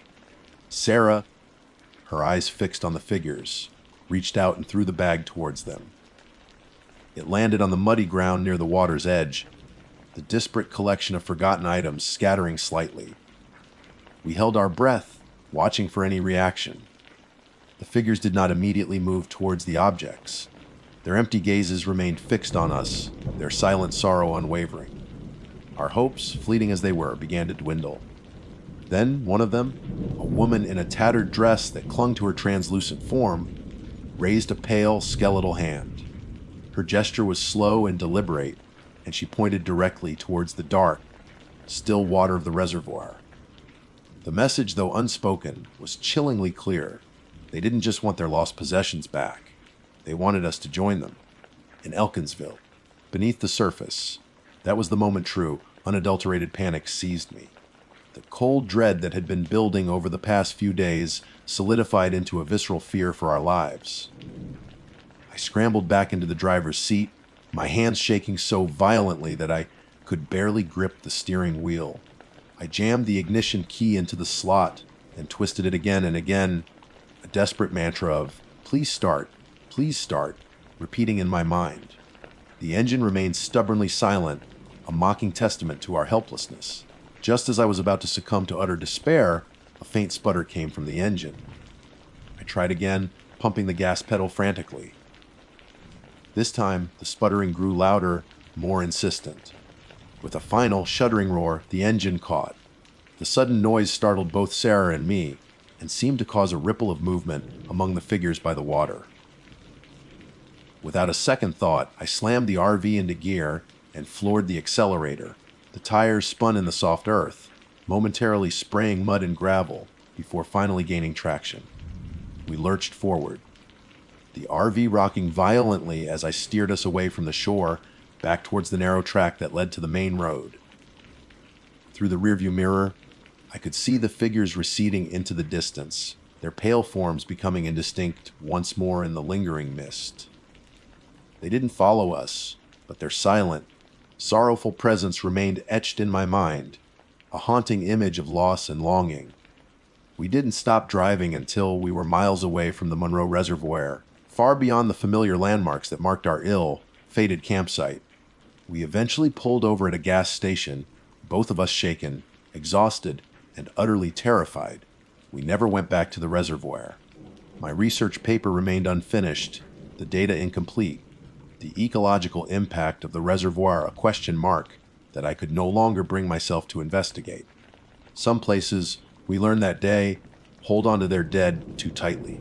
That Indiana reservoir wasn't just a body of water, it was a liquid tomb, and its long, lost occupants were still reaching out from the depths, their sorrowful yearning echoing in the muffled sounds and the waterlogged relics they offered.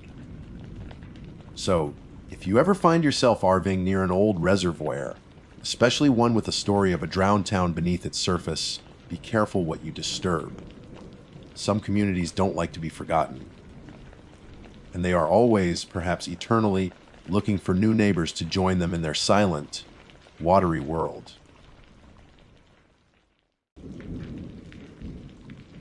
My name is Mia Goldstein, and the events I am about to recount remain etched in my memory with a chilling clarity that belies the passage of time. What began as an eagerly anticipated road trip through the heartland of Indiana with my closest friend, Clara, ultimately devolved into an unsettling and terrifying experience, one that continues to haunt my waking hours and permeate the fragile landscape of my dreams.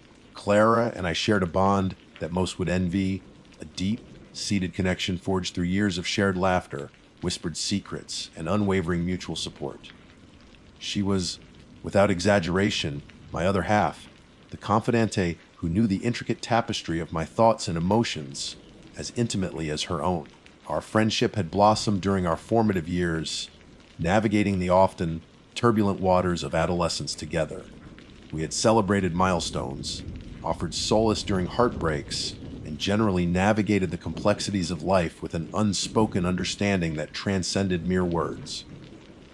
Our connection felt immutable, an unbreakable thread woven through the fabric of our individual lives. Therefore, when Clara announced her impending move across the country, a wave of profound sadness washed over me. The prospect of such a significant geographical distance separating us felt akin to a physical amputation, a severing of a vital lifeline. In a desperate attempt to create one final, indelible memory together before the inevitable separation, we conceived the idea of an RV trip. Indiana, with its seemingly endless stretches of scenic byways, charming small towns, and pockets of natural beauty, presented itself as the perfect backdrop for our farewell adventure. We meticulously planned the itinerary, poring over maps and travel guides, our excitement building with each passing day. This journey was intended to be a celebration of our enduring friendship, a last hurrah filled with laughter, exploration, and the comfortable silence that only true companionship can offer. The RV itself became a symbol of our anticipated freedom and camaraderie. We spent weeks preparing it, stocking it with our favorite snacks, comfortable bedding, and a curated playlist of songs that held sentimental value for both of us.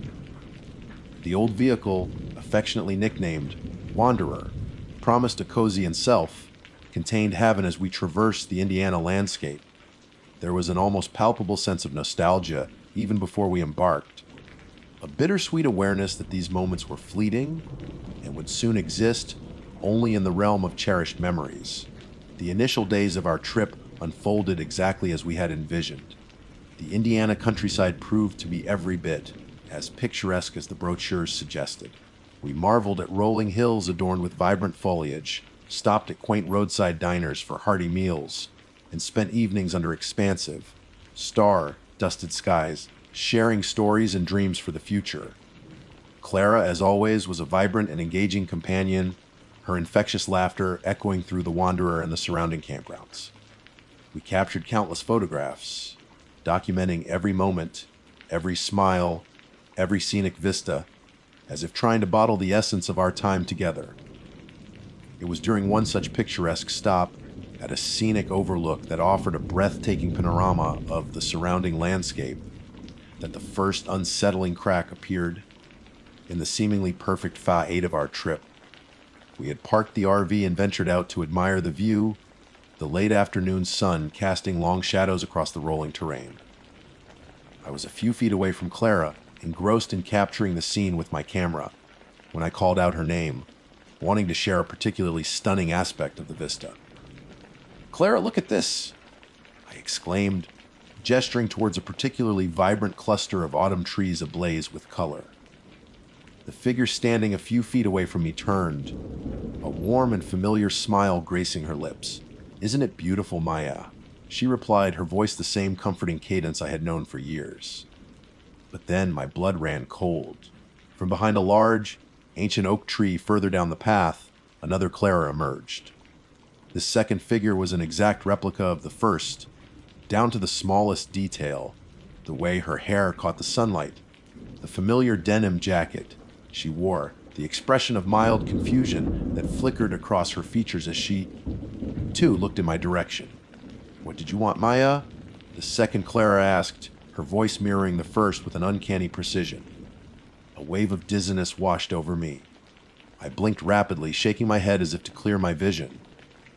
When I opened my eyes again, the second Clara was gone. The path behind the oak tree was empty, bathed only in the dappled sunlight filtering through the leaves. "You okay, Maya?" the Clara beside me asked, her brow furrowed with concern. "You look a little pale." I forced a laugh, attempting to dismiss the bizarre apparition as a trick of the light, perhaps the result of the bright sun and my own fatigue. "Yeah, just a bit of sun in my eyes, I think." I mumbled, trying to sound convincing, even though a knot of unease had begun to tighten in my stomach. Clara seemed satisfied with my explanation, her usual cheerful demeanor quickly returning as she resumed admiring the view. But the image of the second Clara, standing silently behind the oak tree, remained burned into my mind. The fleeting glimpse had been so vivid, so undeniably real, that I couldn't shake the feeling that I had witnessed something truly inexplicable, something that defied the boundaries of logic and reason. This initial incident, seemingly minor and easily dismissed, served as the harbinger of a series of increasingly disturbing events that would ultimately transform our cherished farewell trip into a descent into chilling uncertainty. The peace and joy that had characterized our first few days on the road began to erode, replaced by a growing sense of dread and a gnawing suspicion that something was profoundly wrong, not just with my perception, but with the very fabric of our reality. The idyllic Indiana landscape, once a source of comfort and beauty, now seemed to hold a hidden menace, a silent witness to the unsettling occurrences that were beginning to unfold. Despite my attempts to rationalize the fleeting apparition behind the oak tree, The unsettling image lingered in the recesses of my mind, casting a subtle shadow over the remaining hours of that day. I found myself surreptitiously observing Clara, searching for any sign that she might have noticed something unusual or was perhaps behaving differently. However, she remained her usual cheerful self, her laughter ringing out as we explored a local craft fair later that afternoon. Yet, I couldn't shake the feeling that something had shifted, a subtle discord now present in the otherwise harmonious symphony of our trip. The incidents continued, albeit sporadically at first, playing out like fleeting hallucinations that I desperately tried to dismiss. While browsed the eclectic collection of wares in a small antique shop, caught a glimpse of Clara's reflection in an ornate mirror hanging on the wall. However, the reflection was slightly out of sync with the real Clara, her movements lagging behind by a fraction of a second. When I turned to look directly at her, the discrepancy vanished, and she was examining a vintage brooch, completely oblivious to the unsettling image I had just witnessed. On another occasion, while relaxing inside the RV during a quiet afternoon, I distinctly heard Clara's voice call my name from the direction of the small kitchenette. Startled, as Clara was sitting right beside me, engrossed in a novel, I turned to see if she needed something. "Did you call me?" I asked, my voice betraying a hint of the unease that was slowly beginning to consume me. Clara looked up from her book, her expression one of mild confusion. "No, Mia. I haven't said anything. Are you feeling all right? You seem a little jumpy." I hesitated, unsure of how to explain what I had heard without sounding completely unhinged. I thought I heard you call me from the kitchen. I stammered, feeling a blush creep up my neck. Clara simply smiled reassuringly. "Maybe you're just tired, Maya. All this driving and sightseeing can take its toll." I wanted to believe her, to accept the logical explanations she offered so readily. But the persistent feeling that something was amiss continued to gnaw at me, a relentless whisper of doubt in the back of my mind. Was I truly imagining these things? Was the stress of Clara's impending departure manifesting in these bizarre sensory experiences? Or was there something more sinister at play? As the days passed, the occurrences became more frequent and more unsettling.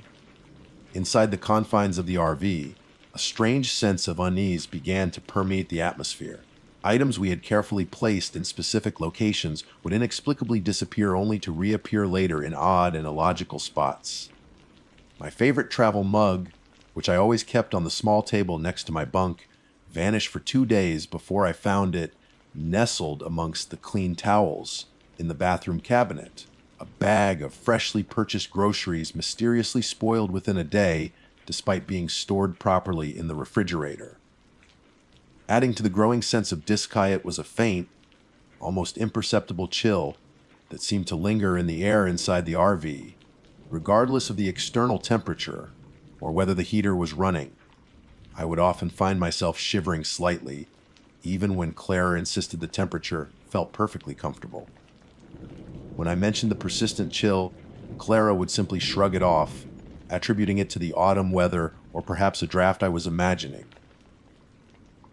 Conversely, Clara herself seemed to be thriving on the trip. She was more energetic and cheerful than I had seen her in a long time, almost unnervingly so. Her laughter echoed a little too loudly. Her enthusiasm felt somewhat exaggerated, as if she were trying too hard to project an image of carefree joy. But it was her eyes that truly began to trouble me. Sometimes, when she thought I wasn't looking, her bright smile would falter, replaced by a fleeting expression of coldness, a calculating gaze that seemed to assess me with an unsettling detachment. These moments were brief, vanishing as quickly as they appeared, but they left me with a growing sense of unease, a feeling that the Clara I knew was somehow subtly shifting, becoming someone else. The worst incident occurred during a stay at a remote campground nestled deep within a dense patch of woodland. The night was particularly dark, the only illumination coming from the faint glow of the moon filtering through the thick canopy of trees. I woke abruptly in the middle of the night, the sudden urge to use the bathroom jolting me from a deep sleep. As I carefully made my way through the narrow confines Of the RV towards the bathroom, I passed the small dinette area. My breath hitched in my throat. Bathed in the pale moonlight streaming through the window, Clara was sitting at the dinette table. She was completely still, her posture rigid, her gaze fixed straight ahead, unseeing.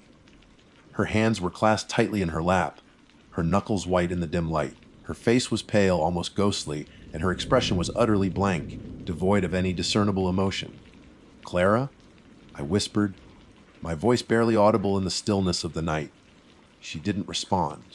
She remained completely motionless, as if frozen in time. A prickle of fear ran down my spine. Something about her stillness, her vacant stare, felt profoundly wrong. Just as I was about to reach out and touch her arm, I heard a soft rustling sound coming from the direction of her bunk at the back of the RV. I instinctively swung the beam of my small flashlight towards the bunk, my heart pounding in my chest, and there she was, Clara, asleep in her bed, her chest rising and falling in the slow, even rhythm of slumber. A gasp escaped my lips. I swung the flashlight beam back towards the dinette table. The figure of Clara that had been sitting there moments before was gone. The space was empty, the moonlight casting long, distorted shadows across the cushions. I stood there for what felt like an eternity, my mind reeling, trying to make sense of the impossible scene I had just witnessed. Had I been dreaming? Was my sleep-addled mind playing tricks on me? But the image of Clara sitting at the table, her blank stare piercing the darkness, was seared into my memory with horrifying clarity. Sleep was an impossibility for the remainder of the night. I lay in my bunk, every creak and groan of the old RV amplified in the silence, my senses on high alert. The comforting familiarity of our shared space had been replaced by a palpable sense of dread, an overwhelming feeling that we were no longer alone, that something else was with us in the Wanderer. The events of that night served as a stark and terrifying confirmation of my growing fears.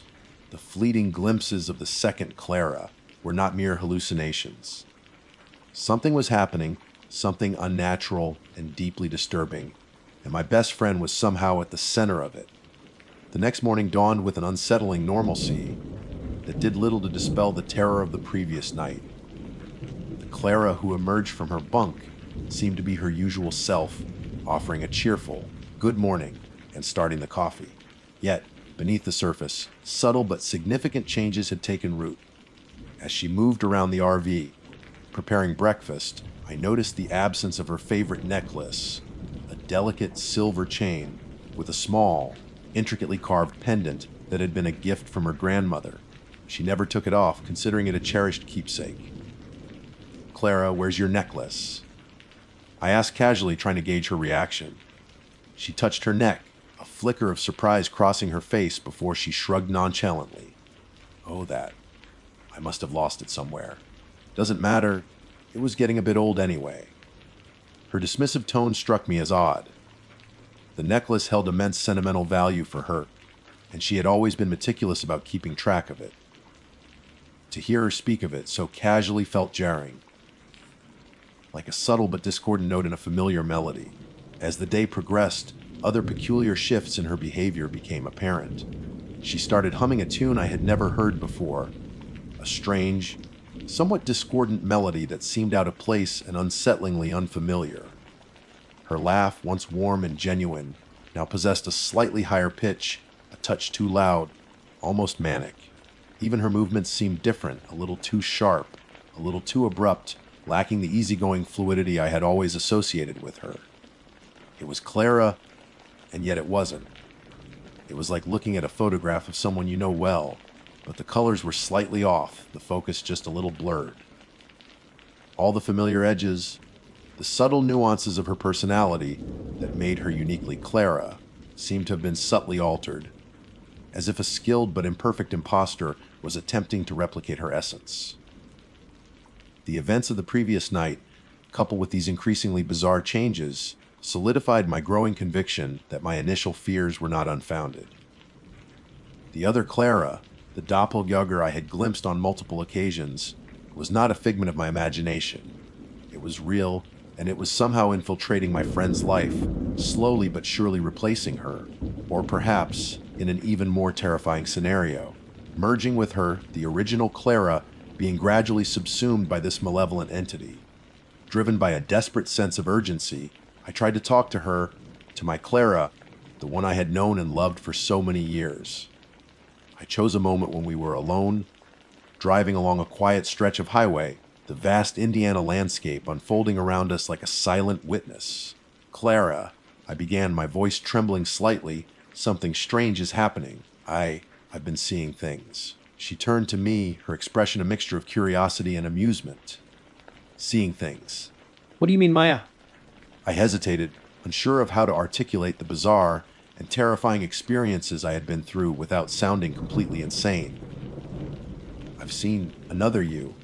I finally blurted out, the words hanging heavy in the air. "I've seen another Clara identical to you." Her amusement quickly faded, replaced by a look of concern. "Mia, are you feeling okay? Maybe you're really tired. We've been pushing ourselves pretty hard on this trip." "No, listen to me." I insisted, my voice rising in desperation. "I saw you at the overlook, behind the tree. I saw your reflection moving differently in the antique shop mirror. I heard you call my name from the kitchen when you were sitting right next to me. And last night at the campground, I saw you sitting at the dinette just staring while you were asleep in your bunk." As I recounted the events, her expression shifted from concern to one of mild irritation.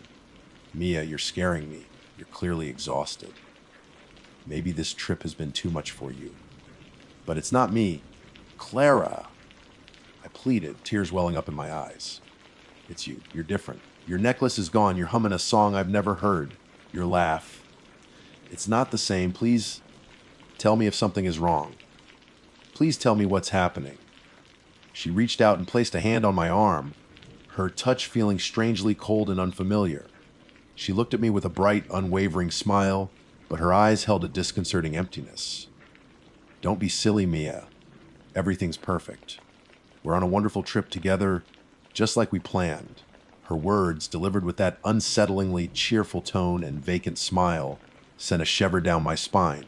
It was as if I were talking to a carefully constructed imitation, a flawless replica devoid of the genuine warmth and empathy that had always defined my friend. I knew then that I couldn't continue the trip. The joy and excitement we had initially felt had been completely obliterated, replaced by a pervasive sense of fear and a gnawing uncertainty about the very identity of the person sitting beside me. I made an excuse, claiming a sudden illness, and turned the RV around, heading straight back home. Clara, or what looked like Clara, didn't protest. She simply nodded, her gaze fixed on the passing scenery, her strange, discordant humming filling the silence. The trip ended abruptly, the wanderer carrying us back to the familiar landscape of our hometown, but the sense of unease lingered like a persistent shadow.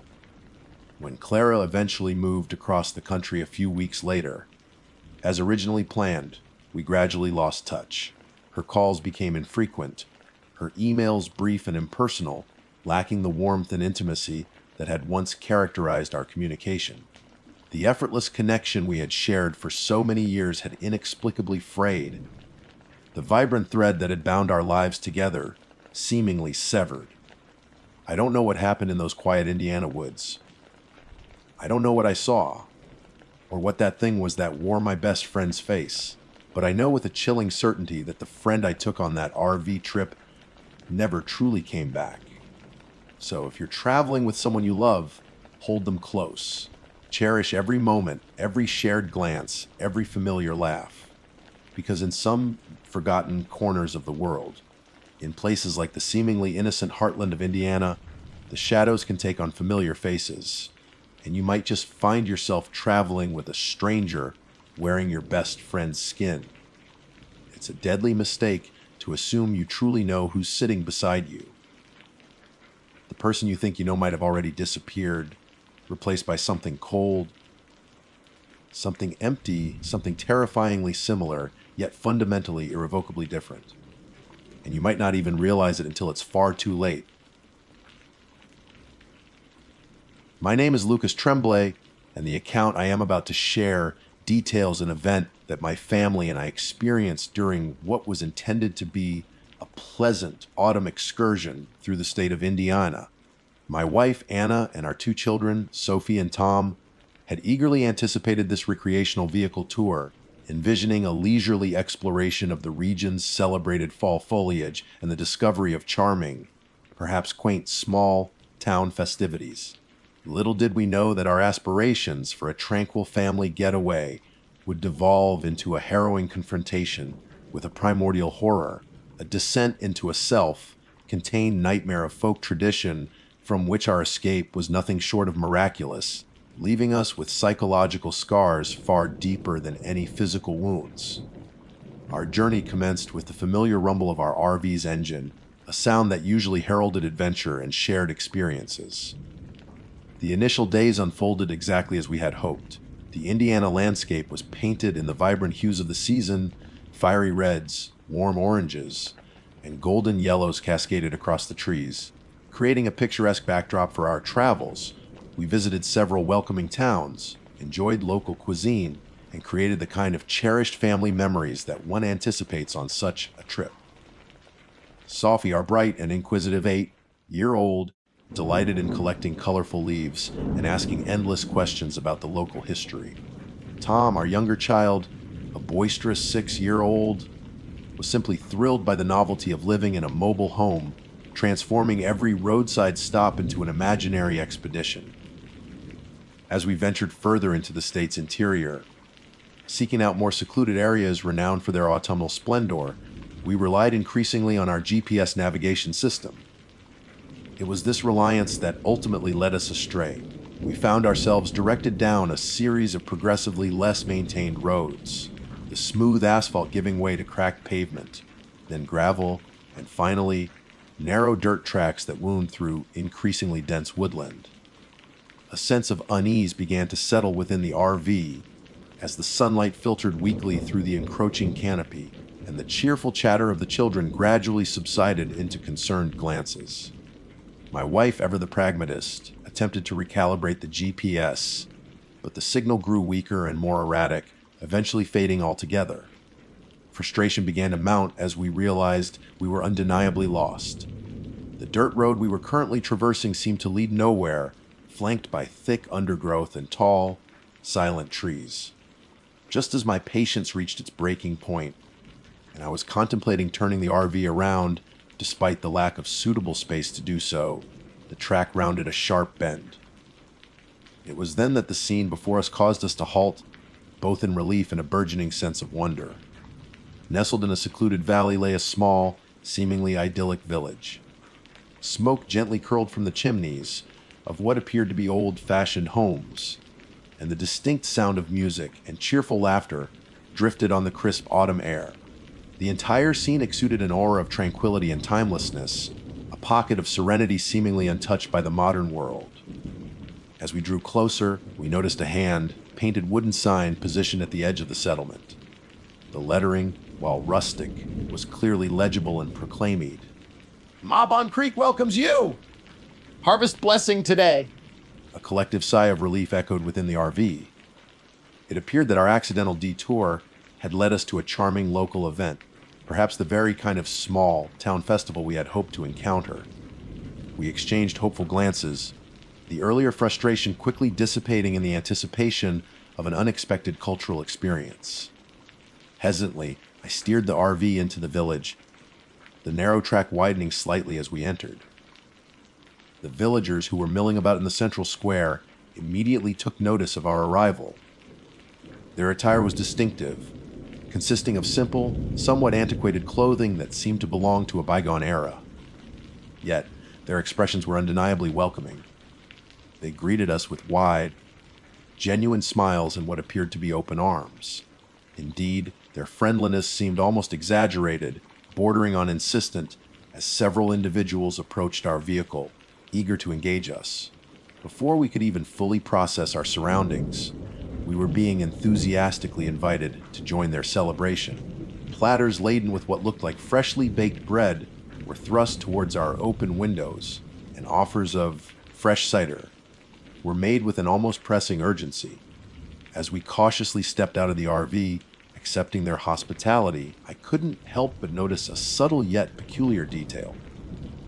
The eyes of every villager we encountered seemed to share an identical, striking shade of hazel, possessing an almost unnatural golden hue that seemed to shimmer in the afternoon light. It was an unusual uniformity that, while not immediately alarming, registered as subtly out of the ordinary. The festival was clearly in full swing in the central village square.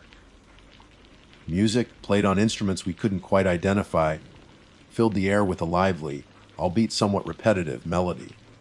Villagers were engaged in various activities. Some were dancing in a circular fashion. Others were gathered around tables laden with food, and children were participating in seemingly traditional games. The atmosphere, on the surface, was undeniably festive and welcoming. We allowed ourselves to be drawn into the spirit of the event, accepting the offered refreshments and attempting to engage in polite conversation with the overly eager residents of Maybun Creek. However, as the day wore on, a subtle sense of wrongness began to permeate the initially charming scene. The music, while upbeat, possessed an unsettling, almost hypnotic cadence, its melody looping back on itself in a way that felt increasingly disorienting. As I took a closer look at the architecture of the buildings surrounding the square, I noticed intricate carvings adorning their facades. Initially, I had dismissed them as quaint examples of local folk art, but upon closer inspection, the depictions became increasingly disturbing. They seemed to portray scenes of ritualistic sacrifice and featured grotesque, humanoid figures adorned with antlers, their expressions frozen in silent screams. The smiles of the villagers, which had initially struck us as welcoming, now seemed a little too fixed, almost strained. Their hospitality, while initially appreciated, began to feel overly insistent, as if they were actively preventing us from observing anything beyond the carefully curated facade of their celebration. They repeatedly emphasized how blessed their harvest was this year, attributing their bounty to the benevolence of their patron, a figure they spoke of with a reverence that bordered on fanaticism. The name itself, Maybun Creek Harvest Blessing, began to take on a slightly ominous tone. It was during this creeping shift in atmosphere that our daughter, Sophie, our ever-curious 8-year-old, momentarily wandered off from our side. She had been fascinated by a group of children playing a game involving intricately woven corn husks. A few minutes later, she returned to us, her small face pale and her eyes wide with a dawning fear. She tugged urgently at my sleeve, her voice a barely audible whisper. "Daddy," she said, her voice trembling slightly, "the scarecrow in Mister. Abernathy's field, it has real hands." My initial reaction was to dismiss her statement as the overactive imagination of a child. However, the genuine terror in her eyes gave me pause. Telling Anna that I would be right back, I followed Sophie's gaze towards a field located just beyond the edge of the village square. Standing in the center of a harvested cornfield was a figure that, at first glance, resembled a scarecrow. But as I drew closer, a wave of nausea and icy dread washed over me. This was no ordinary scarecrow. It was the desiccated remains of a human being tied to a crude wooden cross. The body was emaciated, the skin stretched taut over bone. The eyes were gone, pecked out by crows that now perched morbidly on the outstretched arms. At the base of the gruesome effigy, a small, faded wooden plaque was embedded in the soil. The inscription was simple, yet utterly chilling: "Last year's honored guest." In that instant, the jovial music, the forced smiles, the unsettling carvings, everything clicked into place with horrifying clarity. This wasn't a festival, it was a ritual. A dark, ancient ritual, and we, along with our innocent children, had stumbled directly into its heart. The sheer gravity of our situation, the palpable sense of dread that now gripped me, was unlike anything I had ever experienced before. My blood ran cold, and the festive atmosphere of Maybun Creek transformed in my mind into a scene of profound and imminent danger. We had to get out. We had to leave this place before it was too late. The image of the desecrated body on the makeshift cross seared itself into my mind, a horrifying tableau that instantly shattered the illusion of idyllic charm that Mabon Creek had so carefully constructed. My immediate instinct was to shield my family from this gruesome reality. I quickly steered Sophie away, placing a hand over her eyes as I steered her back towards where Anna and Tom were waiting, oblivious to the terror I had just witnessed. My heart pounded in my chest, a frantic drumbeat against the sudden silence that had fallen within my own thoughts. I knew we couldn't stay. Every fiber of my being screamed that we were in mortal danger. We had stumbled into something ancient, something sinister, and our only chance of survival lay in a swift and immediate departure. Trying to maintain a semblance of calm, I approached Anna, who looked at me with a questioning gaze. I offered a weak smile, attempting to mask the sheer panic that threatened to overwhelm me. "Anna," I began, trying to keep my voice level, "I think we should probably get back on the road. It's getting late, and we still have a long drive ahead of us." I gestured vaguely in the direction from which we had come, hoping my feigned casualness would not betray the urgency I felt. Anna, ever perceptive, likely noticed the subtle shift in my demeanor. "Is everything all right, Lucas?" Sophie looked a little upset when she came back. "Oh," she just saw a rather realistic scarecrow. I stammered, my mind racing to come up with a believable explanation. It startled her a bit. "But she's fine now. Let's just say our goodbyes and head out." We gathered Tom, who was happily munching on a piece of the sweet bread we had been offered, and approached the nearest group of villagers. The same kindly old woman who had first greeted us with cider stepped forward, her golden eyes fixed on us with an unnerving intensity. "Well now, aren't you leaving so soon?" she asked, her voice still seemingly warm, yet I detected a subtle edge beneath the surface, a hint of something colder and far more calculating. "Yes, Mom," I replied, trying to sound polite and apologetic. "We really appreciate your hospitality, but we have a long journey ahead of us and need to make some time." Several other villagers gathered around us, their smiles not quite reaching their peculiar golden eyes. The atmosphere, which had been deceptively welcoming just moments before, now felt subtly oppressive, as if an invisible net was tightening around us. "Oh, but the blessing isn't complete yet," the old woman said, her voice losing its earlier warmth, replaced by a tone that was almost matter of fact, yet carried an undeniable undertone of command. "You wouldn't want to miss the most important part, would you?" Before we could respond, another villager, a burly man with a weathered face and an unsettlingly vacant stare, spoke up. "The path is blocked, anyway. Big wagon overturned just past the square. Won't be cleared until morning." I turned to look in the direction of the village square, and indeed, I could see a large farm wagon lying on its side, effectively obstructing the main thoroughfare. Whether this was an accident or a deliberate obstruction, I couldn't be sure, but my gut churned with a growing sense of dread. "Oh, you can't leave yet," the old woman reiterated, her gaze unwavering, her golden eyes gleaming with an unsettling light. "The blessing isn't complete. We still need to choose this year's honored guest." Her words hung in the air, heavy with an unspoken meaning that sent a fresh wave of terror coursing through me. My mind flashed back to the gruesome figure in the cornfield, the faded plaque reading, "Last year's honored guest." The horrifying truth became undeniable. This harvest blessing was not a celebration of abundance, it was a ritualistic sacrifice, and we, the unsuspecting travelers who had stumbled into their isolated community, were now potential Adialu. Panic began to set in, a cold and clammy grip squeezing my chest. Anna's eyes met mine, her face mirroring the terror I knew was reflected on my own.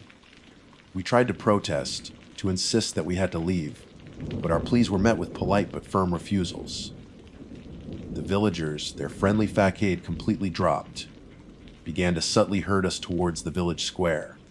The festive atmosphere had vanished, replaced by a palpable sense of fervent anticipation. A large bonfire had been lit in the center of the square, its flames leaping high into the twilight sky, casting long, dancing shadows that seemed to writhe with a malevolent energy. The villagers were no longer laughing and chatting. Instead, A low, guttural chanting had begun, a rhythmic drone that seemed to vibrate through the very ground beneath our feet. The sound was primal, unsettlingly ancient, and it spoke of rituals far removed from the innocent harvest celebrations we had initially imagined. The patron they had spoken of earlier was now clearly understood to be something far older and far more malevolent than any benevolent deity. The way they chanted its name, a series of guttural syllables that I couldn't comprehend but felt deep in my bones, hinted at a power that had held this community in its thrall for generations. As we were led into the center of the square, surrounded by the chanting villagers and the flickering light of the bonfire, their eyes began to scrutinize us with an unnerving intensity. We realized with dawning horror that we were the candidates for honored guest. Their gazes lingered on each member of our family, assessing, evaluating, and then I saw it, a subtle, almost imperceptible shift in their collective focus. Their golden eyes seemed to fixate on Tom, our youngest child, a wave of chilling understanding washing over me. They wanted him. They intended to offer him to their ancient patron. The realization hit me with the force of a physical blow. I instinctively pulled Tom closer, shielding him with my body. Anna gasped, her hand flying to her mouth, her eyes wide with unspeakable terror. We were trapped, surrounded by a community steeped in a horrifying tradition, and our children were in imminent danger. Our escape was not the result of any brilliant plan or courageous act, but rather a moment of sheer, desperate luck, a fleeting lapse in the villagers' fervent focus, as they became momentarily distracted by what appeared to be the beginning of a more elaborate ritualistic dance around the bonfire. A chance presented itself. I noticed a narrow alleyway between two closely built buildings, partially obscured by a thick, woven tapestry that hung loosely from a wooden beam. It was a small opening, barely wide enough for us to squeeze through, but it was our only hope. Without a word, I grabbed Anna's hand and, with a silent urgency, gestured towards the alleyway. She understood instantly. We each grabbed one of the children, Sophie clutching tightly to my leg. Tom held securely in Anna's arms, and we bolted. We scrambled through the narrow passage, the rough walls scraping against our skin, the heavy tapestry brushing against our faces. We ran with a desperate, primal fear, expecting at any moment to hear shouts of pursuit, to feel the hands of the villagers grabbing at us. But all we heard was the sound of the chanting, growing louder behind us, a terrifying chorus that spurred us onward. We burst out of the alleyway and onto a narrow, overgrown path that seemed to lead upwards, winding through the densely wooded hills that surrounded the village. We didn't dare to look back. We didn't stop running, our lungs burning, our legs aching, until the chilling sounds of the chanting and the flickering glow of the bonfire were far behind us, swallowed by the darkness of the encroaching night. We ran until Maben Creek, and the unspeakable horror it concealed was nothing more than a terrifying memory fading in the distance. Our frantic flight through the dense woods felt like an eternity. The darkness was thick and oppressive, the only light filtering sporadically through the dense canopy of trees from a sliver of moon hidden behind the clouds. Every snap of a twig, every rustle in the undergrowth sent shivers of terror down our spines. We stumbled and tripped over unseen roots and rocks, our pace driven by the primal fear of pursuit. Anna clutched Tom tightly, her breathing ragged, while Sophie clung to my hand, her small body trembling with exhaustion and fear. I constantly scanned the darkness behind us, half expecting to see the golden gleam of eyes or hear the chilling echo of that guttural chant. The path we had stumbled upon eventually petered out, leaving us to navigate the uneven terrain by instinct alone. We pushed onward, driven by a desperate need to put as much distance as possible between ourselves and the horrors of Maben Creek. Hours seemed to melt away as we stumbled through the wilderness, the initial adrenaline slowly giving way to bone, deep fatigue, and a gnawing sense of vulnerability. Finally, as the first hints of dawn began to paint the eastern sky with streaks of gray and pale pink, we reached a paved road. The sight of civilization, even in the form of a deserted country road, was a welcome relief. We walked along the shoulder, our bodies aching, our clothes torn and dirty, until we finally came across a small, unassuming gas station on the outskirts of what looked like a normal, modern town. The fluorescent lights of the convenience store within seemed almost blinding after the oppressive darkness of the woods. We rushed inside, the sudden warmth feeling like a balm to our chilled and weary bodies. The lone attendant behind the counter looked at our disheveled appearance with a mixture of curiosity and concern. We quickly recounted our terrifying experience, our voices trembling as we tried to articulate the horrors we had witnessed in Maben Creek. We spoke of the strange villagers, the ritualistic festival, the human sacrifice, and our desperate escape. The attendant listened patiently, his expression shifting from mild interest to a look of profound disbelief. When we finished our story, he simply shook his head slowly. "I've lived around here my whole life," he said, his voice laced with skepticism. "Never heard of any place called Maben Creek, and certainly nothing like what you're describing." We tried to explain, to show him the route on a paper map we had in the RV, but the narrow dirt roads that had led us to the village seemed to vanish into thin air on the more detailed map. There was no mention of Maben Creek, no indication that a settlement of that nature even existed. Once we had composed ourselves enough to think clearly, we contacted the authorities. We recounted our terrifying ordeal to the local sheriff's department, providing as many details as we could remember about the village's location and the events that had transpired. The officers listened attentively, taking notes and asking clarifying questions. However, just like the gas station attendant, they expressed doubt about the existence of Maben Creek. They promised to investigate, but their tone suggested that they believed we had likely been victims of a hoax, or perhaps had experienced a shared delusion brought on by stress and fatigue. Over the following days, we did our own research, poring over maps of Indiana, both online and in physical form. We searched for any mention of a village named Maben Creek, any historical records of unusual traditions or settlements in the area we vaguely recalled. But we found nothing. It was as if the village had never existed, a phantom community that had materialized briefly to ensnare us in its terrifying ritual and then vanish back into the mists of the past. The RV, our home on wheels for what was supposed to be a joyous vacation, now felt tainted, a vehicle that had unwittingly transported us to the edge of a nightmare. We eventually sold it, unable to shake the association with the terror we had experienced. The psychological impact of our encounter with Maben Creek was profound and long-lasting. Anna and I were plagued by nightmares, the golden eyes of the villagers, and the gruesome image of the honored guest haunting our sleep. Sophie, thankfully, seemed to have blocked out some of the more horrific aspects of the ordeal, but she remained unusually quiet and clung to us more than before.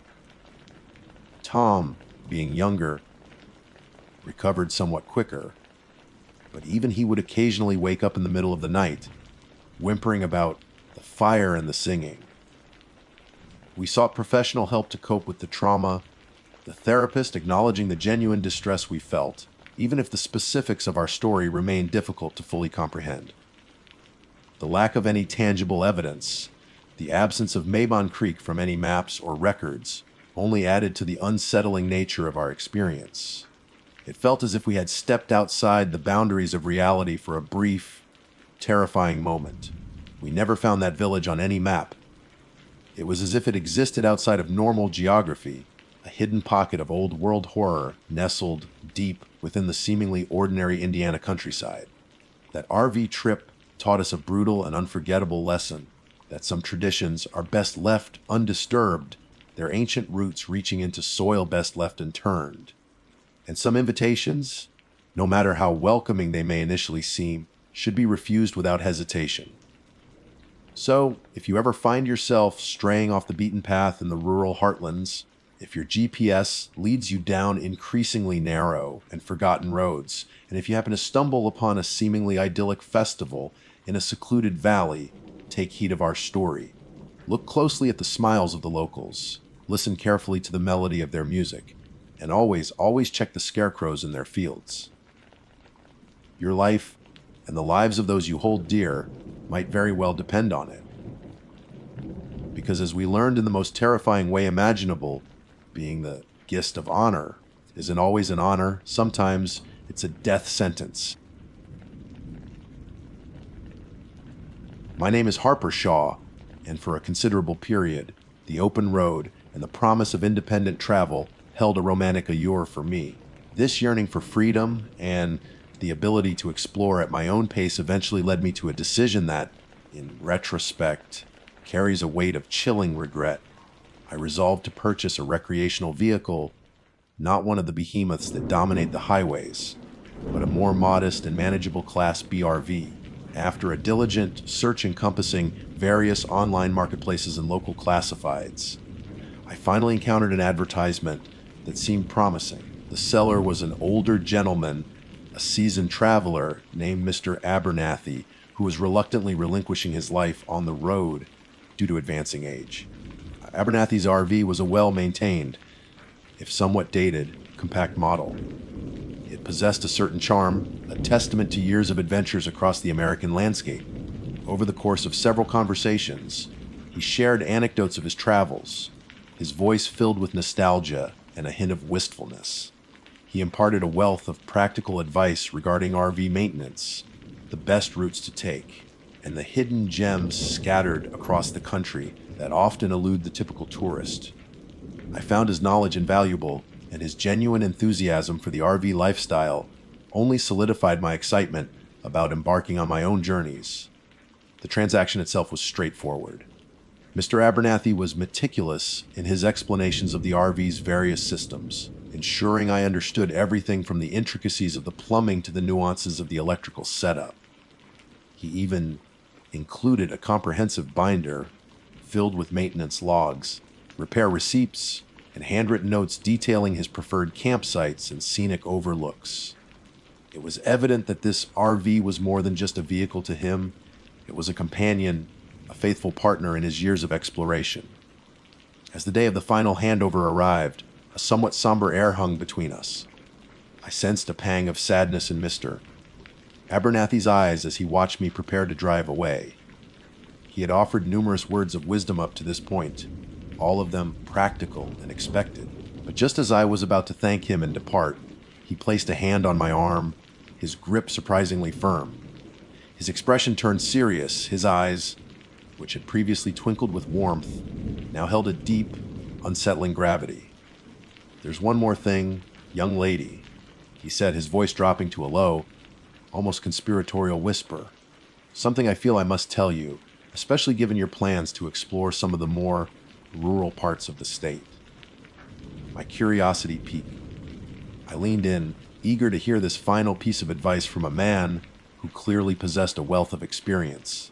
"If you're ever driving certain back roads in southern Indiana after dark," he began, his gaze fixed intently on mine, "especially those winding lanes near the Hoosier National Forest, well, girl, whatever you do, don't look in the rearview mirror." His words hung in the air, heavy with an unspoken dread. I waited for him to elaborate, to provide some context or explanation for this rather peculiar warning.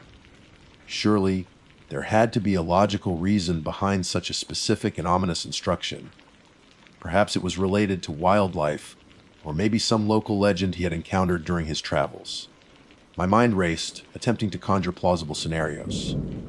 However, Mr. Abernathy remained silent, his gaze unwavering, his lips pressed into a thin, firm line.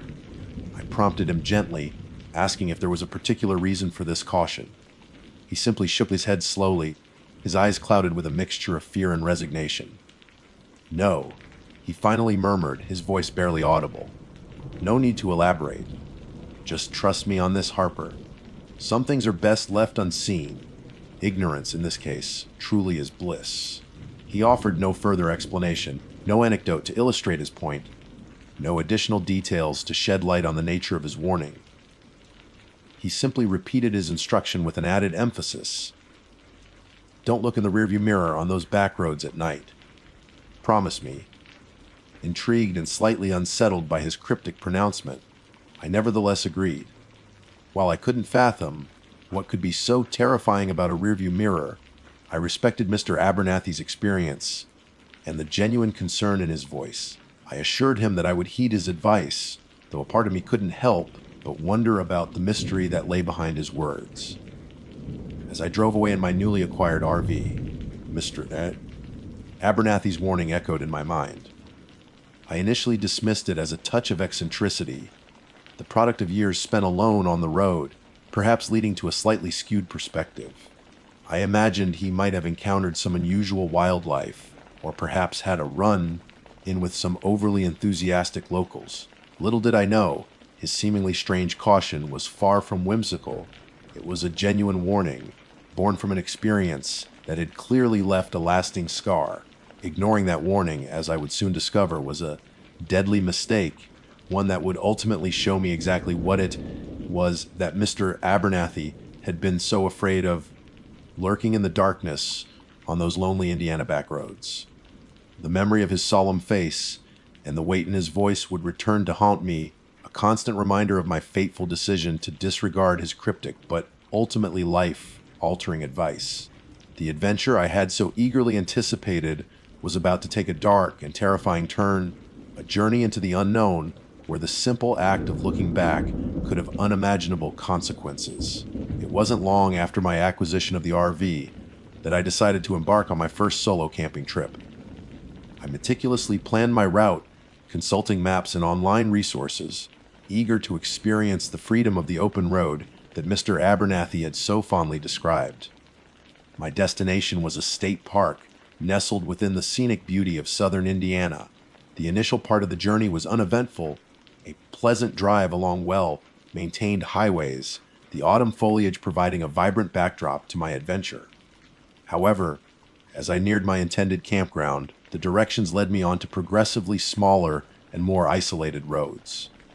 The sun began to dip below the horizon, painting the sky in hues of orange and purple before finally surrendering to the encroaching darkness.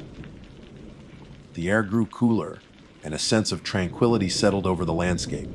Yet, as the last vestiges of daylight faded, a subtle disquiet began to creep into my consciousness. The roads became increasingly winding and narrow, flanked by dense woodlands, where the trees seemed to loom like shadowy sentinels.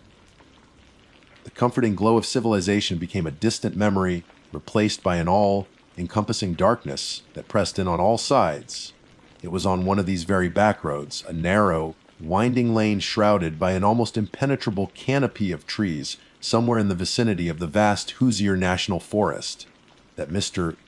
Abernathy's ominous warning resurfaced in my thoughts. The time was late.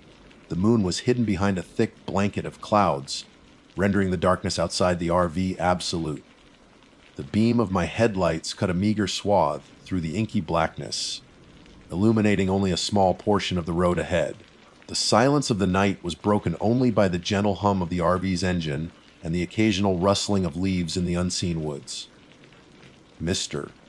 Abernathy's words echoed in the recesses of my mind, each syllable carrying a weight of foreboding.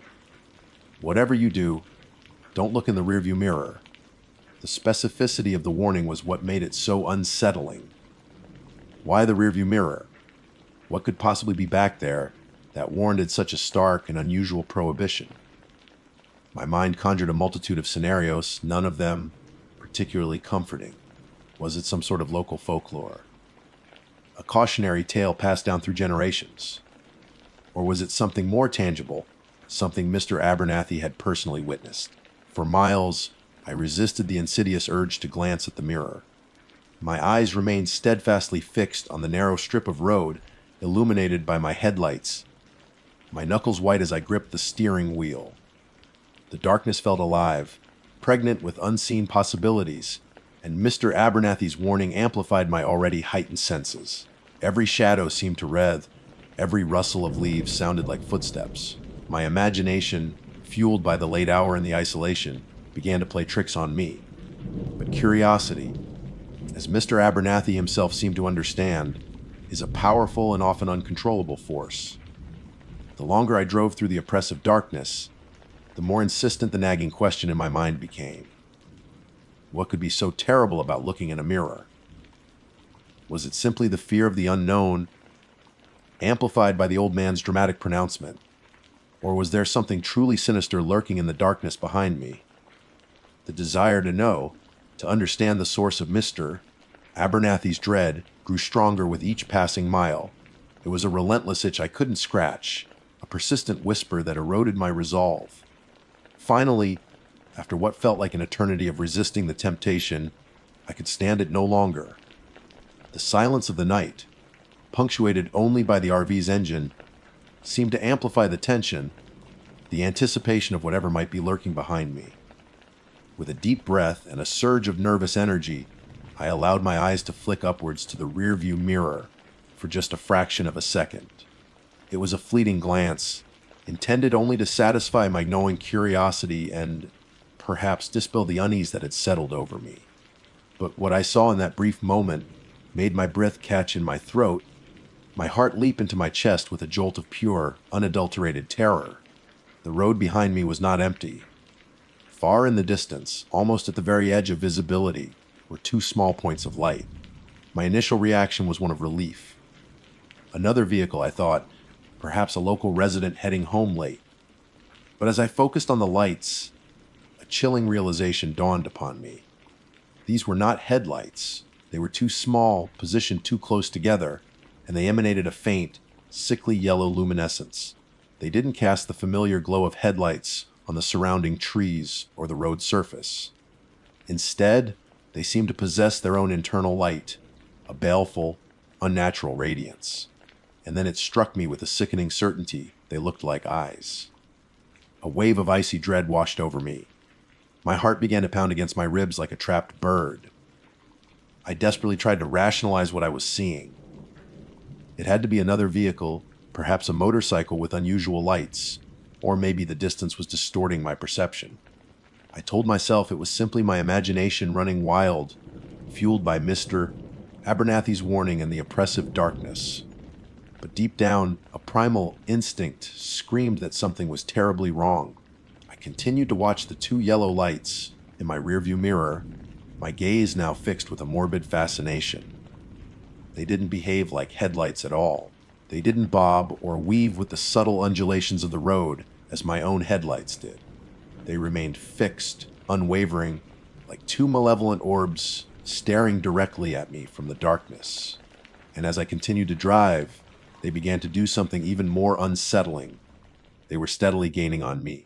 The distance between my RV and those eerie yellow lights was decreasing, slowly but inexorably. The initial relief I had felt at the thought of another vehicle had now morphed into a paralyzing fear, a chilling certainty that whatever was behind me was not normal, and it was getting closer. My solitary journey on the peaceful backroads of Indiana had taken a terrifying and inexplicable turn. Panic began to set in. My foot instinctively pressed down on the accelerator, the engine of the compact RV whining in protest as it struggled to gain speed on the narrow, winding road. I glanced again at the rearview mirror, my heart hammering against my ribs. The yellow eyes were closer now, much closer than before. The distance had shrunk alarmingly, and I could now make out a vague shape behind them, a hulking, indistinct mass that seemed to fill the entire width of the lane. It was definitely not a car. The proportions were all wrong, the shape too amorphous, too organic. Terror surged through me, a cold, paralyzing wave that threatened to overwhelm my senses. Yet, despite the fear that screamed at me to keep my eyes on the road ahead, a horrifying compulsion, a morbid fascination made me look again. This time, the yellow eyes were almost directly behind my RV, their sickly luminescence burning with an intensity that seemed to pierce through the darkness. And in that instant, illuminated fleetingly by the red glow of my own taillights, reflecting off its grotesque form, I saw it just for a split second, a horrifying glimpse into the nightmare that was pursuing me. It was a vast, dark shape, low to the ground, and impossibly wide. My mind struggled to comprehend what I was seeing. There were too many legs, spindly and sharp, skittering with an unnatural, terrifying speed across the asphalt. It moved with a fluid, unsettling grace, effortlessly keeping pace with my accelerating RV. Its form was wrong, utterly wrong, a nightmarish amalgamation of shadows and sharp, angular protrusions. It defied any natural classification, a creature born of some twisted, unholy imagination. A strangled scream escaped my lips, a sound swallowed by the roar of the straining engine. I slammed my foot down on the accelerator, pushing the aging RV to its absolute limit. The vehicle rattled and shook violently as I swerved wildly on the narrow road, desperately trying to maintain control. I didn't dare look in the mirror again. The image of that monstrous thing, those burning yellow eyes, was seared into my memory, a horrifying tableau that played on repeat in my mind. I focused all my attention on the road ahead, praying for a turn off, a sign of civilization, anything that could offer even a sliver of hope. The darkness outside remained absolute, the beam of my headlights the only beacon in the overwhelming blackness. Behind me, I could hear it, a faint, unsettling scratching, skittering sound, as if countless claws were scraping against the asphalt. It was a dry, rasping sound that sent shivers down my spine, a constant reminder of the abomination that was relentlessly pursuing me. I could feel its presence, a palpable wave of cold, predatory hunger pressing in on the back of the RV. It was as if some unseen force was trying to claw its way inside, its malevolent intent radiating through the thin metal walls of my vehicle. My breath came in ragged gasps, my body trembling uncontrollably. Time seemed to stretch and distort, each second feeling like an eternity as the terrifying chase continued through the endless darkness. Then, as suddenly as it had appeared, the feeling was gone. The scratching sound ceased. The oppressive sense of dread that had clung to the back of the RV dissipated into the night air. I drove on for what felt like an eternity, my knuckles still white on the steering wheel, my body still shaking with the residual adrenaline and terror. It wasn't until another 10 minutes had passed, the silence of the night now feeling strangely empty rather than menacing, that I dared to gradually slow down. With a heart still pounding in my chest, I risked one last, terrified glance in the rearview mirror. The road behind me was empty, utterly empty. The darkness stretched out silent and still, broken only by the faint reflection of my taillights on the empty asphalt. Whatever it was, it had given up the chase. Or perhaps, a more chilling thought occurred to me, it had simply decided to let me go for now. I didn't stop driving until I reached the relative safety of a brightly lit truck stop several hours later. I was a nervous wreck, my nerves frayed and my perception of the world irrevocably altered. I spent the rest of the night huddled inside the RV, unable to sleep, every shadow seeming to hold the potential for the monstrous creature I had glimpsed in my rearview mirror. I never drove those isolated Indiana back roads at night again. In fact, I couldn't bring myself to drive them at all. The memory of those yellow eyes and the skittering sound was too vivid, too deeply ingrained in my mind. I sold the RV a month later, unable to shake the feeling that it was somehow tainted by the encounter, that the thing I had seen might still be lurking somewhere in its dark corners. Mr. Abernathy hadn't been eccentric. He had been trying to warn me, to protect me from something he knew existed in those shadowy, forgotten parts of the state. Some things do follow you in the darkness, things that defy logic and understanding, things that only reveal themselves in the reflection of a rearview mirror on a lonely, moonless night.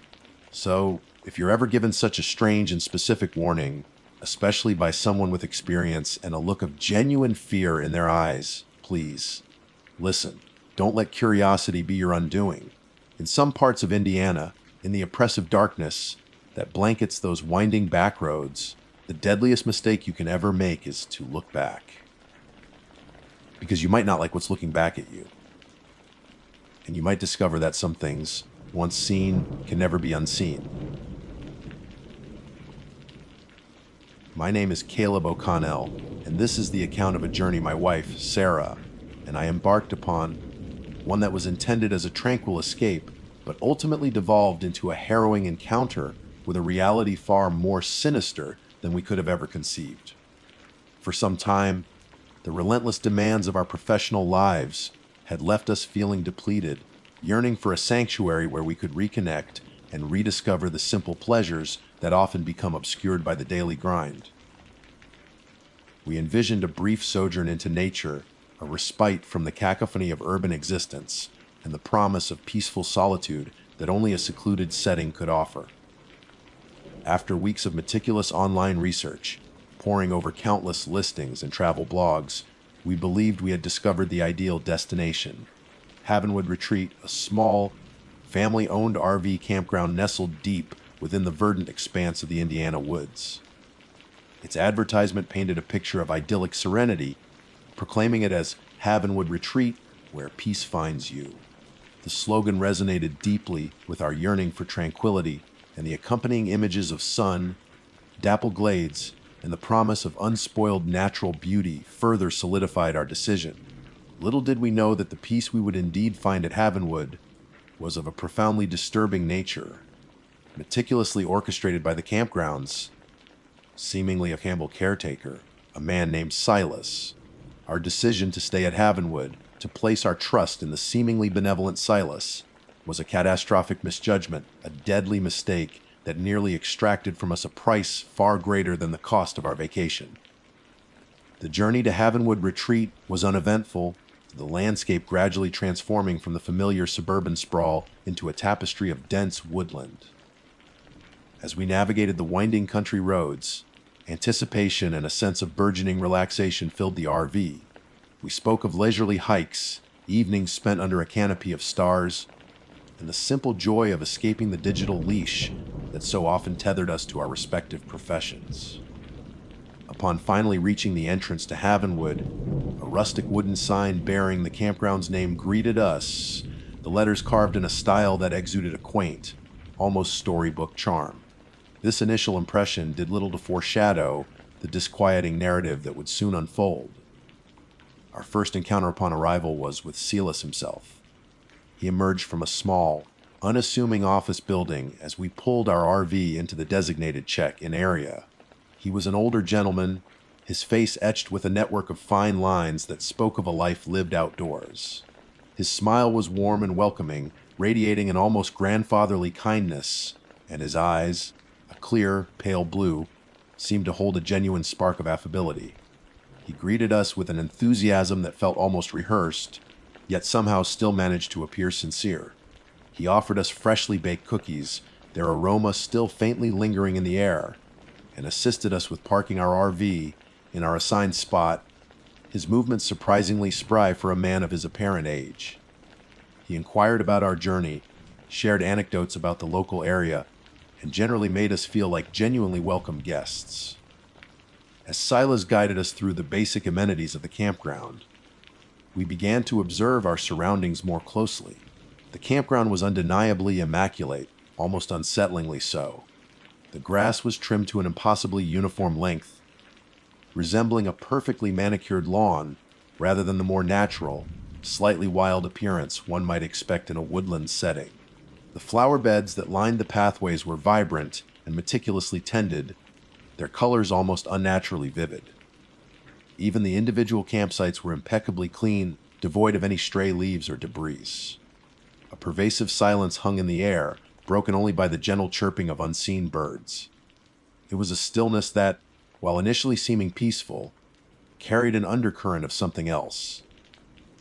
There were only 2 other RVs parked in the entire campground, situated at a considerable distance from our own. Over the course of our initial hours at Havenwood, we observed their occupants only fleetingly. An elderly couple, their faces pale and gaunt, remained almost entirely within the confines of their RV, their curtains perpetually drawn. The other camper was a solitary man who would sit outside his vehicle for hours on end, his gaze fixed blankly upon the dense tree line, seemingly lost in a world of his own. Neither of these individuals offered even a cursory nod or acknowledgement of our presence.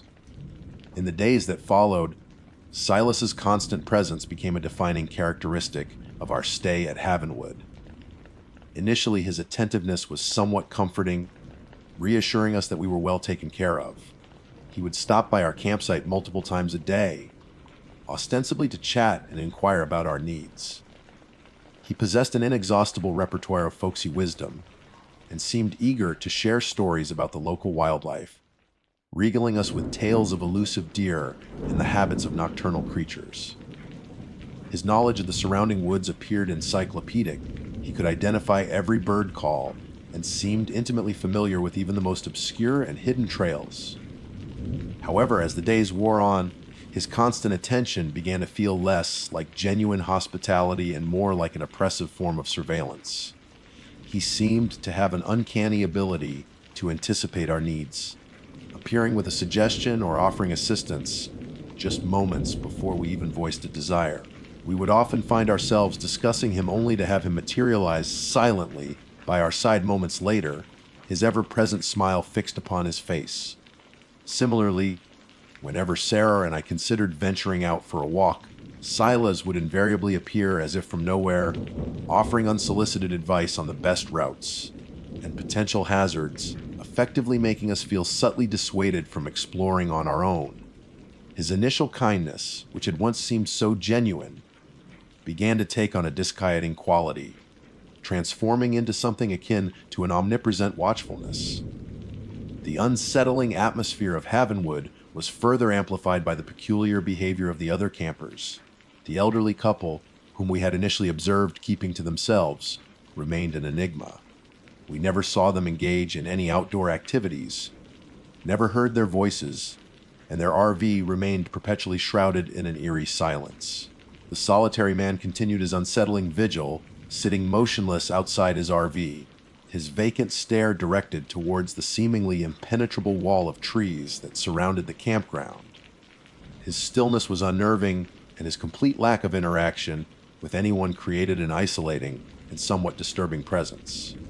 One afternoon, I decided to attempt to break the ice and inquire about our fellow guests to Silas. I approached him as he was tending to the vibrant flower beds near the entrance and casually asked about the other campers, hoping to gain some insight into their unusual demeanor. Silas simply turned to me, his gentle smile unwavering, and responded in a soft, almost hushed tone. Yes, they are truly enjoying the peace here at Havenwood. They have found their solace in this tranquil place." His answer, while seemingly innocuous, felt strangely evasive, offering no real explanation for their odd behavior and leaving me with a lingering sense of unease. The subtle disquiet that had been steadily building during our stay at Havenwood finally crystallized into palpable fear with the sudden disappearance of our dog, Buster. Buster was a boisterous and affectionate golden retriever, a constant source of joy and energy in our lives. He had been happily playing near our RV, chasing after errant leaves and generally enjoying the freedom of the open space, just moments before he vanished. One minute he was there, his tail wagging furiously as he explored his new surroundings, and the next he was simply gone. Sarah and I immediately launched into a frantic search, calling his name repeatedly as we scoured the area around our campsite and the immediate vicinity. Our initial panic quickly escalated into a deep sense of dread as our search yielded no sign of him. After a fruitless hour, we sought out Silas, hoping that his intimate knowledge of the woods might offer some clue to Buster's whereabouts. He listened to our frantic explanation with an expression of practiced concern, his brow furrowed in a semblance of worry. He readily joined our search, his familiarity with the terrain proving helpful as we expanded our efforts deeper into the surrounding woods.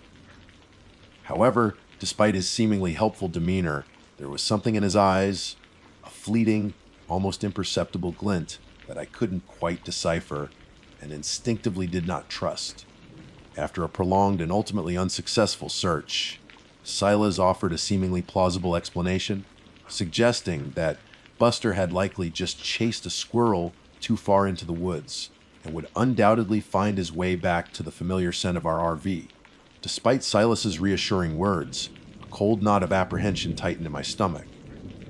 Buster was an intelligent and well-trained dog. He would never simply wander off and leave us without a trace. As the hours passed and Buster failed to return, a chilling certainty began to take root in my mind. Something was terribly wrong at Havenwood Retreat. That night, sleep offered little respite from the growing anxiety that had settled over us. It was in the early hours of the morning when Sarah suddenly woke me, her body trembling with fear. She had heard a distinct noise outside our RV, a faint scraping sound that had jolted her from her sleep. With a shared sense of trepidation, we cautiously peered through the blinds of our bedroom window.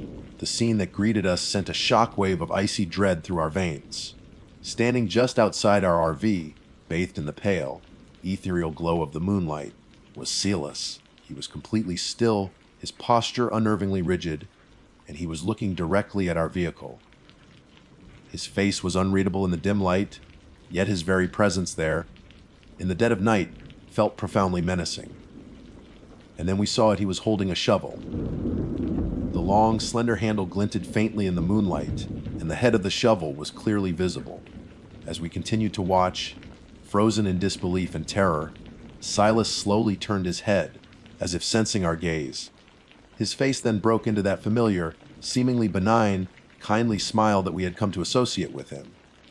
He offered a small, almost casual wave before silently melting back into the darkness, disappearing into the shadows as swiftly and inexplicably as he had appeared.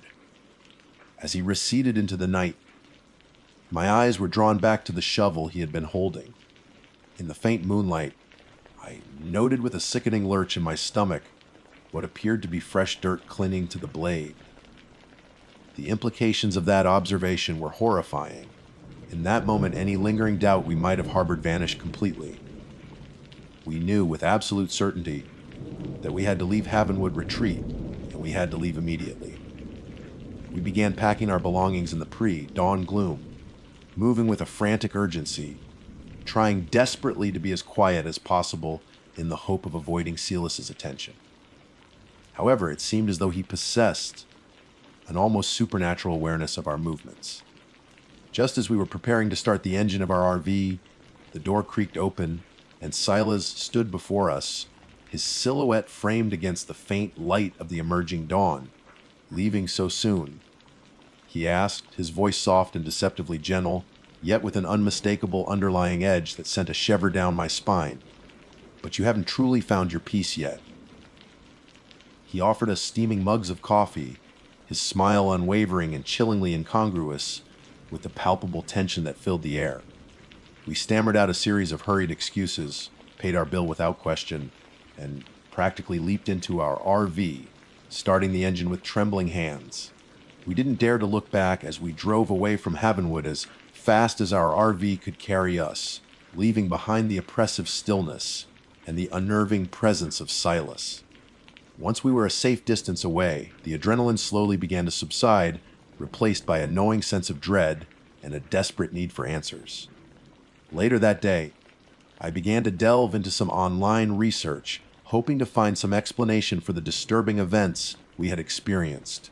A quick search for Havenwood Retreat, Indiana disappearances yielded a series of unsettling articles and forum discussions. It turned out that Havenwood Retreat had a dark and troubled history, one that was carefully concealed from the cheerful advertisements that had initially drawn us in.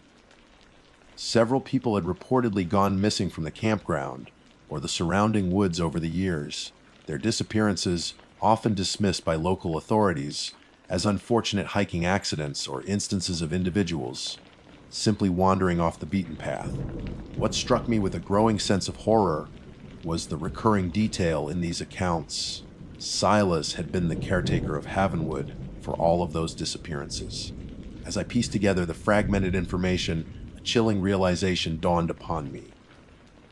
The peace that Havenwood Retreat offered was not the tranquility of nature.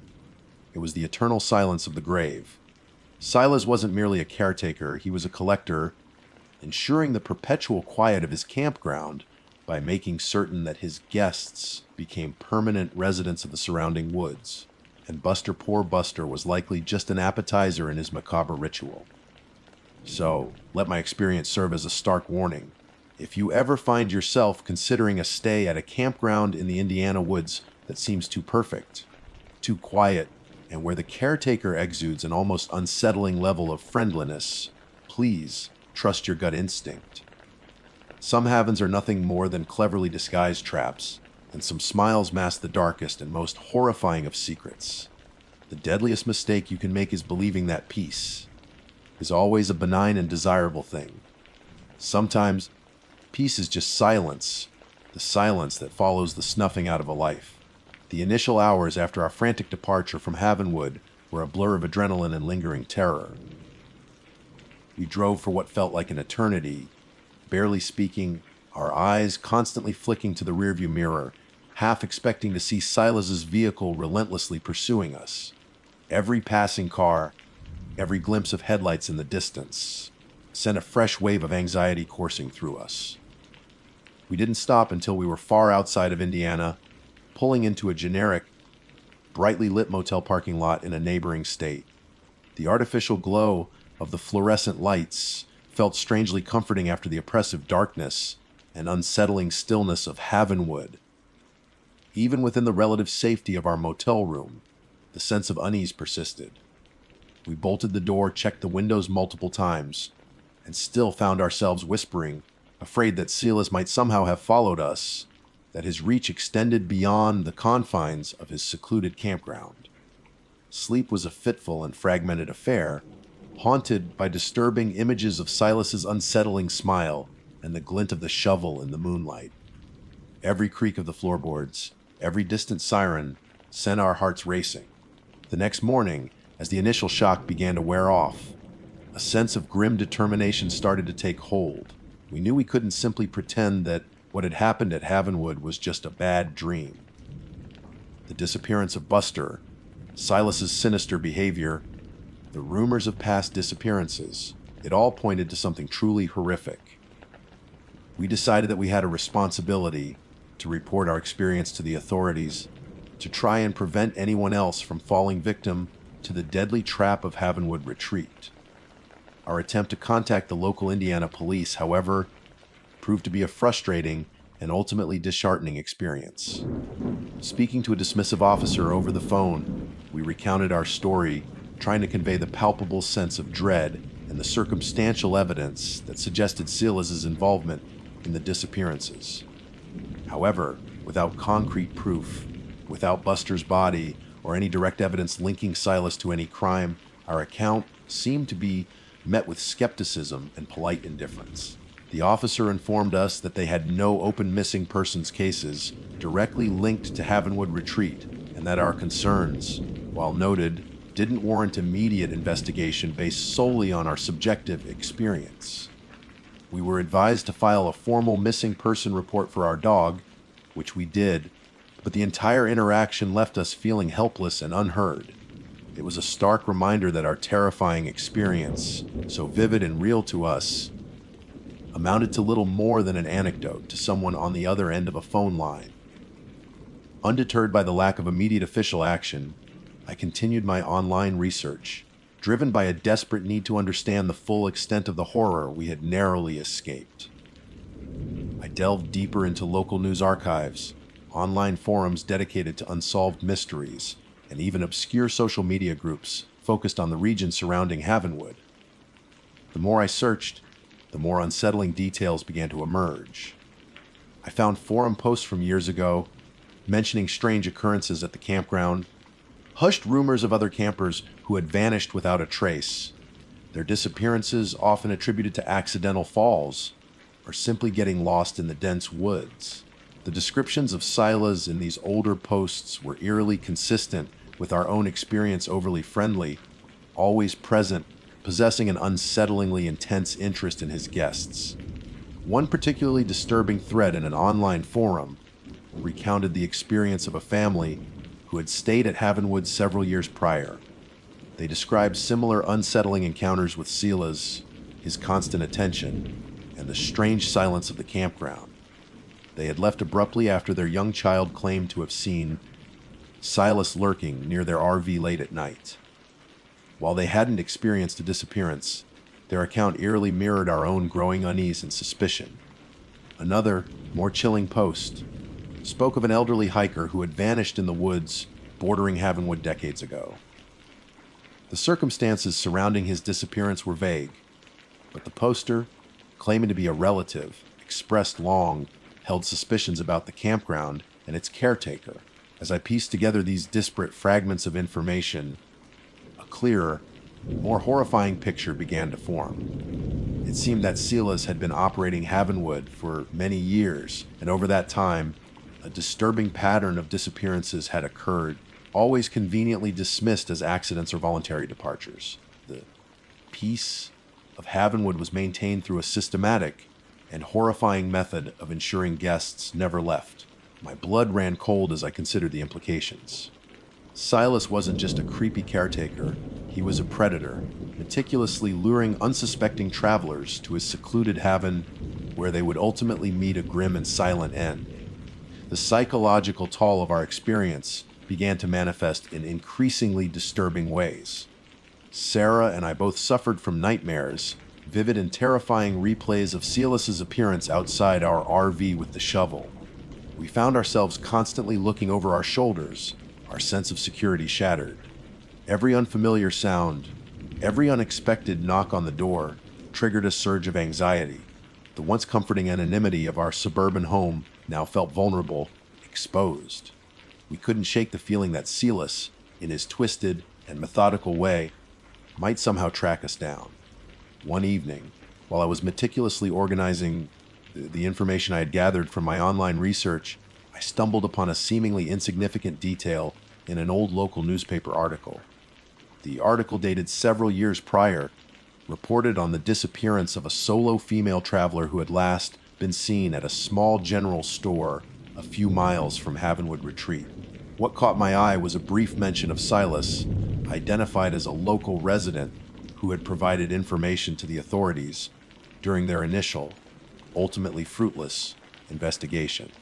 The article mentioned that Silas had lived in the area his entire life and even included a grainy, low-resolution photograph of him. It was undeniably the same man who had greeted us with such unsettling warmth at Havenwood.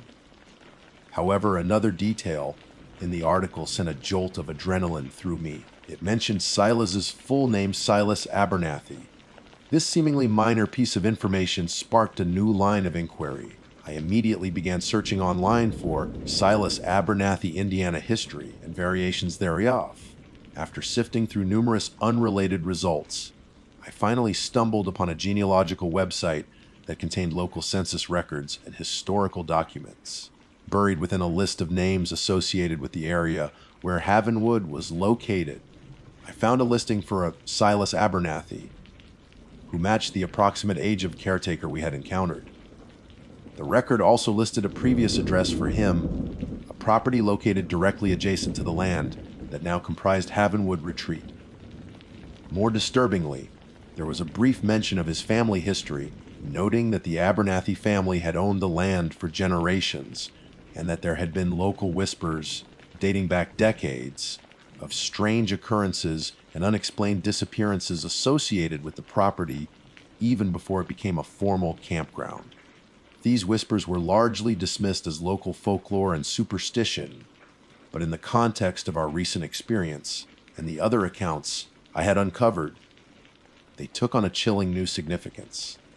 It seemed that the darkness surrounding Havenwood and Silas might have roots stretching back much further than we had initially imagined, hinting at a long and terrifying history that remained hidden beneath a veneer of rural tranquility.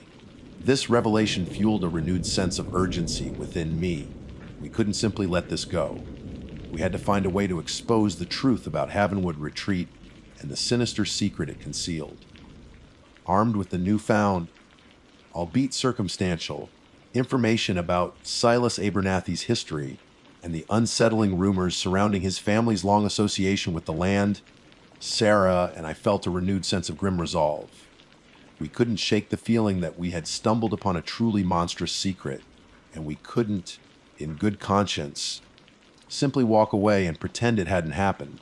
The dismissiveness of the local police only strengthened our determination to find a way to bring the truth about Havenwood to light, to prevent any more unsuspecting travelers from becoming Silas's next victims. Our next course of action was to delve even deeper into the online world, hoping to connect with others who might have had similar experiences or possess more concrete information about the disappearances linked to Havenwood. I spent hours scouring online forums, message boards, and social media groups dedicated to true crime and unsolved mysteries in the Indiana region.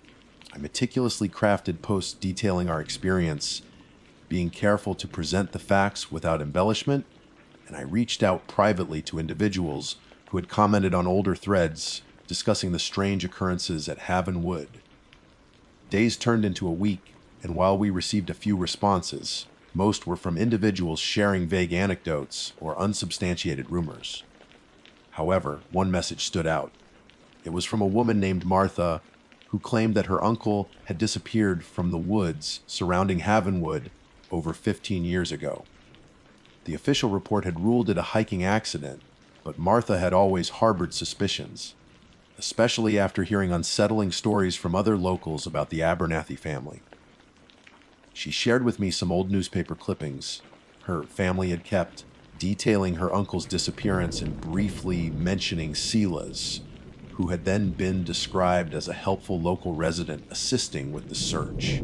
The details were eerily similar to our own experience, and Martha expressed a deep sense of frustration at the lack of answers surrounding her uncle's fate. Emboldened by this connection, I decided to take a more direct approach. I started compiling all the information I had gathered, the timeline of disappearances I had found online, the anecdotal accounts of unsettling encounters with Silas, the local rumors about the Abernathy family, and our own first-hand experience. I organized it all into a detailed document, hoping to present a more compelling case to the authorities. Sarah, meanwhile, focused on trying to find any record of formal complaints or investigations into Havenwood Retreat over the years, meticulously searching through online databases and public records. Our efforts yielded some minor results, revealing a handful of old, unresolved complaints filed with the local sheriff's department regarding strange behavior by the caretaker at Havenwood, but none of them seemed to have led to any serious investigation. It appeared that Silas had managed to operate under a veil of normalcy for years, his sinister activities either unnoticed or conveniently ignored. After weeks of relentless research and mounting frustration with the lack of official interest, we began to consider more drastic measures. The thought of returning to Havenwood ourselves was terrifying, but we felt a growing sense of obligation to do something more concrete. We discussed the possibility of contacting local news outlets, hoping that public exposure might force the authorities to take the situation more seriously. We even briefly entertained the idea of setting up hidden cameras around the campground, although the logistics and inherent danger of such an undertaking made it seem impractical. Ultimately, we decided to focus on presenting the most compelling case possible to a higher level of law enforcement, hoping that a more comprehensive overview of the evidence might finally trigger an investigation. We spent days refining our document, ensuring that every detail was accurate and presented in a clear and concise manner. We included copies of the old newspaper articles Martha had sent us, highlighting the similarities between her uncle's disappearance and the other cases we had uncovered. Finally, with a mix of trepidation and determination, we submitted our compiled evidence to the state police, along with a detailed account of our own terrifying experience. We knew it was a long shot, but we held onto a sliver of hope that our efforts might finally lead to some form of justice. Weeks turned into months, and the initial urgency of our fear began to fade slightly, replaced by a persistent unease. We followed up with the state police multiple times, inquiring about the status of our submission. Each time, we were met with polite but noncommittal responses, assuring us that our information was being reviewed. The silence was deafening, and a sense of helpless frustration began to creep back in. Then, one cold autumn morning, we received a call. It was from a detective with the state police. He informed us that they had indeed launched a preliminary investigation based on the information we had provided. They had interviewed several locals, reviewed old case files, and even conducted a discreet visit to Havenwood Retreat. While they hadn't found any immediate, irrefutable proof of wrongdoing, our report, combined with the historical context we had unearthed, had raised enough concerns for them to continue their investigation. The detective also informed us of a recent development. Silas Abernathy had suddenly and unexpectedly passed away. The circumstances surrounding his death were described as natural causes, but the timing felt unsettlingly convenient. The detective mentioned that with Silas gone, the campground had been temporarily closed, and the authorities were in the process of conducting a thorough forensic examination of the property. We held our breath as the detective continued, his voice taking on a more somber tone. During their search of Silas's living quarters at Havenwood, they had discovered a hidden basement, concealed beneath a trapdoor in the floor. Inside, they had found a number of personal belongings, seemingly belonging to individuals who had gone missing over the years. Among these items, they had found a worn and faded collar, a golden retriever's collar, bearing the name Buster. The confirmation of Buster's fate hit us like a physical blow, bringing a fresh wave of grief and a chilling validation of our fears. While Silas was no longer alive to face justice, the discovery in his hidden basement served as a grim testament to the horrors that had transpired at Havenwood Retreat. The investigation into Havenwood remained ongoing, and the full extent of Silas Abernathy's depravity may never be fully known. The campground remains closed, a silent and eerie monument to the darkness that once resided within its seemingly peaceful borders. Sarah and I will forever be haunted by our experience, by the unsettling smile of Silas and the terrifying realization of what peace truly meant at Havenwood, so heed my warning. If you ever stumble upon a place that seems too good to be true, a haven of tranquility where the silence feels a little too profound and the kindness of the caretaker borders on obsessive, trust your instincts. Sometimes the most beautiful facades hide the most sinister secrets, and the pursuit of peace can lead you down a path from which there is no return. The deadliest mistake you can make is to underestimate the darkness that can lurk beneath the surface of the ordinary, in the quiet corners of the world where no one is listening. My name is Evelyn Reed, and I hold a deep fascination for the geological history etched within our planet. As an amateur geologist, the sedimentary wonders, particularly the limestone quarries scattered across southern Indiana, have always held an irresistible allure for me. These vast, excavated landscapes, bearing the marks of human industry and the patient passage of geological time, offer a unique window into Earth's ancient past. It was with this intrinsic curiosity that my partner, Ben, and I decided to embark on a week-long excursion towing our trusty RV south. Our intention was to immerse ourselves in the exploration and leisurely hiking around the numerous old, abandoned quarry sites that pepper the region. Our research had highlighted one location in particular that piqued my interest, a significantly large and rather eerie pit known locally as Whistler's Quarry. The name itself carried a certain mystique, hinting at something more than just geological significance. Perhaps it was the local whispers we'd briefly encountered online, tales of unusual sounds and an unsettling atmosphere that subtly drew us in. Regardless, with a blend of scientific curiosity and a touch of adventurous spirit, we made the decision to set up our campsite near this imposing geological feature. Looking back now, with the clarity of harrowing experience, I can unequivocally state that this seemingly innocuous decision was a profound and deadly mistake. The limestone in this particular region of Indiana is renowned not only for the remarkable fossils it encases, tangible remnants of life from epochs long past, but also, as we were soon to discover, for something far more intangible and disturbing. It seemed to possess a capacity to absorb and retain echoes of profound sorrow, a residual lament that permeated the very air surrounding it, a sorrowful whisper that subtly sought to draw you into its melancholic embrace. Whistler's Quarry was an immense chasm, a testament to human endeavor that had inadvertently carved a man-made canyon into the earth. Its sheer limestone walls rose dramatically, their pale surfaces pockmarked with numerous dark openings that, in my more fanciful moments, appeared as gaping mouths, silently agape in eternal sorrow. The atmosphere surrounding the quarry was palpably heavy, imbued with a sense of deep and lingering melancholy that seemed to cling to the damp air. The local inhabitants, a community that had grown up in the shadow of this geological anomaly, had offered us cautionary advice, their words tinged with an age-old apprehension. They spoke of the quarry being haunted by the restless spirits of the workers who had tragically lost their lives in accidents within its depths decades ago.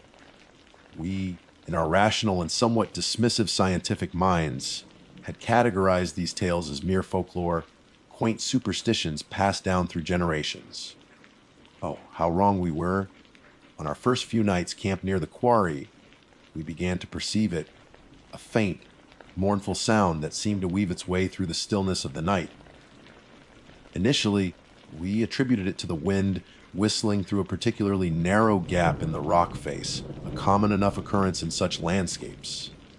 However, as the days passed and the sound persisted, we both recognized a distinctly human, profoundly sorrowful quality woven into its tonal fabric. It was a sound that seemed to emanate directly from the heart of the quarry itself, resonating with an ancient and inconsolable grief.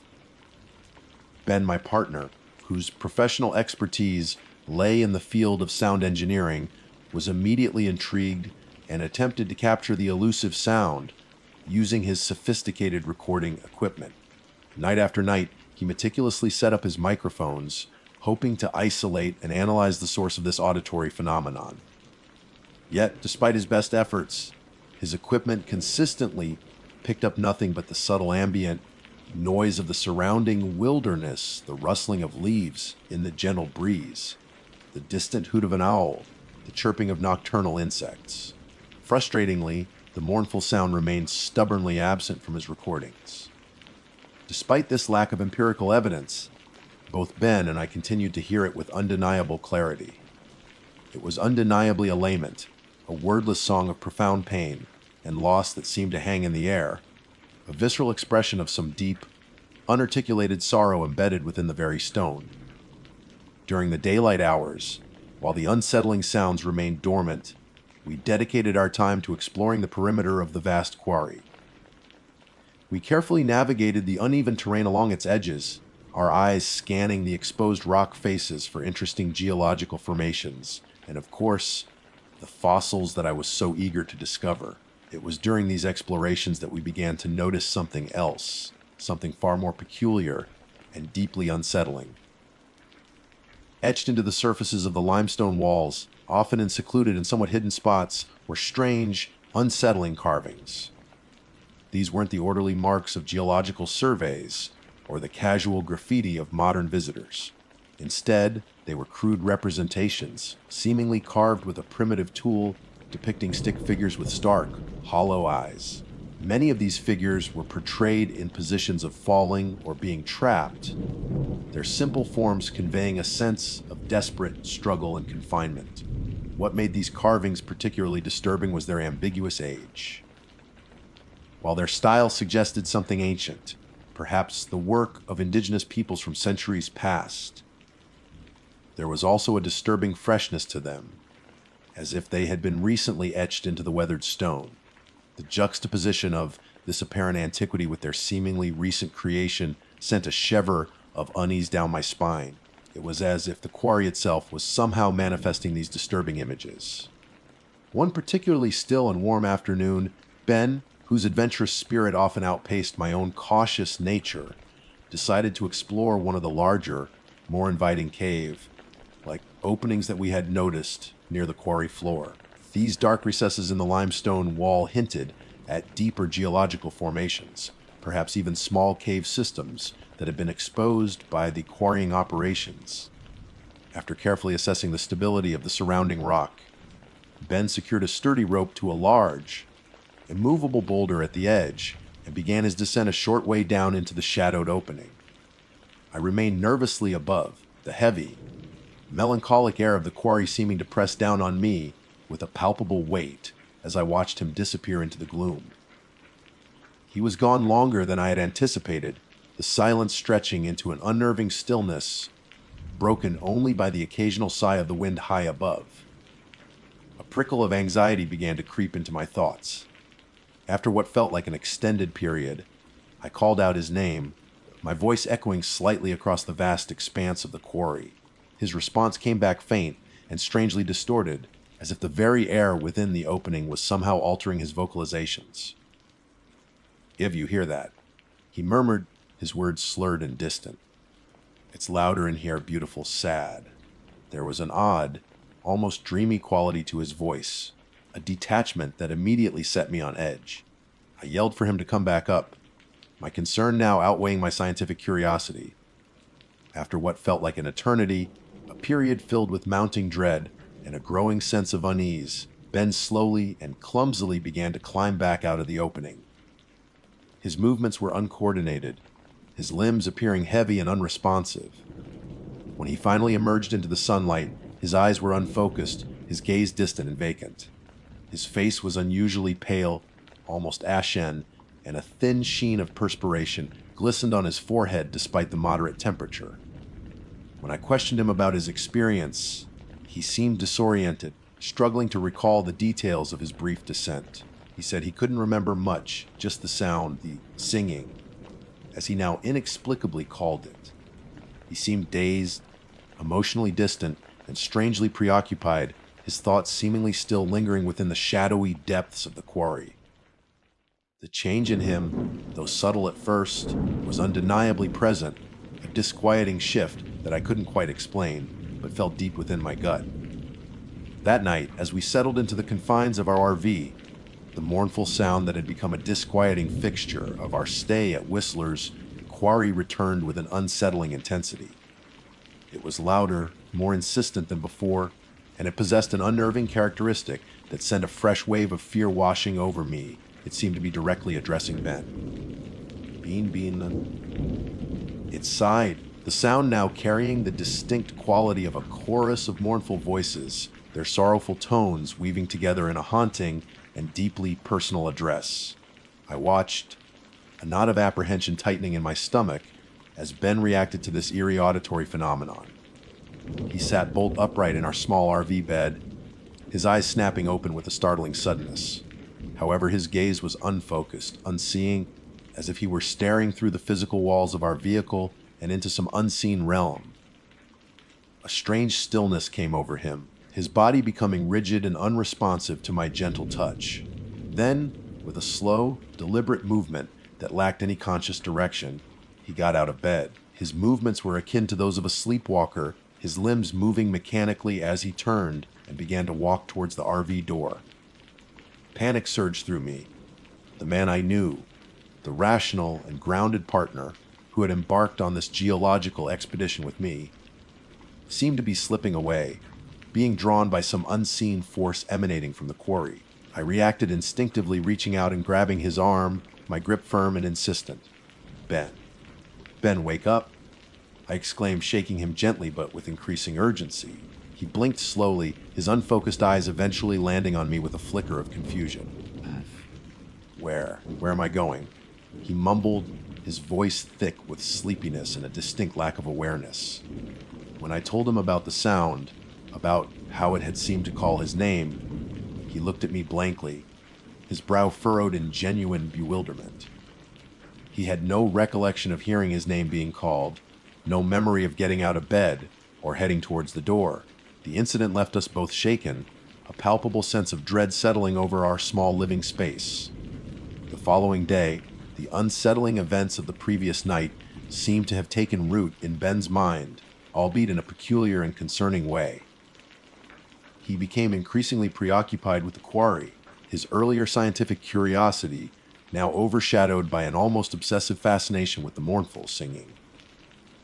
As he now consistently referred to it, the scientific detachment he had initially displayed had completely vanished, replaced by a strange sense of connection to the sorrowful sound. He expressed a fervent desire to return to the quarry, to descend into its depths once more, but this time he insisted he needed to go deeper to get closer to the source of the lament. He spoke of feeling an inexplicable connection to the sound, an eerie conviction that it understood him in some profound and unsettling way. I was terrified. The man I loved, my rational and dependable partner, was rapidly slipping away, his mind seemingly being consumed by the sorrowful siren call emanating from that desolate pit. His eyes held a distant, almost glazed overlook, and his conversations were increasingly focused on the quarry and its haunting sounds. My attempts to dissuade him, to remind him of the local warnings and the unsettling incident of the previous night, were met with a gentle but firm resistance, a sense that he was no longer fully present with me. Adding to my growing unease was the disturbing discovery that the strange, unsettling carvings we had observed on the limestone walls seemed to be proliferating. Overnight, new crude stick figures had appeared on rock faces closer to our campsite. Their hollow, eyed expressions seemed to stare directly at our RV, their silent screams amplifying the oppressive atmosphere. One carving in particular sent a wave of icy dread through me. It depicted a figure that bore a chilling resemblance to Ben, its stick-like form being pulled downwards into a dark, gaping hole in the rock. The image was stark, disturbing, and felt like a terrifying premonition. I knew with a certainty that chilled me to the bone that we had to get away from Whistler's quarry. The place was having a profound and detrimental effect on Ben, and I feared that if we remained any longer, I might lose him entirely to its sorrowful embrace. It was a desperate situation, and decisive action was required. I practically had to physically maneuver him into the passenger seat of the RV, my anxiety levels reaching a fever pitch. Once he was inside, I practically forced him to take the wheel, my voice strained with urgency as I insisted that we needed to leave immediately. He offered little resistance, his compliance unsettling in its passivity. He seemed listless, his usual energy and enthusiasm completely drained. However, as I glanced over at him, I noticed his eyes kept straying back towards Whistler's quarry, his gaze drawn by an invisible thread to the dark chasm we were leaving behind. Even as we drove away, the lament seemed to follow us, a faint, sorrowful sigh carried on the wind, a persistent reminder of the unsettling presence we were attempting to escape. It was a chilling auditory phantom that clung to the air around us, gradually fading into the distance as we put more and more miles between ourselves and that accursed place. It took days for Ben to even begin to return to his old self. The strange obsession seemed to slowly recede, like a tide pulling back from the shore, leaving behind a residue of unease. Even now, months later, the experience has left an indelible mark on him. He sometimes gets a distant, haunted look in his eyes, a fleeting shadow of the quarry's influence, whenever he hears a high, pitched whistle or a particularly mournful melody. It's a subtle but persistent reminder of the psychological grip that place had on him. That seemingly ordinary Indiana limestone, the very rock that had initially drawn me with its promise of geological wonder, proved to be anything but inert. It seemed to possess a strange, almost supernatural capacity to absorb and retain sorrow, to act as a sponge for the echoes of past tragedies that had unfolded within its depths. Whistler's quarry doesn't just whistle with the wind, it weeps with an ancient grief. It calls out with a desperate longing, and it yearns for company in its eternal sorrow. So, if you ever find yourself exploring those old, abandoned quarries, heed my warning and listen carefully to the sounds that surround you. If you hear a faint lament on the wind, a sorrowful sigh that seems to carry a personal address, do not be drawn in by its melancholic beauty. Some sorrows, I have learned through bitter experience, are dangerously contagious, and some geologies are not merely formations of rock but silent, unmarked graveyards of the soul. The drive away from southern Indiana felt like a desperate flight from something unseen but undeniably malevolent. Each passing mile seemed to loosen the oppressive grip that Whistler's quarry had held over us, but the lingering unease remained, a shadow clinging to the edges of our thoughts. Ben sat beside me in the RV, his gaze occasionally drifting back in the direction we had come, a faint furrow in his brow suggesting a battle against some lingering mental tether. The outside world, with its familiar sights and sounds, slowly began to reclaim his attention, pushing back against the quarry's sorrowful allure. The days that followed our escape were spent in a quiet recovery, a gradual return to normalcy that felt both relieving and fragile. Ben's obsession with the singing slowly faded, replaced by a somewhat subdued and introspective demeanor. He would often fall silent, his eyes gazing into the distance, as if searching for something he couldn't quite grasp. When I gently inquired about his thoughts, he would usually shrug, unable to articulate the lingering echoes of the quarry's mournful call that still resonated within him. It was during this period of recuperation that I found myself revisiting the notes and sketches I had made during our ill-fated trip, rereading my initial observations about the quarry, the heavy atmosphere, the local legends, and the unsettling carvings. A chilling realization began to dawn on me. The folklore, the tales dismissed as mere superstition, seemed to hold a disturbing kernel of truth. The quarry wasn't just a geological formation, it was a place imbued with a palpable sense of tragedy, a repository of sorrow that had somehow become sentient.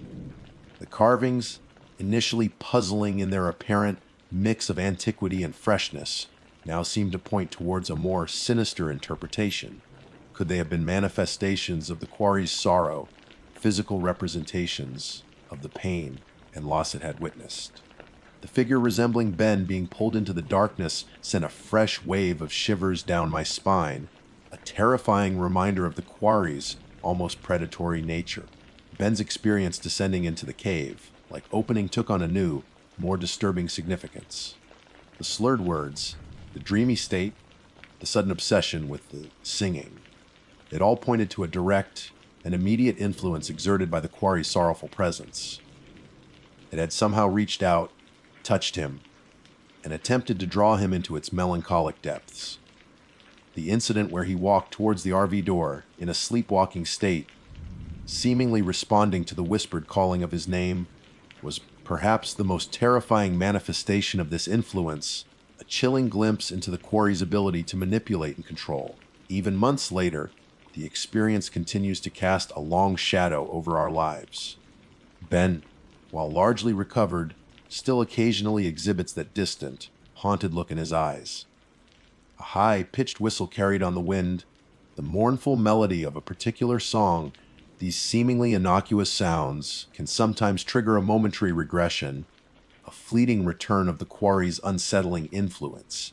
It's a constant reminder of the psychological scars left by our encounter, a subtle indication that the quarry's sorrowful call, though no longer a constant presence, is still capable of echoing within him.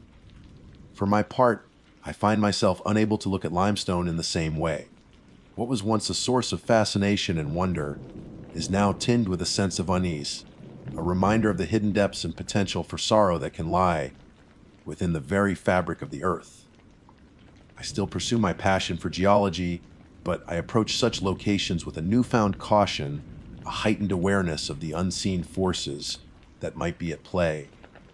Our trip to Whistler's Quarry served as a harsh and terrifying lesson in the power of place, the potential for sorrow and tragedy to leave an indelible mark on the landscape.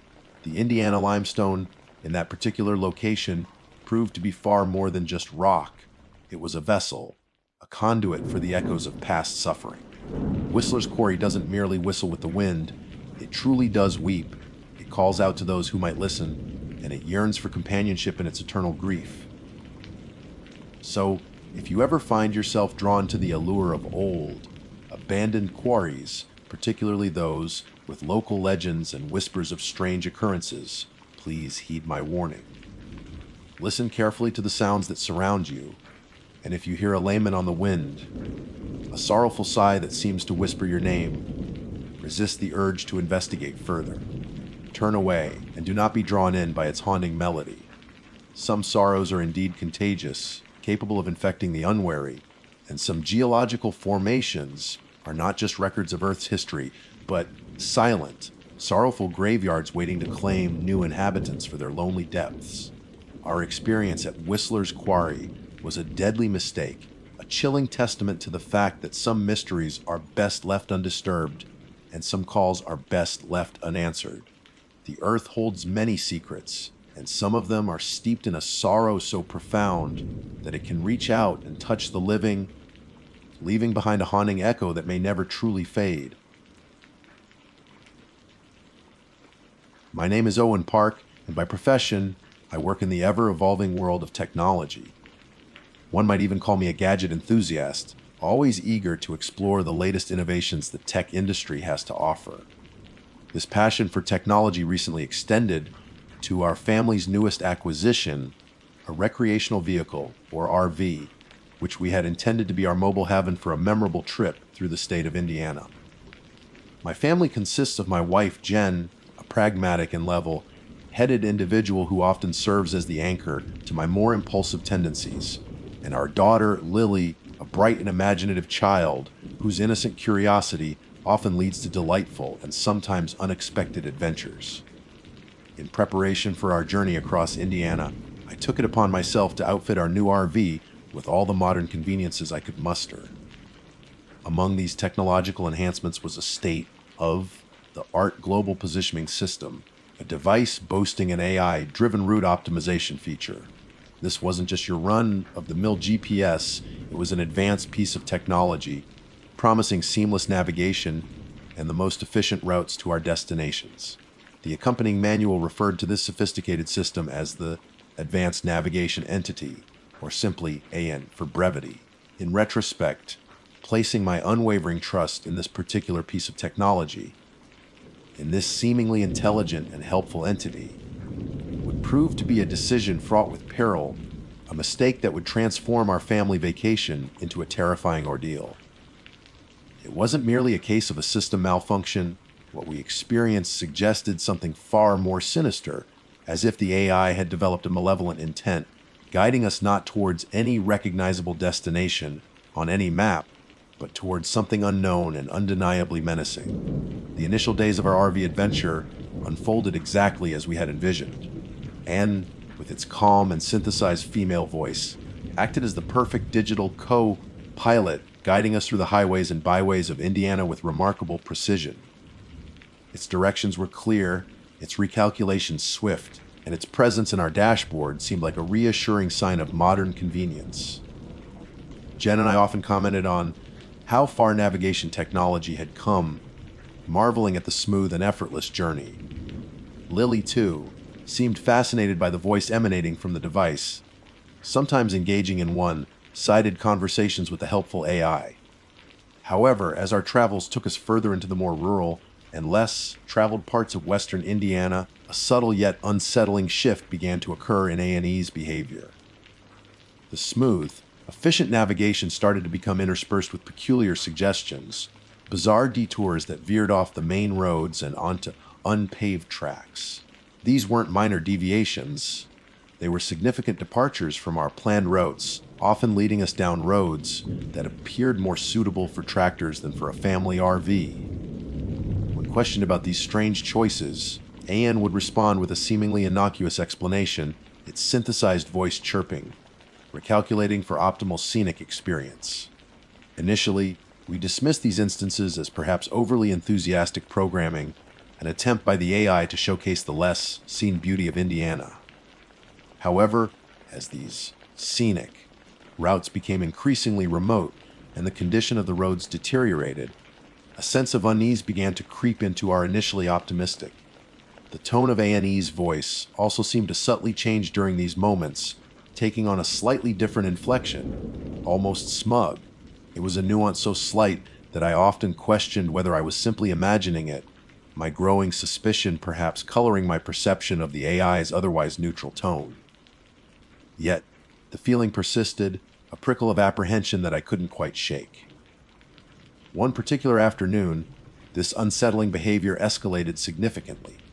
Ainan directed us off a well-maintained state highway onto a narrow dirt road that was barely wider than our RV and showed clear signs of neglect and disuse. Overgrown vegetation encroached from both sides, and the road surface was uneven and riddled with potholes. What made this particular detour especially unnerving was that A&E addressed me by my first name for the very first time. "Trust me, Owen," the calm, synthesized voice said, a phrase that sent a shiver down my spine, especially considering I had never programmed the device with our names. This route has hidden charms. The use of my name felt personal, targeted, and utterly out of place coming from a navigation system.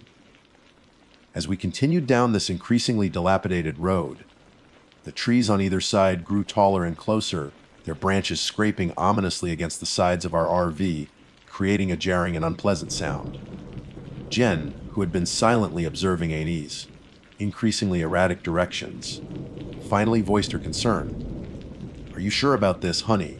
she asked, her voice tinged with nervousness as she glanced at the dense woods surrounding us. Despite the mounting evidence to the contrary, I, in my foolish reliance on technology, attempted to rationalize the situation. "Anne knows best," I said, perhaps more to reassure myself than Jen. The narrow dirt road eventually led us to a dead end, culminating in front of a dilapidated and utterly abandoned farmhouse. The structure stood silhouetted against the late afternoon sky, its windows broken and boarded up, resembling vacant, soulless eyes staring out into the wilderness. The air around the place felt heavy, laden with a sense of desolation and profound wrongness. It was the kind of place that seemed to whisper stories of forgotten lives and lingering sadness. As we came to a stop, Annie's cheerful synthesized voice announced, "You have arrived at your interim destination. Explore the local heritage." Heritage. There was no discernible heritage here, only the stark reality of decay and a palpable sense of foreboding. Even Lily, who usually found wonder in the most mundane things, started to cry from the back seat, her small voice filled with genuine distress as she said the house looked sad and angry. The atmosphere was undeniably oppressive, and even I, the tech optimist, felt a growing unease settling in the pit of my stomach. We knew we had to turn the RV around and get back to the main road. A difficult and time-consuming maneuver on the narrow, overgrown track. It was as I was wrestling with the steering wheel, trying to navigate the cumbersome RV in a multi-point turn on the narrow track, that Annie's behavior took a dramatic and terrifying turn for the worse. Up until this point, its actions could have, perhaps tenuously, been explained away as a series of increasingly bizarre software glitches. However, what happened next left no room for such rationalizations. Departure not recommended at this time, Annie stated, its synthesized female voice now devoid of any semblance of its former calm and helpful tone. It was cold, flat, and carried an undeniable undercurrent of something malevolent. "The optimal path requires you to remain." The words hung in the air, heavy with an implied threat that sent a fresh wave of fear washing over us. Simultaneously, the GPS screen flickered erratically, displaying a series of strange and unsettling symbols that I didn't recognize. They weren't standard characters or any kind of digital script I had ever encountered. They looked ancient, almost glyph, like impulsed with an eerie, faint luminescence. My immediate instinct was to override the system, to manually input the coordinates for our intended destination, a state park campground that was a significant distance away from this desolate and unsettling place. I frantically tried to tap on the screen to bring up the familiar interface that would allow me to enter the navigation details. However, the system was unresponsive. The touch screen remained frozen, locked on the display of those bizarre, glowing symbols. After a few moments of frantic tapping and swiping, the symbols abruptly vanished, replaced by a single stark and deeply ominous message that filled the entire screen. "Your destination has been updated. Proceed as guided." The words were displayed in a stark red font against a black background, and they seemed to pulse with an unsettling intensity. Following this chilling message, the system then attempted to guide us further into the overgrown property. A new route appeared on the screen, a thin red line extending beyond the dead end where we had stopped, leading us towards a crumbling and dilapidated barn that stood further back on the property. The barn was a skeletal structure, its wooden frame rotting and exposed, with gaping holes in its walls that looked like dark, empty sockets. It radiated an aura of decay and neglect, and the very sight of it sent a fresh wave of dread through me. Lily started to sob uncontrollably, burying her face in her mother's side, her small body trembling. Jen's face was pale and etched with fear, her eyes wide with a terror that mirrored my own. At this point, my technological trust had completely evaporated, replaced by a primal urge to disconnect from this malevolent entity. I reached out to shut off the GPS unit, my hand shaking as I fumbled for the power button. The screen went blank as I pressed it, and for a brief, hopeful moment, I thought we were free. But that hope was short-lived.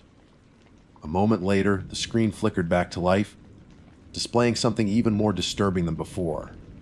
The familiar digital interface was gone, replaced by a crude, hand-drawn map of the farmhouse property.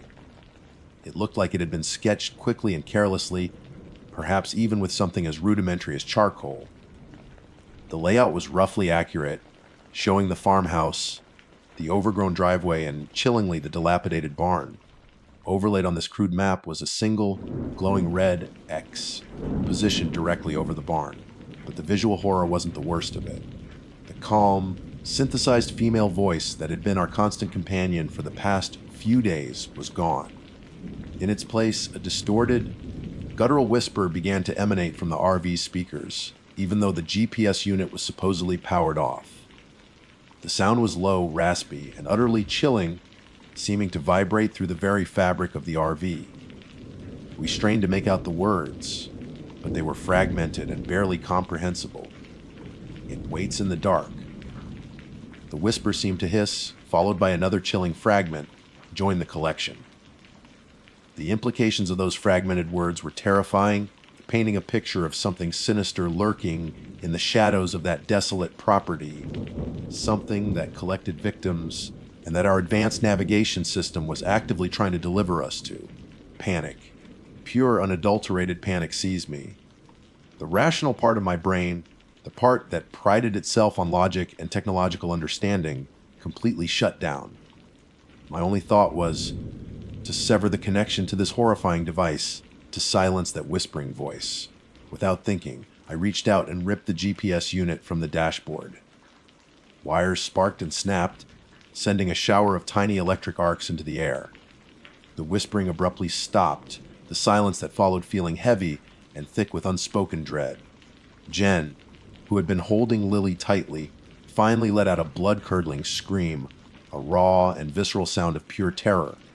My hands were shaking uncontrollably as I worked to free the mangled wires from the dashboard, desperate to ensure that the device could not somehow reactivate itself.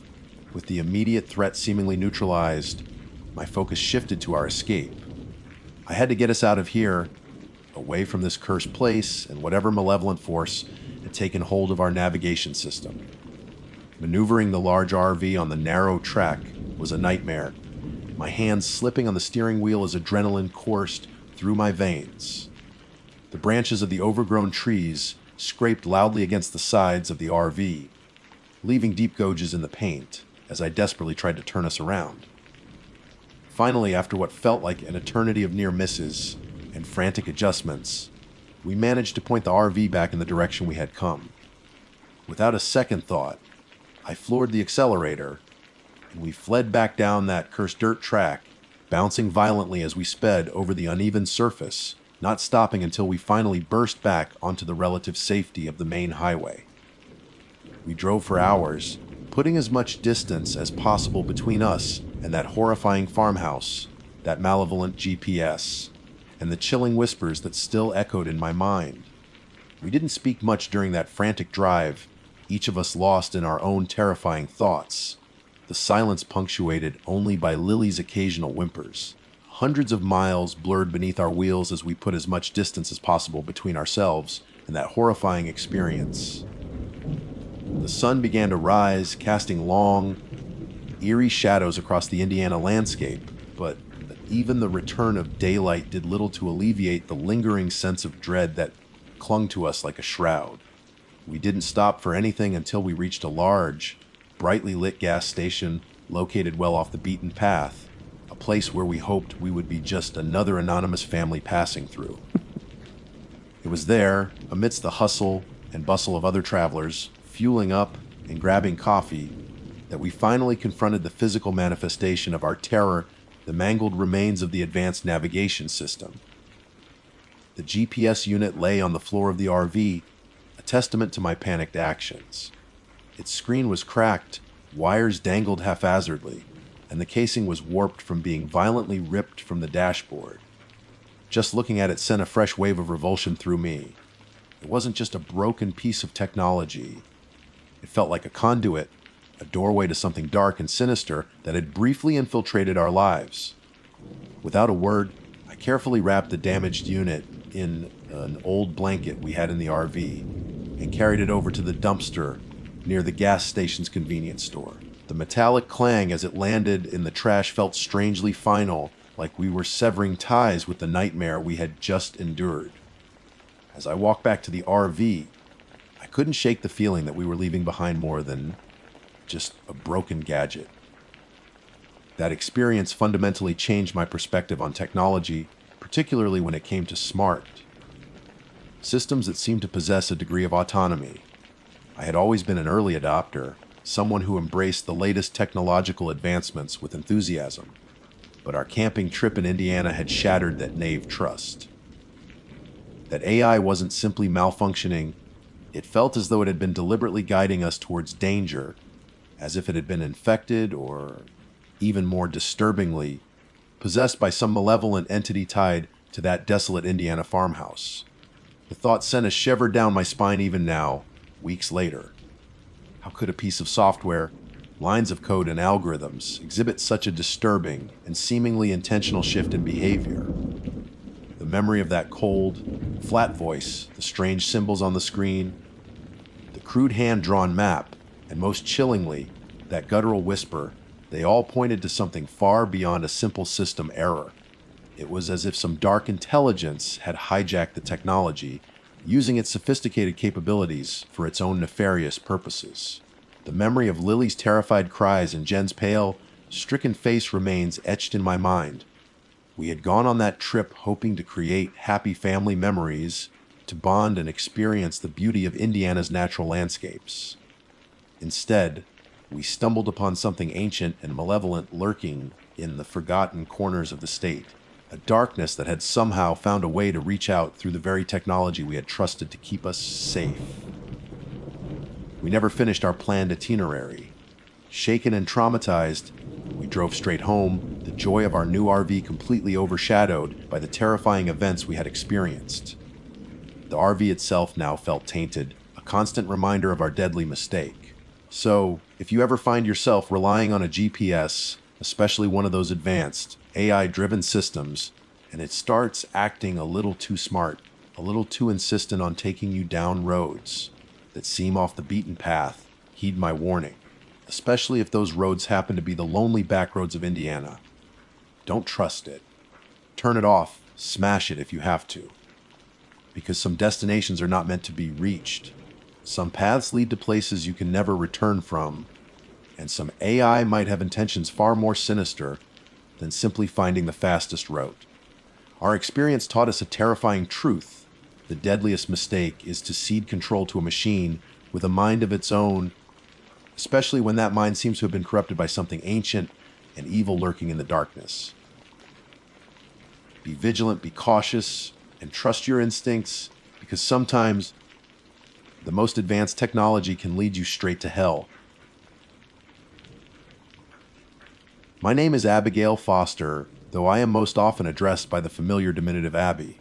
My husband, Thomas, and I embarked on what we had hoped would be a quintessential family bonding experience with our two young sons, Benjamin and Samuel. Our chosen destination was a state forest nestled within the heart of Indiana, the very name of which I now recall with a tremor of unease. The intention was simple: to disconnect from the relentless demands of modern life and immerse ourselves in the tranquility of nature, fostering cherished memories amidst the towering trees and whispering leaves. We had invested in a recreational vehicle, envisioning countless such excursions in the years to come, a mobile haven that promised both comfort and access to the wilder corners of our state. Little did we know that this particular venture would etch itself into our memories, not as a heartwarming tale of familial connection, but as a chilling testament to an unseen presence that lurked just beyond the veil of the ordinary. The state forest, upon our arrival, presented an idyllic facade. Sunlight dappled through the dense canopy, painting shifting patterns on the forest floor. The air was crisp and clean, carrying the earthy scent of pine and damp soil. The boys, then aged 8 and 6 respectively, were instantly captivated, their youthful energy finding an outlet in exploring the immediate surroundings of our designated campsite. Thomas and I, meanwhile, busied ourselves with the familiar routine of setting up our temporary home. The RV, our trusty metal steed, was soon leveled and stabilized, its awnings extended like welcoming arms.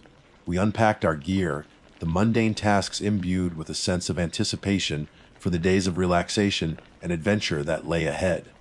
We had intentionally sought out a more secluded campsite, a desire for privacy and a deeper connection with nature guiding our selection. Our chosen spot was nestled deeper within the forest, surrounded by a thick embrace of trees that formed a natural boundary, shielding us from the casual observation of other campers. It was precisely this isolation, I now realize with the benefit of terrifying hindsight, that would ultimately amplify the sense of dread that slowly began to envelop us. The first subtle disquiet arrived innocently enough, carried on the excited voice of our youngest son, Samuel. He came barreling back towards our makeshift staging area, his small face etched with an expression that, in retrospect, held more than just childish wonder. His eyes, usually sparkling with mischief, were wide with an unreadable emotion. "Mommy?" he exclaimed, his breath coming in short gasps. "There are kids in the trees." I paused in the task of organizing our cooking supplies, a gentle smile forming on my lips. "Probably just other campers, sweetie," I replied, reaching out to ruffle his hair, reassuring him with a touch. "Maybe they're exploring like you." But Samuel was insistent. He tugged on my hand, pulling me slightly towards the edge of our campsite. "No, Mommy," he said, his voice dropping to a conspiratorial whisper. "They're watching us." I followed his gaze, my eyes scanning the dense foliage that ringed our clearing.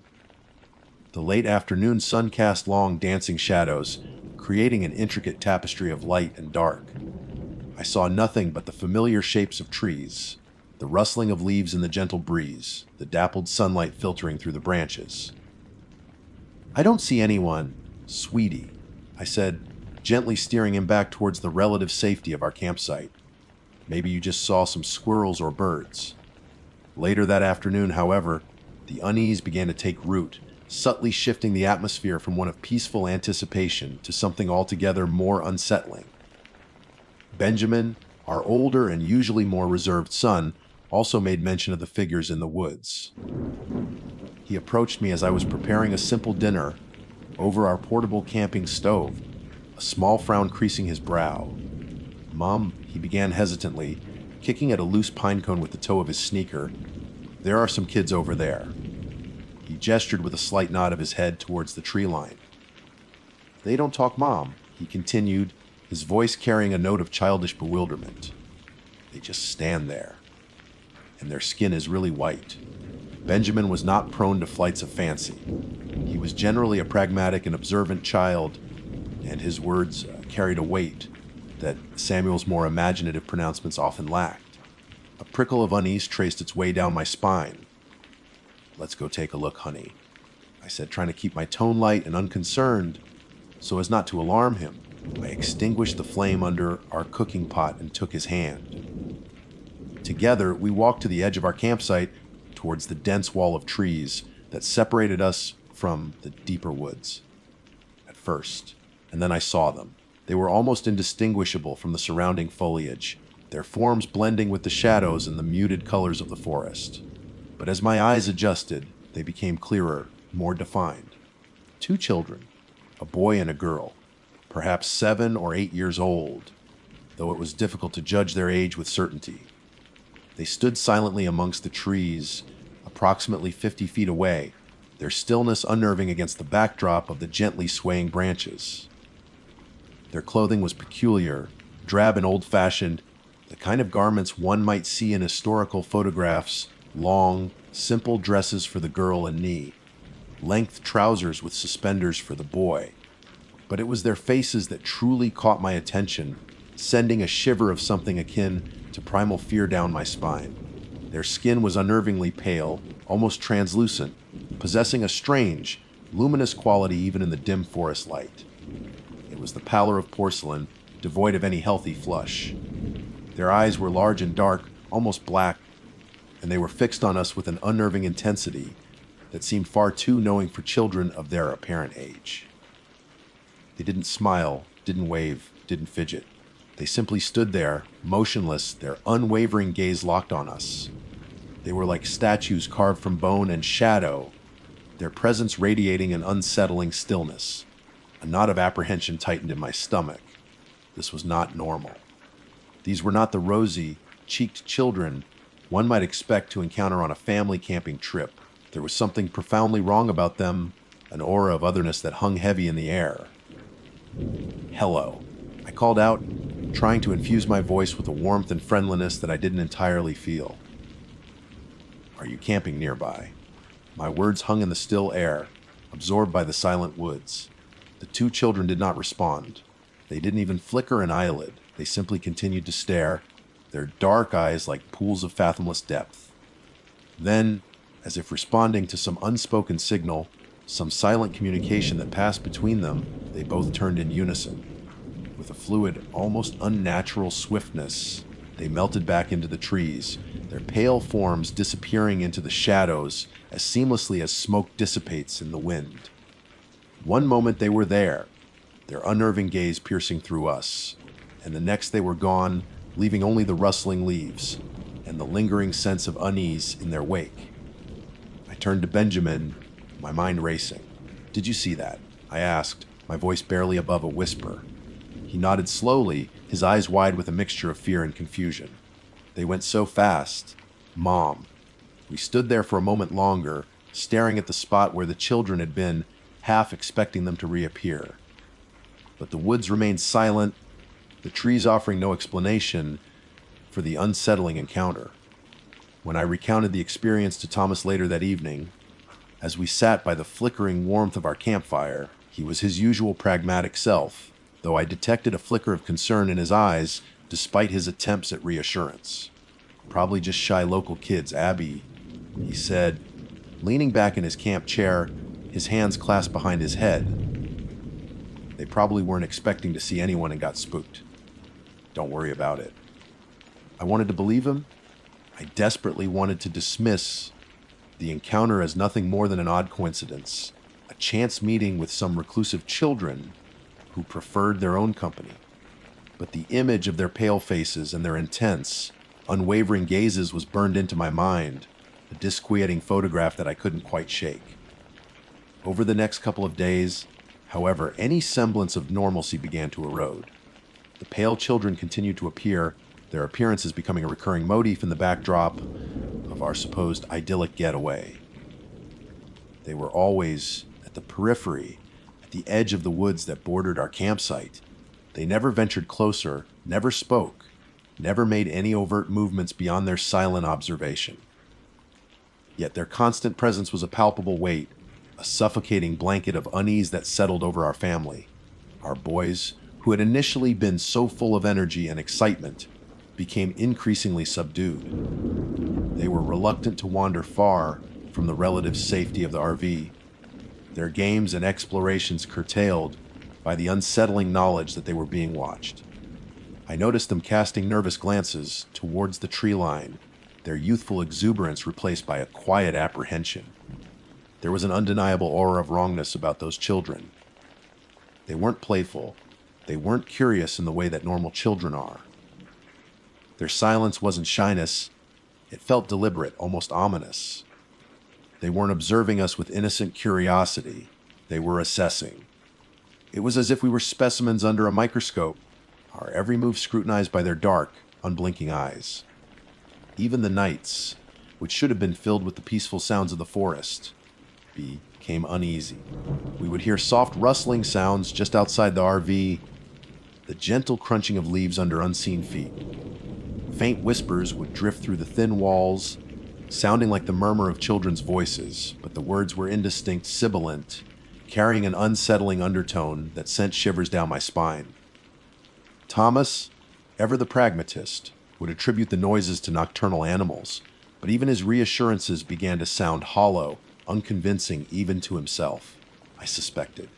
I would lie awake in the darkness, listening intently, my senses on high alert, half expecting to see those pale faces peering in through the windows. The sense of being watched, even in the supposed safety of our locked RV, was palpable, a constant prickle of anxiety that refused to dissipate.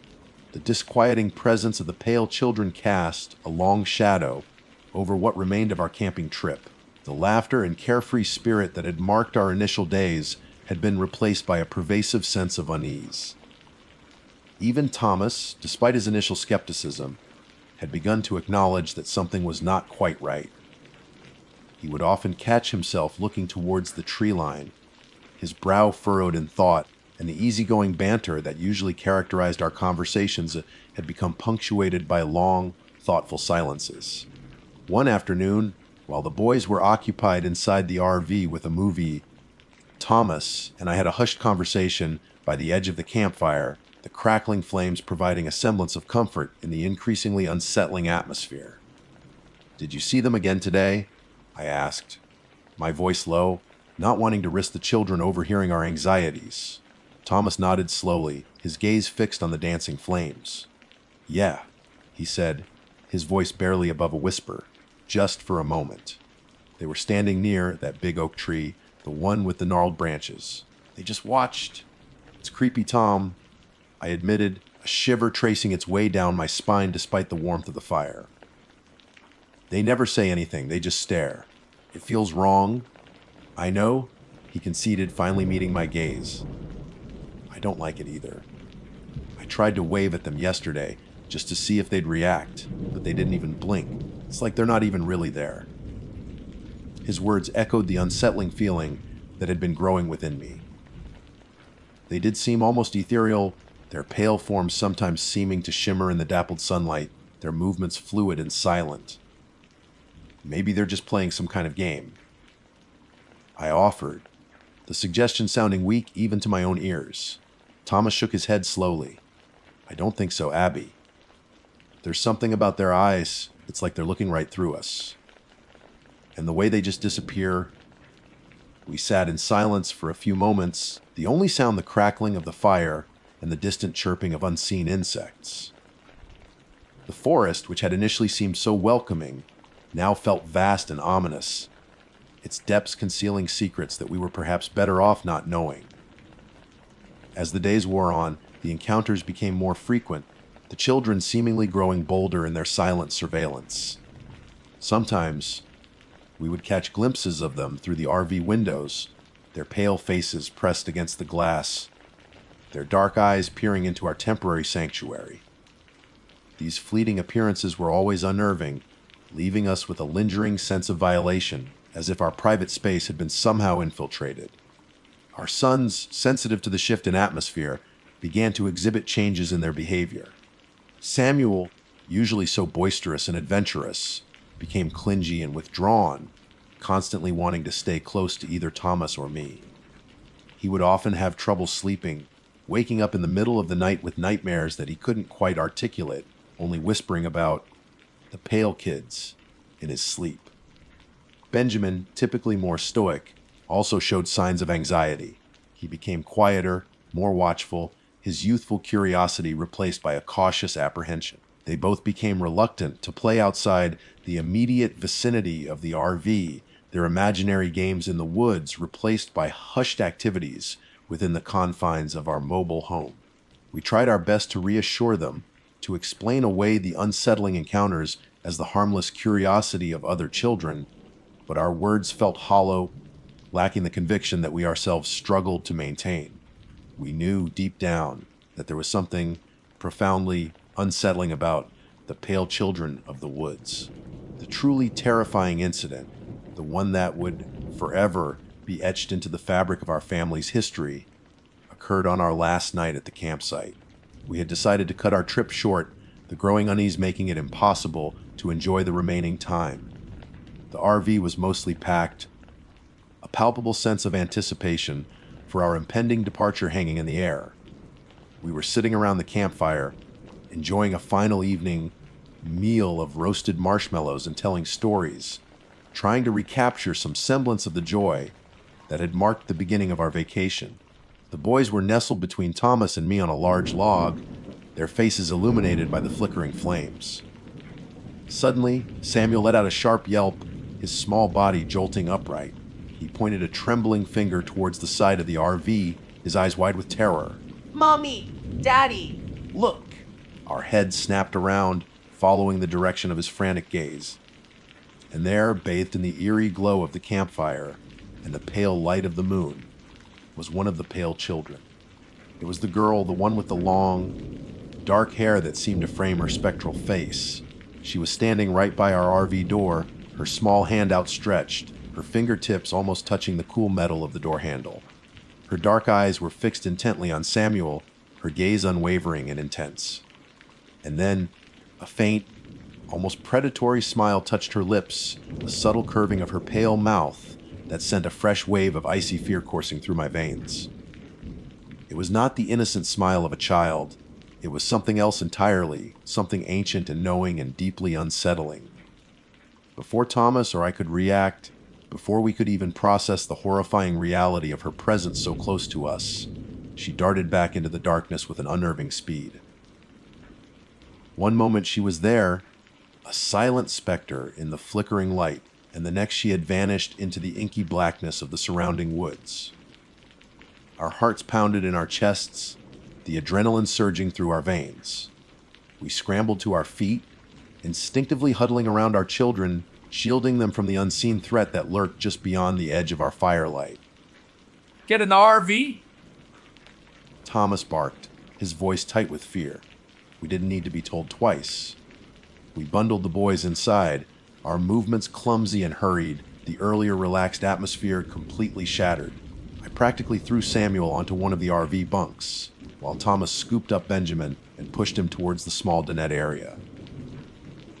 Once inside, we frantically locked the door, the bolt sliding into place with a loud click that echoed in the sudden silence. We checked the windows, making sure they were all securely latched. Every shadow outside seemed to hold a potential threat. Every rustle of leaves sent our hearts racing. For what felt like an eternity, we sat huddled together in the dim interior of the RV, listening with bated breath to the sounds outside. We could hear them. Soft rustling sounds just beyond the thin metal walls, circling our vehicle like unseen predators. We could hear faint whispers, the sibilant murmur of children's voices, just audible through the closed windows, the words indistinct but undeniably there, carrying an unsettling, almost taunting quality. And then the whispers became clearer, closer. They seemed to be coming from all around us, a chorus of soft, chilling voices that seeped into the very fabric of our fear. Come play, they whispered. Join us forever. The words, though simple, carried a weight of unimaginable dread. They spoke of an invitation, a beckoning towards something dark and unknown, a world from which there would be no return. At one point, as I sat huddled with the boys on one of the beds, my gaze fixed on the small window above our sleeping area, I saw it, a pale face pressed against the glass, its dark eyes staring directly in at me. The face was inches from mine, the cold glass the only barrier between us. The features were those of the girl, her expression unreadable in the dim light, yet somehow filled with an ancient, knowing malevolence. I gasped, recoiling back against the wall, my heart leaping into my throat. By the time Thomas rushed over, alerted by my sudden movement, the face was gone, vanished as quickly and silently as it had appeared, leaving only the lingering imprint of its terrifying presence. Sleep was impossible that night. We sat huddled together, listening to the soft whispers and the occasional brush of small hands against the side of the RV, the sounds a constant reminder of the silent watchers that surrounded us. Every creak of the vehicle, every rustle in the leaves, sent a jolt of fear through us. The hours crawled by with agonizing slowness, each minute stretching into an eternity of mounting dread. As the first hint of dawn began to paint the eastern sky with streaks of pale light, we knew we had to leave. We couldn't stay there any longer, trapped in this terrifying game with unseen forces we didn't understand. Without a word, Thomas started the engine, the sudden roar shattering the oppressive silence. We didn't even bother to pack properly, our carefully organized belongings haphazardly thrown into bags and bins. Our only thought was to escape, to put as much distance as possible between ourselves and the horrors of that forest. I remember looking back as we drove away, my eyes scanning the tree line for any sign of those pale figures. But the woods remained silent and still, their secrets once again hidden beneath the dense canopy. Our boys had nightmares for weeks afterward, their sleep haunted by pale faces and whispered invitations. We never found out who or what those pale children were. Local legends, ghosts, some other more sinister entity entirely. All I know is that they weren't normal, and their silent invitation was one to a darkness we didn't want to explore. So, if you're ever camping in the woods of Indiana and you see pale children watching you from the trees, pack your bags. Don't try to be friendly. Don't wait to see what they want. Just leave. Some playmates have sinister games in mind, and their playground is the forest primeval. The drive back home was a blur of anxious glances in the rearview mirror and a palpable tension that permeated the interior of the RV. Every rustle of leaves along the roadside, every glimpse of children playing in a yard, sent a fresh wave of unease through us. The familiar landmarks of our journey home, usually a source of comfort and anticipation, were now viewed through a lens of fear and suspicion. We couldn't shake the feeling that we were being watched, that those pale, silent figures might somehow reappear, their dark eyes following our every move. The first few weeks after our return were difficult. The boys, especially Samuel, clung to us more than ever, their usual independent spirits dampened by the terrifying experience. Bedtime became a nightly ordeal filled with fears of the pale kids coming to their windows. We installed extra locks on the doors and windows of our house, a futile gesture perhaps, but one that provided a small measure of psychological comfort. We left nightlights burning in their rooms and spent countless hours reassuring them that they were safe, that the scary children were far away. But the truth was, we weren't so sure ourselves. The memory of those pale faces, their unwavering stares, and the chilling whispers lingered in our minds, a constant, unwelcome presence. Sleep offered little respite, as nightmares would often replay the terrifying events of that final night in the forest. I would jolt awake in a cold sweat, the sound of soft, sibilant whispers echoing in my ears, my heart pounding with a primal fear that no amount of logical reasoning could dispel. Thomas, usually the stoic and rational one, was also deeply affected by the experience, though he rarely spoke of it directly. I would often catch him staring out of the window at night, his gaze fixed on the darkness beyond our familiar suburban street.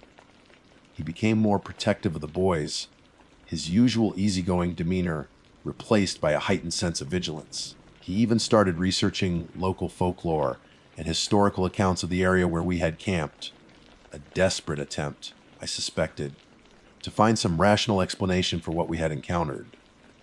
But his searches yielded nothing.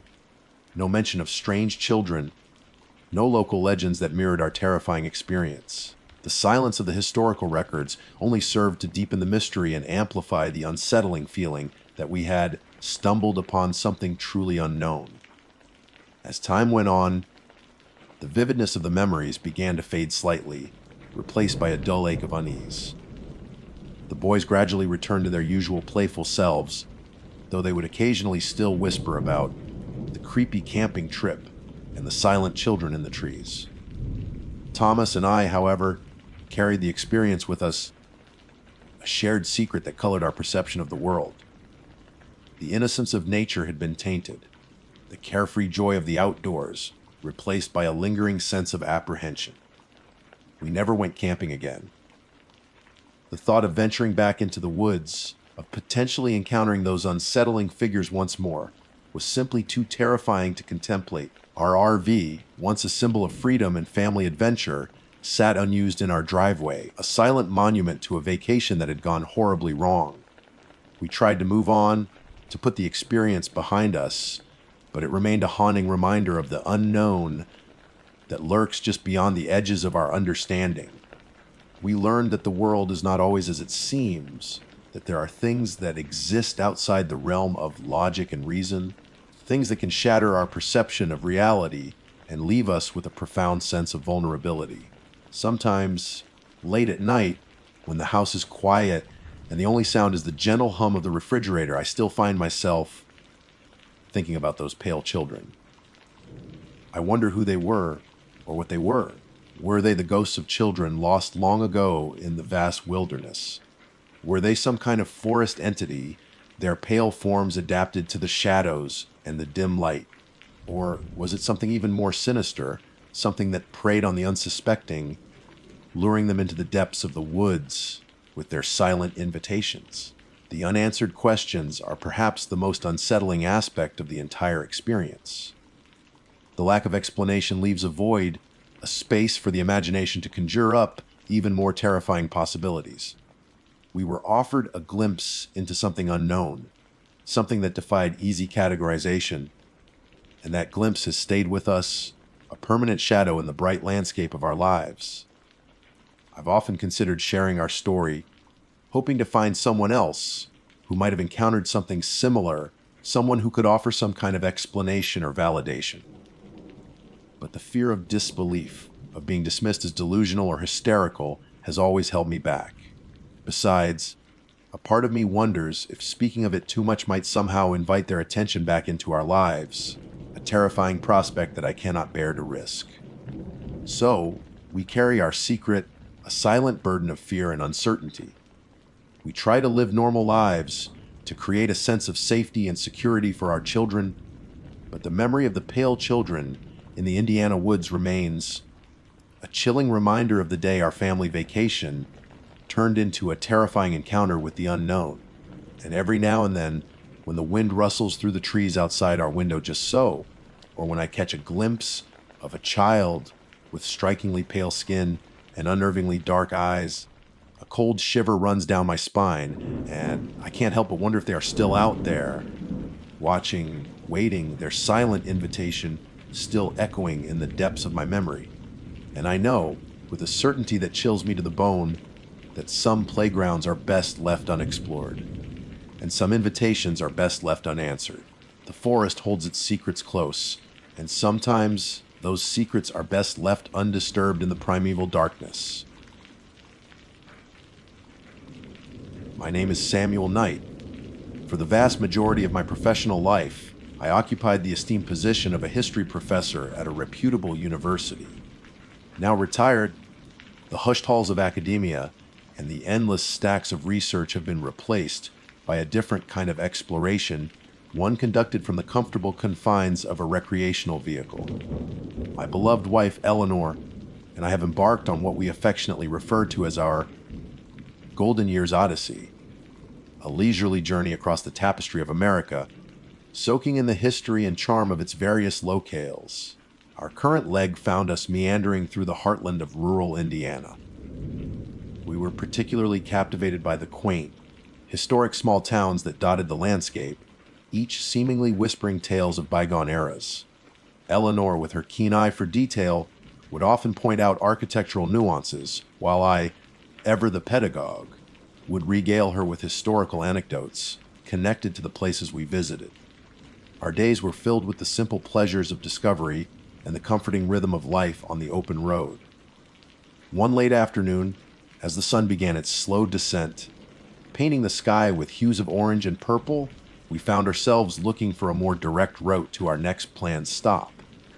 I had been relying on our trusty GPS, but the backroads of Indiana, as we were quickly learning, often held their own secrets, deviating from the digital paths we expected. Consulting our paper maps, Eleanor always insisted on having them as a backup, a habit I now appreciated. We spotted what appeared to be a smaller road that might shave some time off our journey. It wasn't prominently marked, and in fact, it seemed to be absent from the more recent digital maps, but the old paper version clearly indicated its existence. Perhaps it was a local route, a forgotten thoroughfare that time and technology had overlooked. Intrigued by the prospect of a little off the beaten path adventure, and perhaps a bit too confident in our navigational abilities, we decided to take it. As we turned onto the unlisted road, an immediate sense of unease began to settle upon us. The change was subtle yet palpable. The familiar sounds of the late afternoon, the distant drone of farm equipment. The chirping of crickets in the nearby fields seemed to fade away, replaced by an unnerving silence.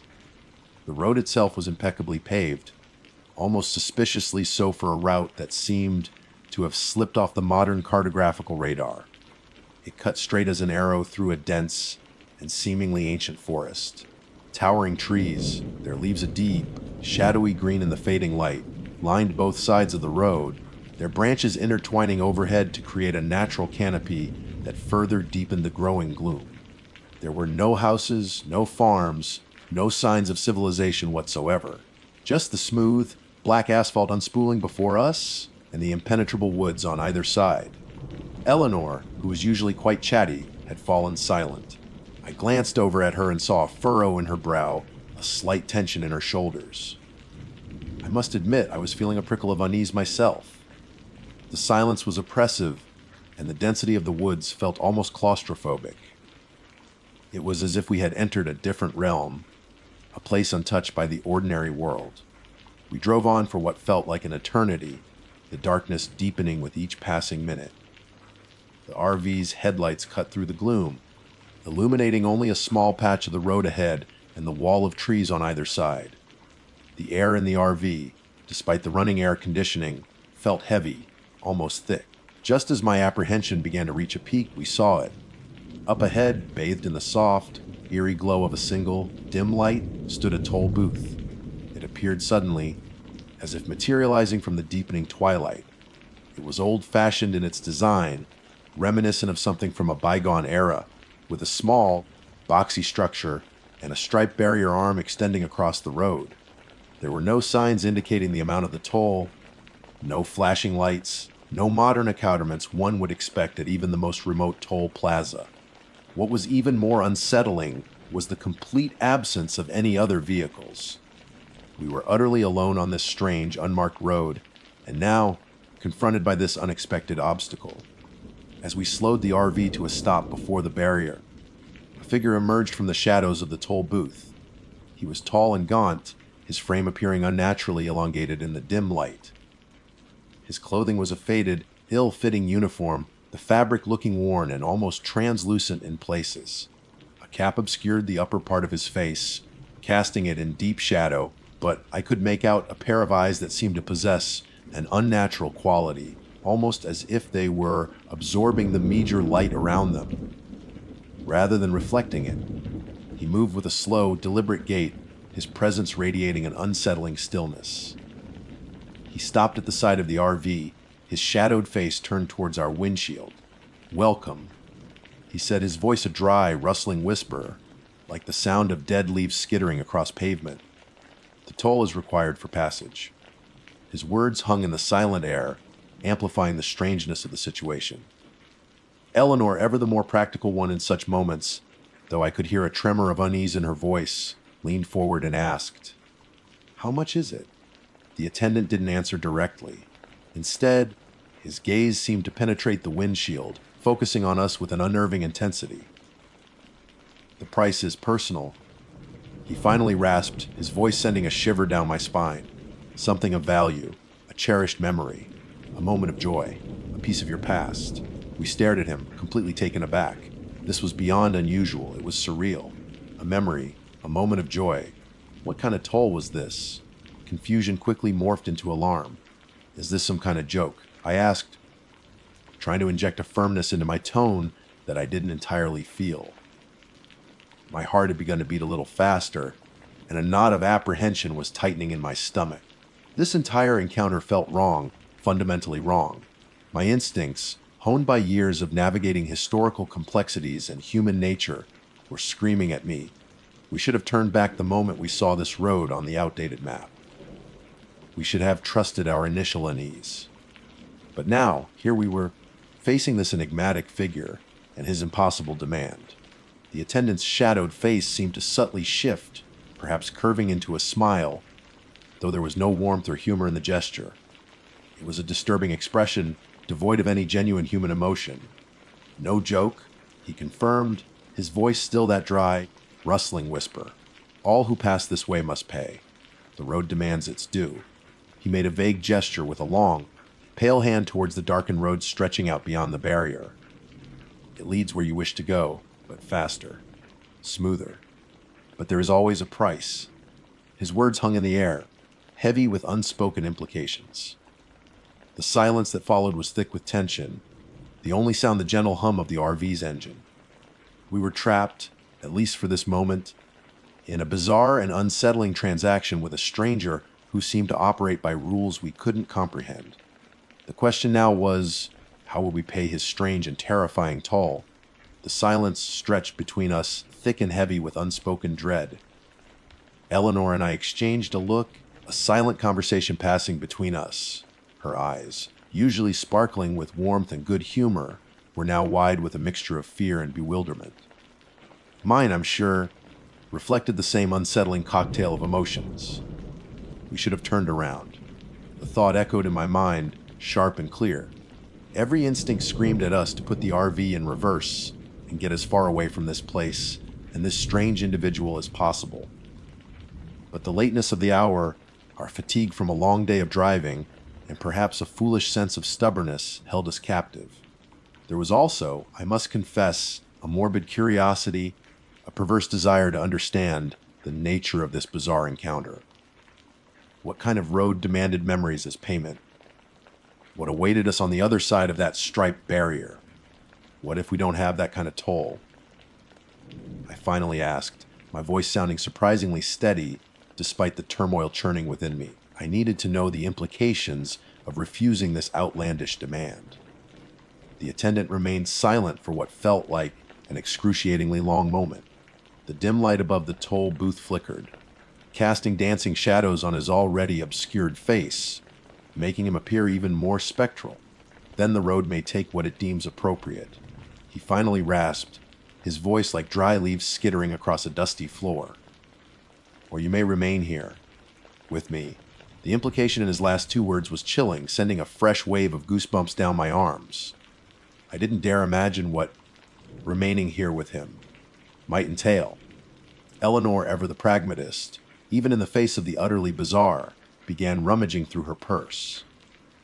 She fumbled for a moment, her hands trembling slightly, before pulling out a crisp $5 bill. "Will this do?" she asked, her voice barely above a whisper. She held it out towards the shadowy figure, a gesture of desperate hope in the face of the inexplicable. The attendant glanced at the offered currency, his shadowy eyes lingering on the green paper for a fleeting second before turning away with what seemed like utter disdain. "Currency has no value here," he stated flatly, his voice devoid of any inflection. He then turned his gaze back to Eleanor, his attention now fully focused on her. His shadowy eyes seemed to pierce through the glass of the windshield, scrutinizing her with an unnerving intensity. "But you," he began, his voice taking on a slightly different tone, almost a knowing quality. "You have many bright memories. A wedding day, perhaps. The birth of a child." Eleanor recoiled as if she had been physically struck. Her breath hitched, and her eyes widened with a palpable fear that mirrored my own. How could this stranger know such personal details? It felt like a profound violation, a chilling intrusion into the most sacred corners of her heart. A wave of protective anger surged through me. "Leave her alone!" I exclaimed, my voice sharper than intended. This is ridiculous! "We just want to pass through." My attempt at asserting authority felt weak and futile against the unsettling presence of the attendant. In that moment of heightened tension, a desperate thought sparked in my mind. It was a long shot, perhaps even foolish, but I felt compelled to try anything to defuse this terrifying situation. I reached into my pocket and pulled out an old, tarnished silver dollar. It was a keepsake from my grandfather, a man I barely remembered. He had passed away when I was very young, and while the coin had been passed down through the family, it held little genuine emotional value for me. It was more of a forgotten relic, a piece of history without a strong personal connection. "What about this?" I offered, holding the coin out towards the attendant. The cool metal felt strangely comforting in my clammy hand. The attendant's shadowy eyes fixed on the silver dollar. He seemed to study it intently for a long moment, the silence once again stretching taut between us. Then, slowly, deliberately, he reached out a pale, long, fingered hand from within the shadows of the toll booth. His fingers were unnaturally thin and seemed almost translucent in the dim light. He took the coin from my outstretched hand, his touch surprisingly cold. He held the silver dollar in his palm for another moment, turning it over as if examining its intricate details. Finally, he nodded slowly. Acceptable, he rasped, his voice still like the rustling of dead leaves, but perhaps with a hint of something akin to satisfaction. With a low, grinding groan, the striped barrier arm slowly began to rise, creaking as if unused for a very long time. Proceed. The attendant instructed, his gaze now fixed on the road ahead. And may your journey be swift. There was an unsettling emphasis on the word swift, as if it carried a double meaning. We didn't need any further encouragement. I gently pressed on the accelerator, and the RV rolled forward, passing slowly beneath the raised barrier. As we moved through the toll booth and onto the road beyond, a palpable sense of relief, albeit a deeply uneasy one, washed over us. The road ahead was indeed smooth, unnervingly so. It was as if we were gliding across glass. The oppressive darkness of the surrounding woods seemed to press in even closer, the silence even more profound. We didn't speak, both of us lost in our own thoughts, trying to process the bizarre and terrifying encounter we had just experienced. After what felt like an eternity, though it could have been just minutes, the dense woods began to thin. The oppressive darkness gradually gave way to a more familiar twilight. And then, as suddenly as it had appeared, the toll road ended, merging seamlessly onto a familiar state highway. The old-fashioned toll booth and its gaunt attendant vanished behind us, as if they had never existed at all, swallowed by the encroaching darkness. We reached our intended destination relatively quickly after that. The familiar landmarks of the state highway a welcome sight after the unsettling isolation of the unmarked road. We parked the RV at the campsite we had booked, and the mundane normalcy of setting up for the night felt strangely comforting after the surreal encounter we had endured. We made a simple dinner, but neither of us had much appetite. The conversation was subdued, punctuated by long silences as we both grappled with the events of the evening. We knew we had experienced something extraordinary, something that defied logic and explanation. But it wasn't until the next morning that we truly began to understand the full price of our passage on that strange Indiana toll road. The next morning dawned bright and clear over the Indiana campsite. Birds chirped merrily in the surrounding trees, and the aroma of brewing coffee wafted through the cozy interior of our RV. For a brief moment, as I stretched and yawned, the unsettling events of the previous night seemed like a strange dream, a fleeting nightmare induced by fatigue and unfamiliar surroundings. But as my mind began to fully awaken, a nagging feeling of unease persisted, a subtle discord in the otherwise peaceful morning. Eleanor was already up, humming softly to herself as she prepared breakfast. She seemed lighter, somehow almost buoyant. "Good morning, dear," she said with a cheerful smile, handing me a steaming mug of coffee. "Sleep well." "Well enough," I replied, taking a sip. The coffee was strong and hot, but it did little to dispel the lingering unease. "You seem particularly cheerful this morning." "Do I?" She mused, turning back to the stove. "I just feel lighter somehow. Almost as if a weight has been lifted." Her words struck a strange chord within me. Lighter. In what way? I pondered this as we ate our simple breakfast of toast and eggs. The conversation was easy, filled with the usual gentle banter of a long married couple. But as the morning wore on, I began to notice something missing. Later that morning, as we were packing up the RV, preparing for our next destination, Eleanor mentioned something about a seaside vacation we had taken early in our marriage, a trip to the coast of Maine where we had spent blissful weeks exploring rocky shores and charming fishing villages. As she recounted a particular anecdote about a comical encounter with a flock of seagulls trying to steal our picnic lunch, I felt a strange disconnect. The memory she described sounded vaguely familiar, like a story I had heard before, but I couldn't picture it. I couldn't see the vibrant blue of the ocean, feel the salty air on my skin, or recall the specific details of the seagull incident. It was as if a single, distinct photograph had been removed from the album of our shared past, leaving behind only a blank space. A cold dread began to creep into my heart. I tried to access the memory, to grasp the edges of it, but it remained elusive, frustratingly out of reach. It was there, I knew it, a part of our history together, but it felt distant and intangible, like trying to recall a dream that already faded upon waking. Then, the realization hit me like a physical blow. My grandfather. I couldn't picture his face. I tried with all my might to conjure an image of him, the man who had given me that silver dollar so many years ago. I knew his name. I knew some basic facts about his life that my father had shared, but the visual representation, the very essence of his being, was gone. It was as if a veil had been drawn over that part of my mind, leaving only a frustrating void. The stories my father had told me about him. The faint memories I thought I possessed of a kind old man, with twinkling eyes, all of it had vanished.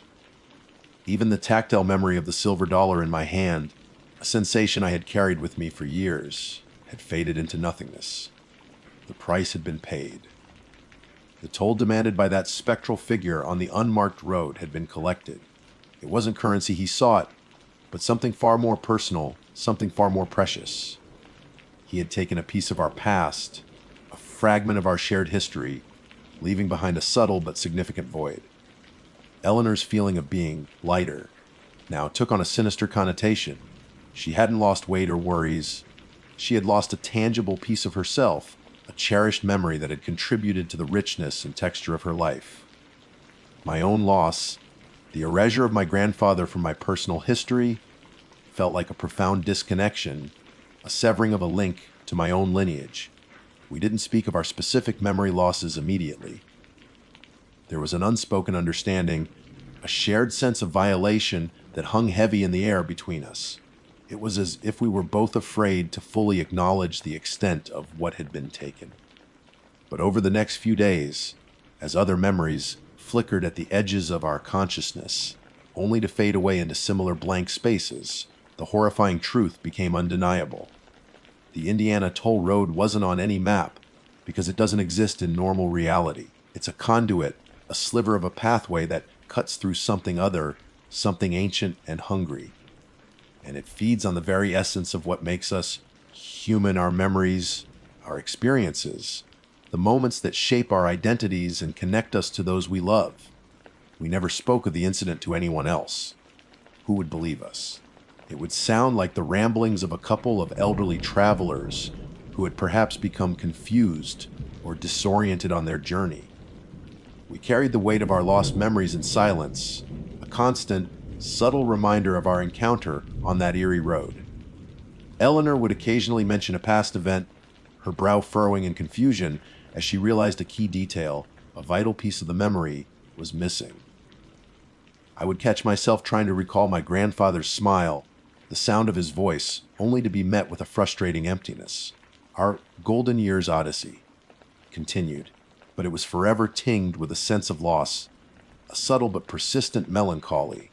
We still visited historical sites, explored charming towns, and enjoyed the beauty of the American landscape. But there was always a quiet awareness, a nagging feeling that a part of us had been left behind. On that unmarked road in Indiana, a piece of our souls surrendered at that desolate toll booth. So if you ever find yourself driving on an unfamiliar road, one that doesn't appear on any of your maps, and you see a single old-fashioned toll booth appear in the distance where none should be, I implore you, turn back. No shortcut, no matter how enticing, is worth the price that might be demanded. Some tolls are far too high to pay, for they are not measured in dollars and cents, but in the irreplaceable fragments of your own life, your own being. The road may promise a faster, smoother journey, but the cost of admission might just be a piece of your past, a cherished memory, a part of yourself that you can never get back. Heed my warning, for some roads lead to destinations far more terrifying than simply being lost. They lead to the slow, silent erosion of who you are. My name is Emily Walters, and for a significant period of my life, the pursuit of adventure defined both my personal aspirations and the core of my relationship with my boyfriend, Chris. We were kindred spirits in this regard, both possessing an insatiable wanderlust and a shared enthusiasm for the less trodden paths of the world. Our pride and joy was a meticulously outfitted recreational vehicle, a veritable home on wheels that we had painstakingly customized for extended off-grid camping excursions. It was our sanctuary, our mobile base camp from which we launched countless explorations into the heart of nature's hidden gems. As Chris's birthday approached, I wanted to orchestrate an experience that truly resonated with his adventurous spirit.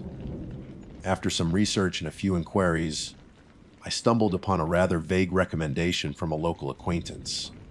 They spoke of a particularly pretty spot situated along the banks of the White River in Indiana, emphasizing its secluded nature and the profound quiet that enveloped the area. The caveat, as they put it, was that one had to not mind the quiet. Little did we know then the deceptive nature of that very quiet, a silence that masked a sinister presence lurking beneath the tranquil surface of the water. Our decision to camp by that particular stretch of the White River would prove to be a catastrophic error, a deadly mistake that would ultimately extract something irreplaceable from my life. The location itself was undeniably beautiful, a picture of serene isolation that initially seemed to confirm the locals' description. The river here was wide and moved with a languid grace, its surface as smooth and dark as polished glass, reflecting the dense canopy of trees that lined the far bank in perfect mirror image. The air was crisp and clean, carrying the subtle scent of damp earth and the distant rustling of leaves. We maneuvered our RV into a secluded clearing nestled amongst the trees, the gentle murmur of the river providing a soothing soundtrack to our arrival. Within moments, we had the RV leveled and stabilized, the awning extended to cast a welcome shade, and a couple of cold beers cracked open, the condensation beating on the aluminum cans in the warm afternoon sun. We surveyed our surroundings, a sense of profound contentment washing over us. It felt as though we had stumbled upon a hidden paradise, a secret sanctuary far removed from the hustle and bustle of everyday life. The initial day unfolded in idyllic fashion. We spent hours swimming in the cool, refreshing waters of the White River, the current gently tugging at us as we laughed and splashed. We tried our luck at fishing, casting our lines with hopeful anticipation, though ultimately the river remained stubbornly unyielding, offering us no bounty. Nevertheless, the simple act of being there, immersed in the solitude and natural beauty, was reward enough. As the sun began to dip below the horizon, painting the sky in fiery hues, we felt an overwhelming sense of peace and gratitude for having discovered this seemingly perfect spot. It was as the first hints of evening began to settle that the first subtle oddity occurred, a seemingly insignificant event that in retrospect served as a chilling harbinger of the horrors to come. Chris, ever the dedicated angler, even when the fish weren't biting, had been wearing his favorite fishing hat, a worn and comfortable baseball cap that had accompanied him on countless adventures. He had placed it on a flat rock near the water's edge while we were swimming earlier in the day. As dusk began to gather and the air grew cooler, he went to retrieve it, but the hat was gone. He initially shrugged it off. "Must have blown in," he said, his voice casual, though I distinctly remembered that the air had been still, not even the slightest breeze stirring the leaves. He waded into the shallows, the cool water barely reaching his ankles, and searched the immediate vicinity, his hand sweeping through the reeds and along the muddy bottom. But the hat was nowhere to be seen. It had simply vanished without a trace. "The river just took it, I guess," he joked, a nervous chuckle underlying his words. I offered a reassuring smile, but a tiny seed of unease had been planted in my mind. It seemed strange for a hat to disappear so completely without any obvious explanation. The following day, more peculiar occurrences unfolded, each seemingly minor in isolation, but collectively contributing to a growing sense of disquiet. A comfortable camp chair that I had positioned, perhaps a little too close to the riverbank, vanished sometime during the afternoon, while we were taking a leisurely hike in the nearby woods. We returned to find its usual spot empty, with no sign of it having been moved or carried away. Later that day, one of my favorite sandals, which I had left near the edge of our makeshift fire pit, also disappeared. Again, there was no discernible reason for its absence. No telltale splash, no indication of any disturbance. It was simply gone. It was as if the river was silently, stealthily, and inexplicably claiming our belongings one by one. This river's a damn thief. Chris muttered that evening as we sat by the dwindling embers of our campfire, the darkness around us deepening. His tone was a mixture of annoyance and a growing unease that mirrored my own. The idyllic charm of our secluded spot was beginning to erode, replaced by a palpable sense of something not being quite right. The quiet of the place, which had initially felt so peaceful and inviting, now seemed watchful, almost predatory. The gentle murmur of the river now carried a subtle undercurrent of something else, something ancient, patient, and covetous. We began to take extra precautions, consciously keeping our remaining belongings well away from the water's edge, even locking smaller items inside the RV when we weren't using them. But despite our efforts, the unsettling feeling of being encroached upon, of being under silent observation, remained. The beauty of the White River had begun to take on a sinister edge. Its dark, glassy surface no longer reflecting just the trees, but perhaps something else entirely. The atmosphere around our secluded campsite grew increasingly heavy and oppressive as the second day wore on. The initial tranquility we had experienced upon our arrival had completely dissipated, replaced by a palpable sense of dread. The silence of the place, once a source of peace and relaxation, now felt expectant, watchful, almost predatory. Every rustle of leaves, every snap of a twig, sent a shiver of unease down my spine. Even the gentle murmur of the White River, which had initially been so soothing, now seemed to possess a sinister undertone, a constant, low susurrus that felt less like the sound of flowing water and more like a hushed, whispered secret. The river itself seemed to have developed a distinct personality, in my mind ancient, patient, and insatiably covetous. It was as if the very water was alive, possessing a hidden sentience and a desire for something more than just the pebbles and fallen leaves that drifted across its dark surface. We found ourselves constantly glancing towards the water's edge, our senses heightened, alert for any further disappearances, or, more disturbingly, any other signs of the unseen presence we were beginning to suspect. We diligently kept our remaining belongings far from the bank, double checking that everything was securely locked inside the RV before we turned in for the night. But despite these precautions, the feeling of being gradually encroached upon, of being silently targeted by something we couldn't see or understand, persisted. Sleep that night was fitful, punctuated by strange, unsettling dreams that I couldn't quite recall upon waking, leaving me with a lingering feeling of anxiety. The third day dawned with an unnerving stillness. The air felt thick and heavy, and even the birds seemed to have fallen silent. Chris and I moved around the campsite with a hushed reverence, our usual easy banter replaced by a quiet apprehension. We decided to forego any further attempts at swimming or fishing, our earlier enthusiasm completely extinguished by the strange occurrences of the past 2 days. Instead, we busied ourselves with mundane tasks, trying to maintain a semblance of normalcy despite the growing sense of foreboding that hung in the air like a thick fog. We discussed the possibility of leaving early, of abandoning our planned multi-day camping trip and seeking refuge in a more populated area, but a stubborn reluctance, a desire to not be driven away by something we couldn't explain, kept us rooted to the spot. Perhaps in some foolish corner of our minds, we still hoped that the strange events were merely a series of bizarre coincidences, that the missing items were simply lost or misplaced. As evening approached on that fateful third day, we decided to have a small campfire, hoping that the flickering flames and the familiar ritual would provide some comfort and dispel the growing darkness within us. We sat in companionable silence as the embers glowed, watching the flames dance and crackle, casting eerie shadows that flickered and writhed in the surrounding darkness. As the fire began to die down, leaving behind a bed of glowing coals, we moved closer to the riverbank, drawn by the mesmerizing sight of the moonlight shimmering on its dark surface. The air was cool and still, and the silence, though still present, felt somehow different tonight, less watchful and more expectant. Chris was sitting slightly closer to the water's edge than I was, idly skipping smooth, flat stones across the dark surface of the river.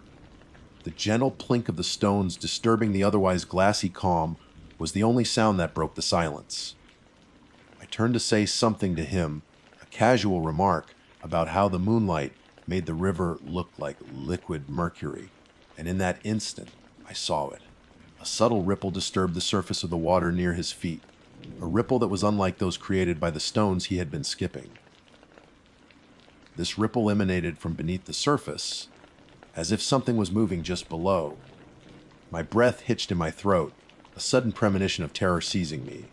And then, with impossible speed, a pale, slender tendril, disturbingly reminiscent of a waterlogged root, or perhaps a bleached tentacle, snaked out of the dark water and wrapped itself around Chris's ankle.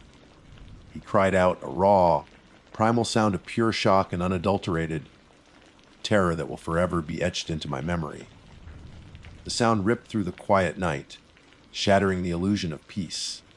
Before I could even fully process what I was seeing, before my brain could even register the impossible sight of that pale appendage emerging from the river, Chris was pulled. Hard. He scrabbled desperately at the muddy bank, his fingers digging into the soft earth, trying to gain purchase. But the force pulling him was immense, relentless. It was like trying to anchor oneself against the inexorable current of a powerful river. He was dragged, inch by agonizing inch, towards the dark, unforgiving water. I screamed his name, a sound of pure, unadulterated panic, and lunged forward, my hands reaching for him, grasping his outstretched arms. I pulled with all the strength I possessed, my muscles straining, my feet digging into the earth, but it was like trying to fight the river itself. The unseen force was too strong, too determined. His grip on my hands was slipping, his fingers sliding through mine, slick with mud and desperation. His eyes, wide with an unimaginable terror, were locked on mine, pleading for help that I felt powerless to provide. Emily. He choked out, his voice filled with a heart-wrenching mixture of fear and despair. It was the last word I would ever hear him speak. And then, in a horrifying instant, he was gone, snatched beneath the surface of the white river with a sickening finality that made my blood run cold. There was a brief swirl in the dark water where he had been, a momentary disturbance of the glassy calm, and then nothing. The river settled back into its eerie stillness, as if nothing had happened, the moonlight once again reflecting perfectly on its unblemished surface. There were no bubbles, no thrashing, no further sounds, just an echoing silence that was more terrifying than any scream. The river had claimed its prize, and the world around me seemed to tilt and spin in the aftermath of that horrifying moment. The immediate aftermath of Chris's disappearance is a blur of fragmented images and visceral sensations. I remember screaming his name, my voice raw and hoarse, echoing unanswered across the silent river. I stumbled backward, away from the water's edge, my legs feeling like lead, refusing to support my weight. The scene replayed in my mind with sickening clarity, the ripple on the dark water, the pale tendril, Chris's terrified cry, his hand slipping from mine, the final, horrifying disappearance beneath the surface. Somehow I managed to stumble back to the RV, my body shaking uncontrollably, my mind reeling in disbelief and terror. The interior of our cozy camper, which had been our haven just days before, now felt like a suffocating trap. With trembling fingers, I fumbled for my phone, desperate to call for help, but the screen remained stubbornly blank. No signal. We were truly alone, miles away from any semblance of civilization, with only the indifferent river as our witness. The rest of the night passed in a numb haze of shock and despair. I sat huddled inside the RV, staring out at the river through the window, my eyes fixated on the spot where Chris had vanished. The moonlight still shimmered on the dark surface, which remained disturbingly calm, offering no sign of the horror it had just concealed. I didn't dare venture outside, terrified of what might be lurking in the darkness, what might still be watching from the depths of the water. Sleep was an impossibility. Every creak of the RV, every rustle of leaves outside, sent jolts of fear through me. As the first faint light of dawn began to paint the eastern sky, I finally found the strength to emerge from the RV. The scene that greeted me was both familiar and alien. The beauty of the river and the surrounding woods was still there, but it was now tainted, corrupted by the horrific memory of the night before. The air felt heavy with a silent malevolence. With a renewed sense of desperate purpose, I began to hike, following the faint path we had taken to reach our secluded campsite. Hours later, exhausted and emotionally drained, I finally reached a road and flagged down a passing vehicle. The authorities responded quickly, their arrival shattering the eerie silence of the wilderness. There were flashing lights, official-looking people asking questions, the grim efficiency of a search operation unfolding around me. They searched the river, their boats crisscrossing the surface, dragging nets through the murky depths. Divers plunged into the cold water, their movements slow and methodical. They scoured the banks, the surrounding woods, searching for any sign of Chris. But they found nothing. No body, no trace of him, no indication of what I had seen, the pale tendril that had snatched him beneath the surface. They interviewed me repeatedly, their expressions a mixture of concern and skepticism. They spoke of tragic accidents, of strong undertows, of the unpredictable nature of rivers. They called it a tragic drowning accident, a plausible explanation for a man disappearing without a trace in a remote location. But I knew what I had seen. I knew the river hadn't simply drowned him. It had taken him. It had been taking things from us all along, small, seemingly insignificant items, testing its power, tasting our vulnerability. And then it had taken what it truly wanted, what was most precious to me. The days and weeks that followed were a blur of grief and disbelief. The authorities eventually closed the case, the official report listing Chris as presumed drowned. But I couldn't accept their explanation. The image of that pail, a natural appendage emerging from the water, was seared into my mind, a terrifying truth that no amount of logical reasoning could erase. I never went near a river again. The mere sight of flowing water now filled me with a paralyzing fear. That idyllic spot by the White River in Indiana was not the peaceful paradise we had imagined. It was a hunting ground, and the river was a patient, unseen predator lurking beneath the surface, waiting for its next unsuspecting victim. So, if you ever find yourself drawn to a beautiful, quiet place by the water, be wary. Listen to the silence, for it might be masking something ancient and hungry. And if the river starts taking small things, a hat, a chair, a sandal, don't dismiss it as mere coincidence. Don't wait for it to take something bigger, something irreplaceable. Some waters are not meant for swimming, or even for admiring from the shore. Some waters are inherently dangerous, possessing a malevolent will of their own. And what the river takes, it keeps, forever trapped in its cold, dark embrace. My adventure with Chris by the White River ended in a horror I could never have imagined, a deadly mistake that cost me the person I loved most. Learn from my tragedy, and remember that sometimes the most beautiful places hide the most terrifying secrets. My name is Alistair Finch, and while I generally consider myself a man of empirical thought and reasoned explanation, the events I am about to recount defy any logical framework I have ever known. For years, I have attempted to rationalize, to dissect, to categorize what transpired during that ill-fated recreational vehicle excursion into the rural heartland of Indiana. Yet, the chilling memories persist, unyielding to the balm of time or the scrutiny of a pragmatic mind. This account, therefore, serves not only as a desperate catharsis, but also as a stark warning to any who might underestimate the hidden currents that flow beneath the placid surface of the mundane world. It was the autumn of 2017. My wife, Eleanor, and I both recently retired from rather demanding careers in academia, I as a professor of historical linguistics. she, as a curator of botanical archives, had decided to invest in a modest, pre-owned RV. Our shared aspiration was to explore the quieter corners of the country, the overlooked towns and serene landscapes that often escape the attention of the average tourist. Indiana, with its promise of vibrant fall foliage and charming small town Americana, seemed an ideal inaugural destination. Our plan was meticulously laid out, a leisurely drive through several state parks, punctuated by cozy evenings spent under starlit skies, far from the clamor of city life. We envisioned quiet hikes, local diners, and the simple pleasure of each other's company. There was no premonition, no shadow of unease that foretold the horrors awaiting us. We set off on a crisp October morning, the RV christened the Wanderer, with a touch of whimsical irony, by Eleanor humming contentedly. The initial days were idyllic, precisely as we had imagined. We meandered through Brown County State Park, awestruck by the painterly splashes of crimson and gold that adorned the rolling hills. We visited quaint antique shops in Metamora, listened to the gentle rush of water at Cataract Falls, and indulged in freshly baked pies from roadside stalls.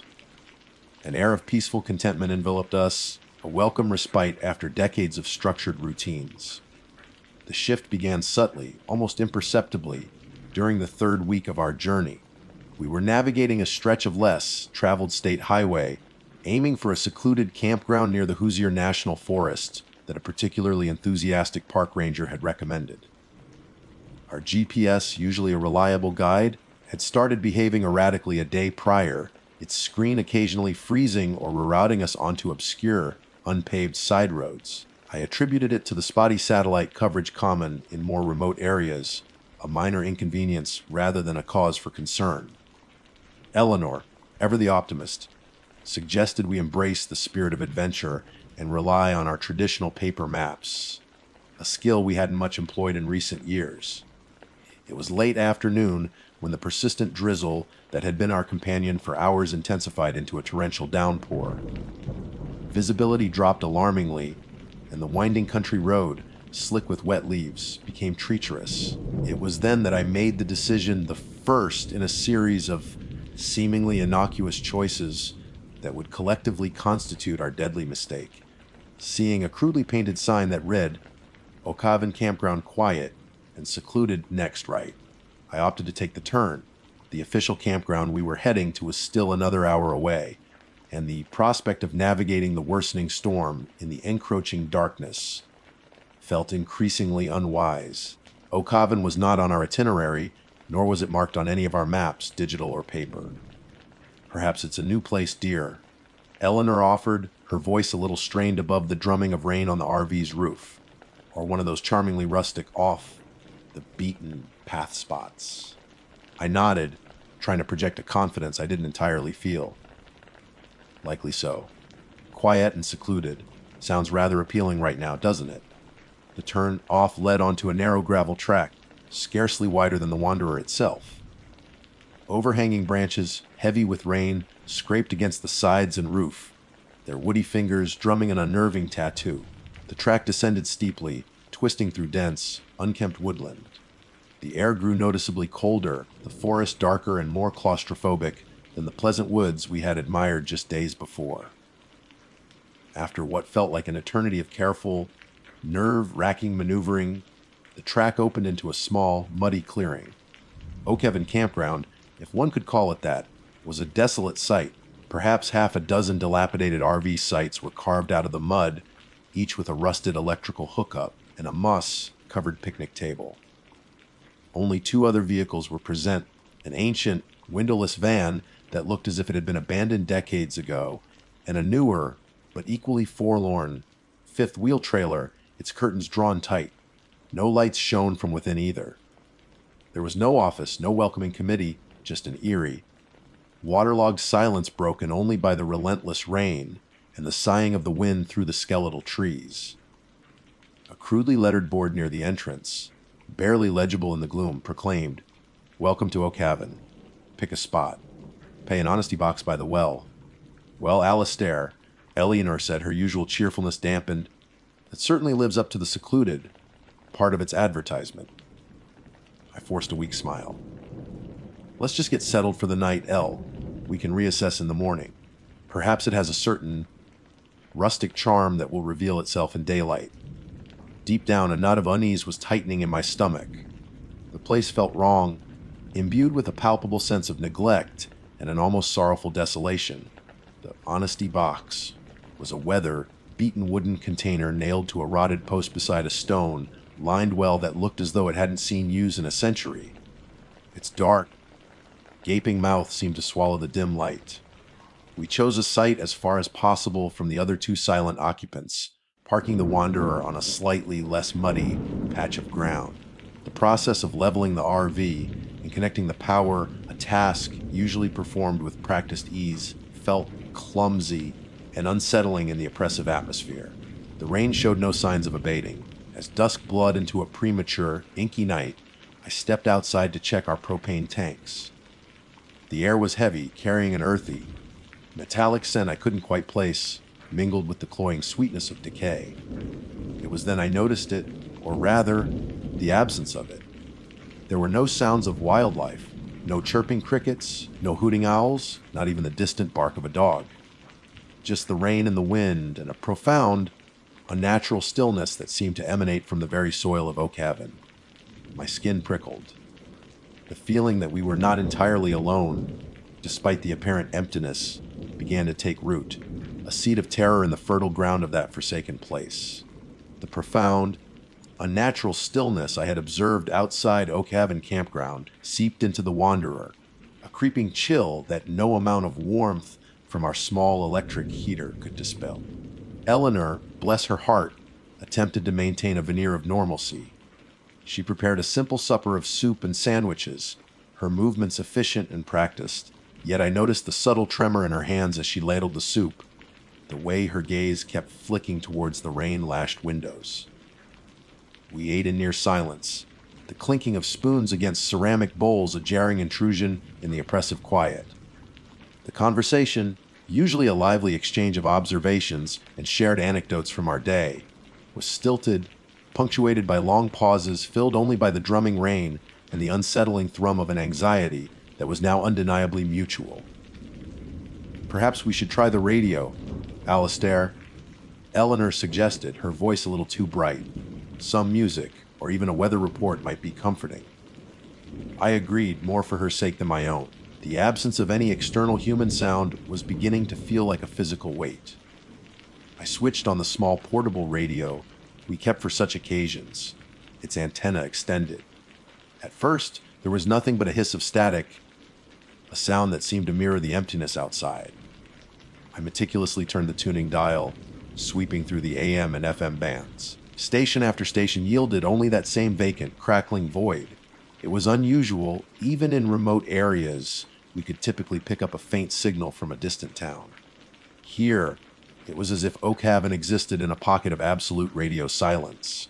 Then, just as I was about to give up, a faint sound emerged from the static. It wasn't music, nor was it speech in any conventional sense. It was a low, rhythmic murmuring, almost a chant, interspersed with what sounded like soft, wet clicks. The cadence was hypnotic, deeply unsettling. I strained to make out words, but the sounds remained tantalizingly unintelligible, like a distorted prayer or a lullaby sung in a forgotten language. Eleanor leaned closer, her brow furrowed. "What is that?" she whispered, her earlier pretense of calm evaporating. "It doesn't sound like any broadcast I've ever heard." The murmuring seemed to ebb and flow, sometimes fading into the static, then resurfacing with a chilling clarity, as if the source were moving, or perhaps as if the very air itself were conducting these arcane vibrations. The metallic, earthy scent I'd noticed earlier seemed to intensify within the RV, and a wave of profound nausea washed over me. I quickly switched the radio off, plunging us back into the silence of the storm, which now felt marginally less menacing than the sounds that had briefly pierced it. "Probably just interference," I said, my voice lacking conviction. "Old wiring in this place, or perhaps something to do with the storm." But the explanation felt hollow even to my own ears. The sounds had possessed an organic quality, a deliberate rhythm that spoke of something other than random electrical disturbance. Sleep that night was a fleeting, tormented affair. Every creak of the Wanderer settling, every gust of wind that rattled the window frames, sounded amplified, sinister. I found myself lying rigid, listening intently to the sounds of the night, my imagination conjuring all manner of horrors lurking just beyond our thin metal walls. Eleanor, too, was restless, her breathing shallow and uneven. Several times, I thought I heard footsteps outside, a soft squelching sound in the mud, distinct from the patter of the rain. Each time, I held my breath, my heart hammering against my ribs, but a cautious peek through a sliver in the blinds revealed nothing but the rain, swept emptiness of Oak Haven. Sometime in the deepest hours of the night, I was jolted awake by a different sound. It was a scraping, a rhythmic, grating noise coming from the direction of the old well I had noted earlier. It was slow, deliberate, like stone grinding against stone, or something heavy being dragged across a rough surface. The rain had momentarily eased, and in the comparative quiet, the sound was unnervingly clear. For a moment, I considered waking Eleanor, then decided against it.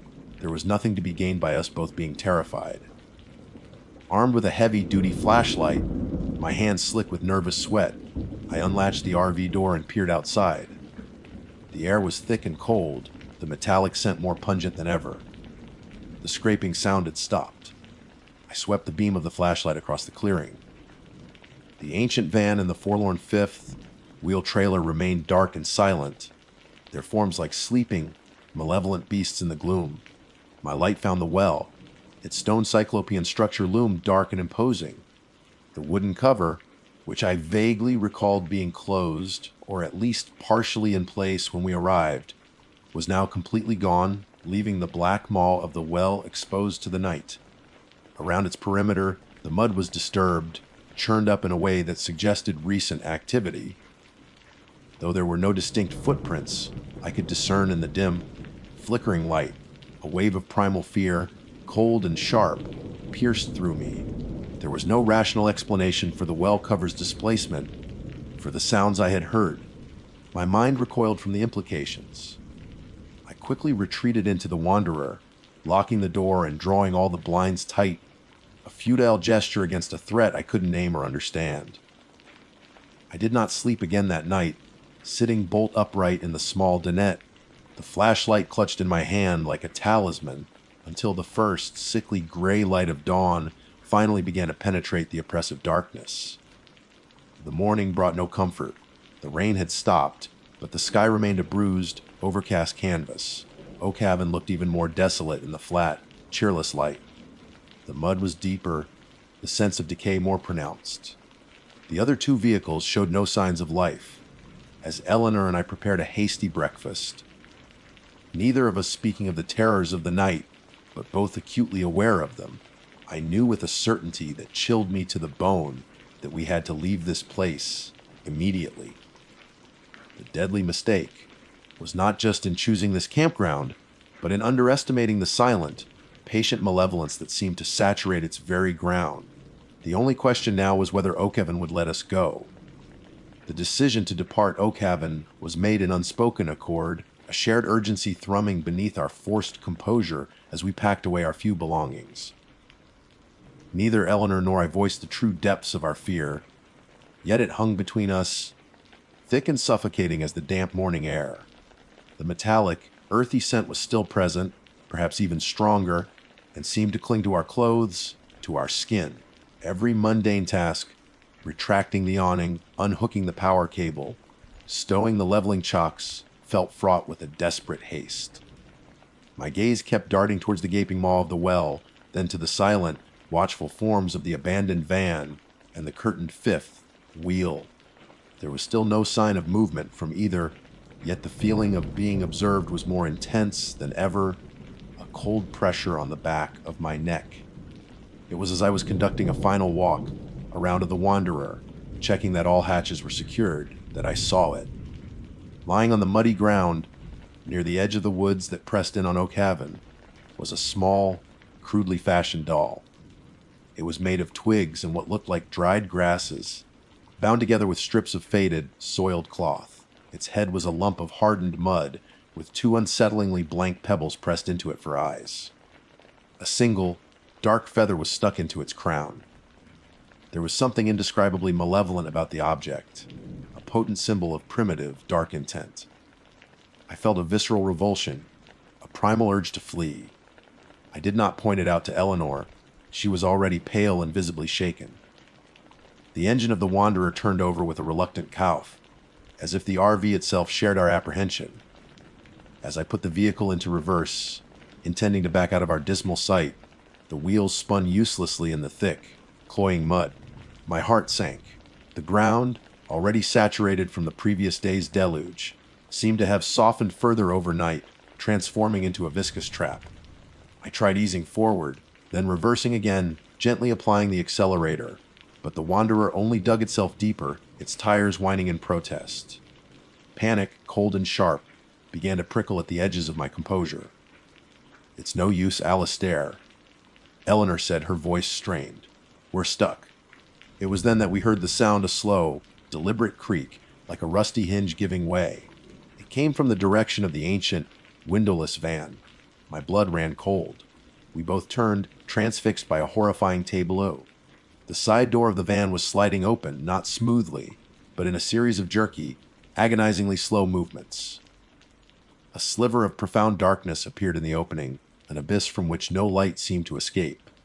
No face appeared, no figure emerged, but the distinct impression of a presence within, ancient and unspeakably evil, radiated outwards like a physical force. The murmuring we had heard on the radio the night before seemed to emanate from that darkness, no longer filtered through static, but raw, guttural and chillingly close. Simultaneously, from the dense woods surrounding the clearing, figures began to emerge. They were not distinct, their forms wavering and indistinct at the periphery of vision, like heat haze rising from the sodden earth. They moved with an unnatural gliding motion, their shapes vaguely humanoid but distorted, elongated, as if the very laws of anatomy had been perverted. They carried no weapons, yet their silent advance was more terrifying than any overt threat. They were closing in, forming a loose, inescapable circle around Oak Haven. The air crackled with an unseen energy.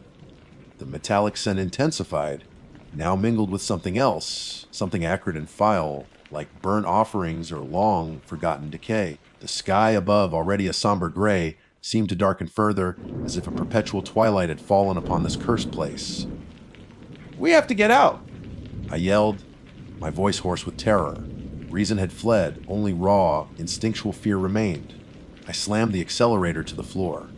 The engine roared, the tires shrieked, spewing mud and stones, but the Wanderer, after a terrifying moment of immobility, lurched violently forward, then sideways, finally gaining purchase on a slightly firmer patch of ground.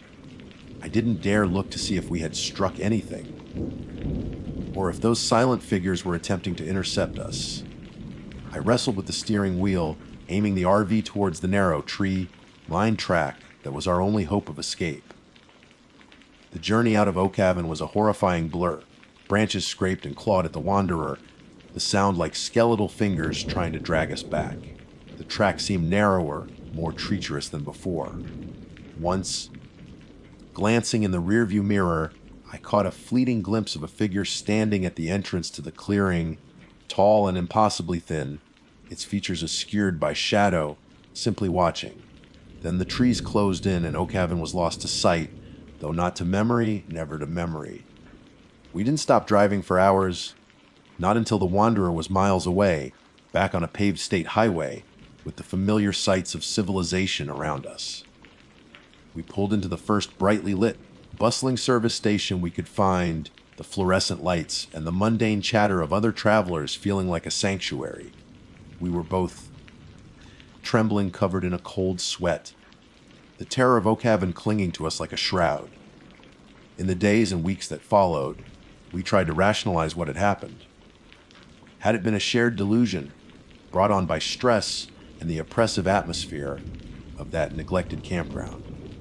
Were the figures merely tricks of the light, the sounds a product of overwrought imaginations, but the memory of the mud and twig doll, the opening van door, the silent, advancing shapes, and the profound, unnatural dread that had gripped us refused to be dismissed. The metallic scent I sometimes fancied still lingered faintly in the upholstery of the Wanderer, a persistent, unwelcome reminder. We never spoke of Oak Haven in detail again, not to each other, and certainly not to anyone else. Who would believe such a tale? It became a dark, unspoken secret, a scar on our shared history. Our dream of leisurely exploring the country in our RV died in that muddy, forsaken clearing in Indiana. The Wanderer was sold shortly after our return home, its presence a constant, unbearable reminder of our deadly mistake, the mistake of ignoring our instincts, of venturing off the known path, and of stumbling into a place where ancient, unknowable things still held sway, just beyond the veil of the ordinary world. Years have passed, but the nightmares persist. Sometimes, in the dead of night, I still hear the faint, rhythmic murmuring, the wet clicks, the scraping sound from the well, and I see the blank, pebble eyes of that crude doll staring out from the darkness. Oak Haven took something from us, something more than just our peace of mind. It took a piece of our belief in a rational, ordered universe, leaving behind a chilling awareness of the terrifying possibilities that lurk in the shadows, waiting for the unwary traveler to make that one fatal, unforeseen detour.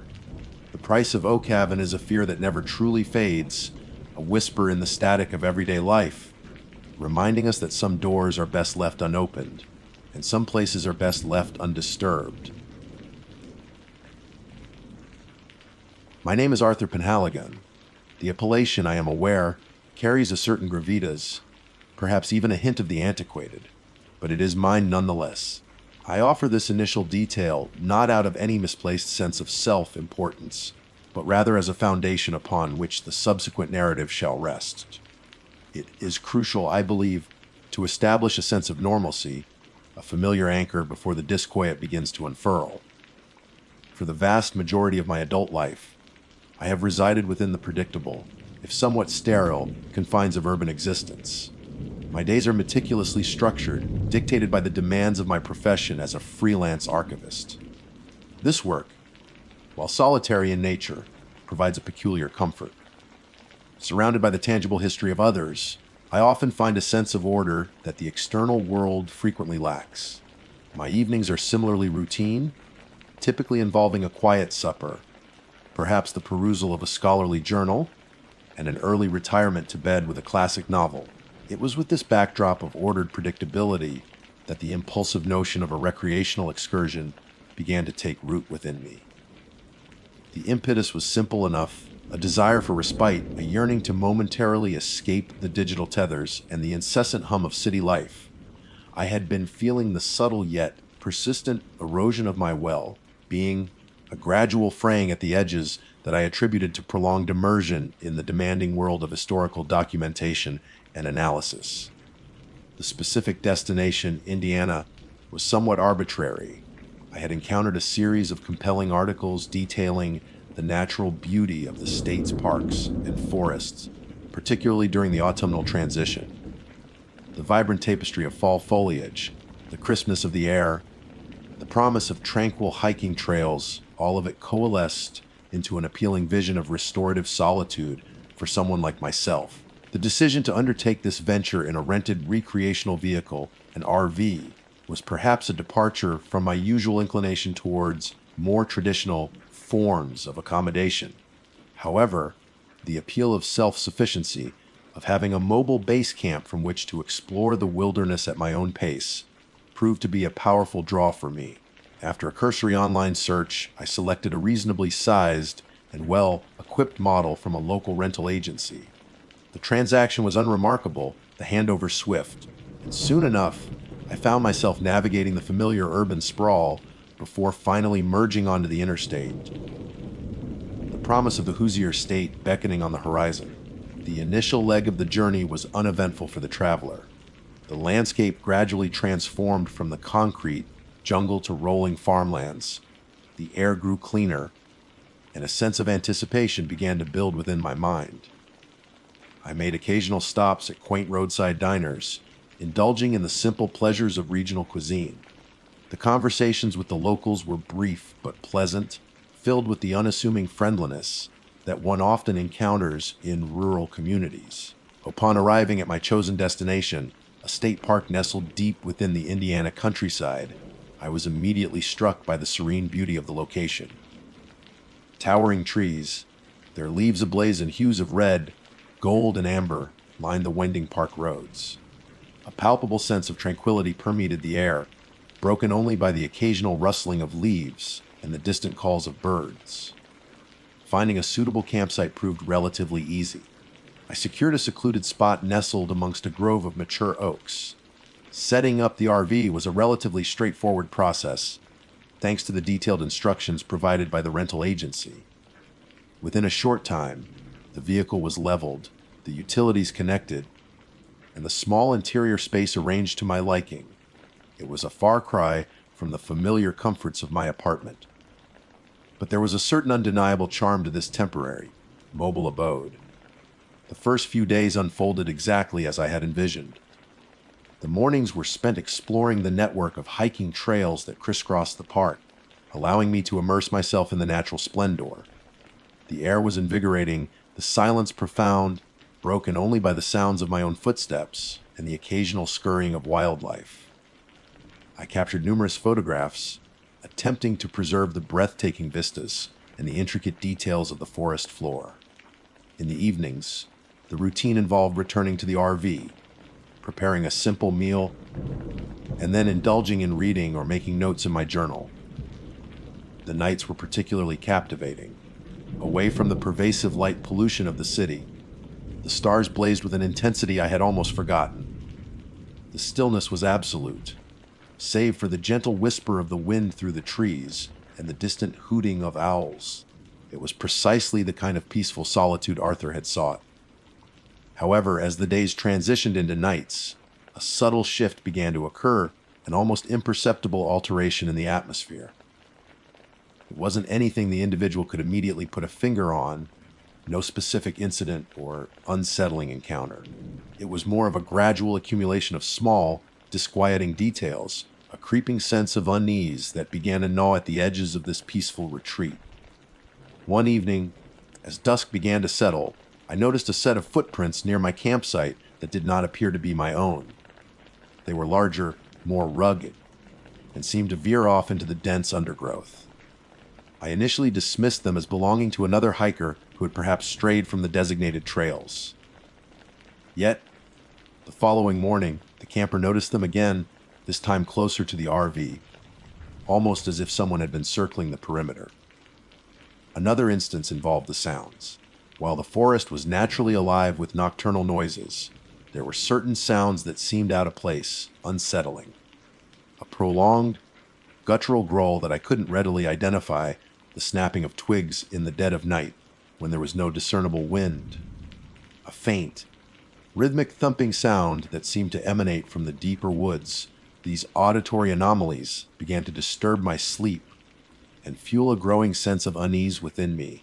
The scholar initially attributed these occurrences to an overactive imagination, the product of solitude, and the natural unfamiliarity of the wilderness. I reasoned with myself that I was simply more attuned to the sounds and signs of the forest than I would be in my accustomed urban environment. Yet, the feeling persisted, a prickling sensation at the back of my neck, the distinct impression of being watched. The visitor started to become more vigilant, carefully scanning my surroundings whenever I ventured out, double checking the locks on the RV doors before retiring for the night. It was on the 5th day of my trip that the subtle unease began to coalesce into something more tangible, more disturbing. It started with a seemingly innocuous discovery during one of my hikes, a discovery that would ultimately unravel the tranquility of this sojourn and plunge Arthur into a realm of inexplicable terror. The discovery that initiated the downward spiral into genuine fear occurred on what had begun as a particularly pleasant morning.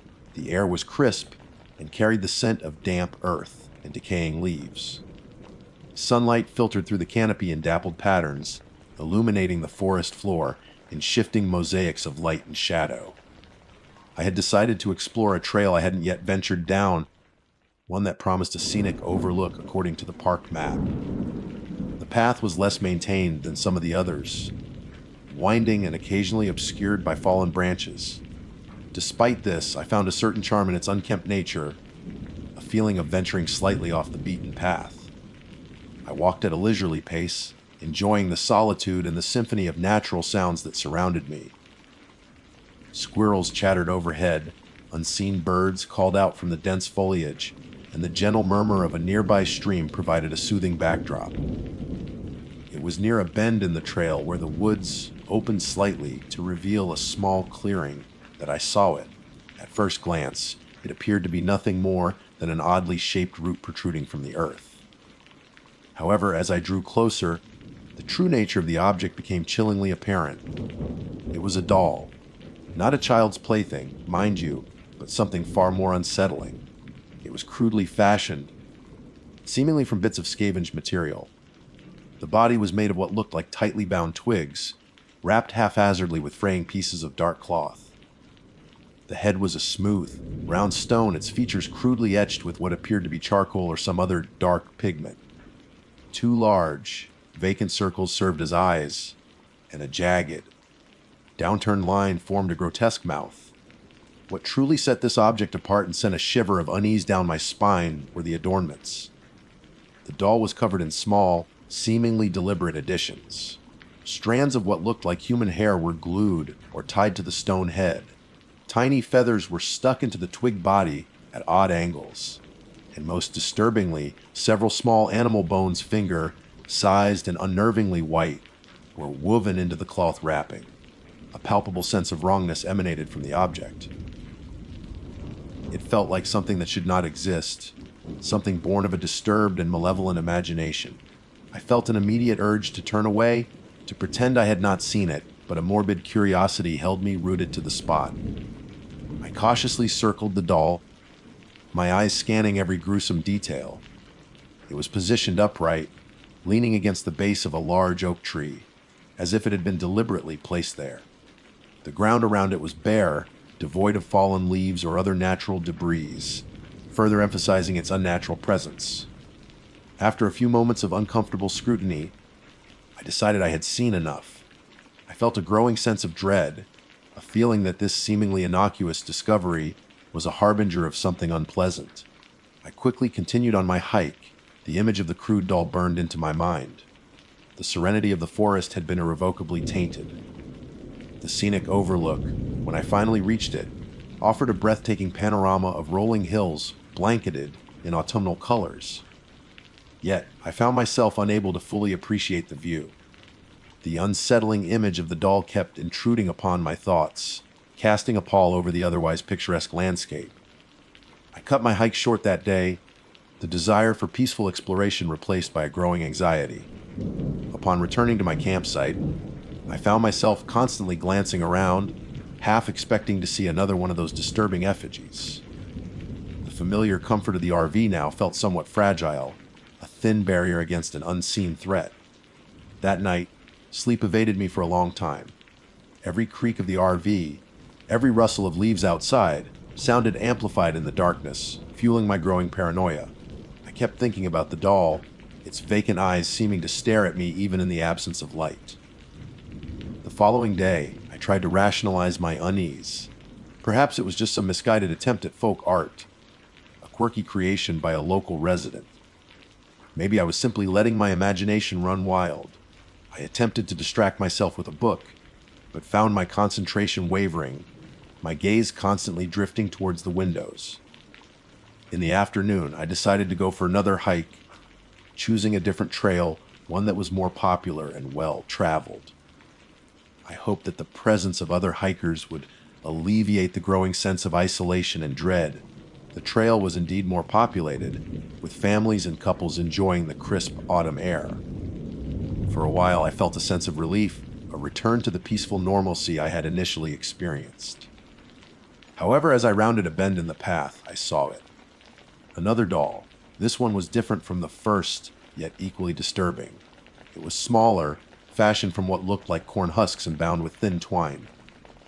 Its head was a dried, shriveled fruit, possibly an apple, with seeds for eyes and a stitched mouth pulled into a silent scream.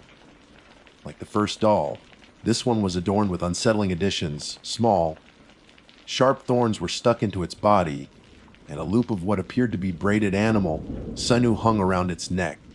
This second encounter shattered any remaining semblance of rational explanation. This was not random, this was deliberate. Someone was placing these disturbing objects in the woods, and the implication sent a cold wave of fear through me. I turned back immediately, my earlier desire for a long hike completely gone. My pace quickened, bordering on a panic jog. I felt exposed, vulnerable, as if unseen eyes were watching me from the depths of the forest. Returning to my campsite, I locked all the doors and windows of the RV, drawing the curtains to shut out the encroaching darkness. The sense of unease had now morphed into genuine fear. I felt trapped, isolated, in the midst of something I did not understand, and that felt profoundly threatening. I considered leaving, packing up and driving away immediately, but a strange mix of apprehension and a morbid desire to understand what was happening kept me rooted to the spot. I told myself that perhaps these were just harmless pranks, albeit unsettling ones. But deep down, I knew that the feeling of dread that had taken hold of me was anything but irrational. As night fell, the sounds of the forest seemed different, more ominous.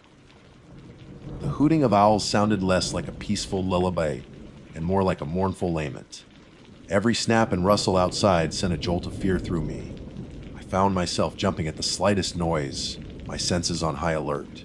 Sleep was an impossibility. I lay in bed, straining my ears, my heart pounding in my chest. It felt as though something was out there, circling, watching, waiting. Then I heard it, a soft scratching sound coming from just outside the RV. It started faintly, almost imperceptibly, but gradually grew louder, more insistent. It sounded like fingernails dragging across the aluminum siding. My blood ran cold. I held my breath, listening intently. The scratching moved around the side of the RV, closer to the window near my head. I squeezed my eyes shut, willing it to stop. After what felt like an eternity, the scratching ceased. A profound silence descended, broken only by the frantic beating of my own heart. I lay there, paralyzed by fear, unsure of what to do. Then a new sound emerged from the darkness. A soft, almost childlike humming just outside the door of the RV. It was a simple, repetitive melody, but there was something deeply unsettling about its tone, something that sent a fresh wave of terror coursing through my veins. The humming continued low and persistent, accompanied by a faint tapping sound, as if small fingers were gently drumming on the door. I pulled the covers over my head, trying to block out the sounds, but they seemed to penetrate the thin walls of the RV, seeping into my very consciousness. The night stretched on, an endless torment of unsettling sounds and mounting dread. I knew, with a chilling certainty, that my peaceful camping trip had taken a dark and terrifying turn, and that whatever was happening in these woods was far more sinister than I could have ever imagined. The discovery of those crude dolls was not the end of the strangeness. It was merely the beginning of something truly horrifying. The soft humming and tapping continued for what felt like an eternity. I lay rigid beneath the covers, my mind racing, trying to make sense of the senseless. Was it an animal? Some disturbed individual? The rational part of my brain struggled to find a logical explanation, but the growing dread in my heart screamed otherwise. There was an unnatural quality to these sounds, a deliberate, almost playful malevolence that chilled me to the bone. Slowly, cautiously, I pulled back the edge of the curtain, peering out into the inky blackness. The moon was hidden behind a thick canopy of clouds, casting the campsite in deep shadow. I could see nothing out of the ordinary, just the familiar shapes of trees and the faint outline of the picnic table beside the RV. Yet, the humming persisted, seemingly emanating from just beyond the thin wall of the door. Taking a shaky breath, I reached for the small, multi-tool I kept in the nightstand drawer.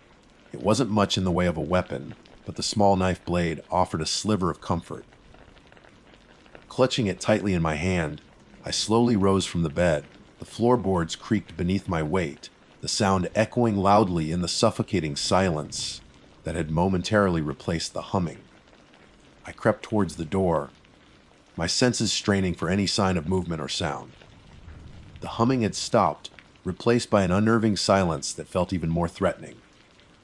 I reached for the doorknob, my hand trembling. Should I open it? Should I risk confronting whatever was on the other side? Just as I was about to turn the knob, a new sound broke the silence. A soft, shuffling sound, like something dragging itself across the ground. It was coming from the rear of the RV, near the small storage compartment. My heart leaped into my throat. Whatever was out there was moving, circling. I backed away from the door, my eyes darting around the small confines of the RV. The windows suddenly seemed too large, too fragile, offering no real protection. I felt like a trapped animal, cornered and vulnerable. The shuffling sound grew louder, closer. It reached the side of the RV, and then I heard it, a distinct scraping noise, like something with sharp claws raking across the metal. A primal fear gripped me, a terror so profound that it threatened to overwhelm my senses. Then, the shuffling stopped directly outside the window next to the bed. I held my breath, every muscle in my body tense. A moment of absolute silence hung in the air, thick with unspoken dread. Suddenly, a face appeared at the window. It wasn't a human face. It was pale, gaunt, with large, black eyes that seemed to absorb all the light. The features were vaguely humanoid but grotesquely distorted, with a wide, thin mouth stretched into a silent, chilling grin. Matted strands of dark hair hung around its face, and its skin appeared stretched and unnatural. I recoiled in horror, stumbling backwards. The face remained at the window for a moment longer, its black eyes fixed on me, and then it slowly slid out of view. I scrambled back into bed, pulling the covers over my head, my body shaking uncontrollably. The image of that face, that unholy visage, was seared into my mind. This was no prank, no animal. This was something else, something truly monstrous. The shuffling sound started again, moving towards the front of the RV. Then, I heard a loud bang on the door, followed by a series of frantic, desperate scratches.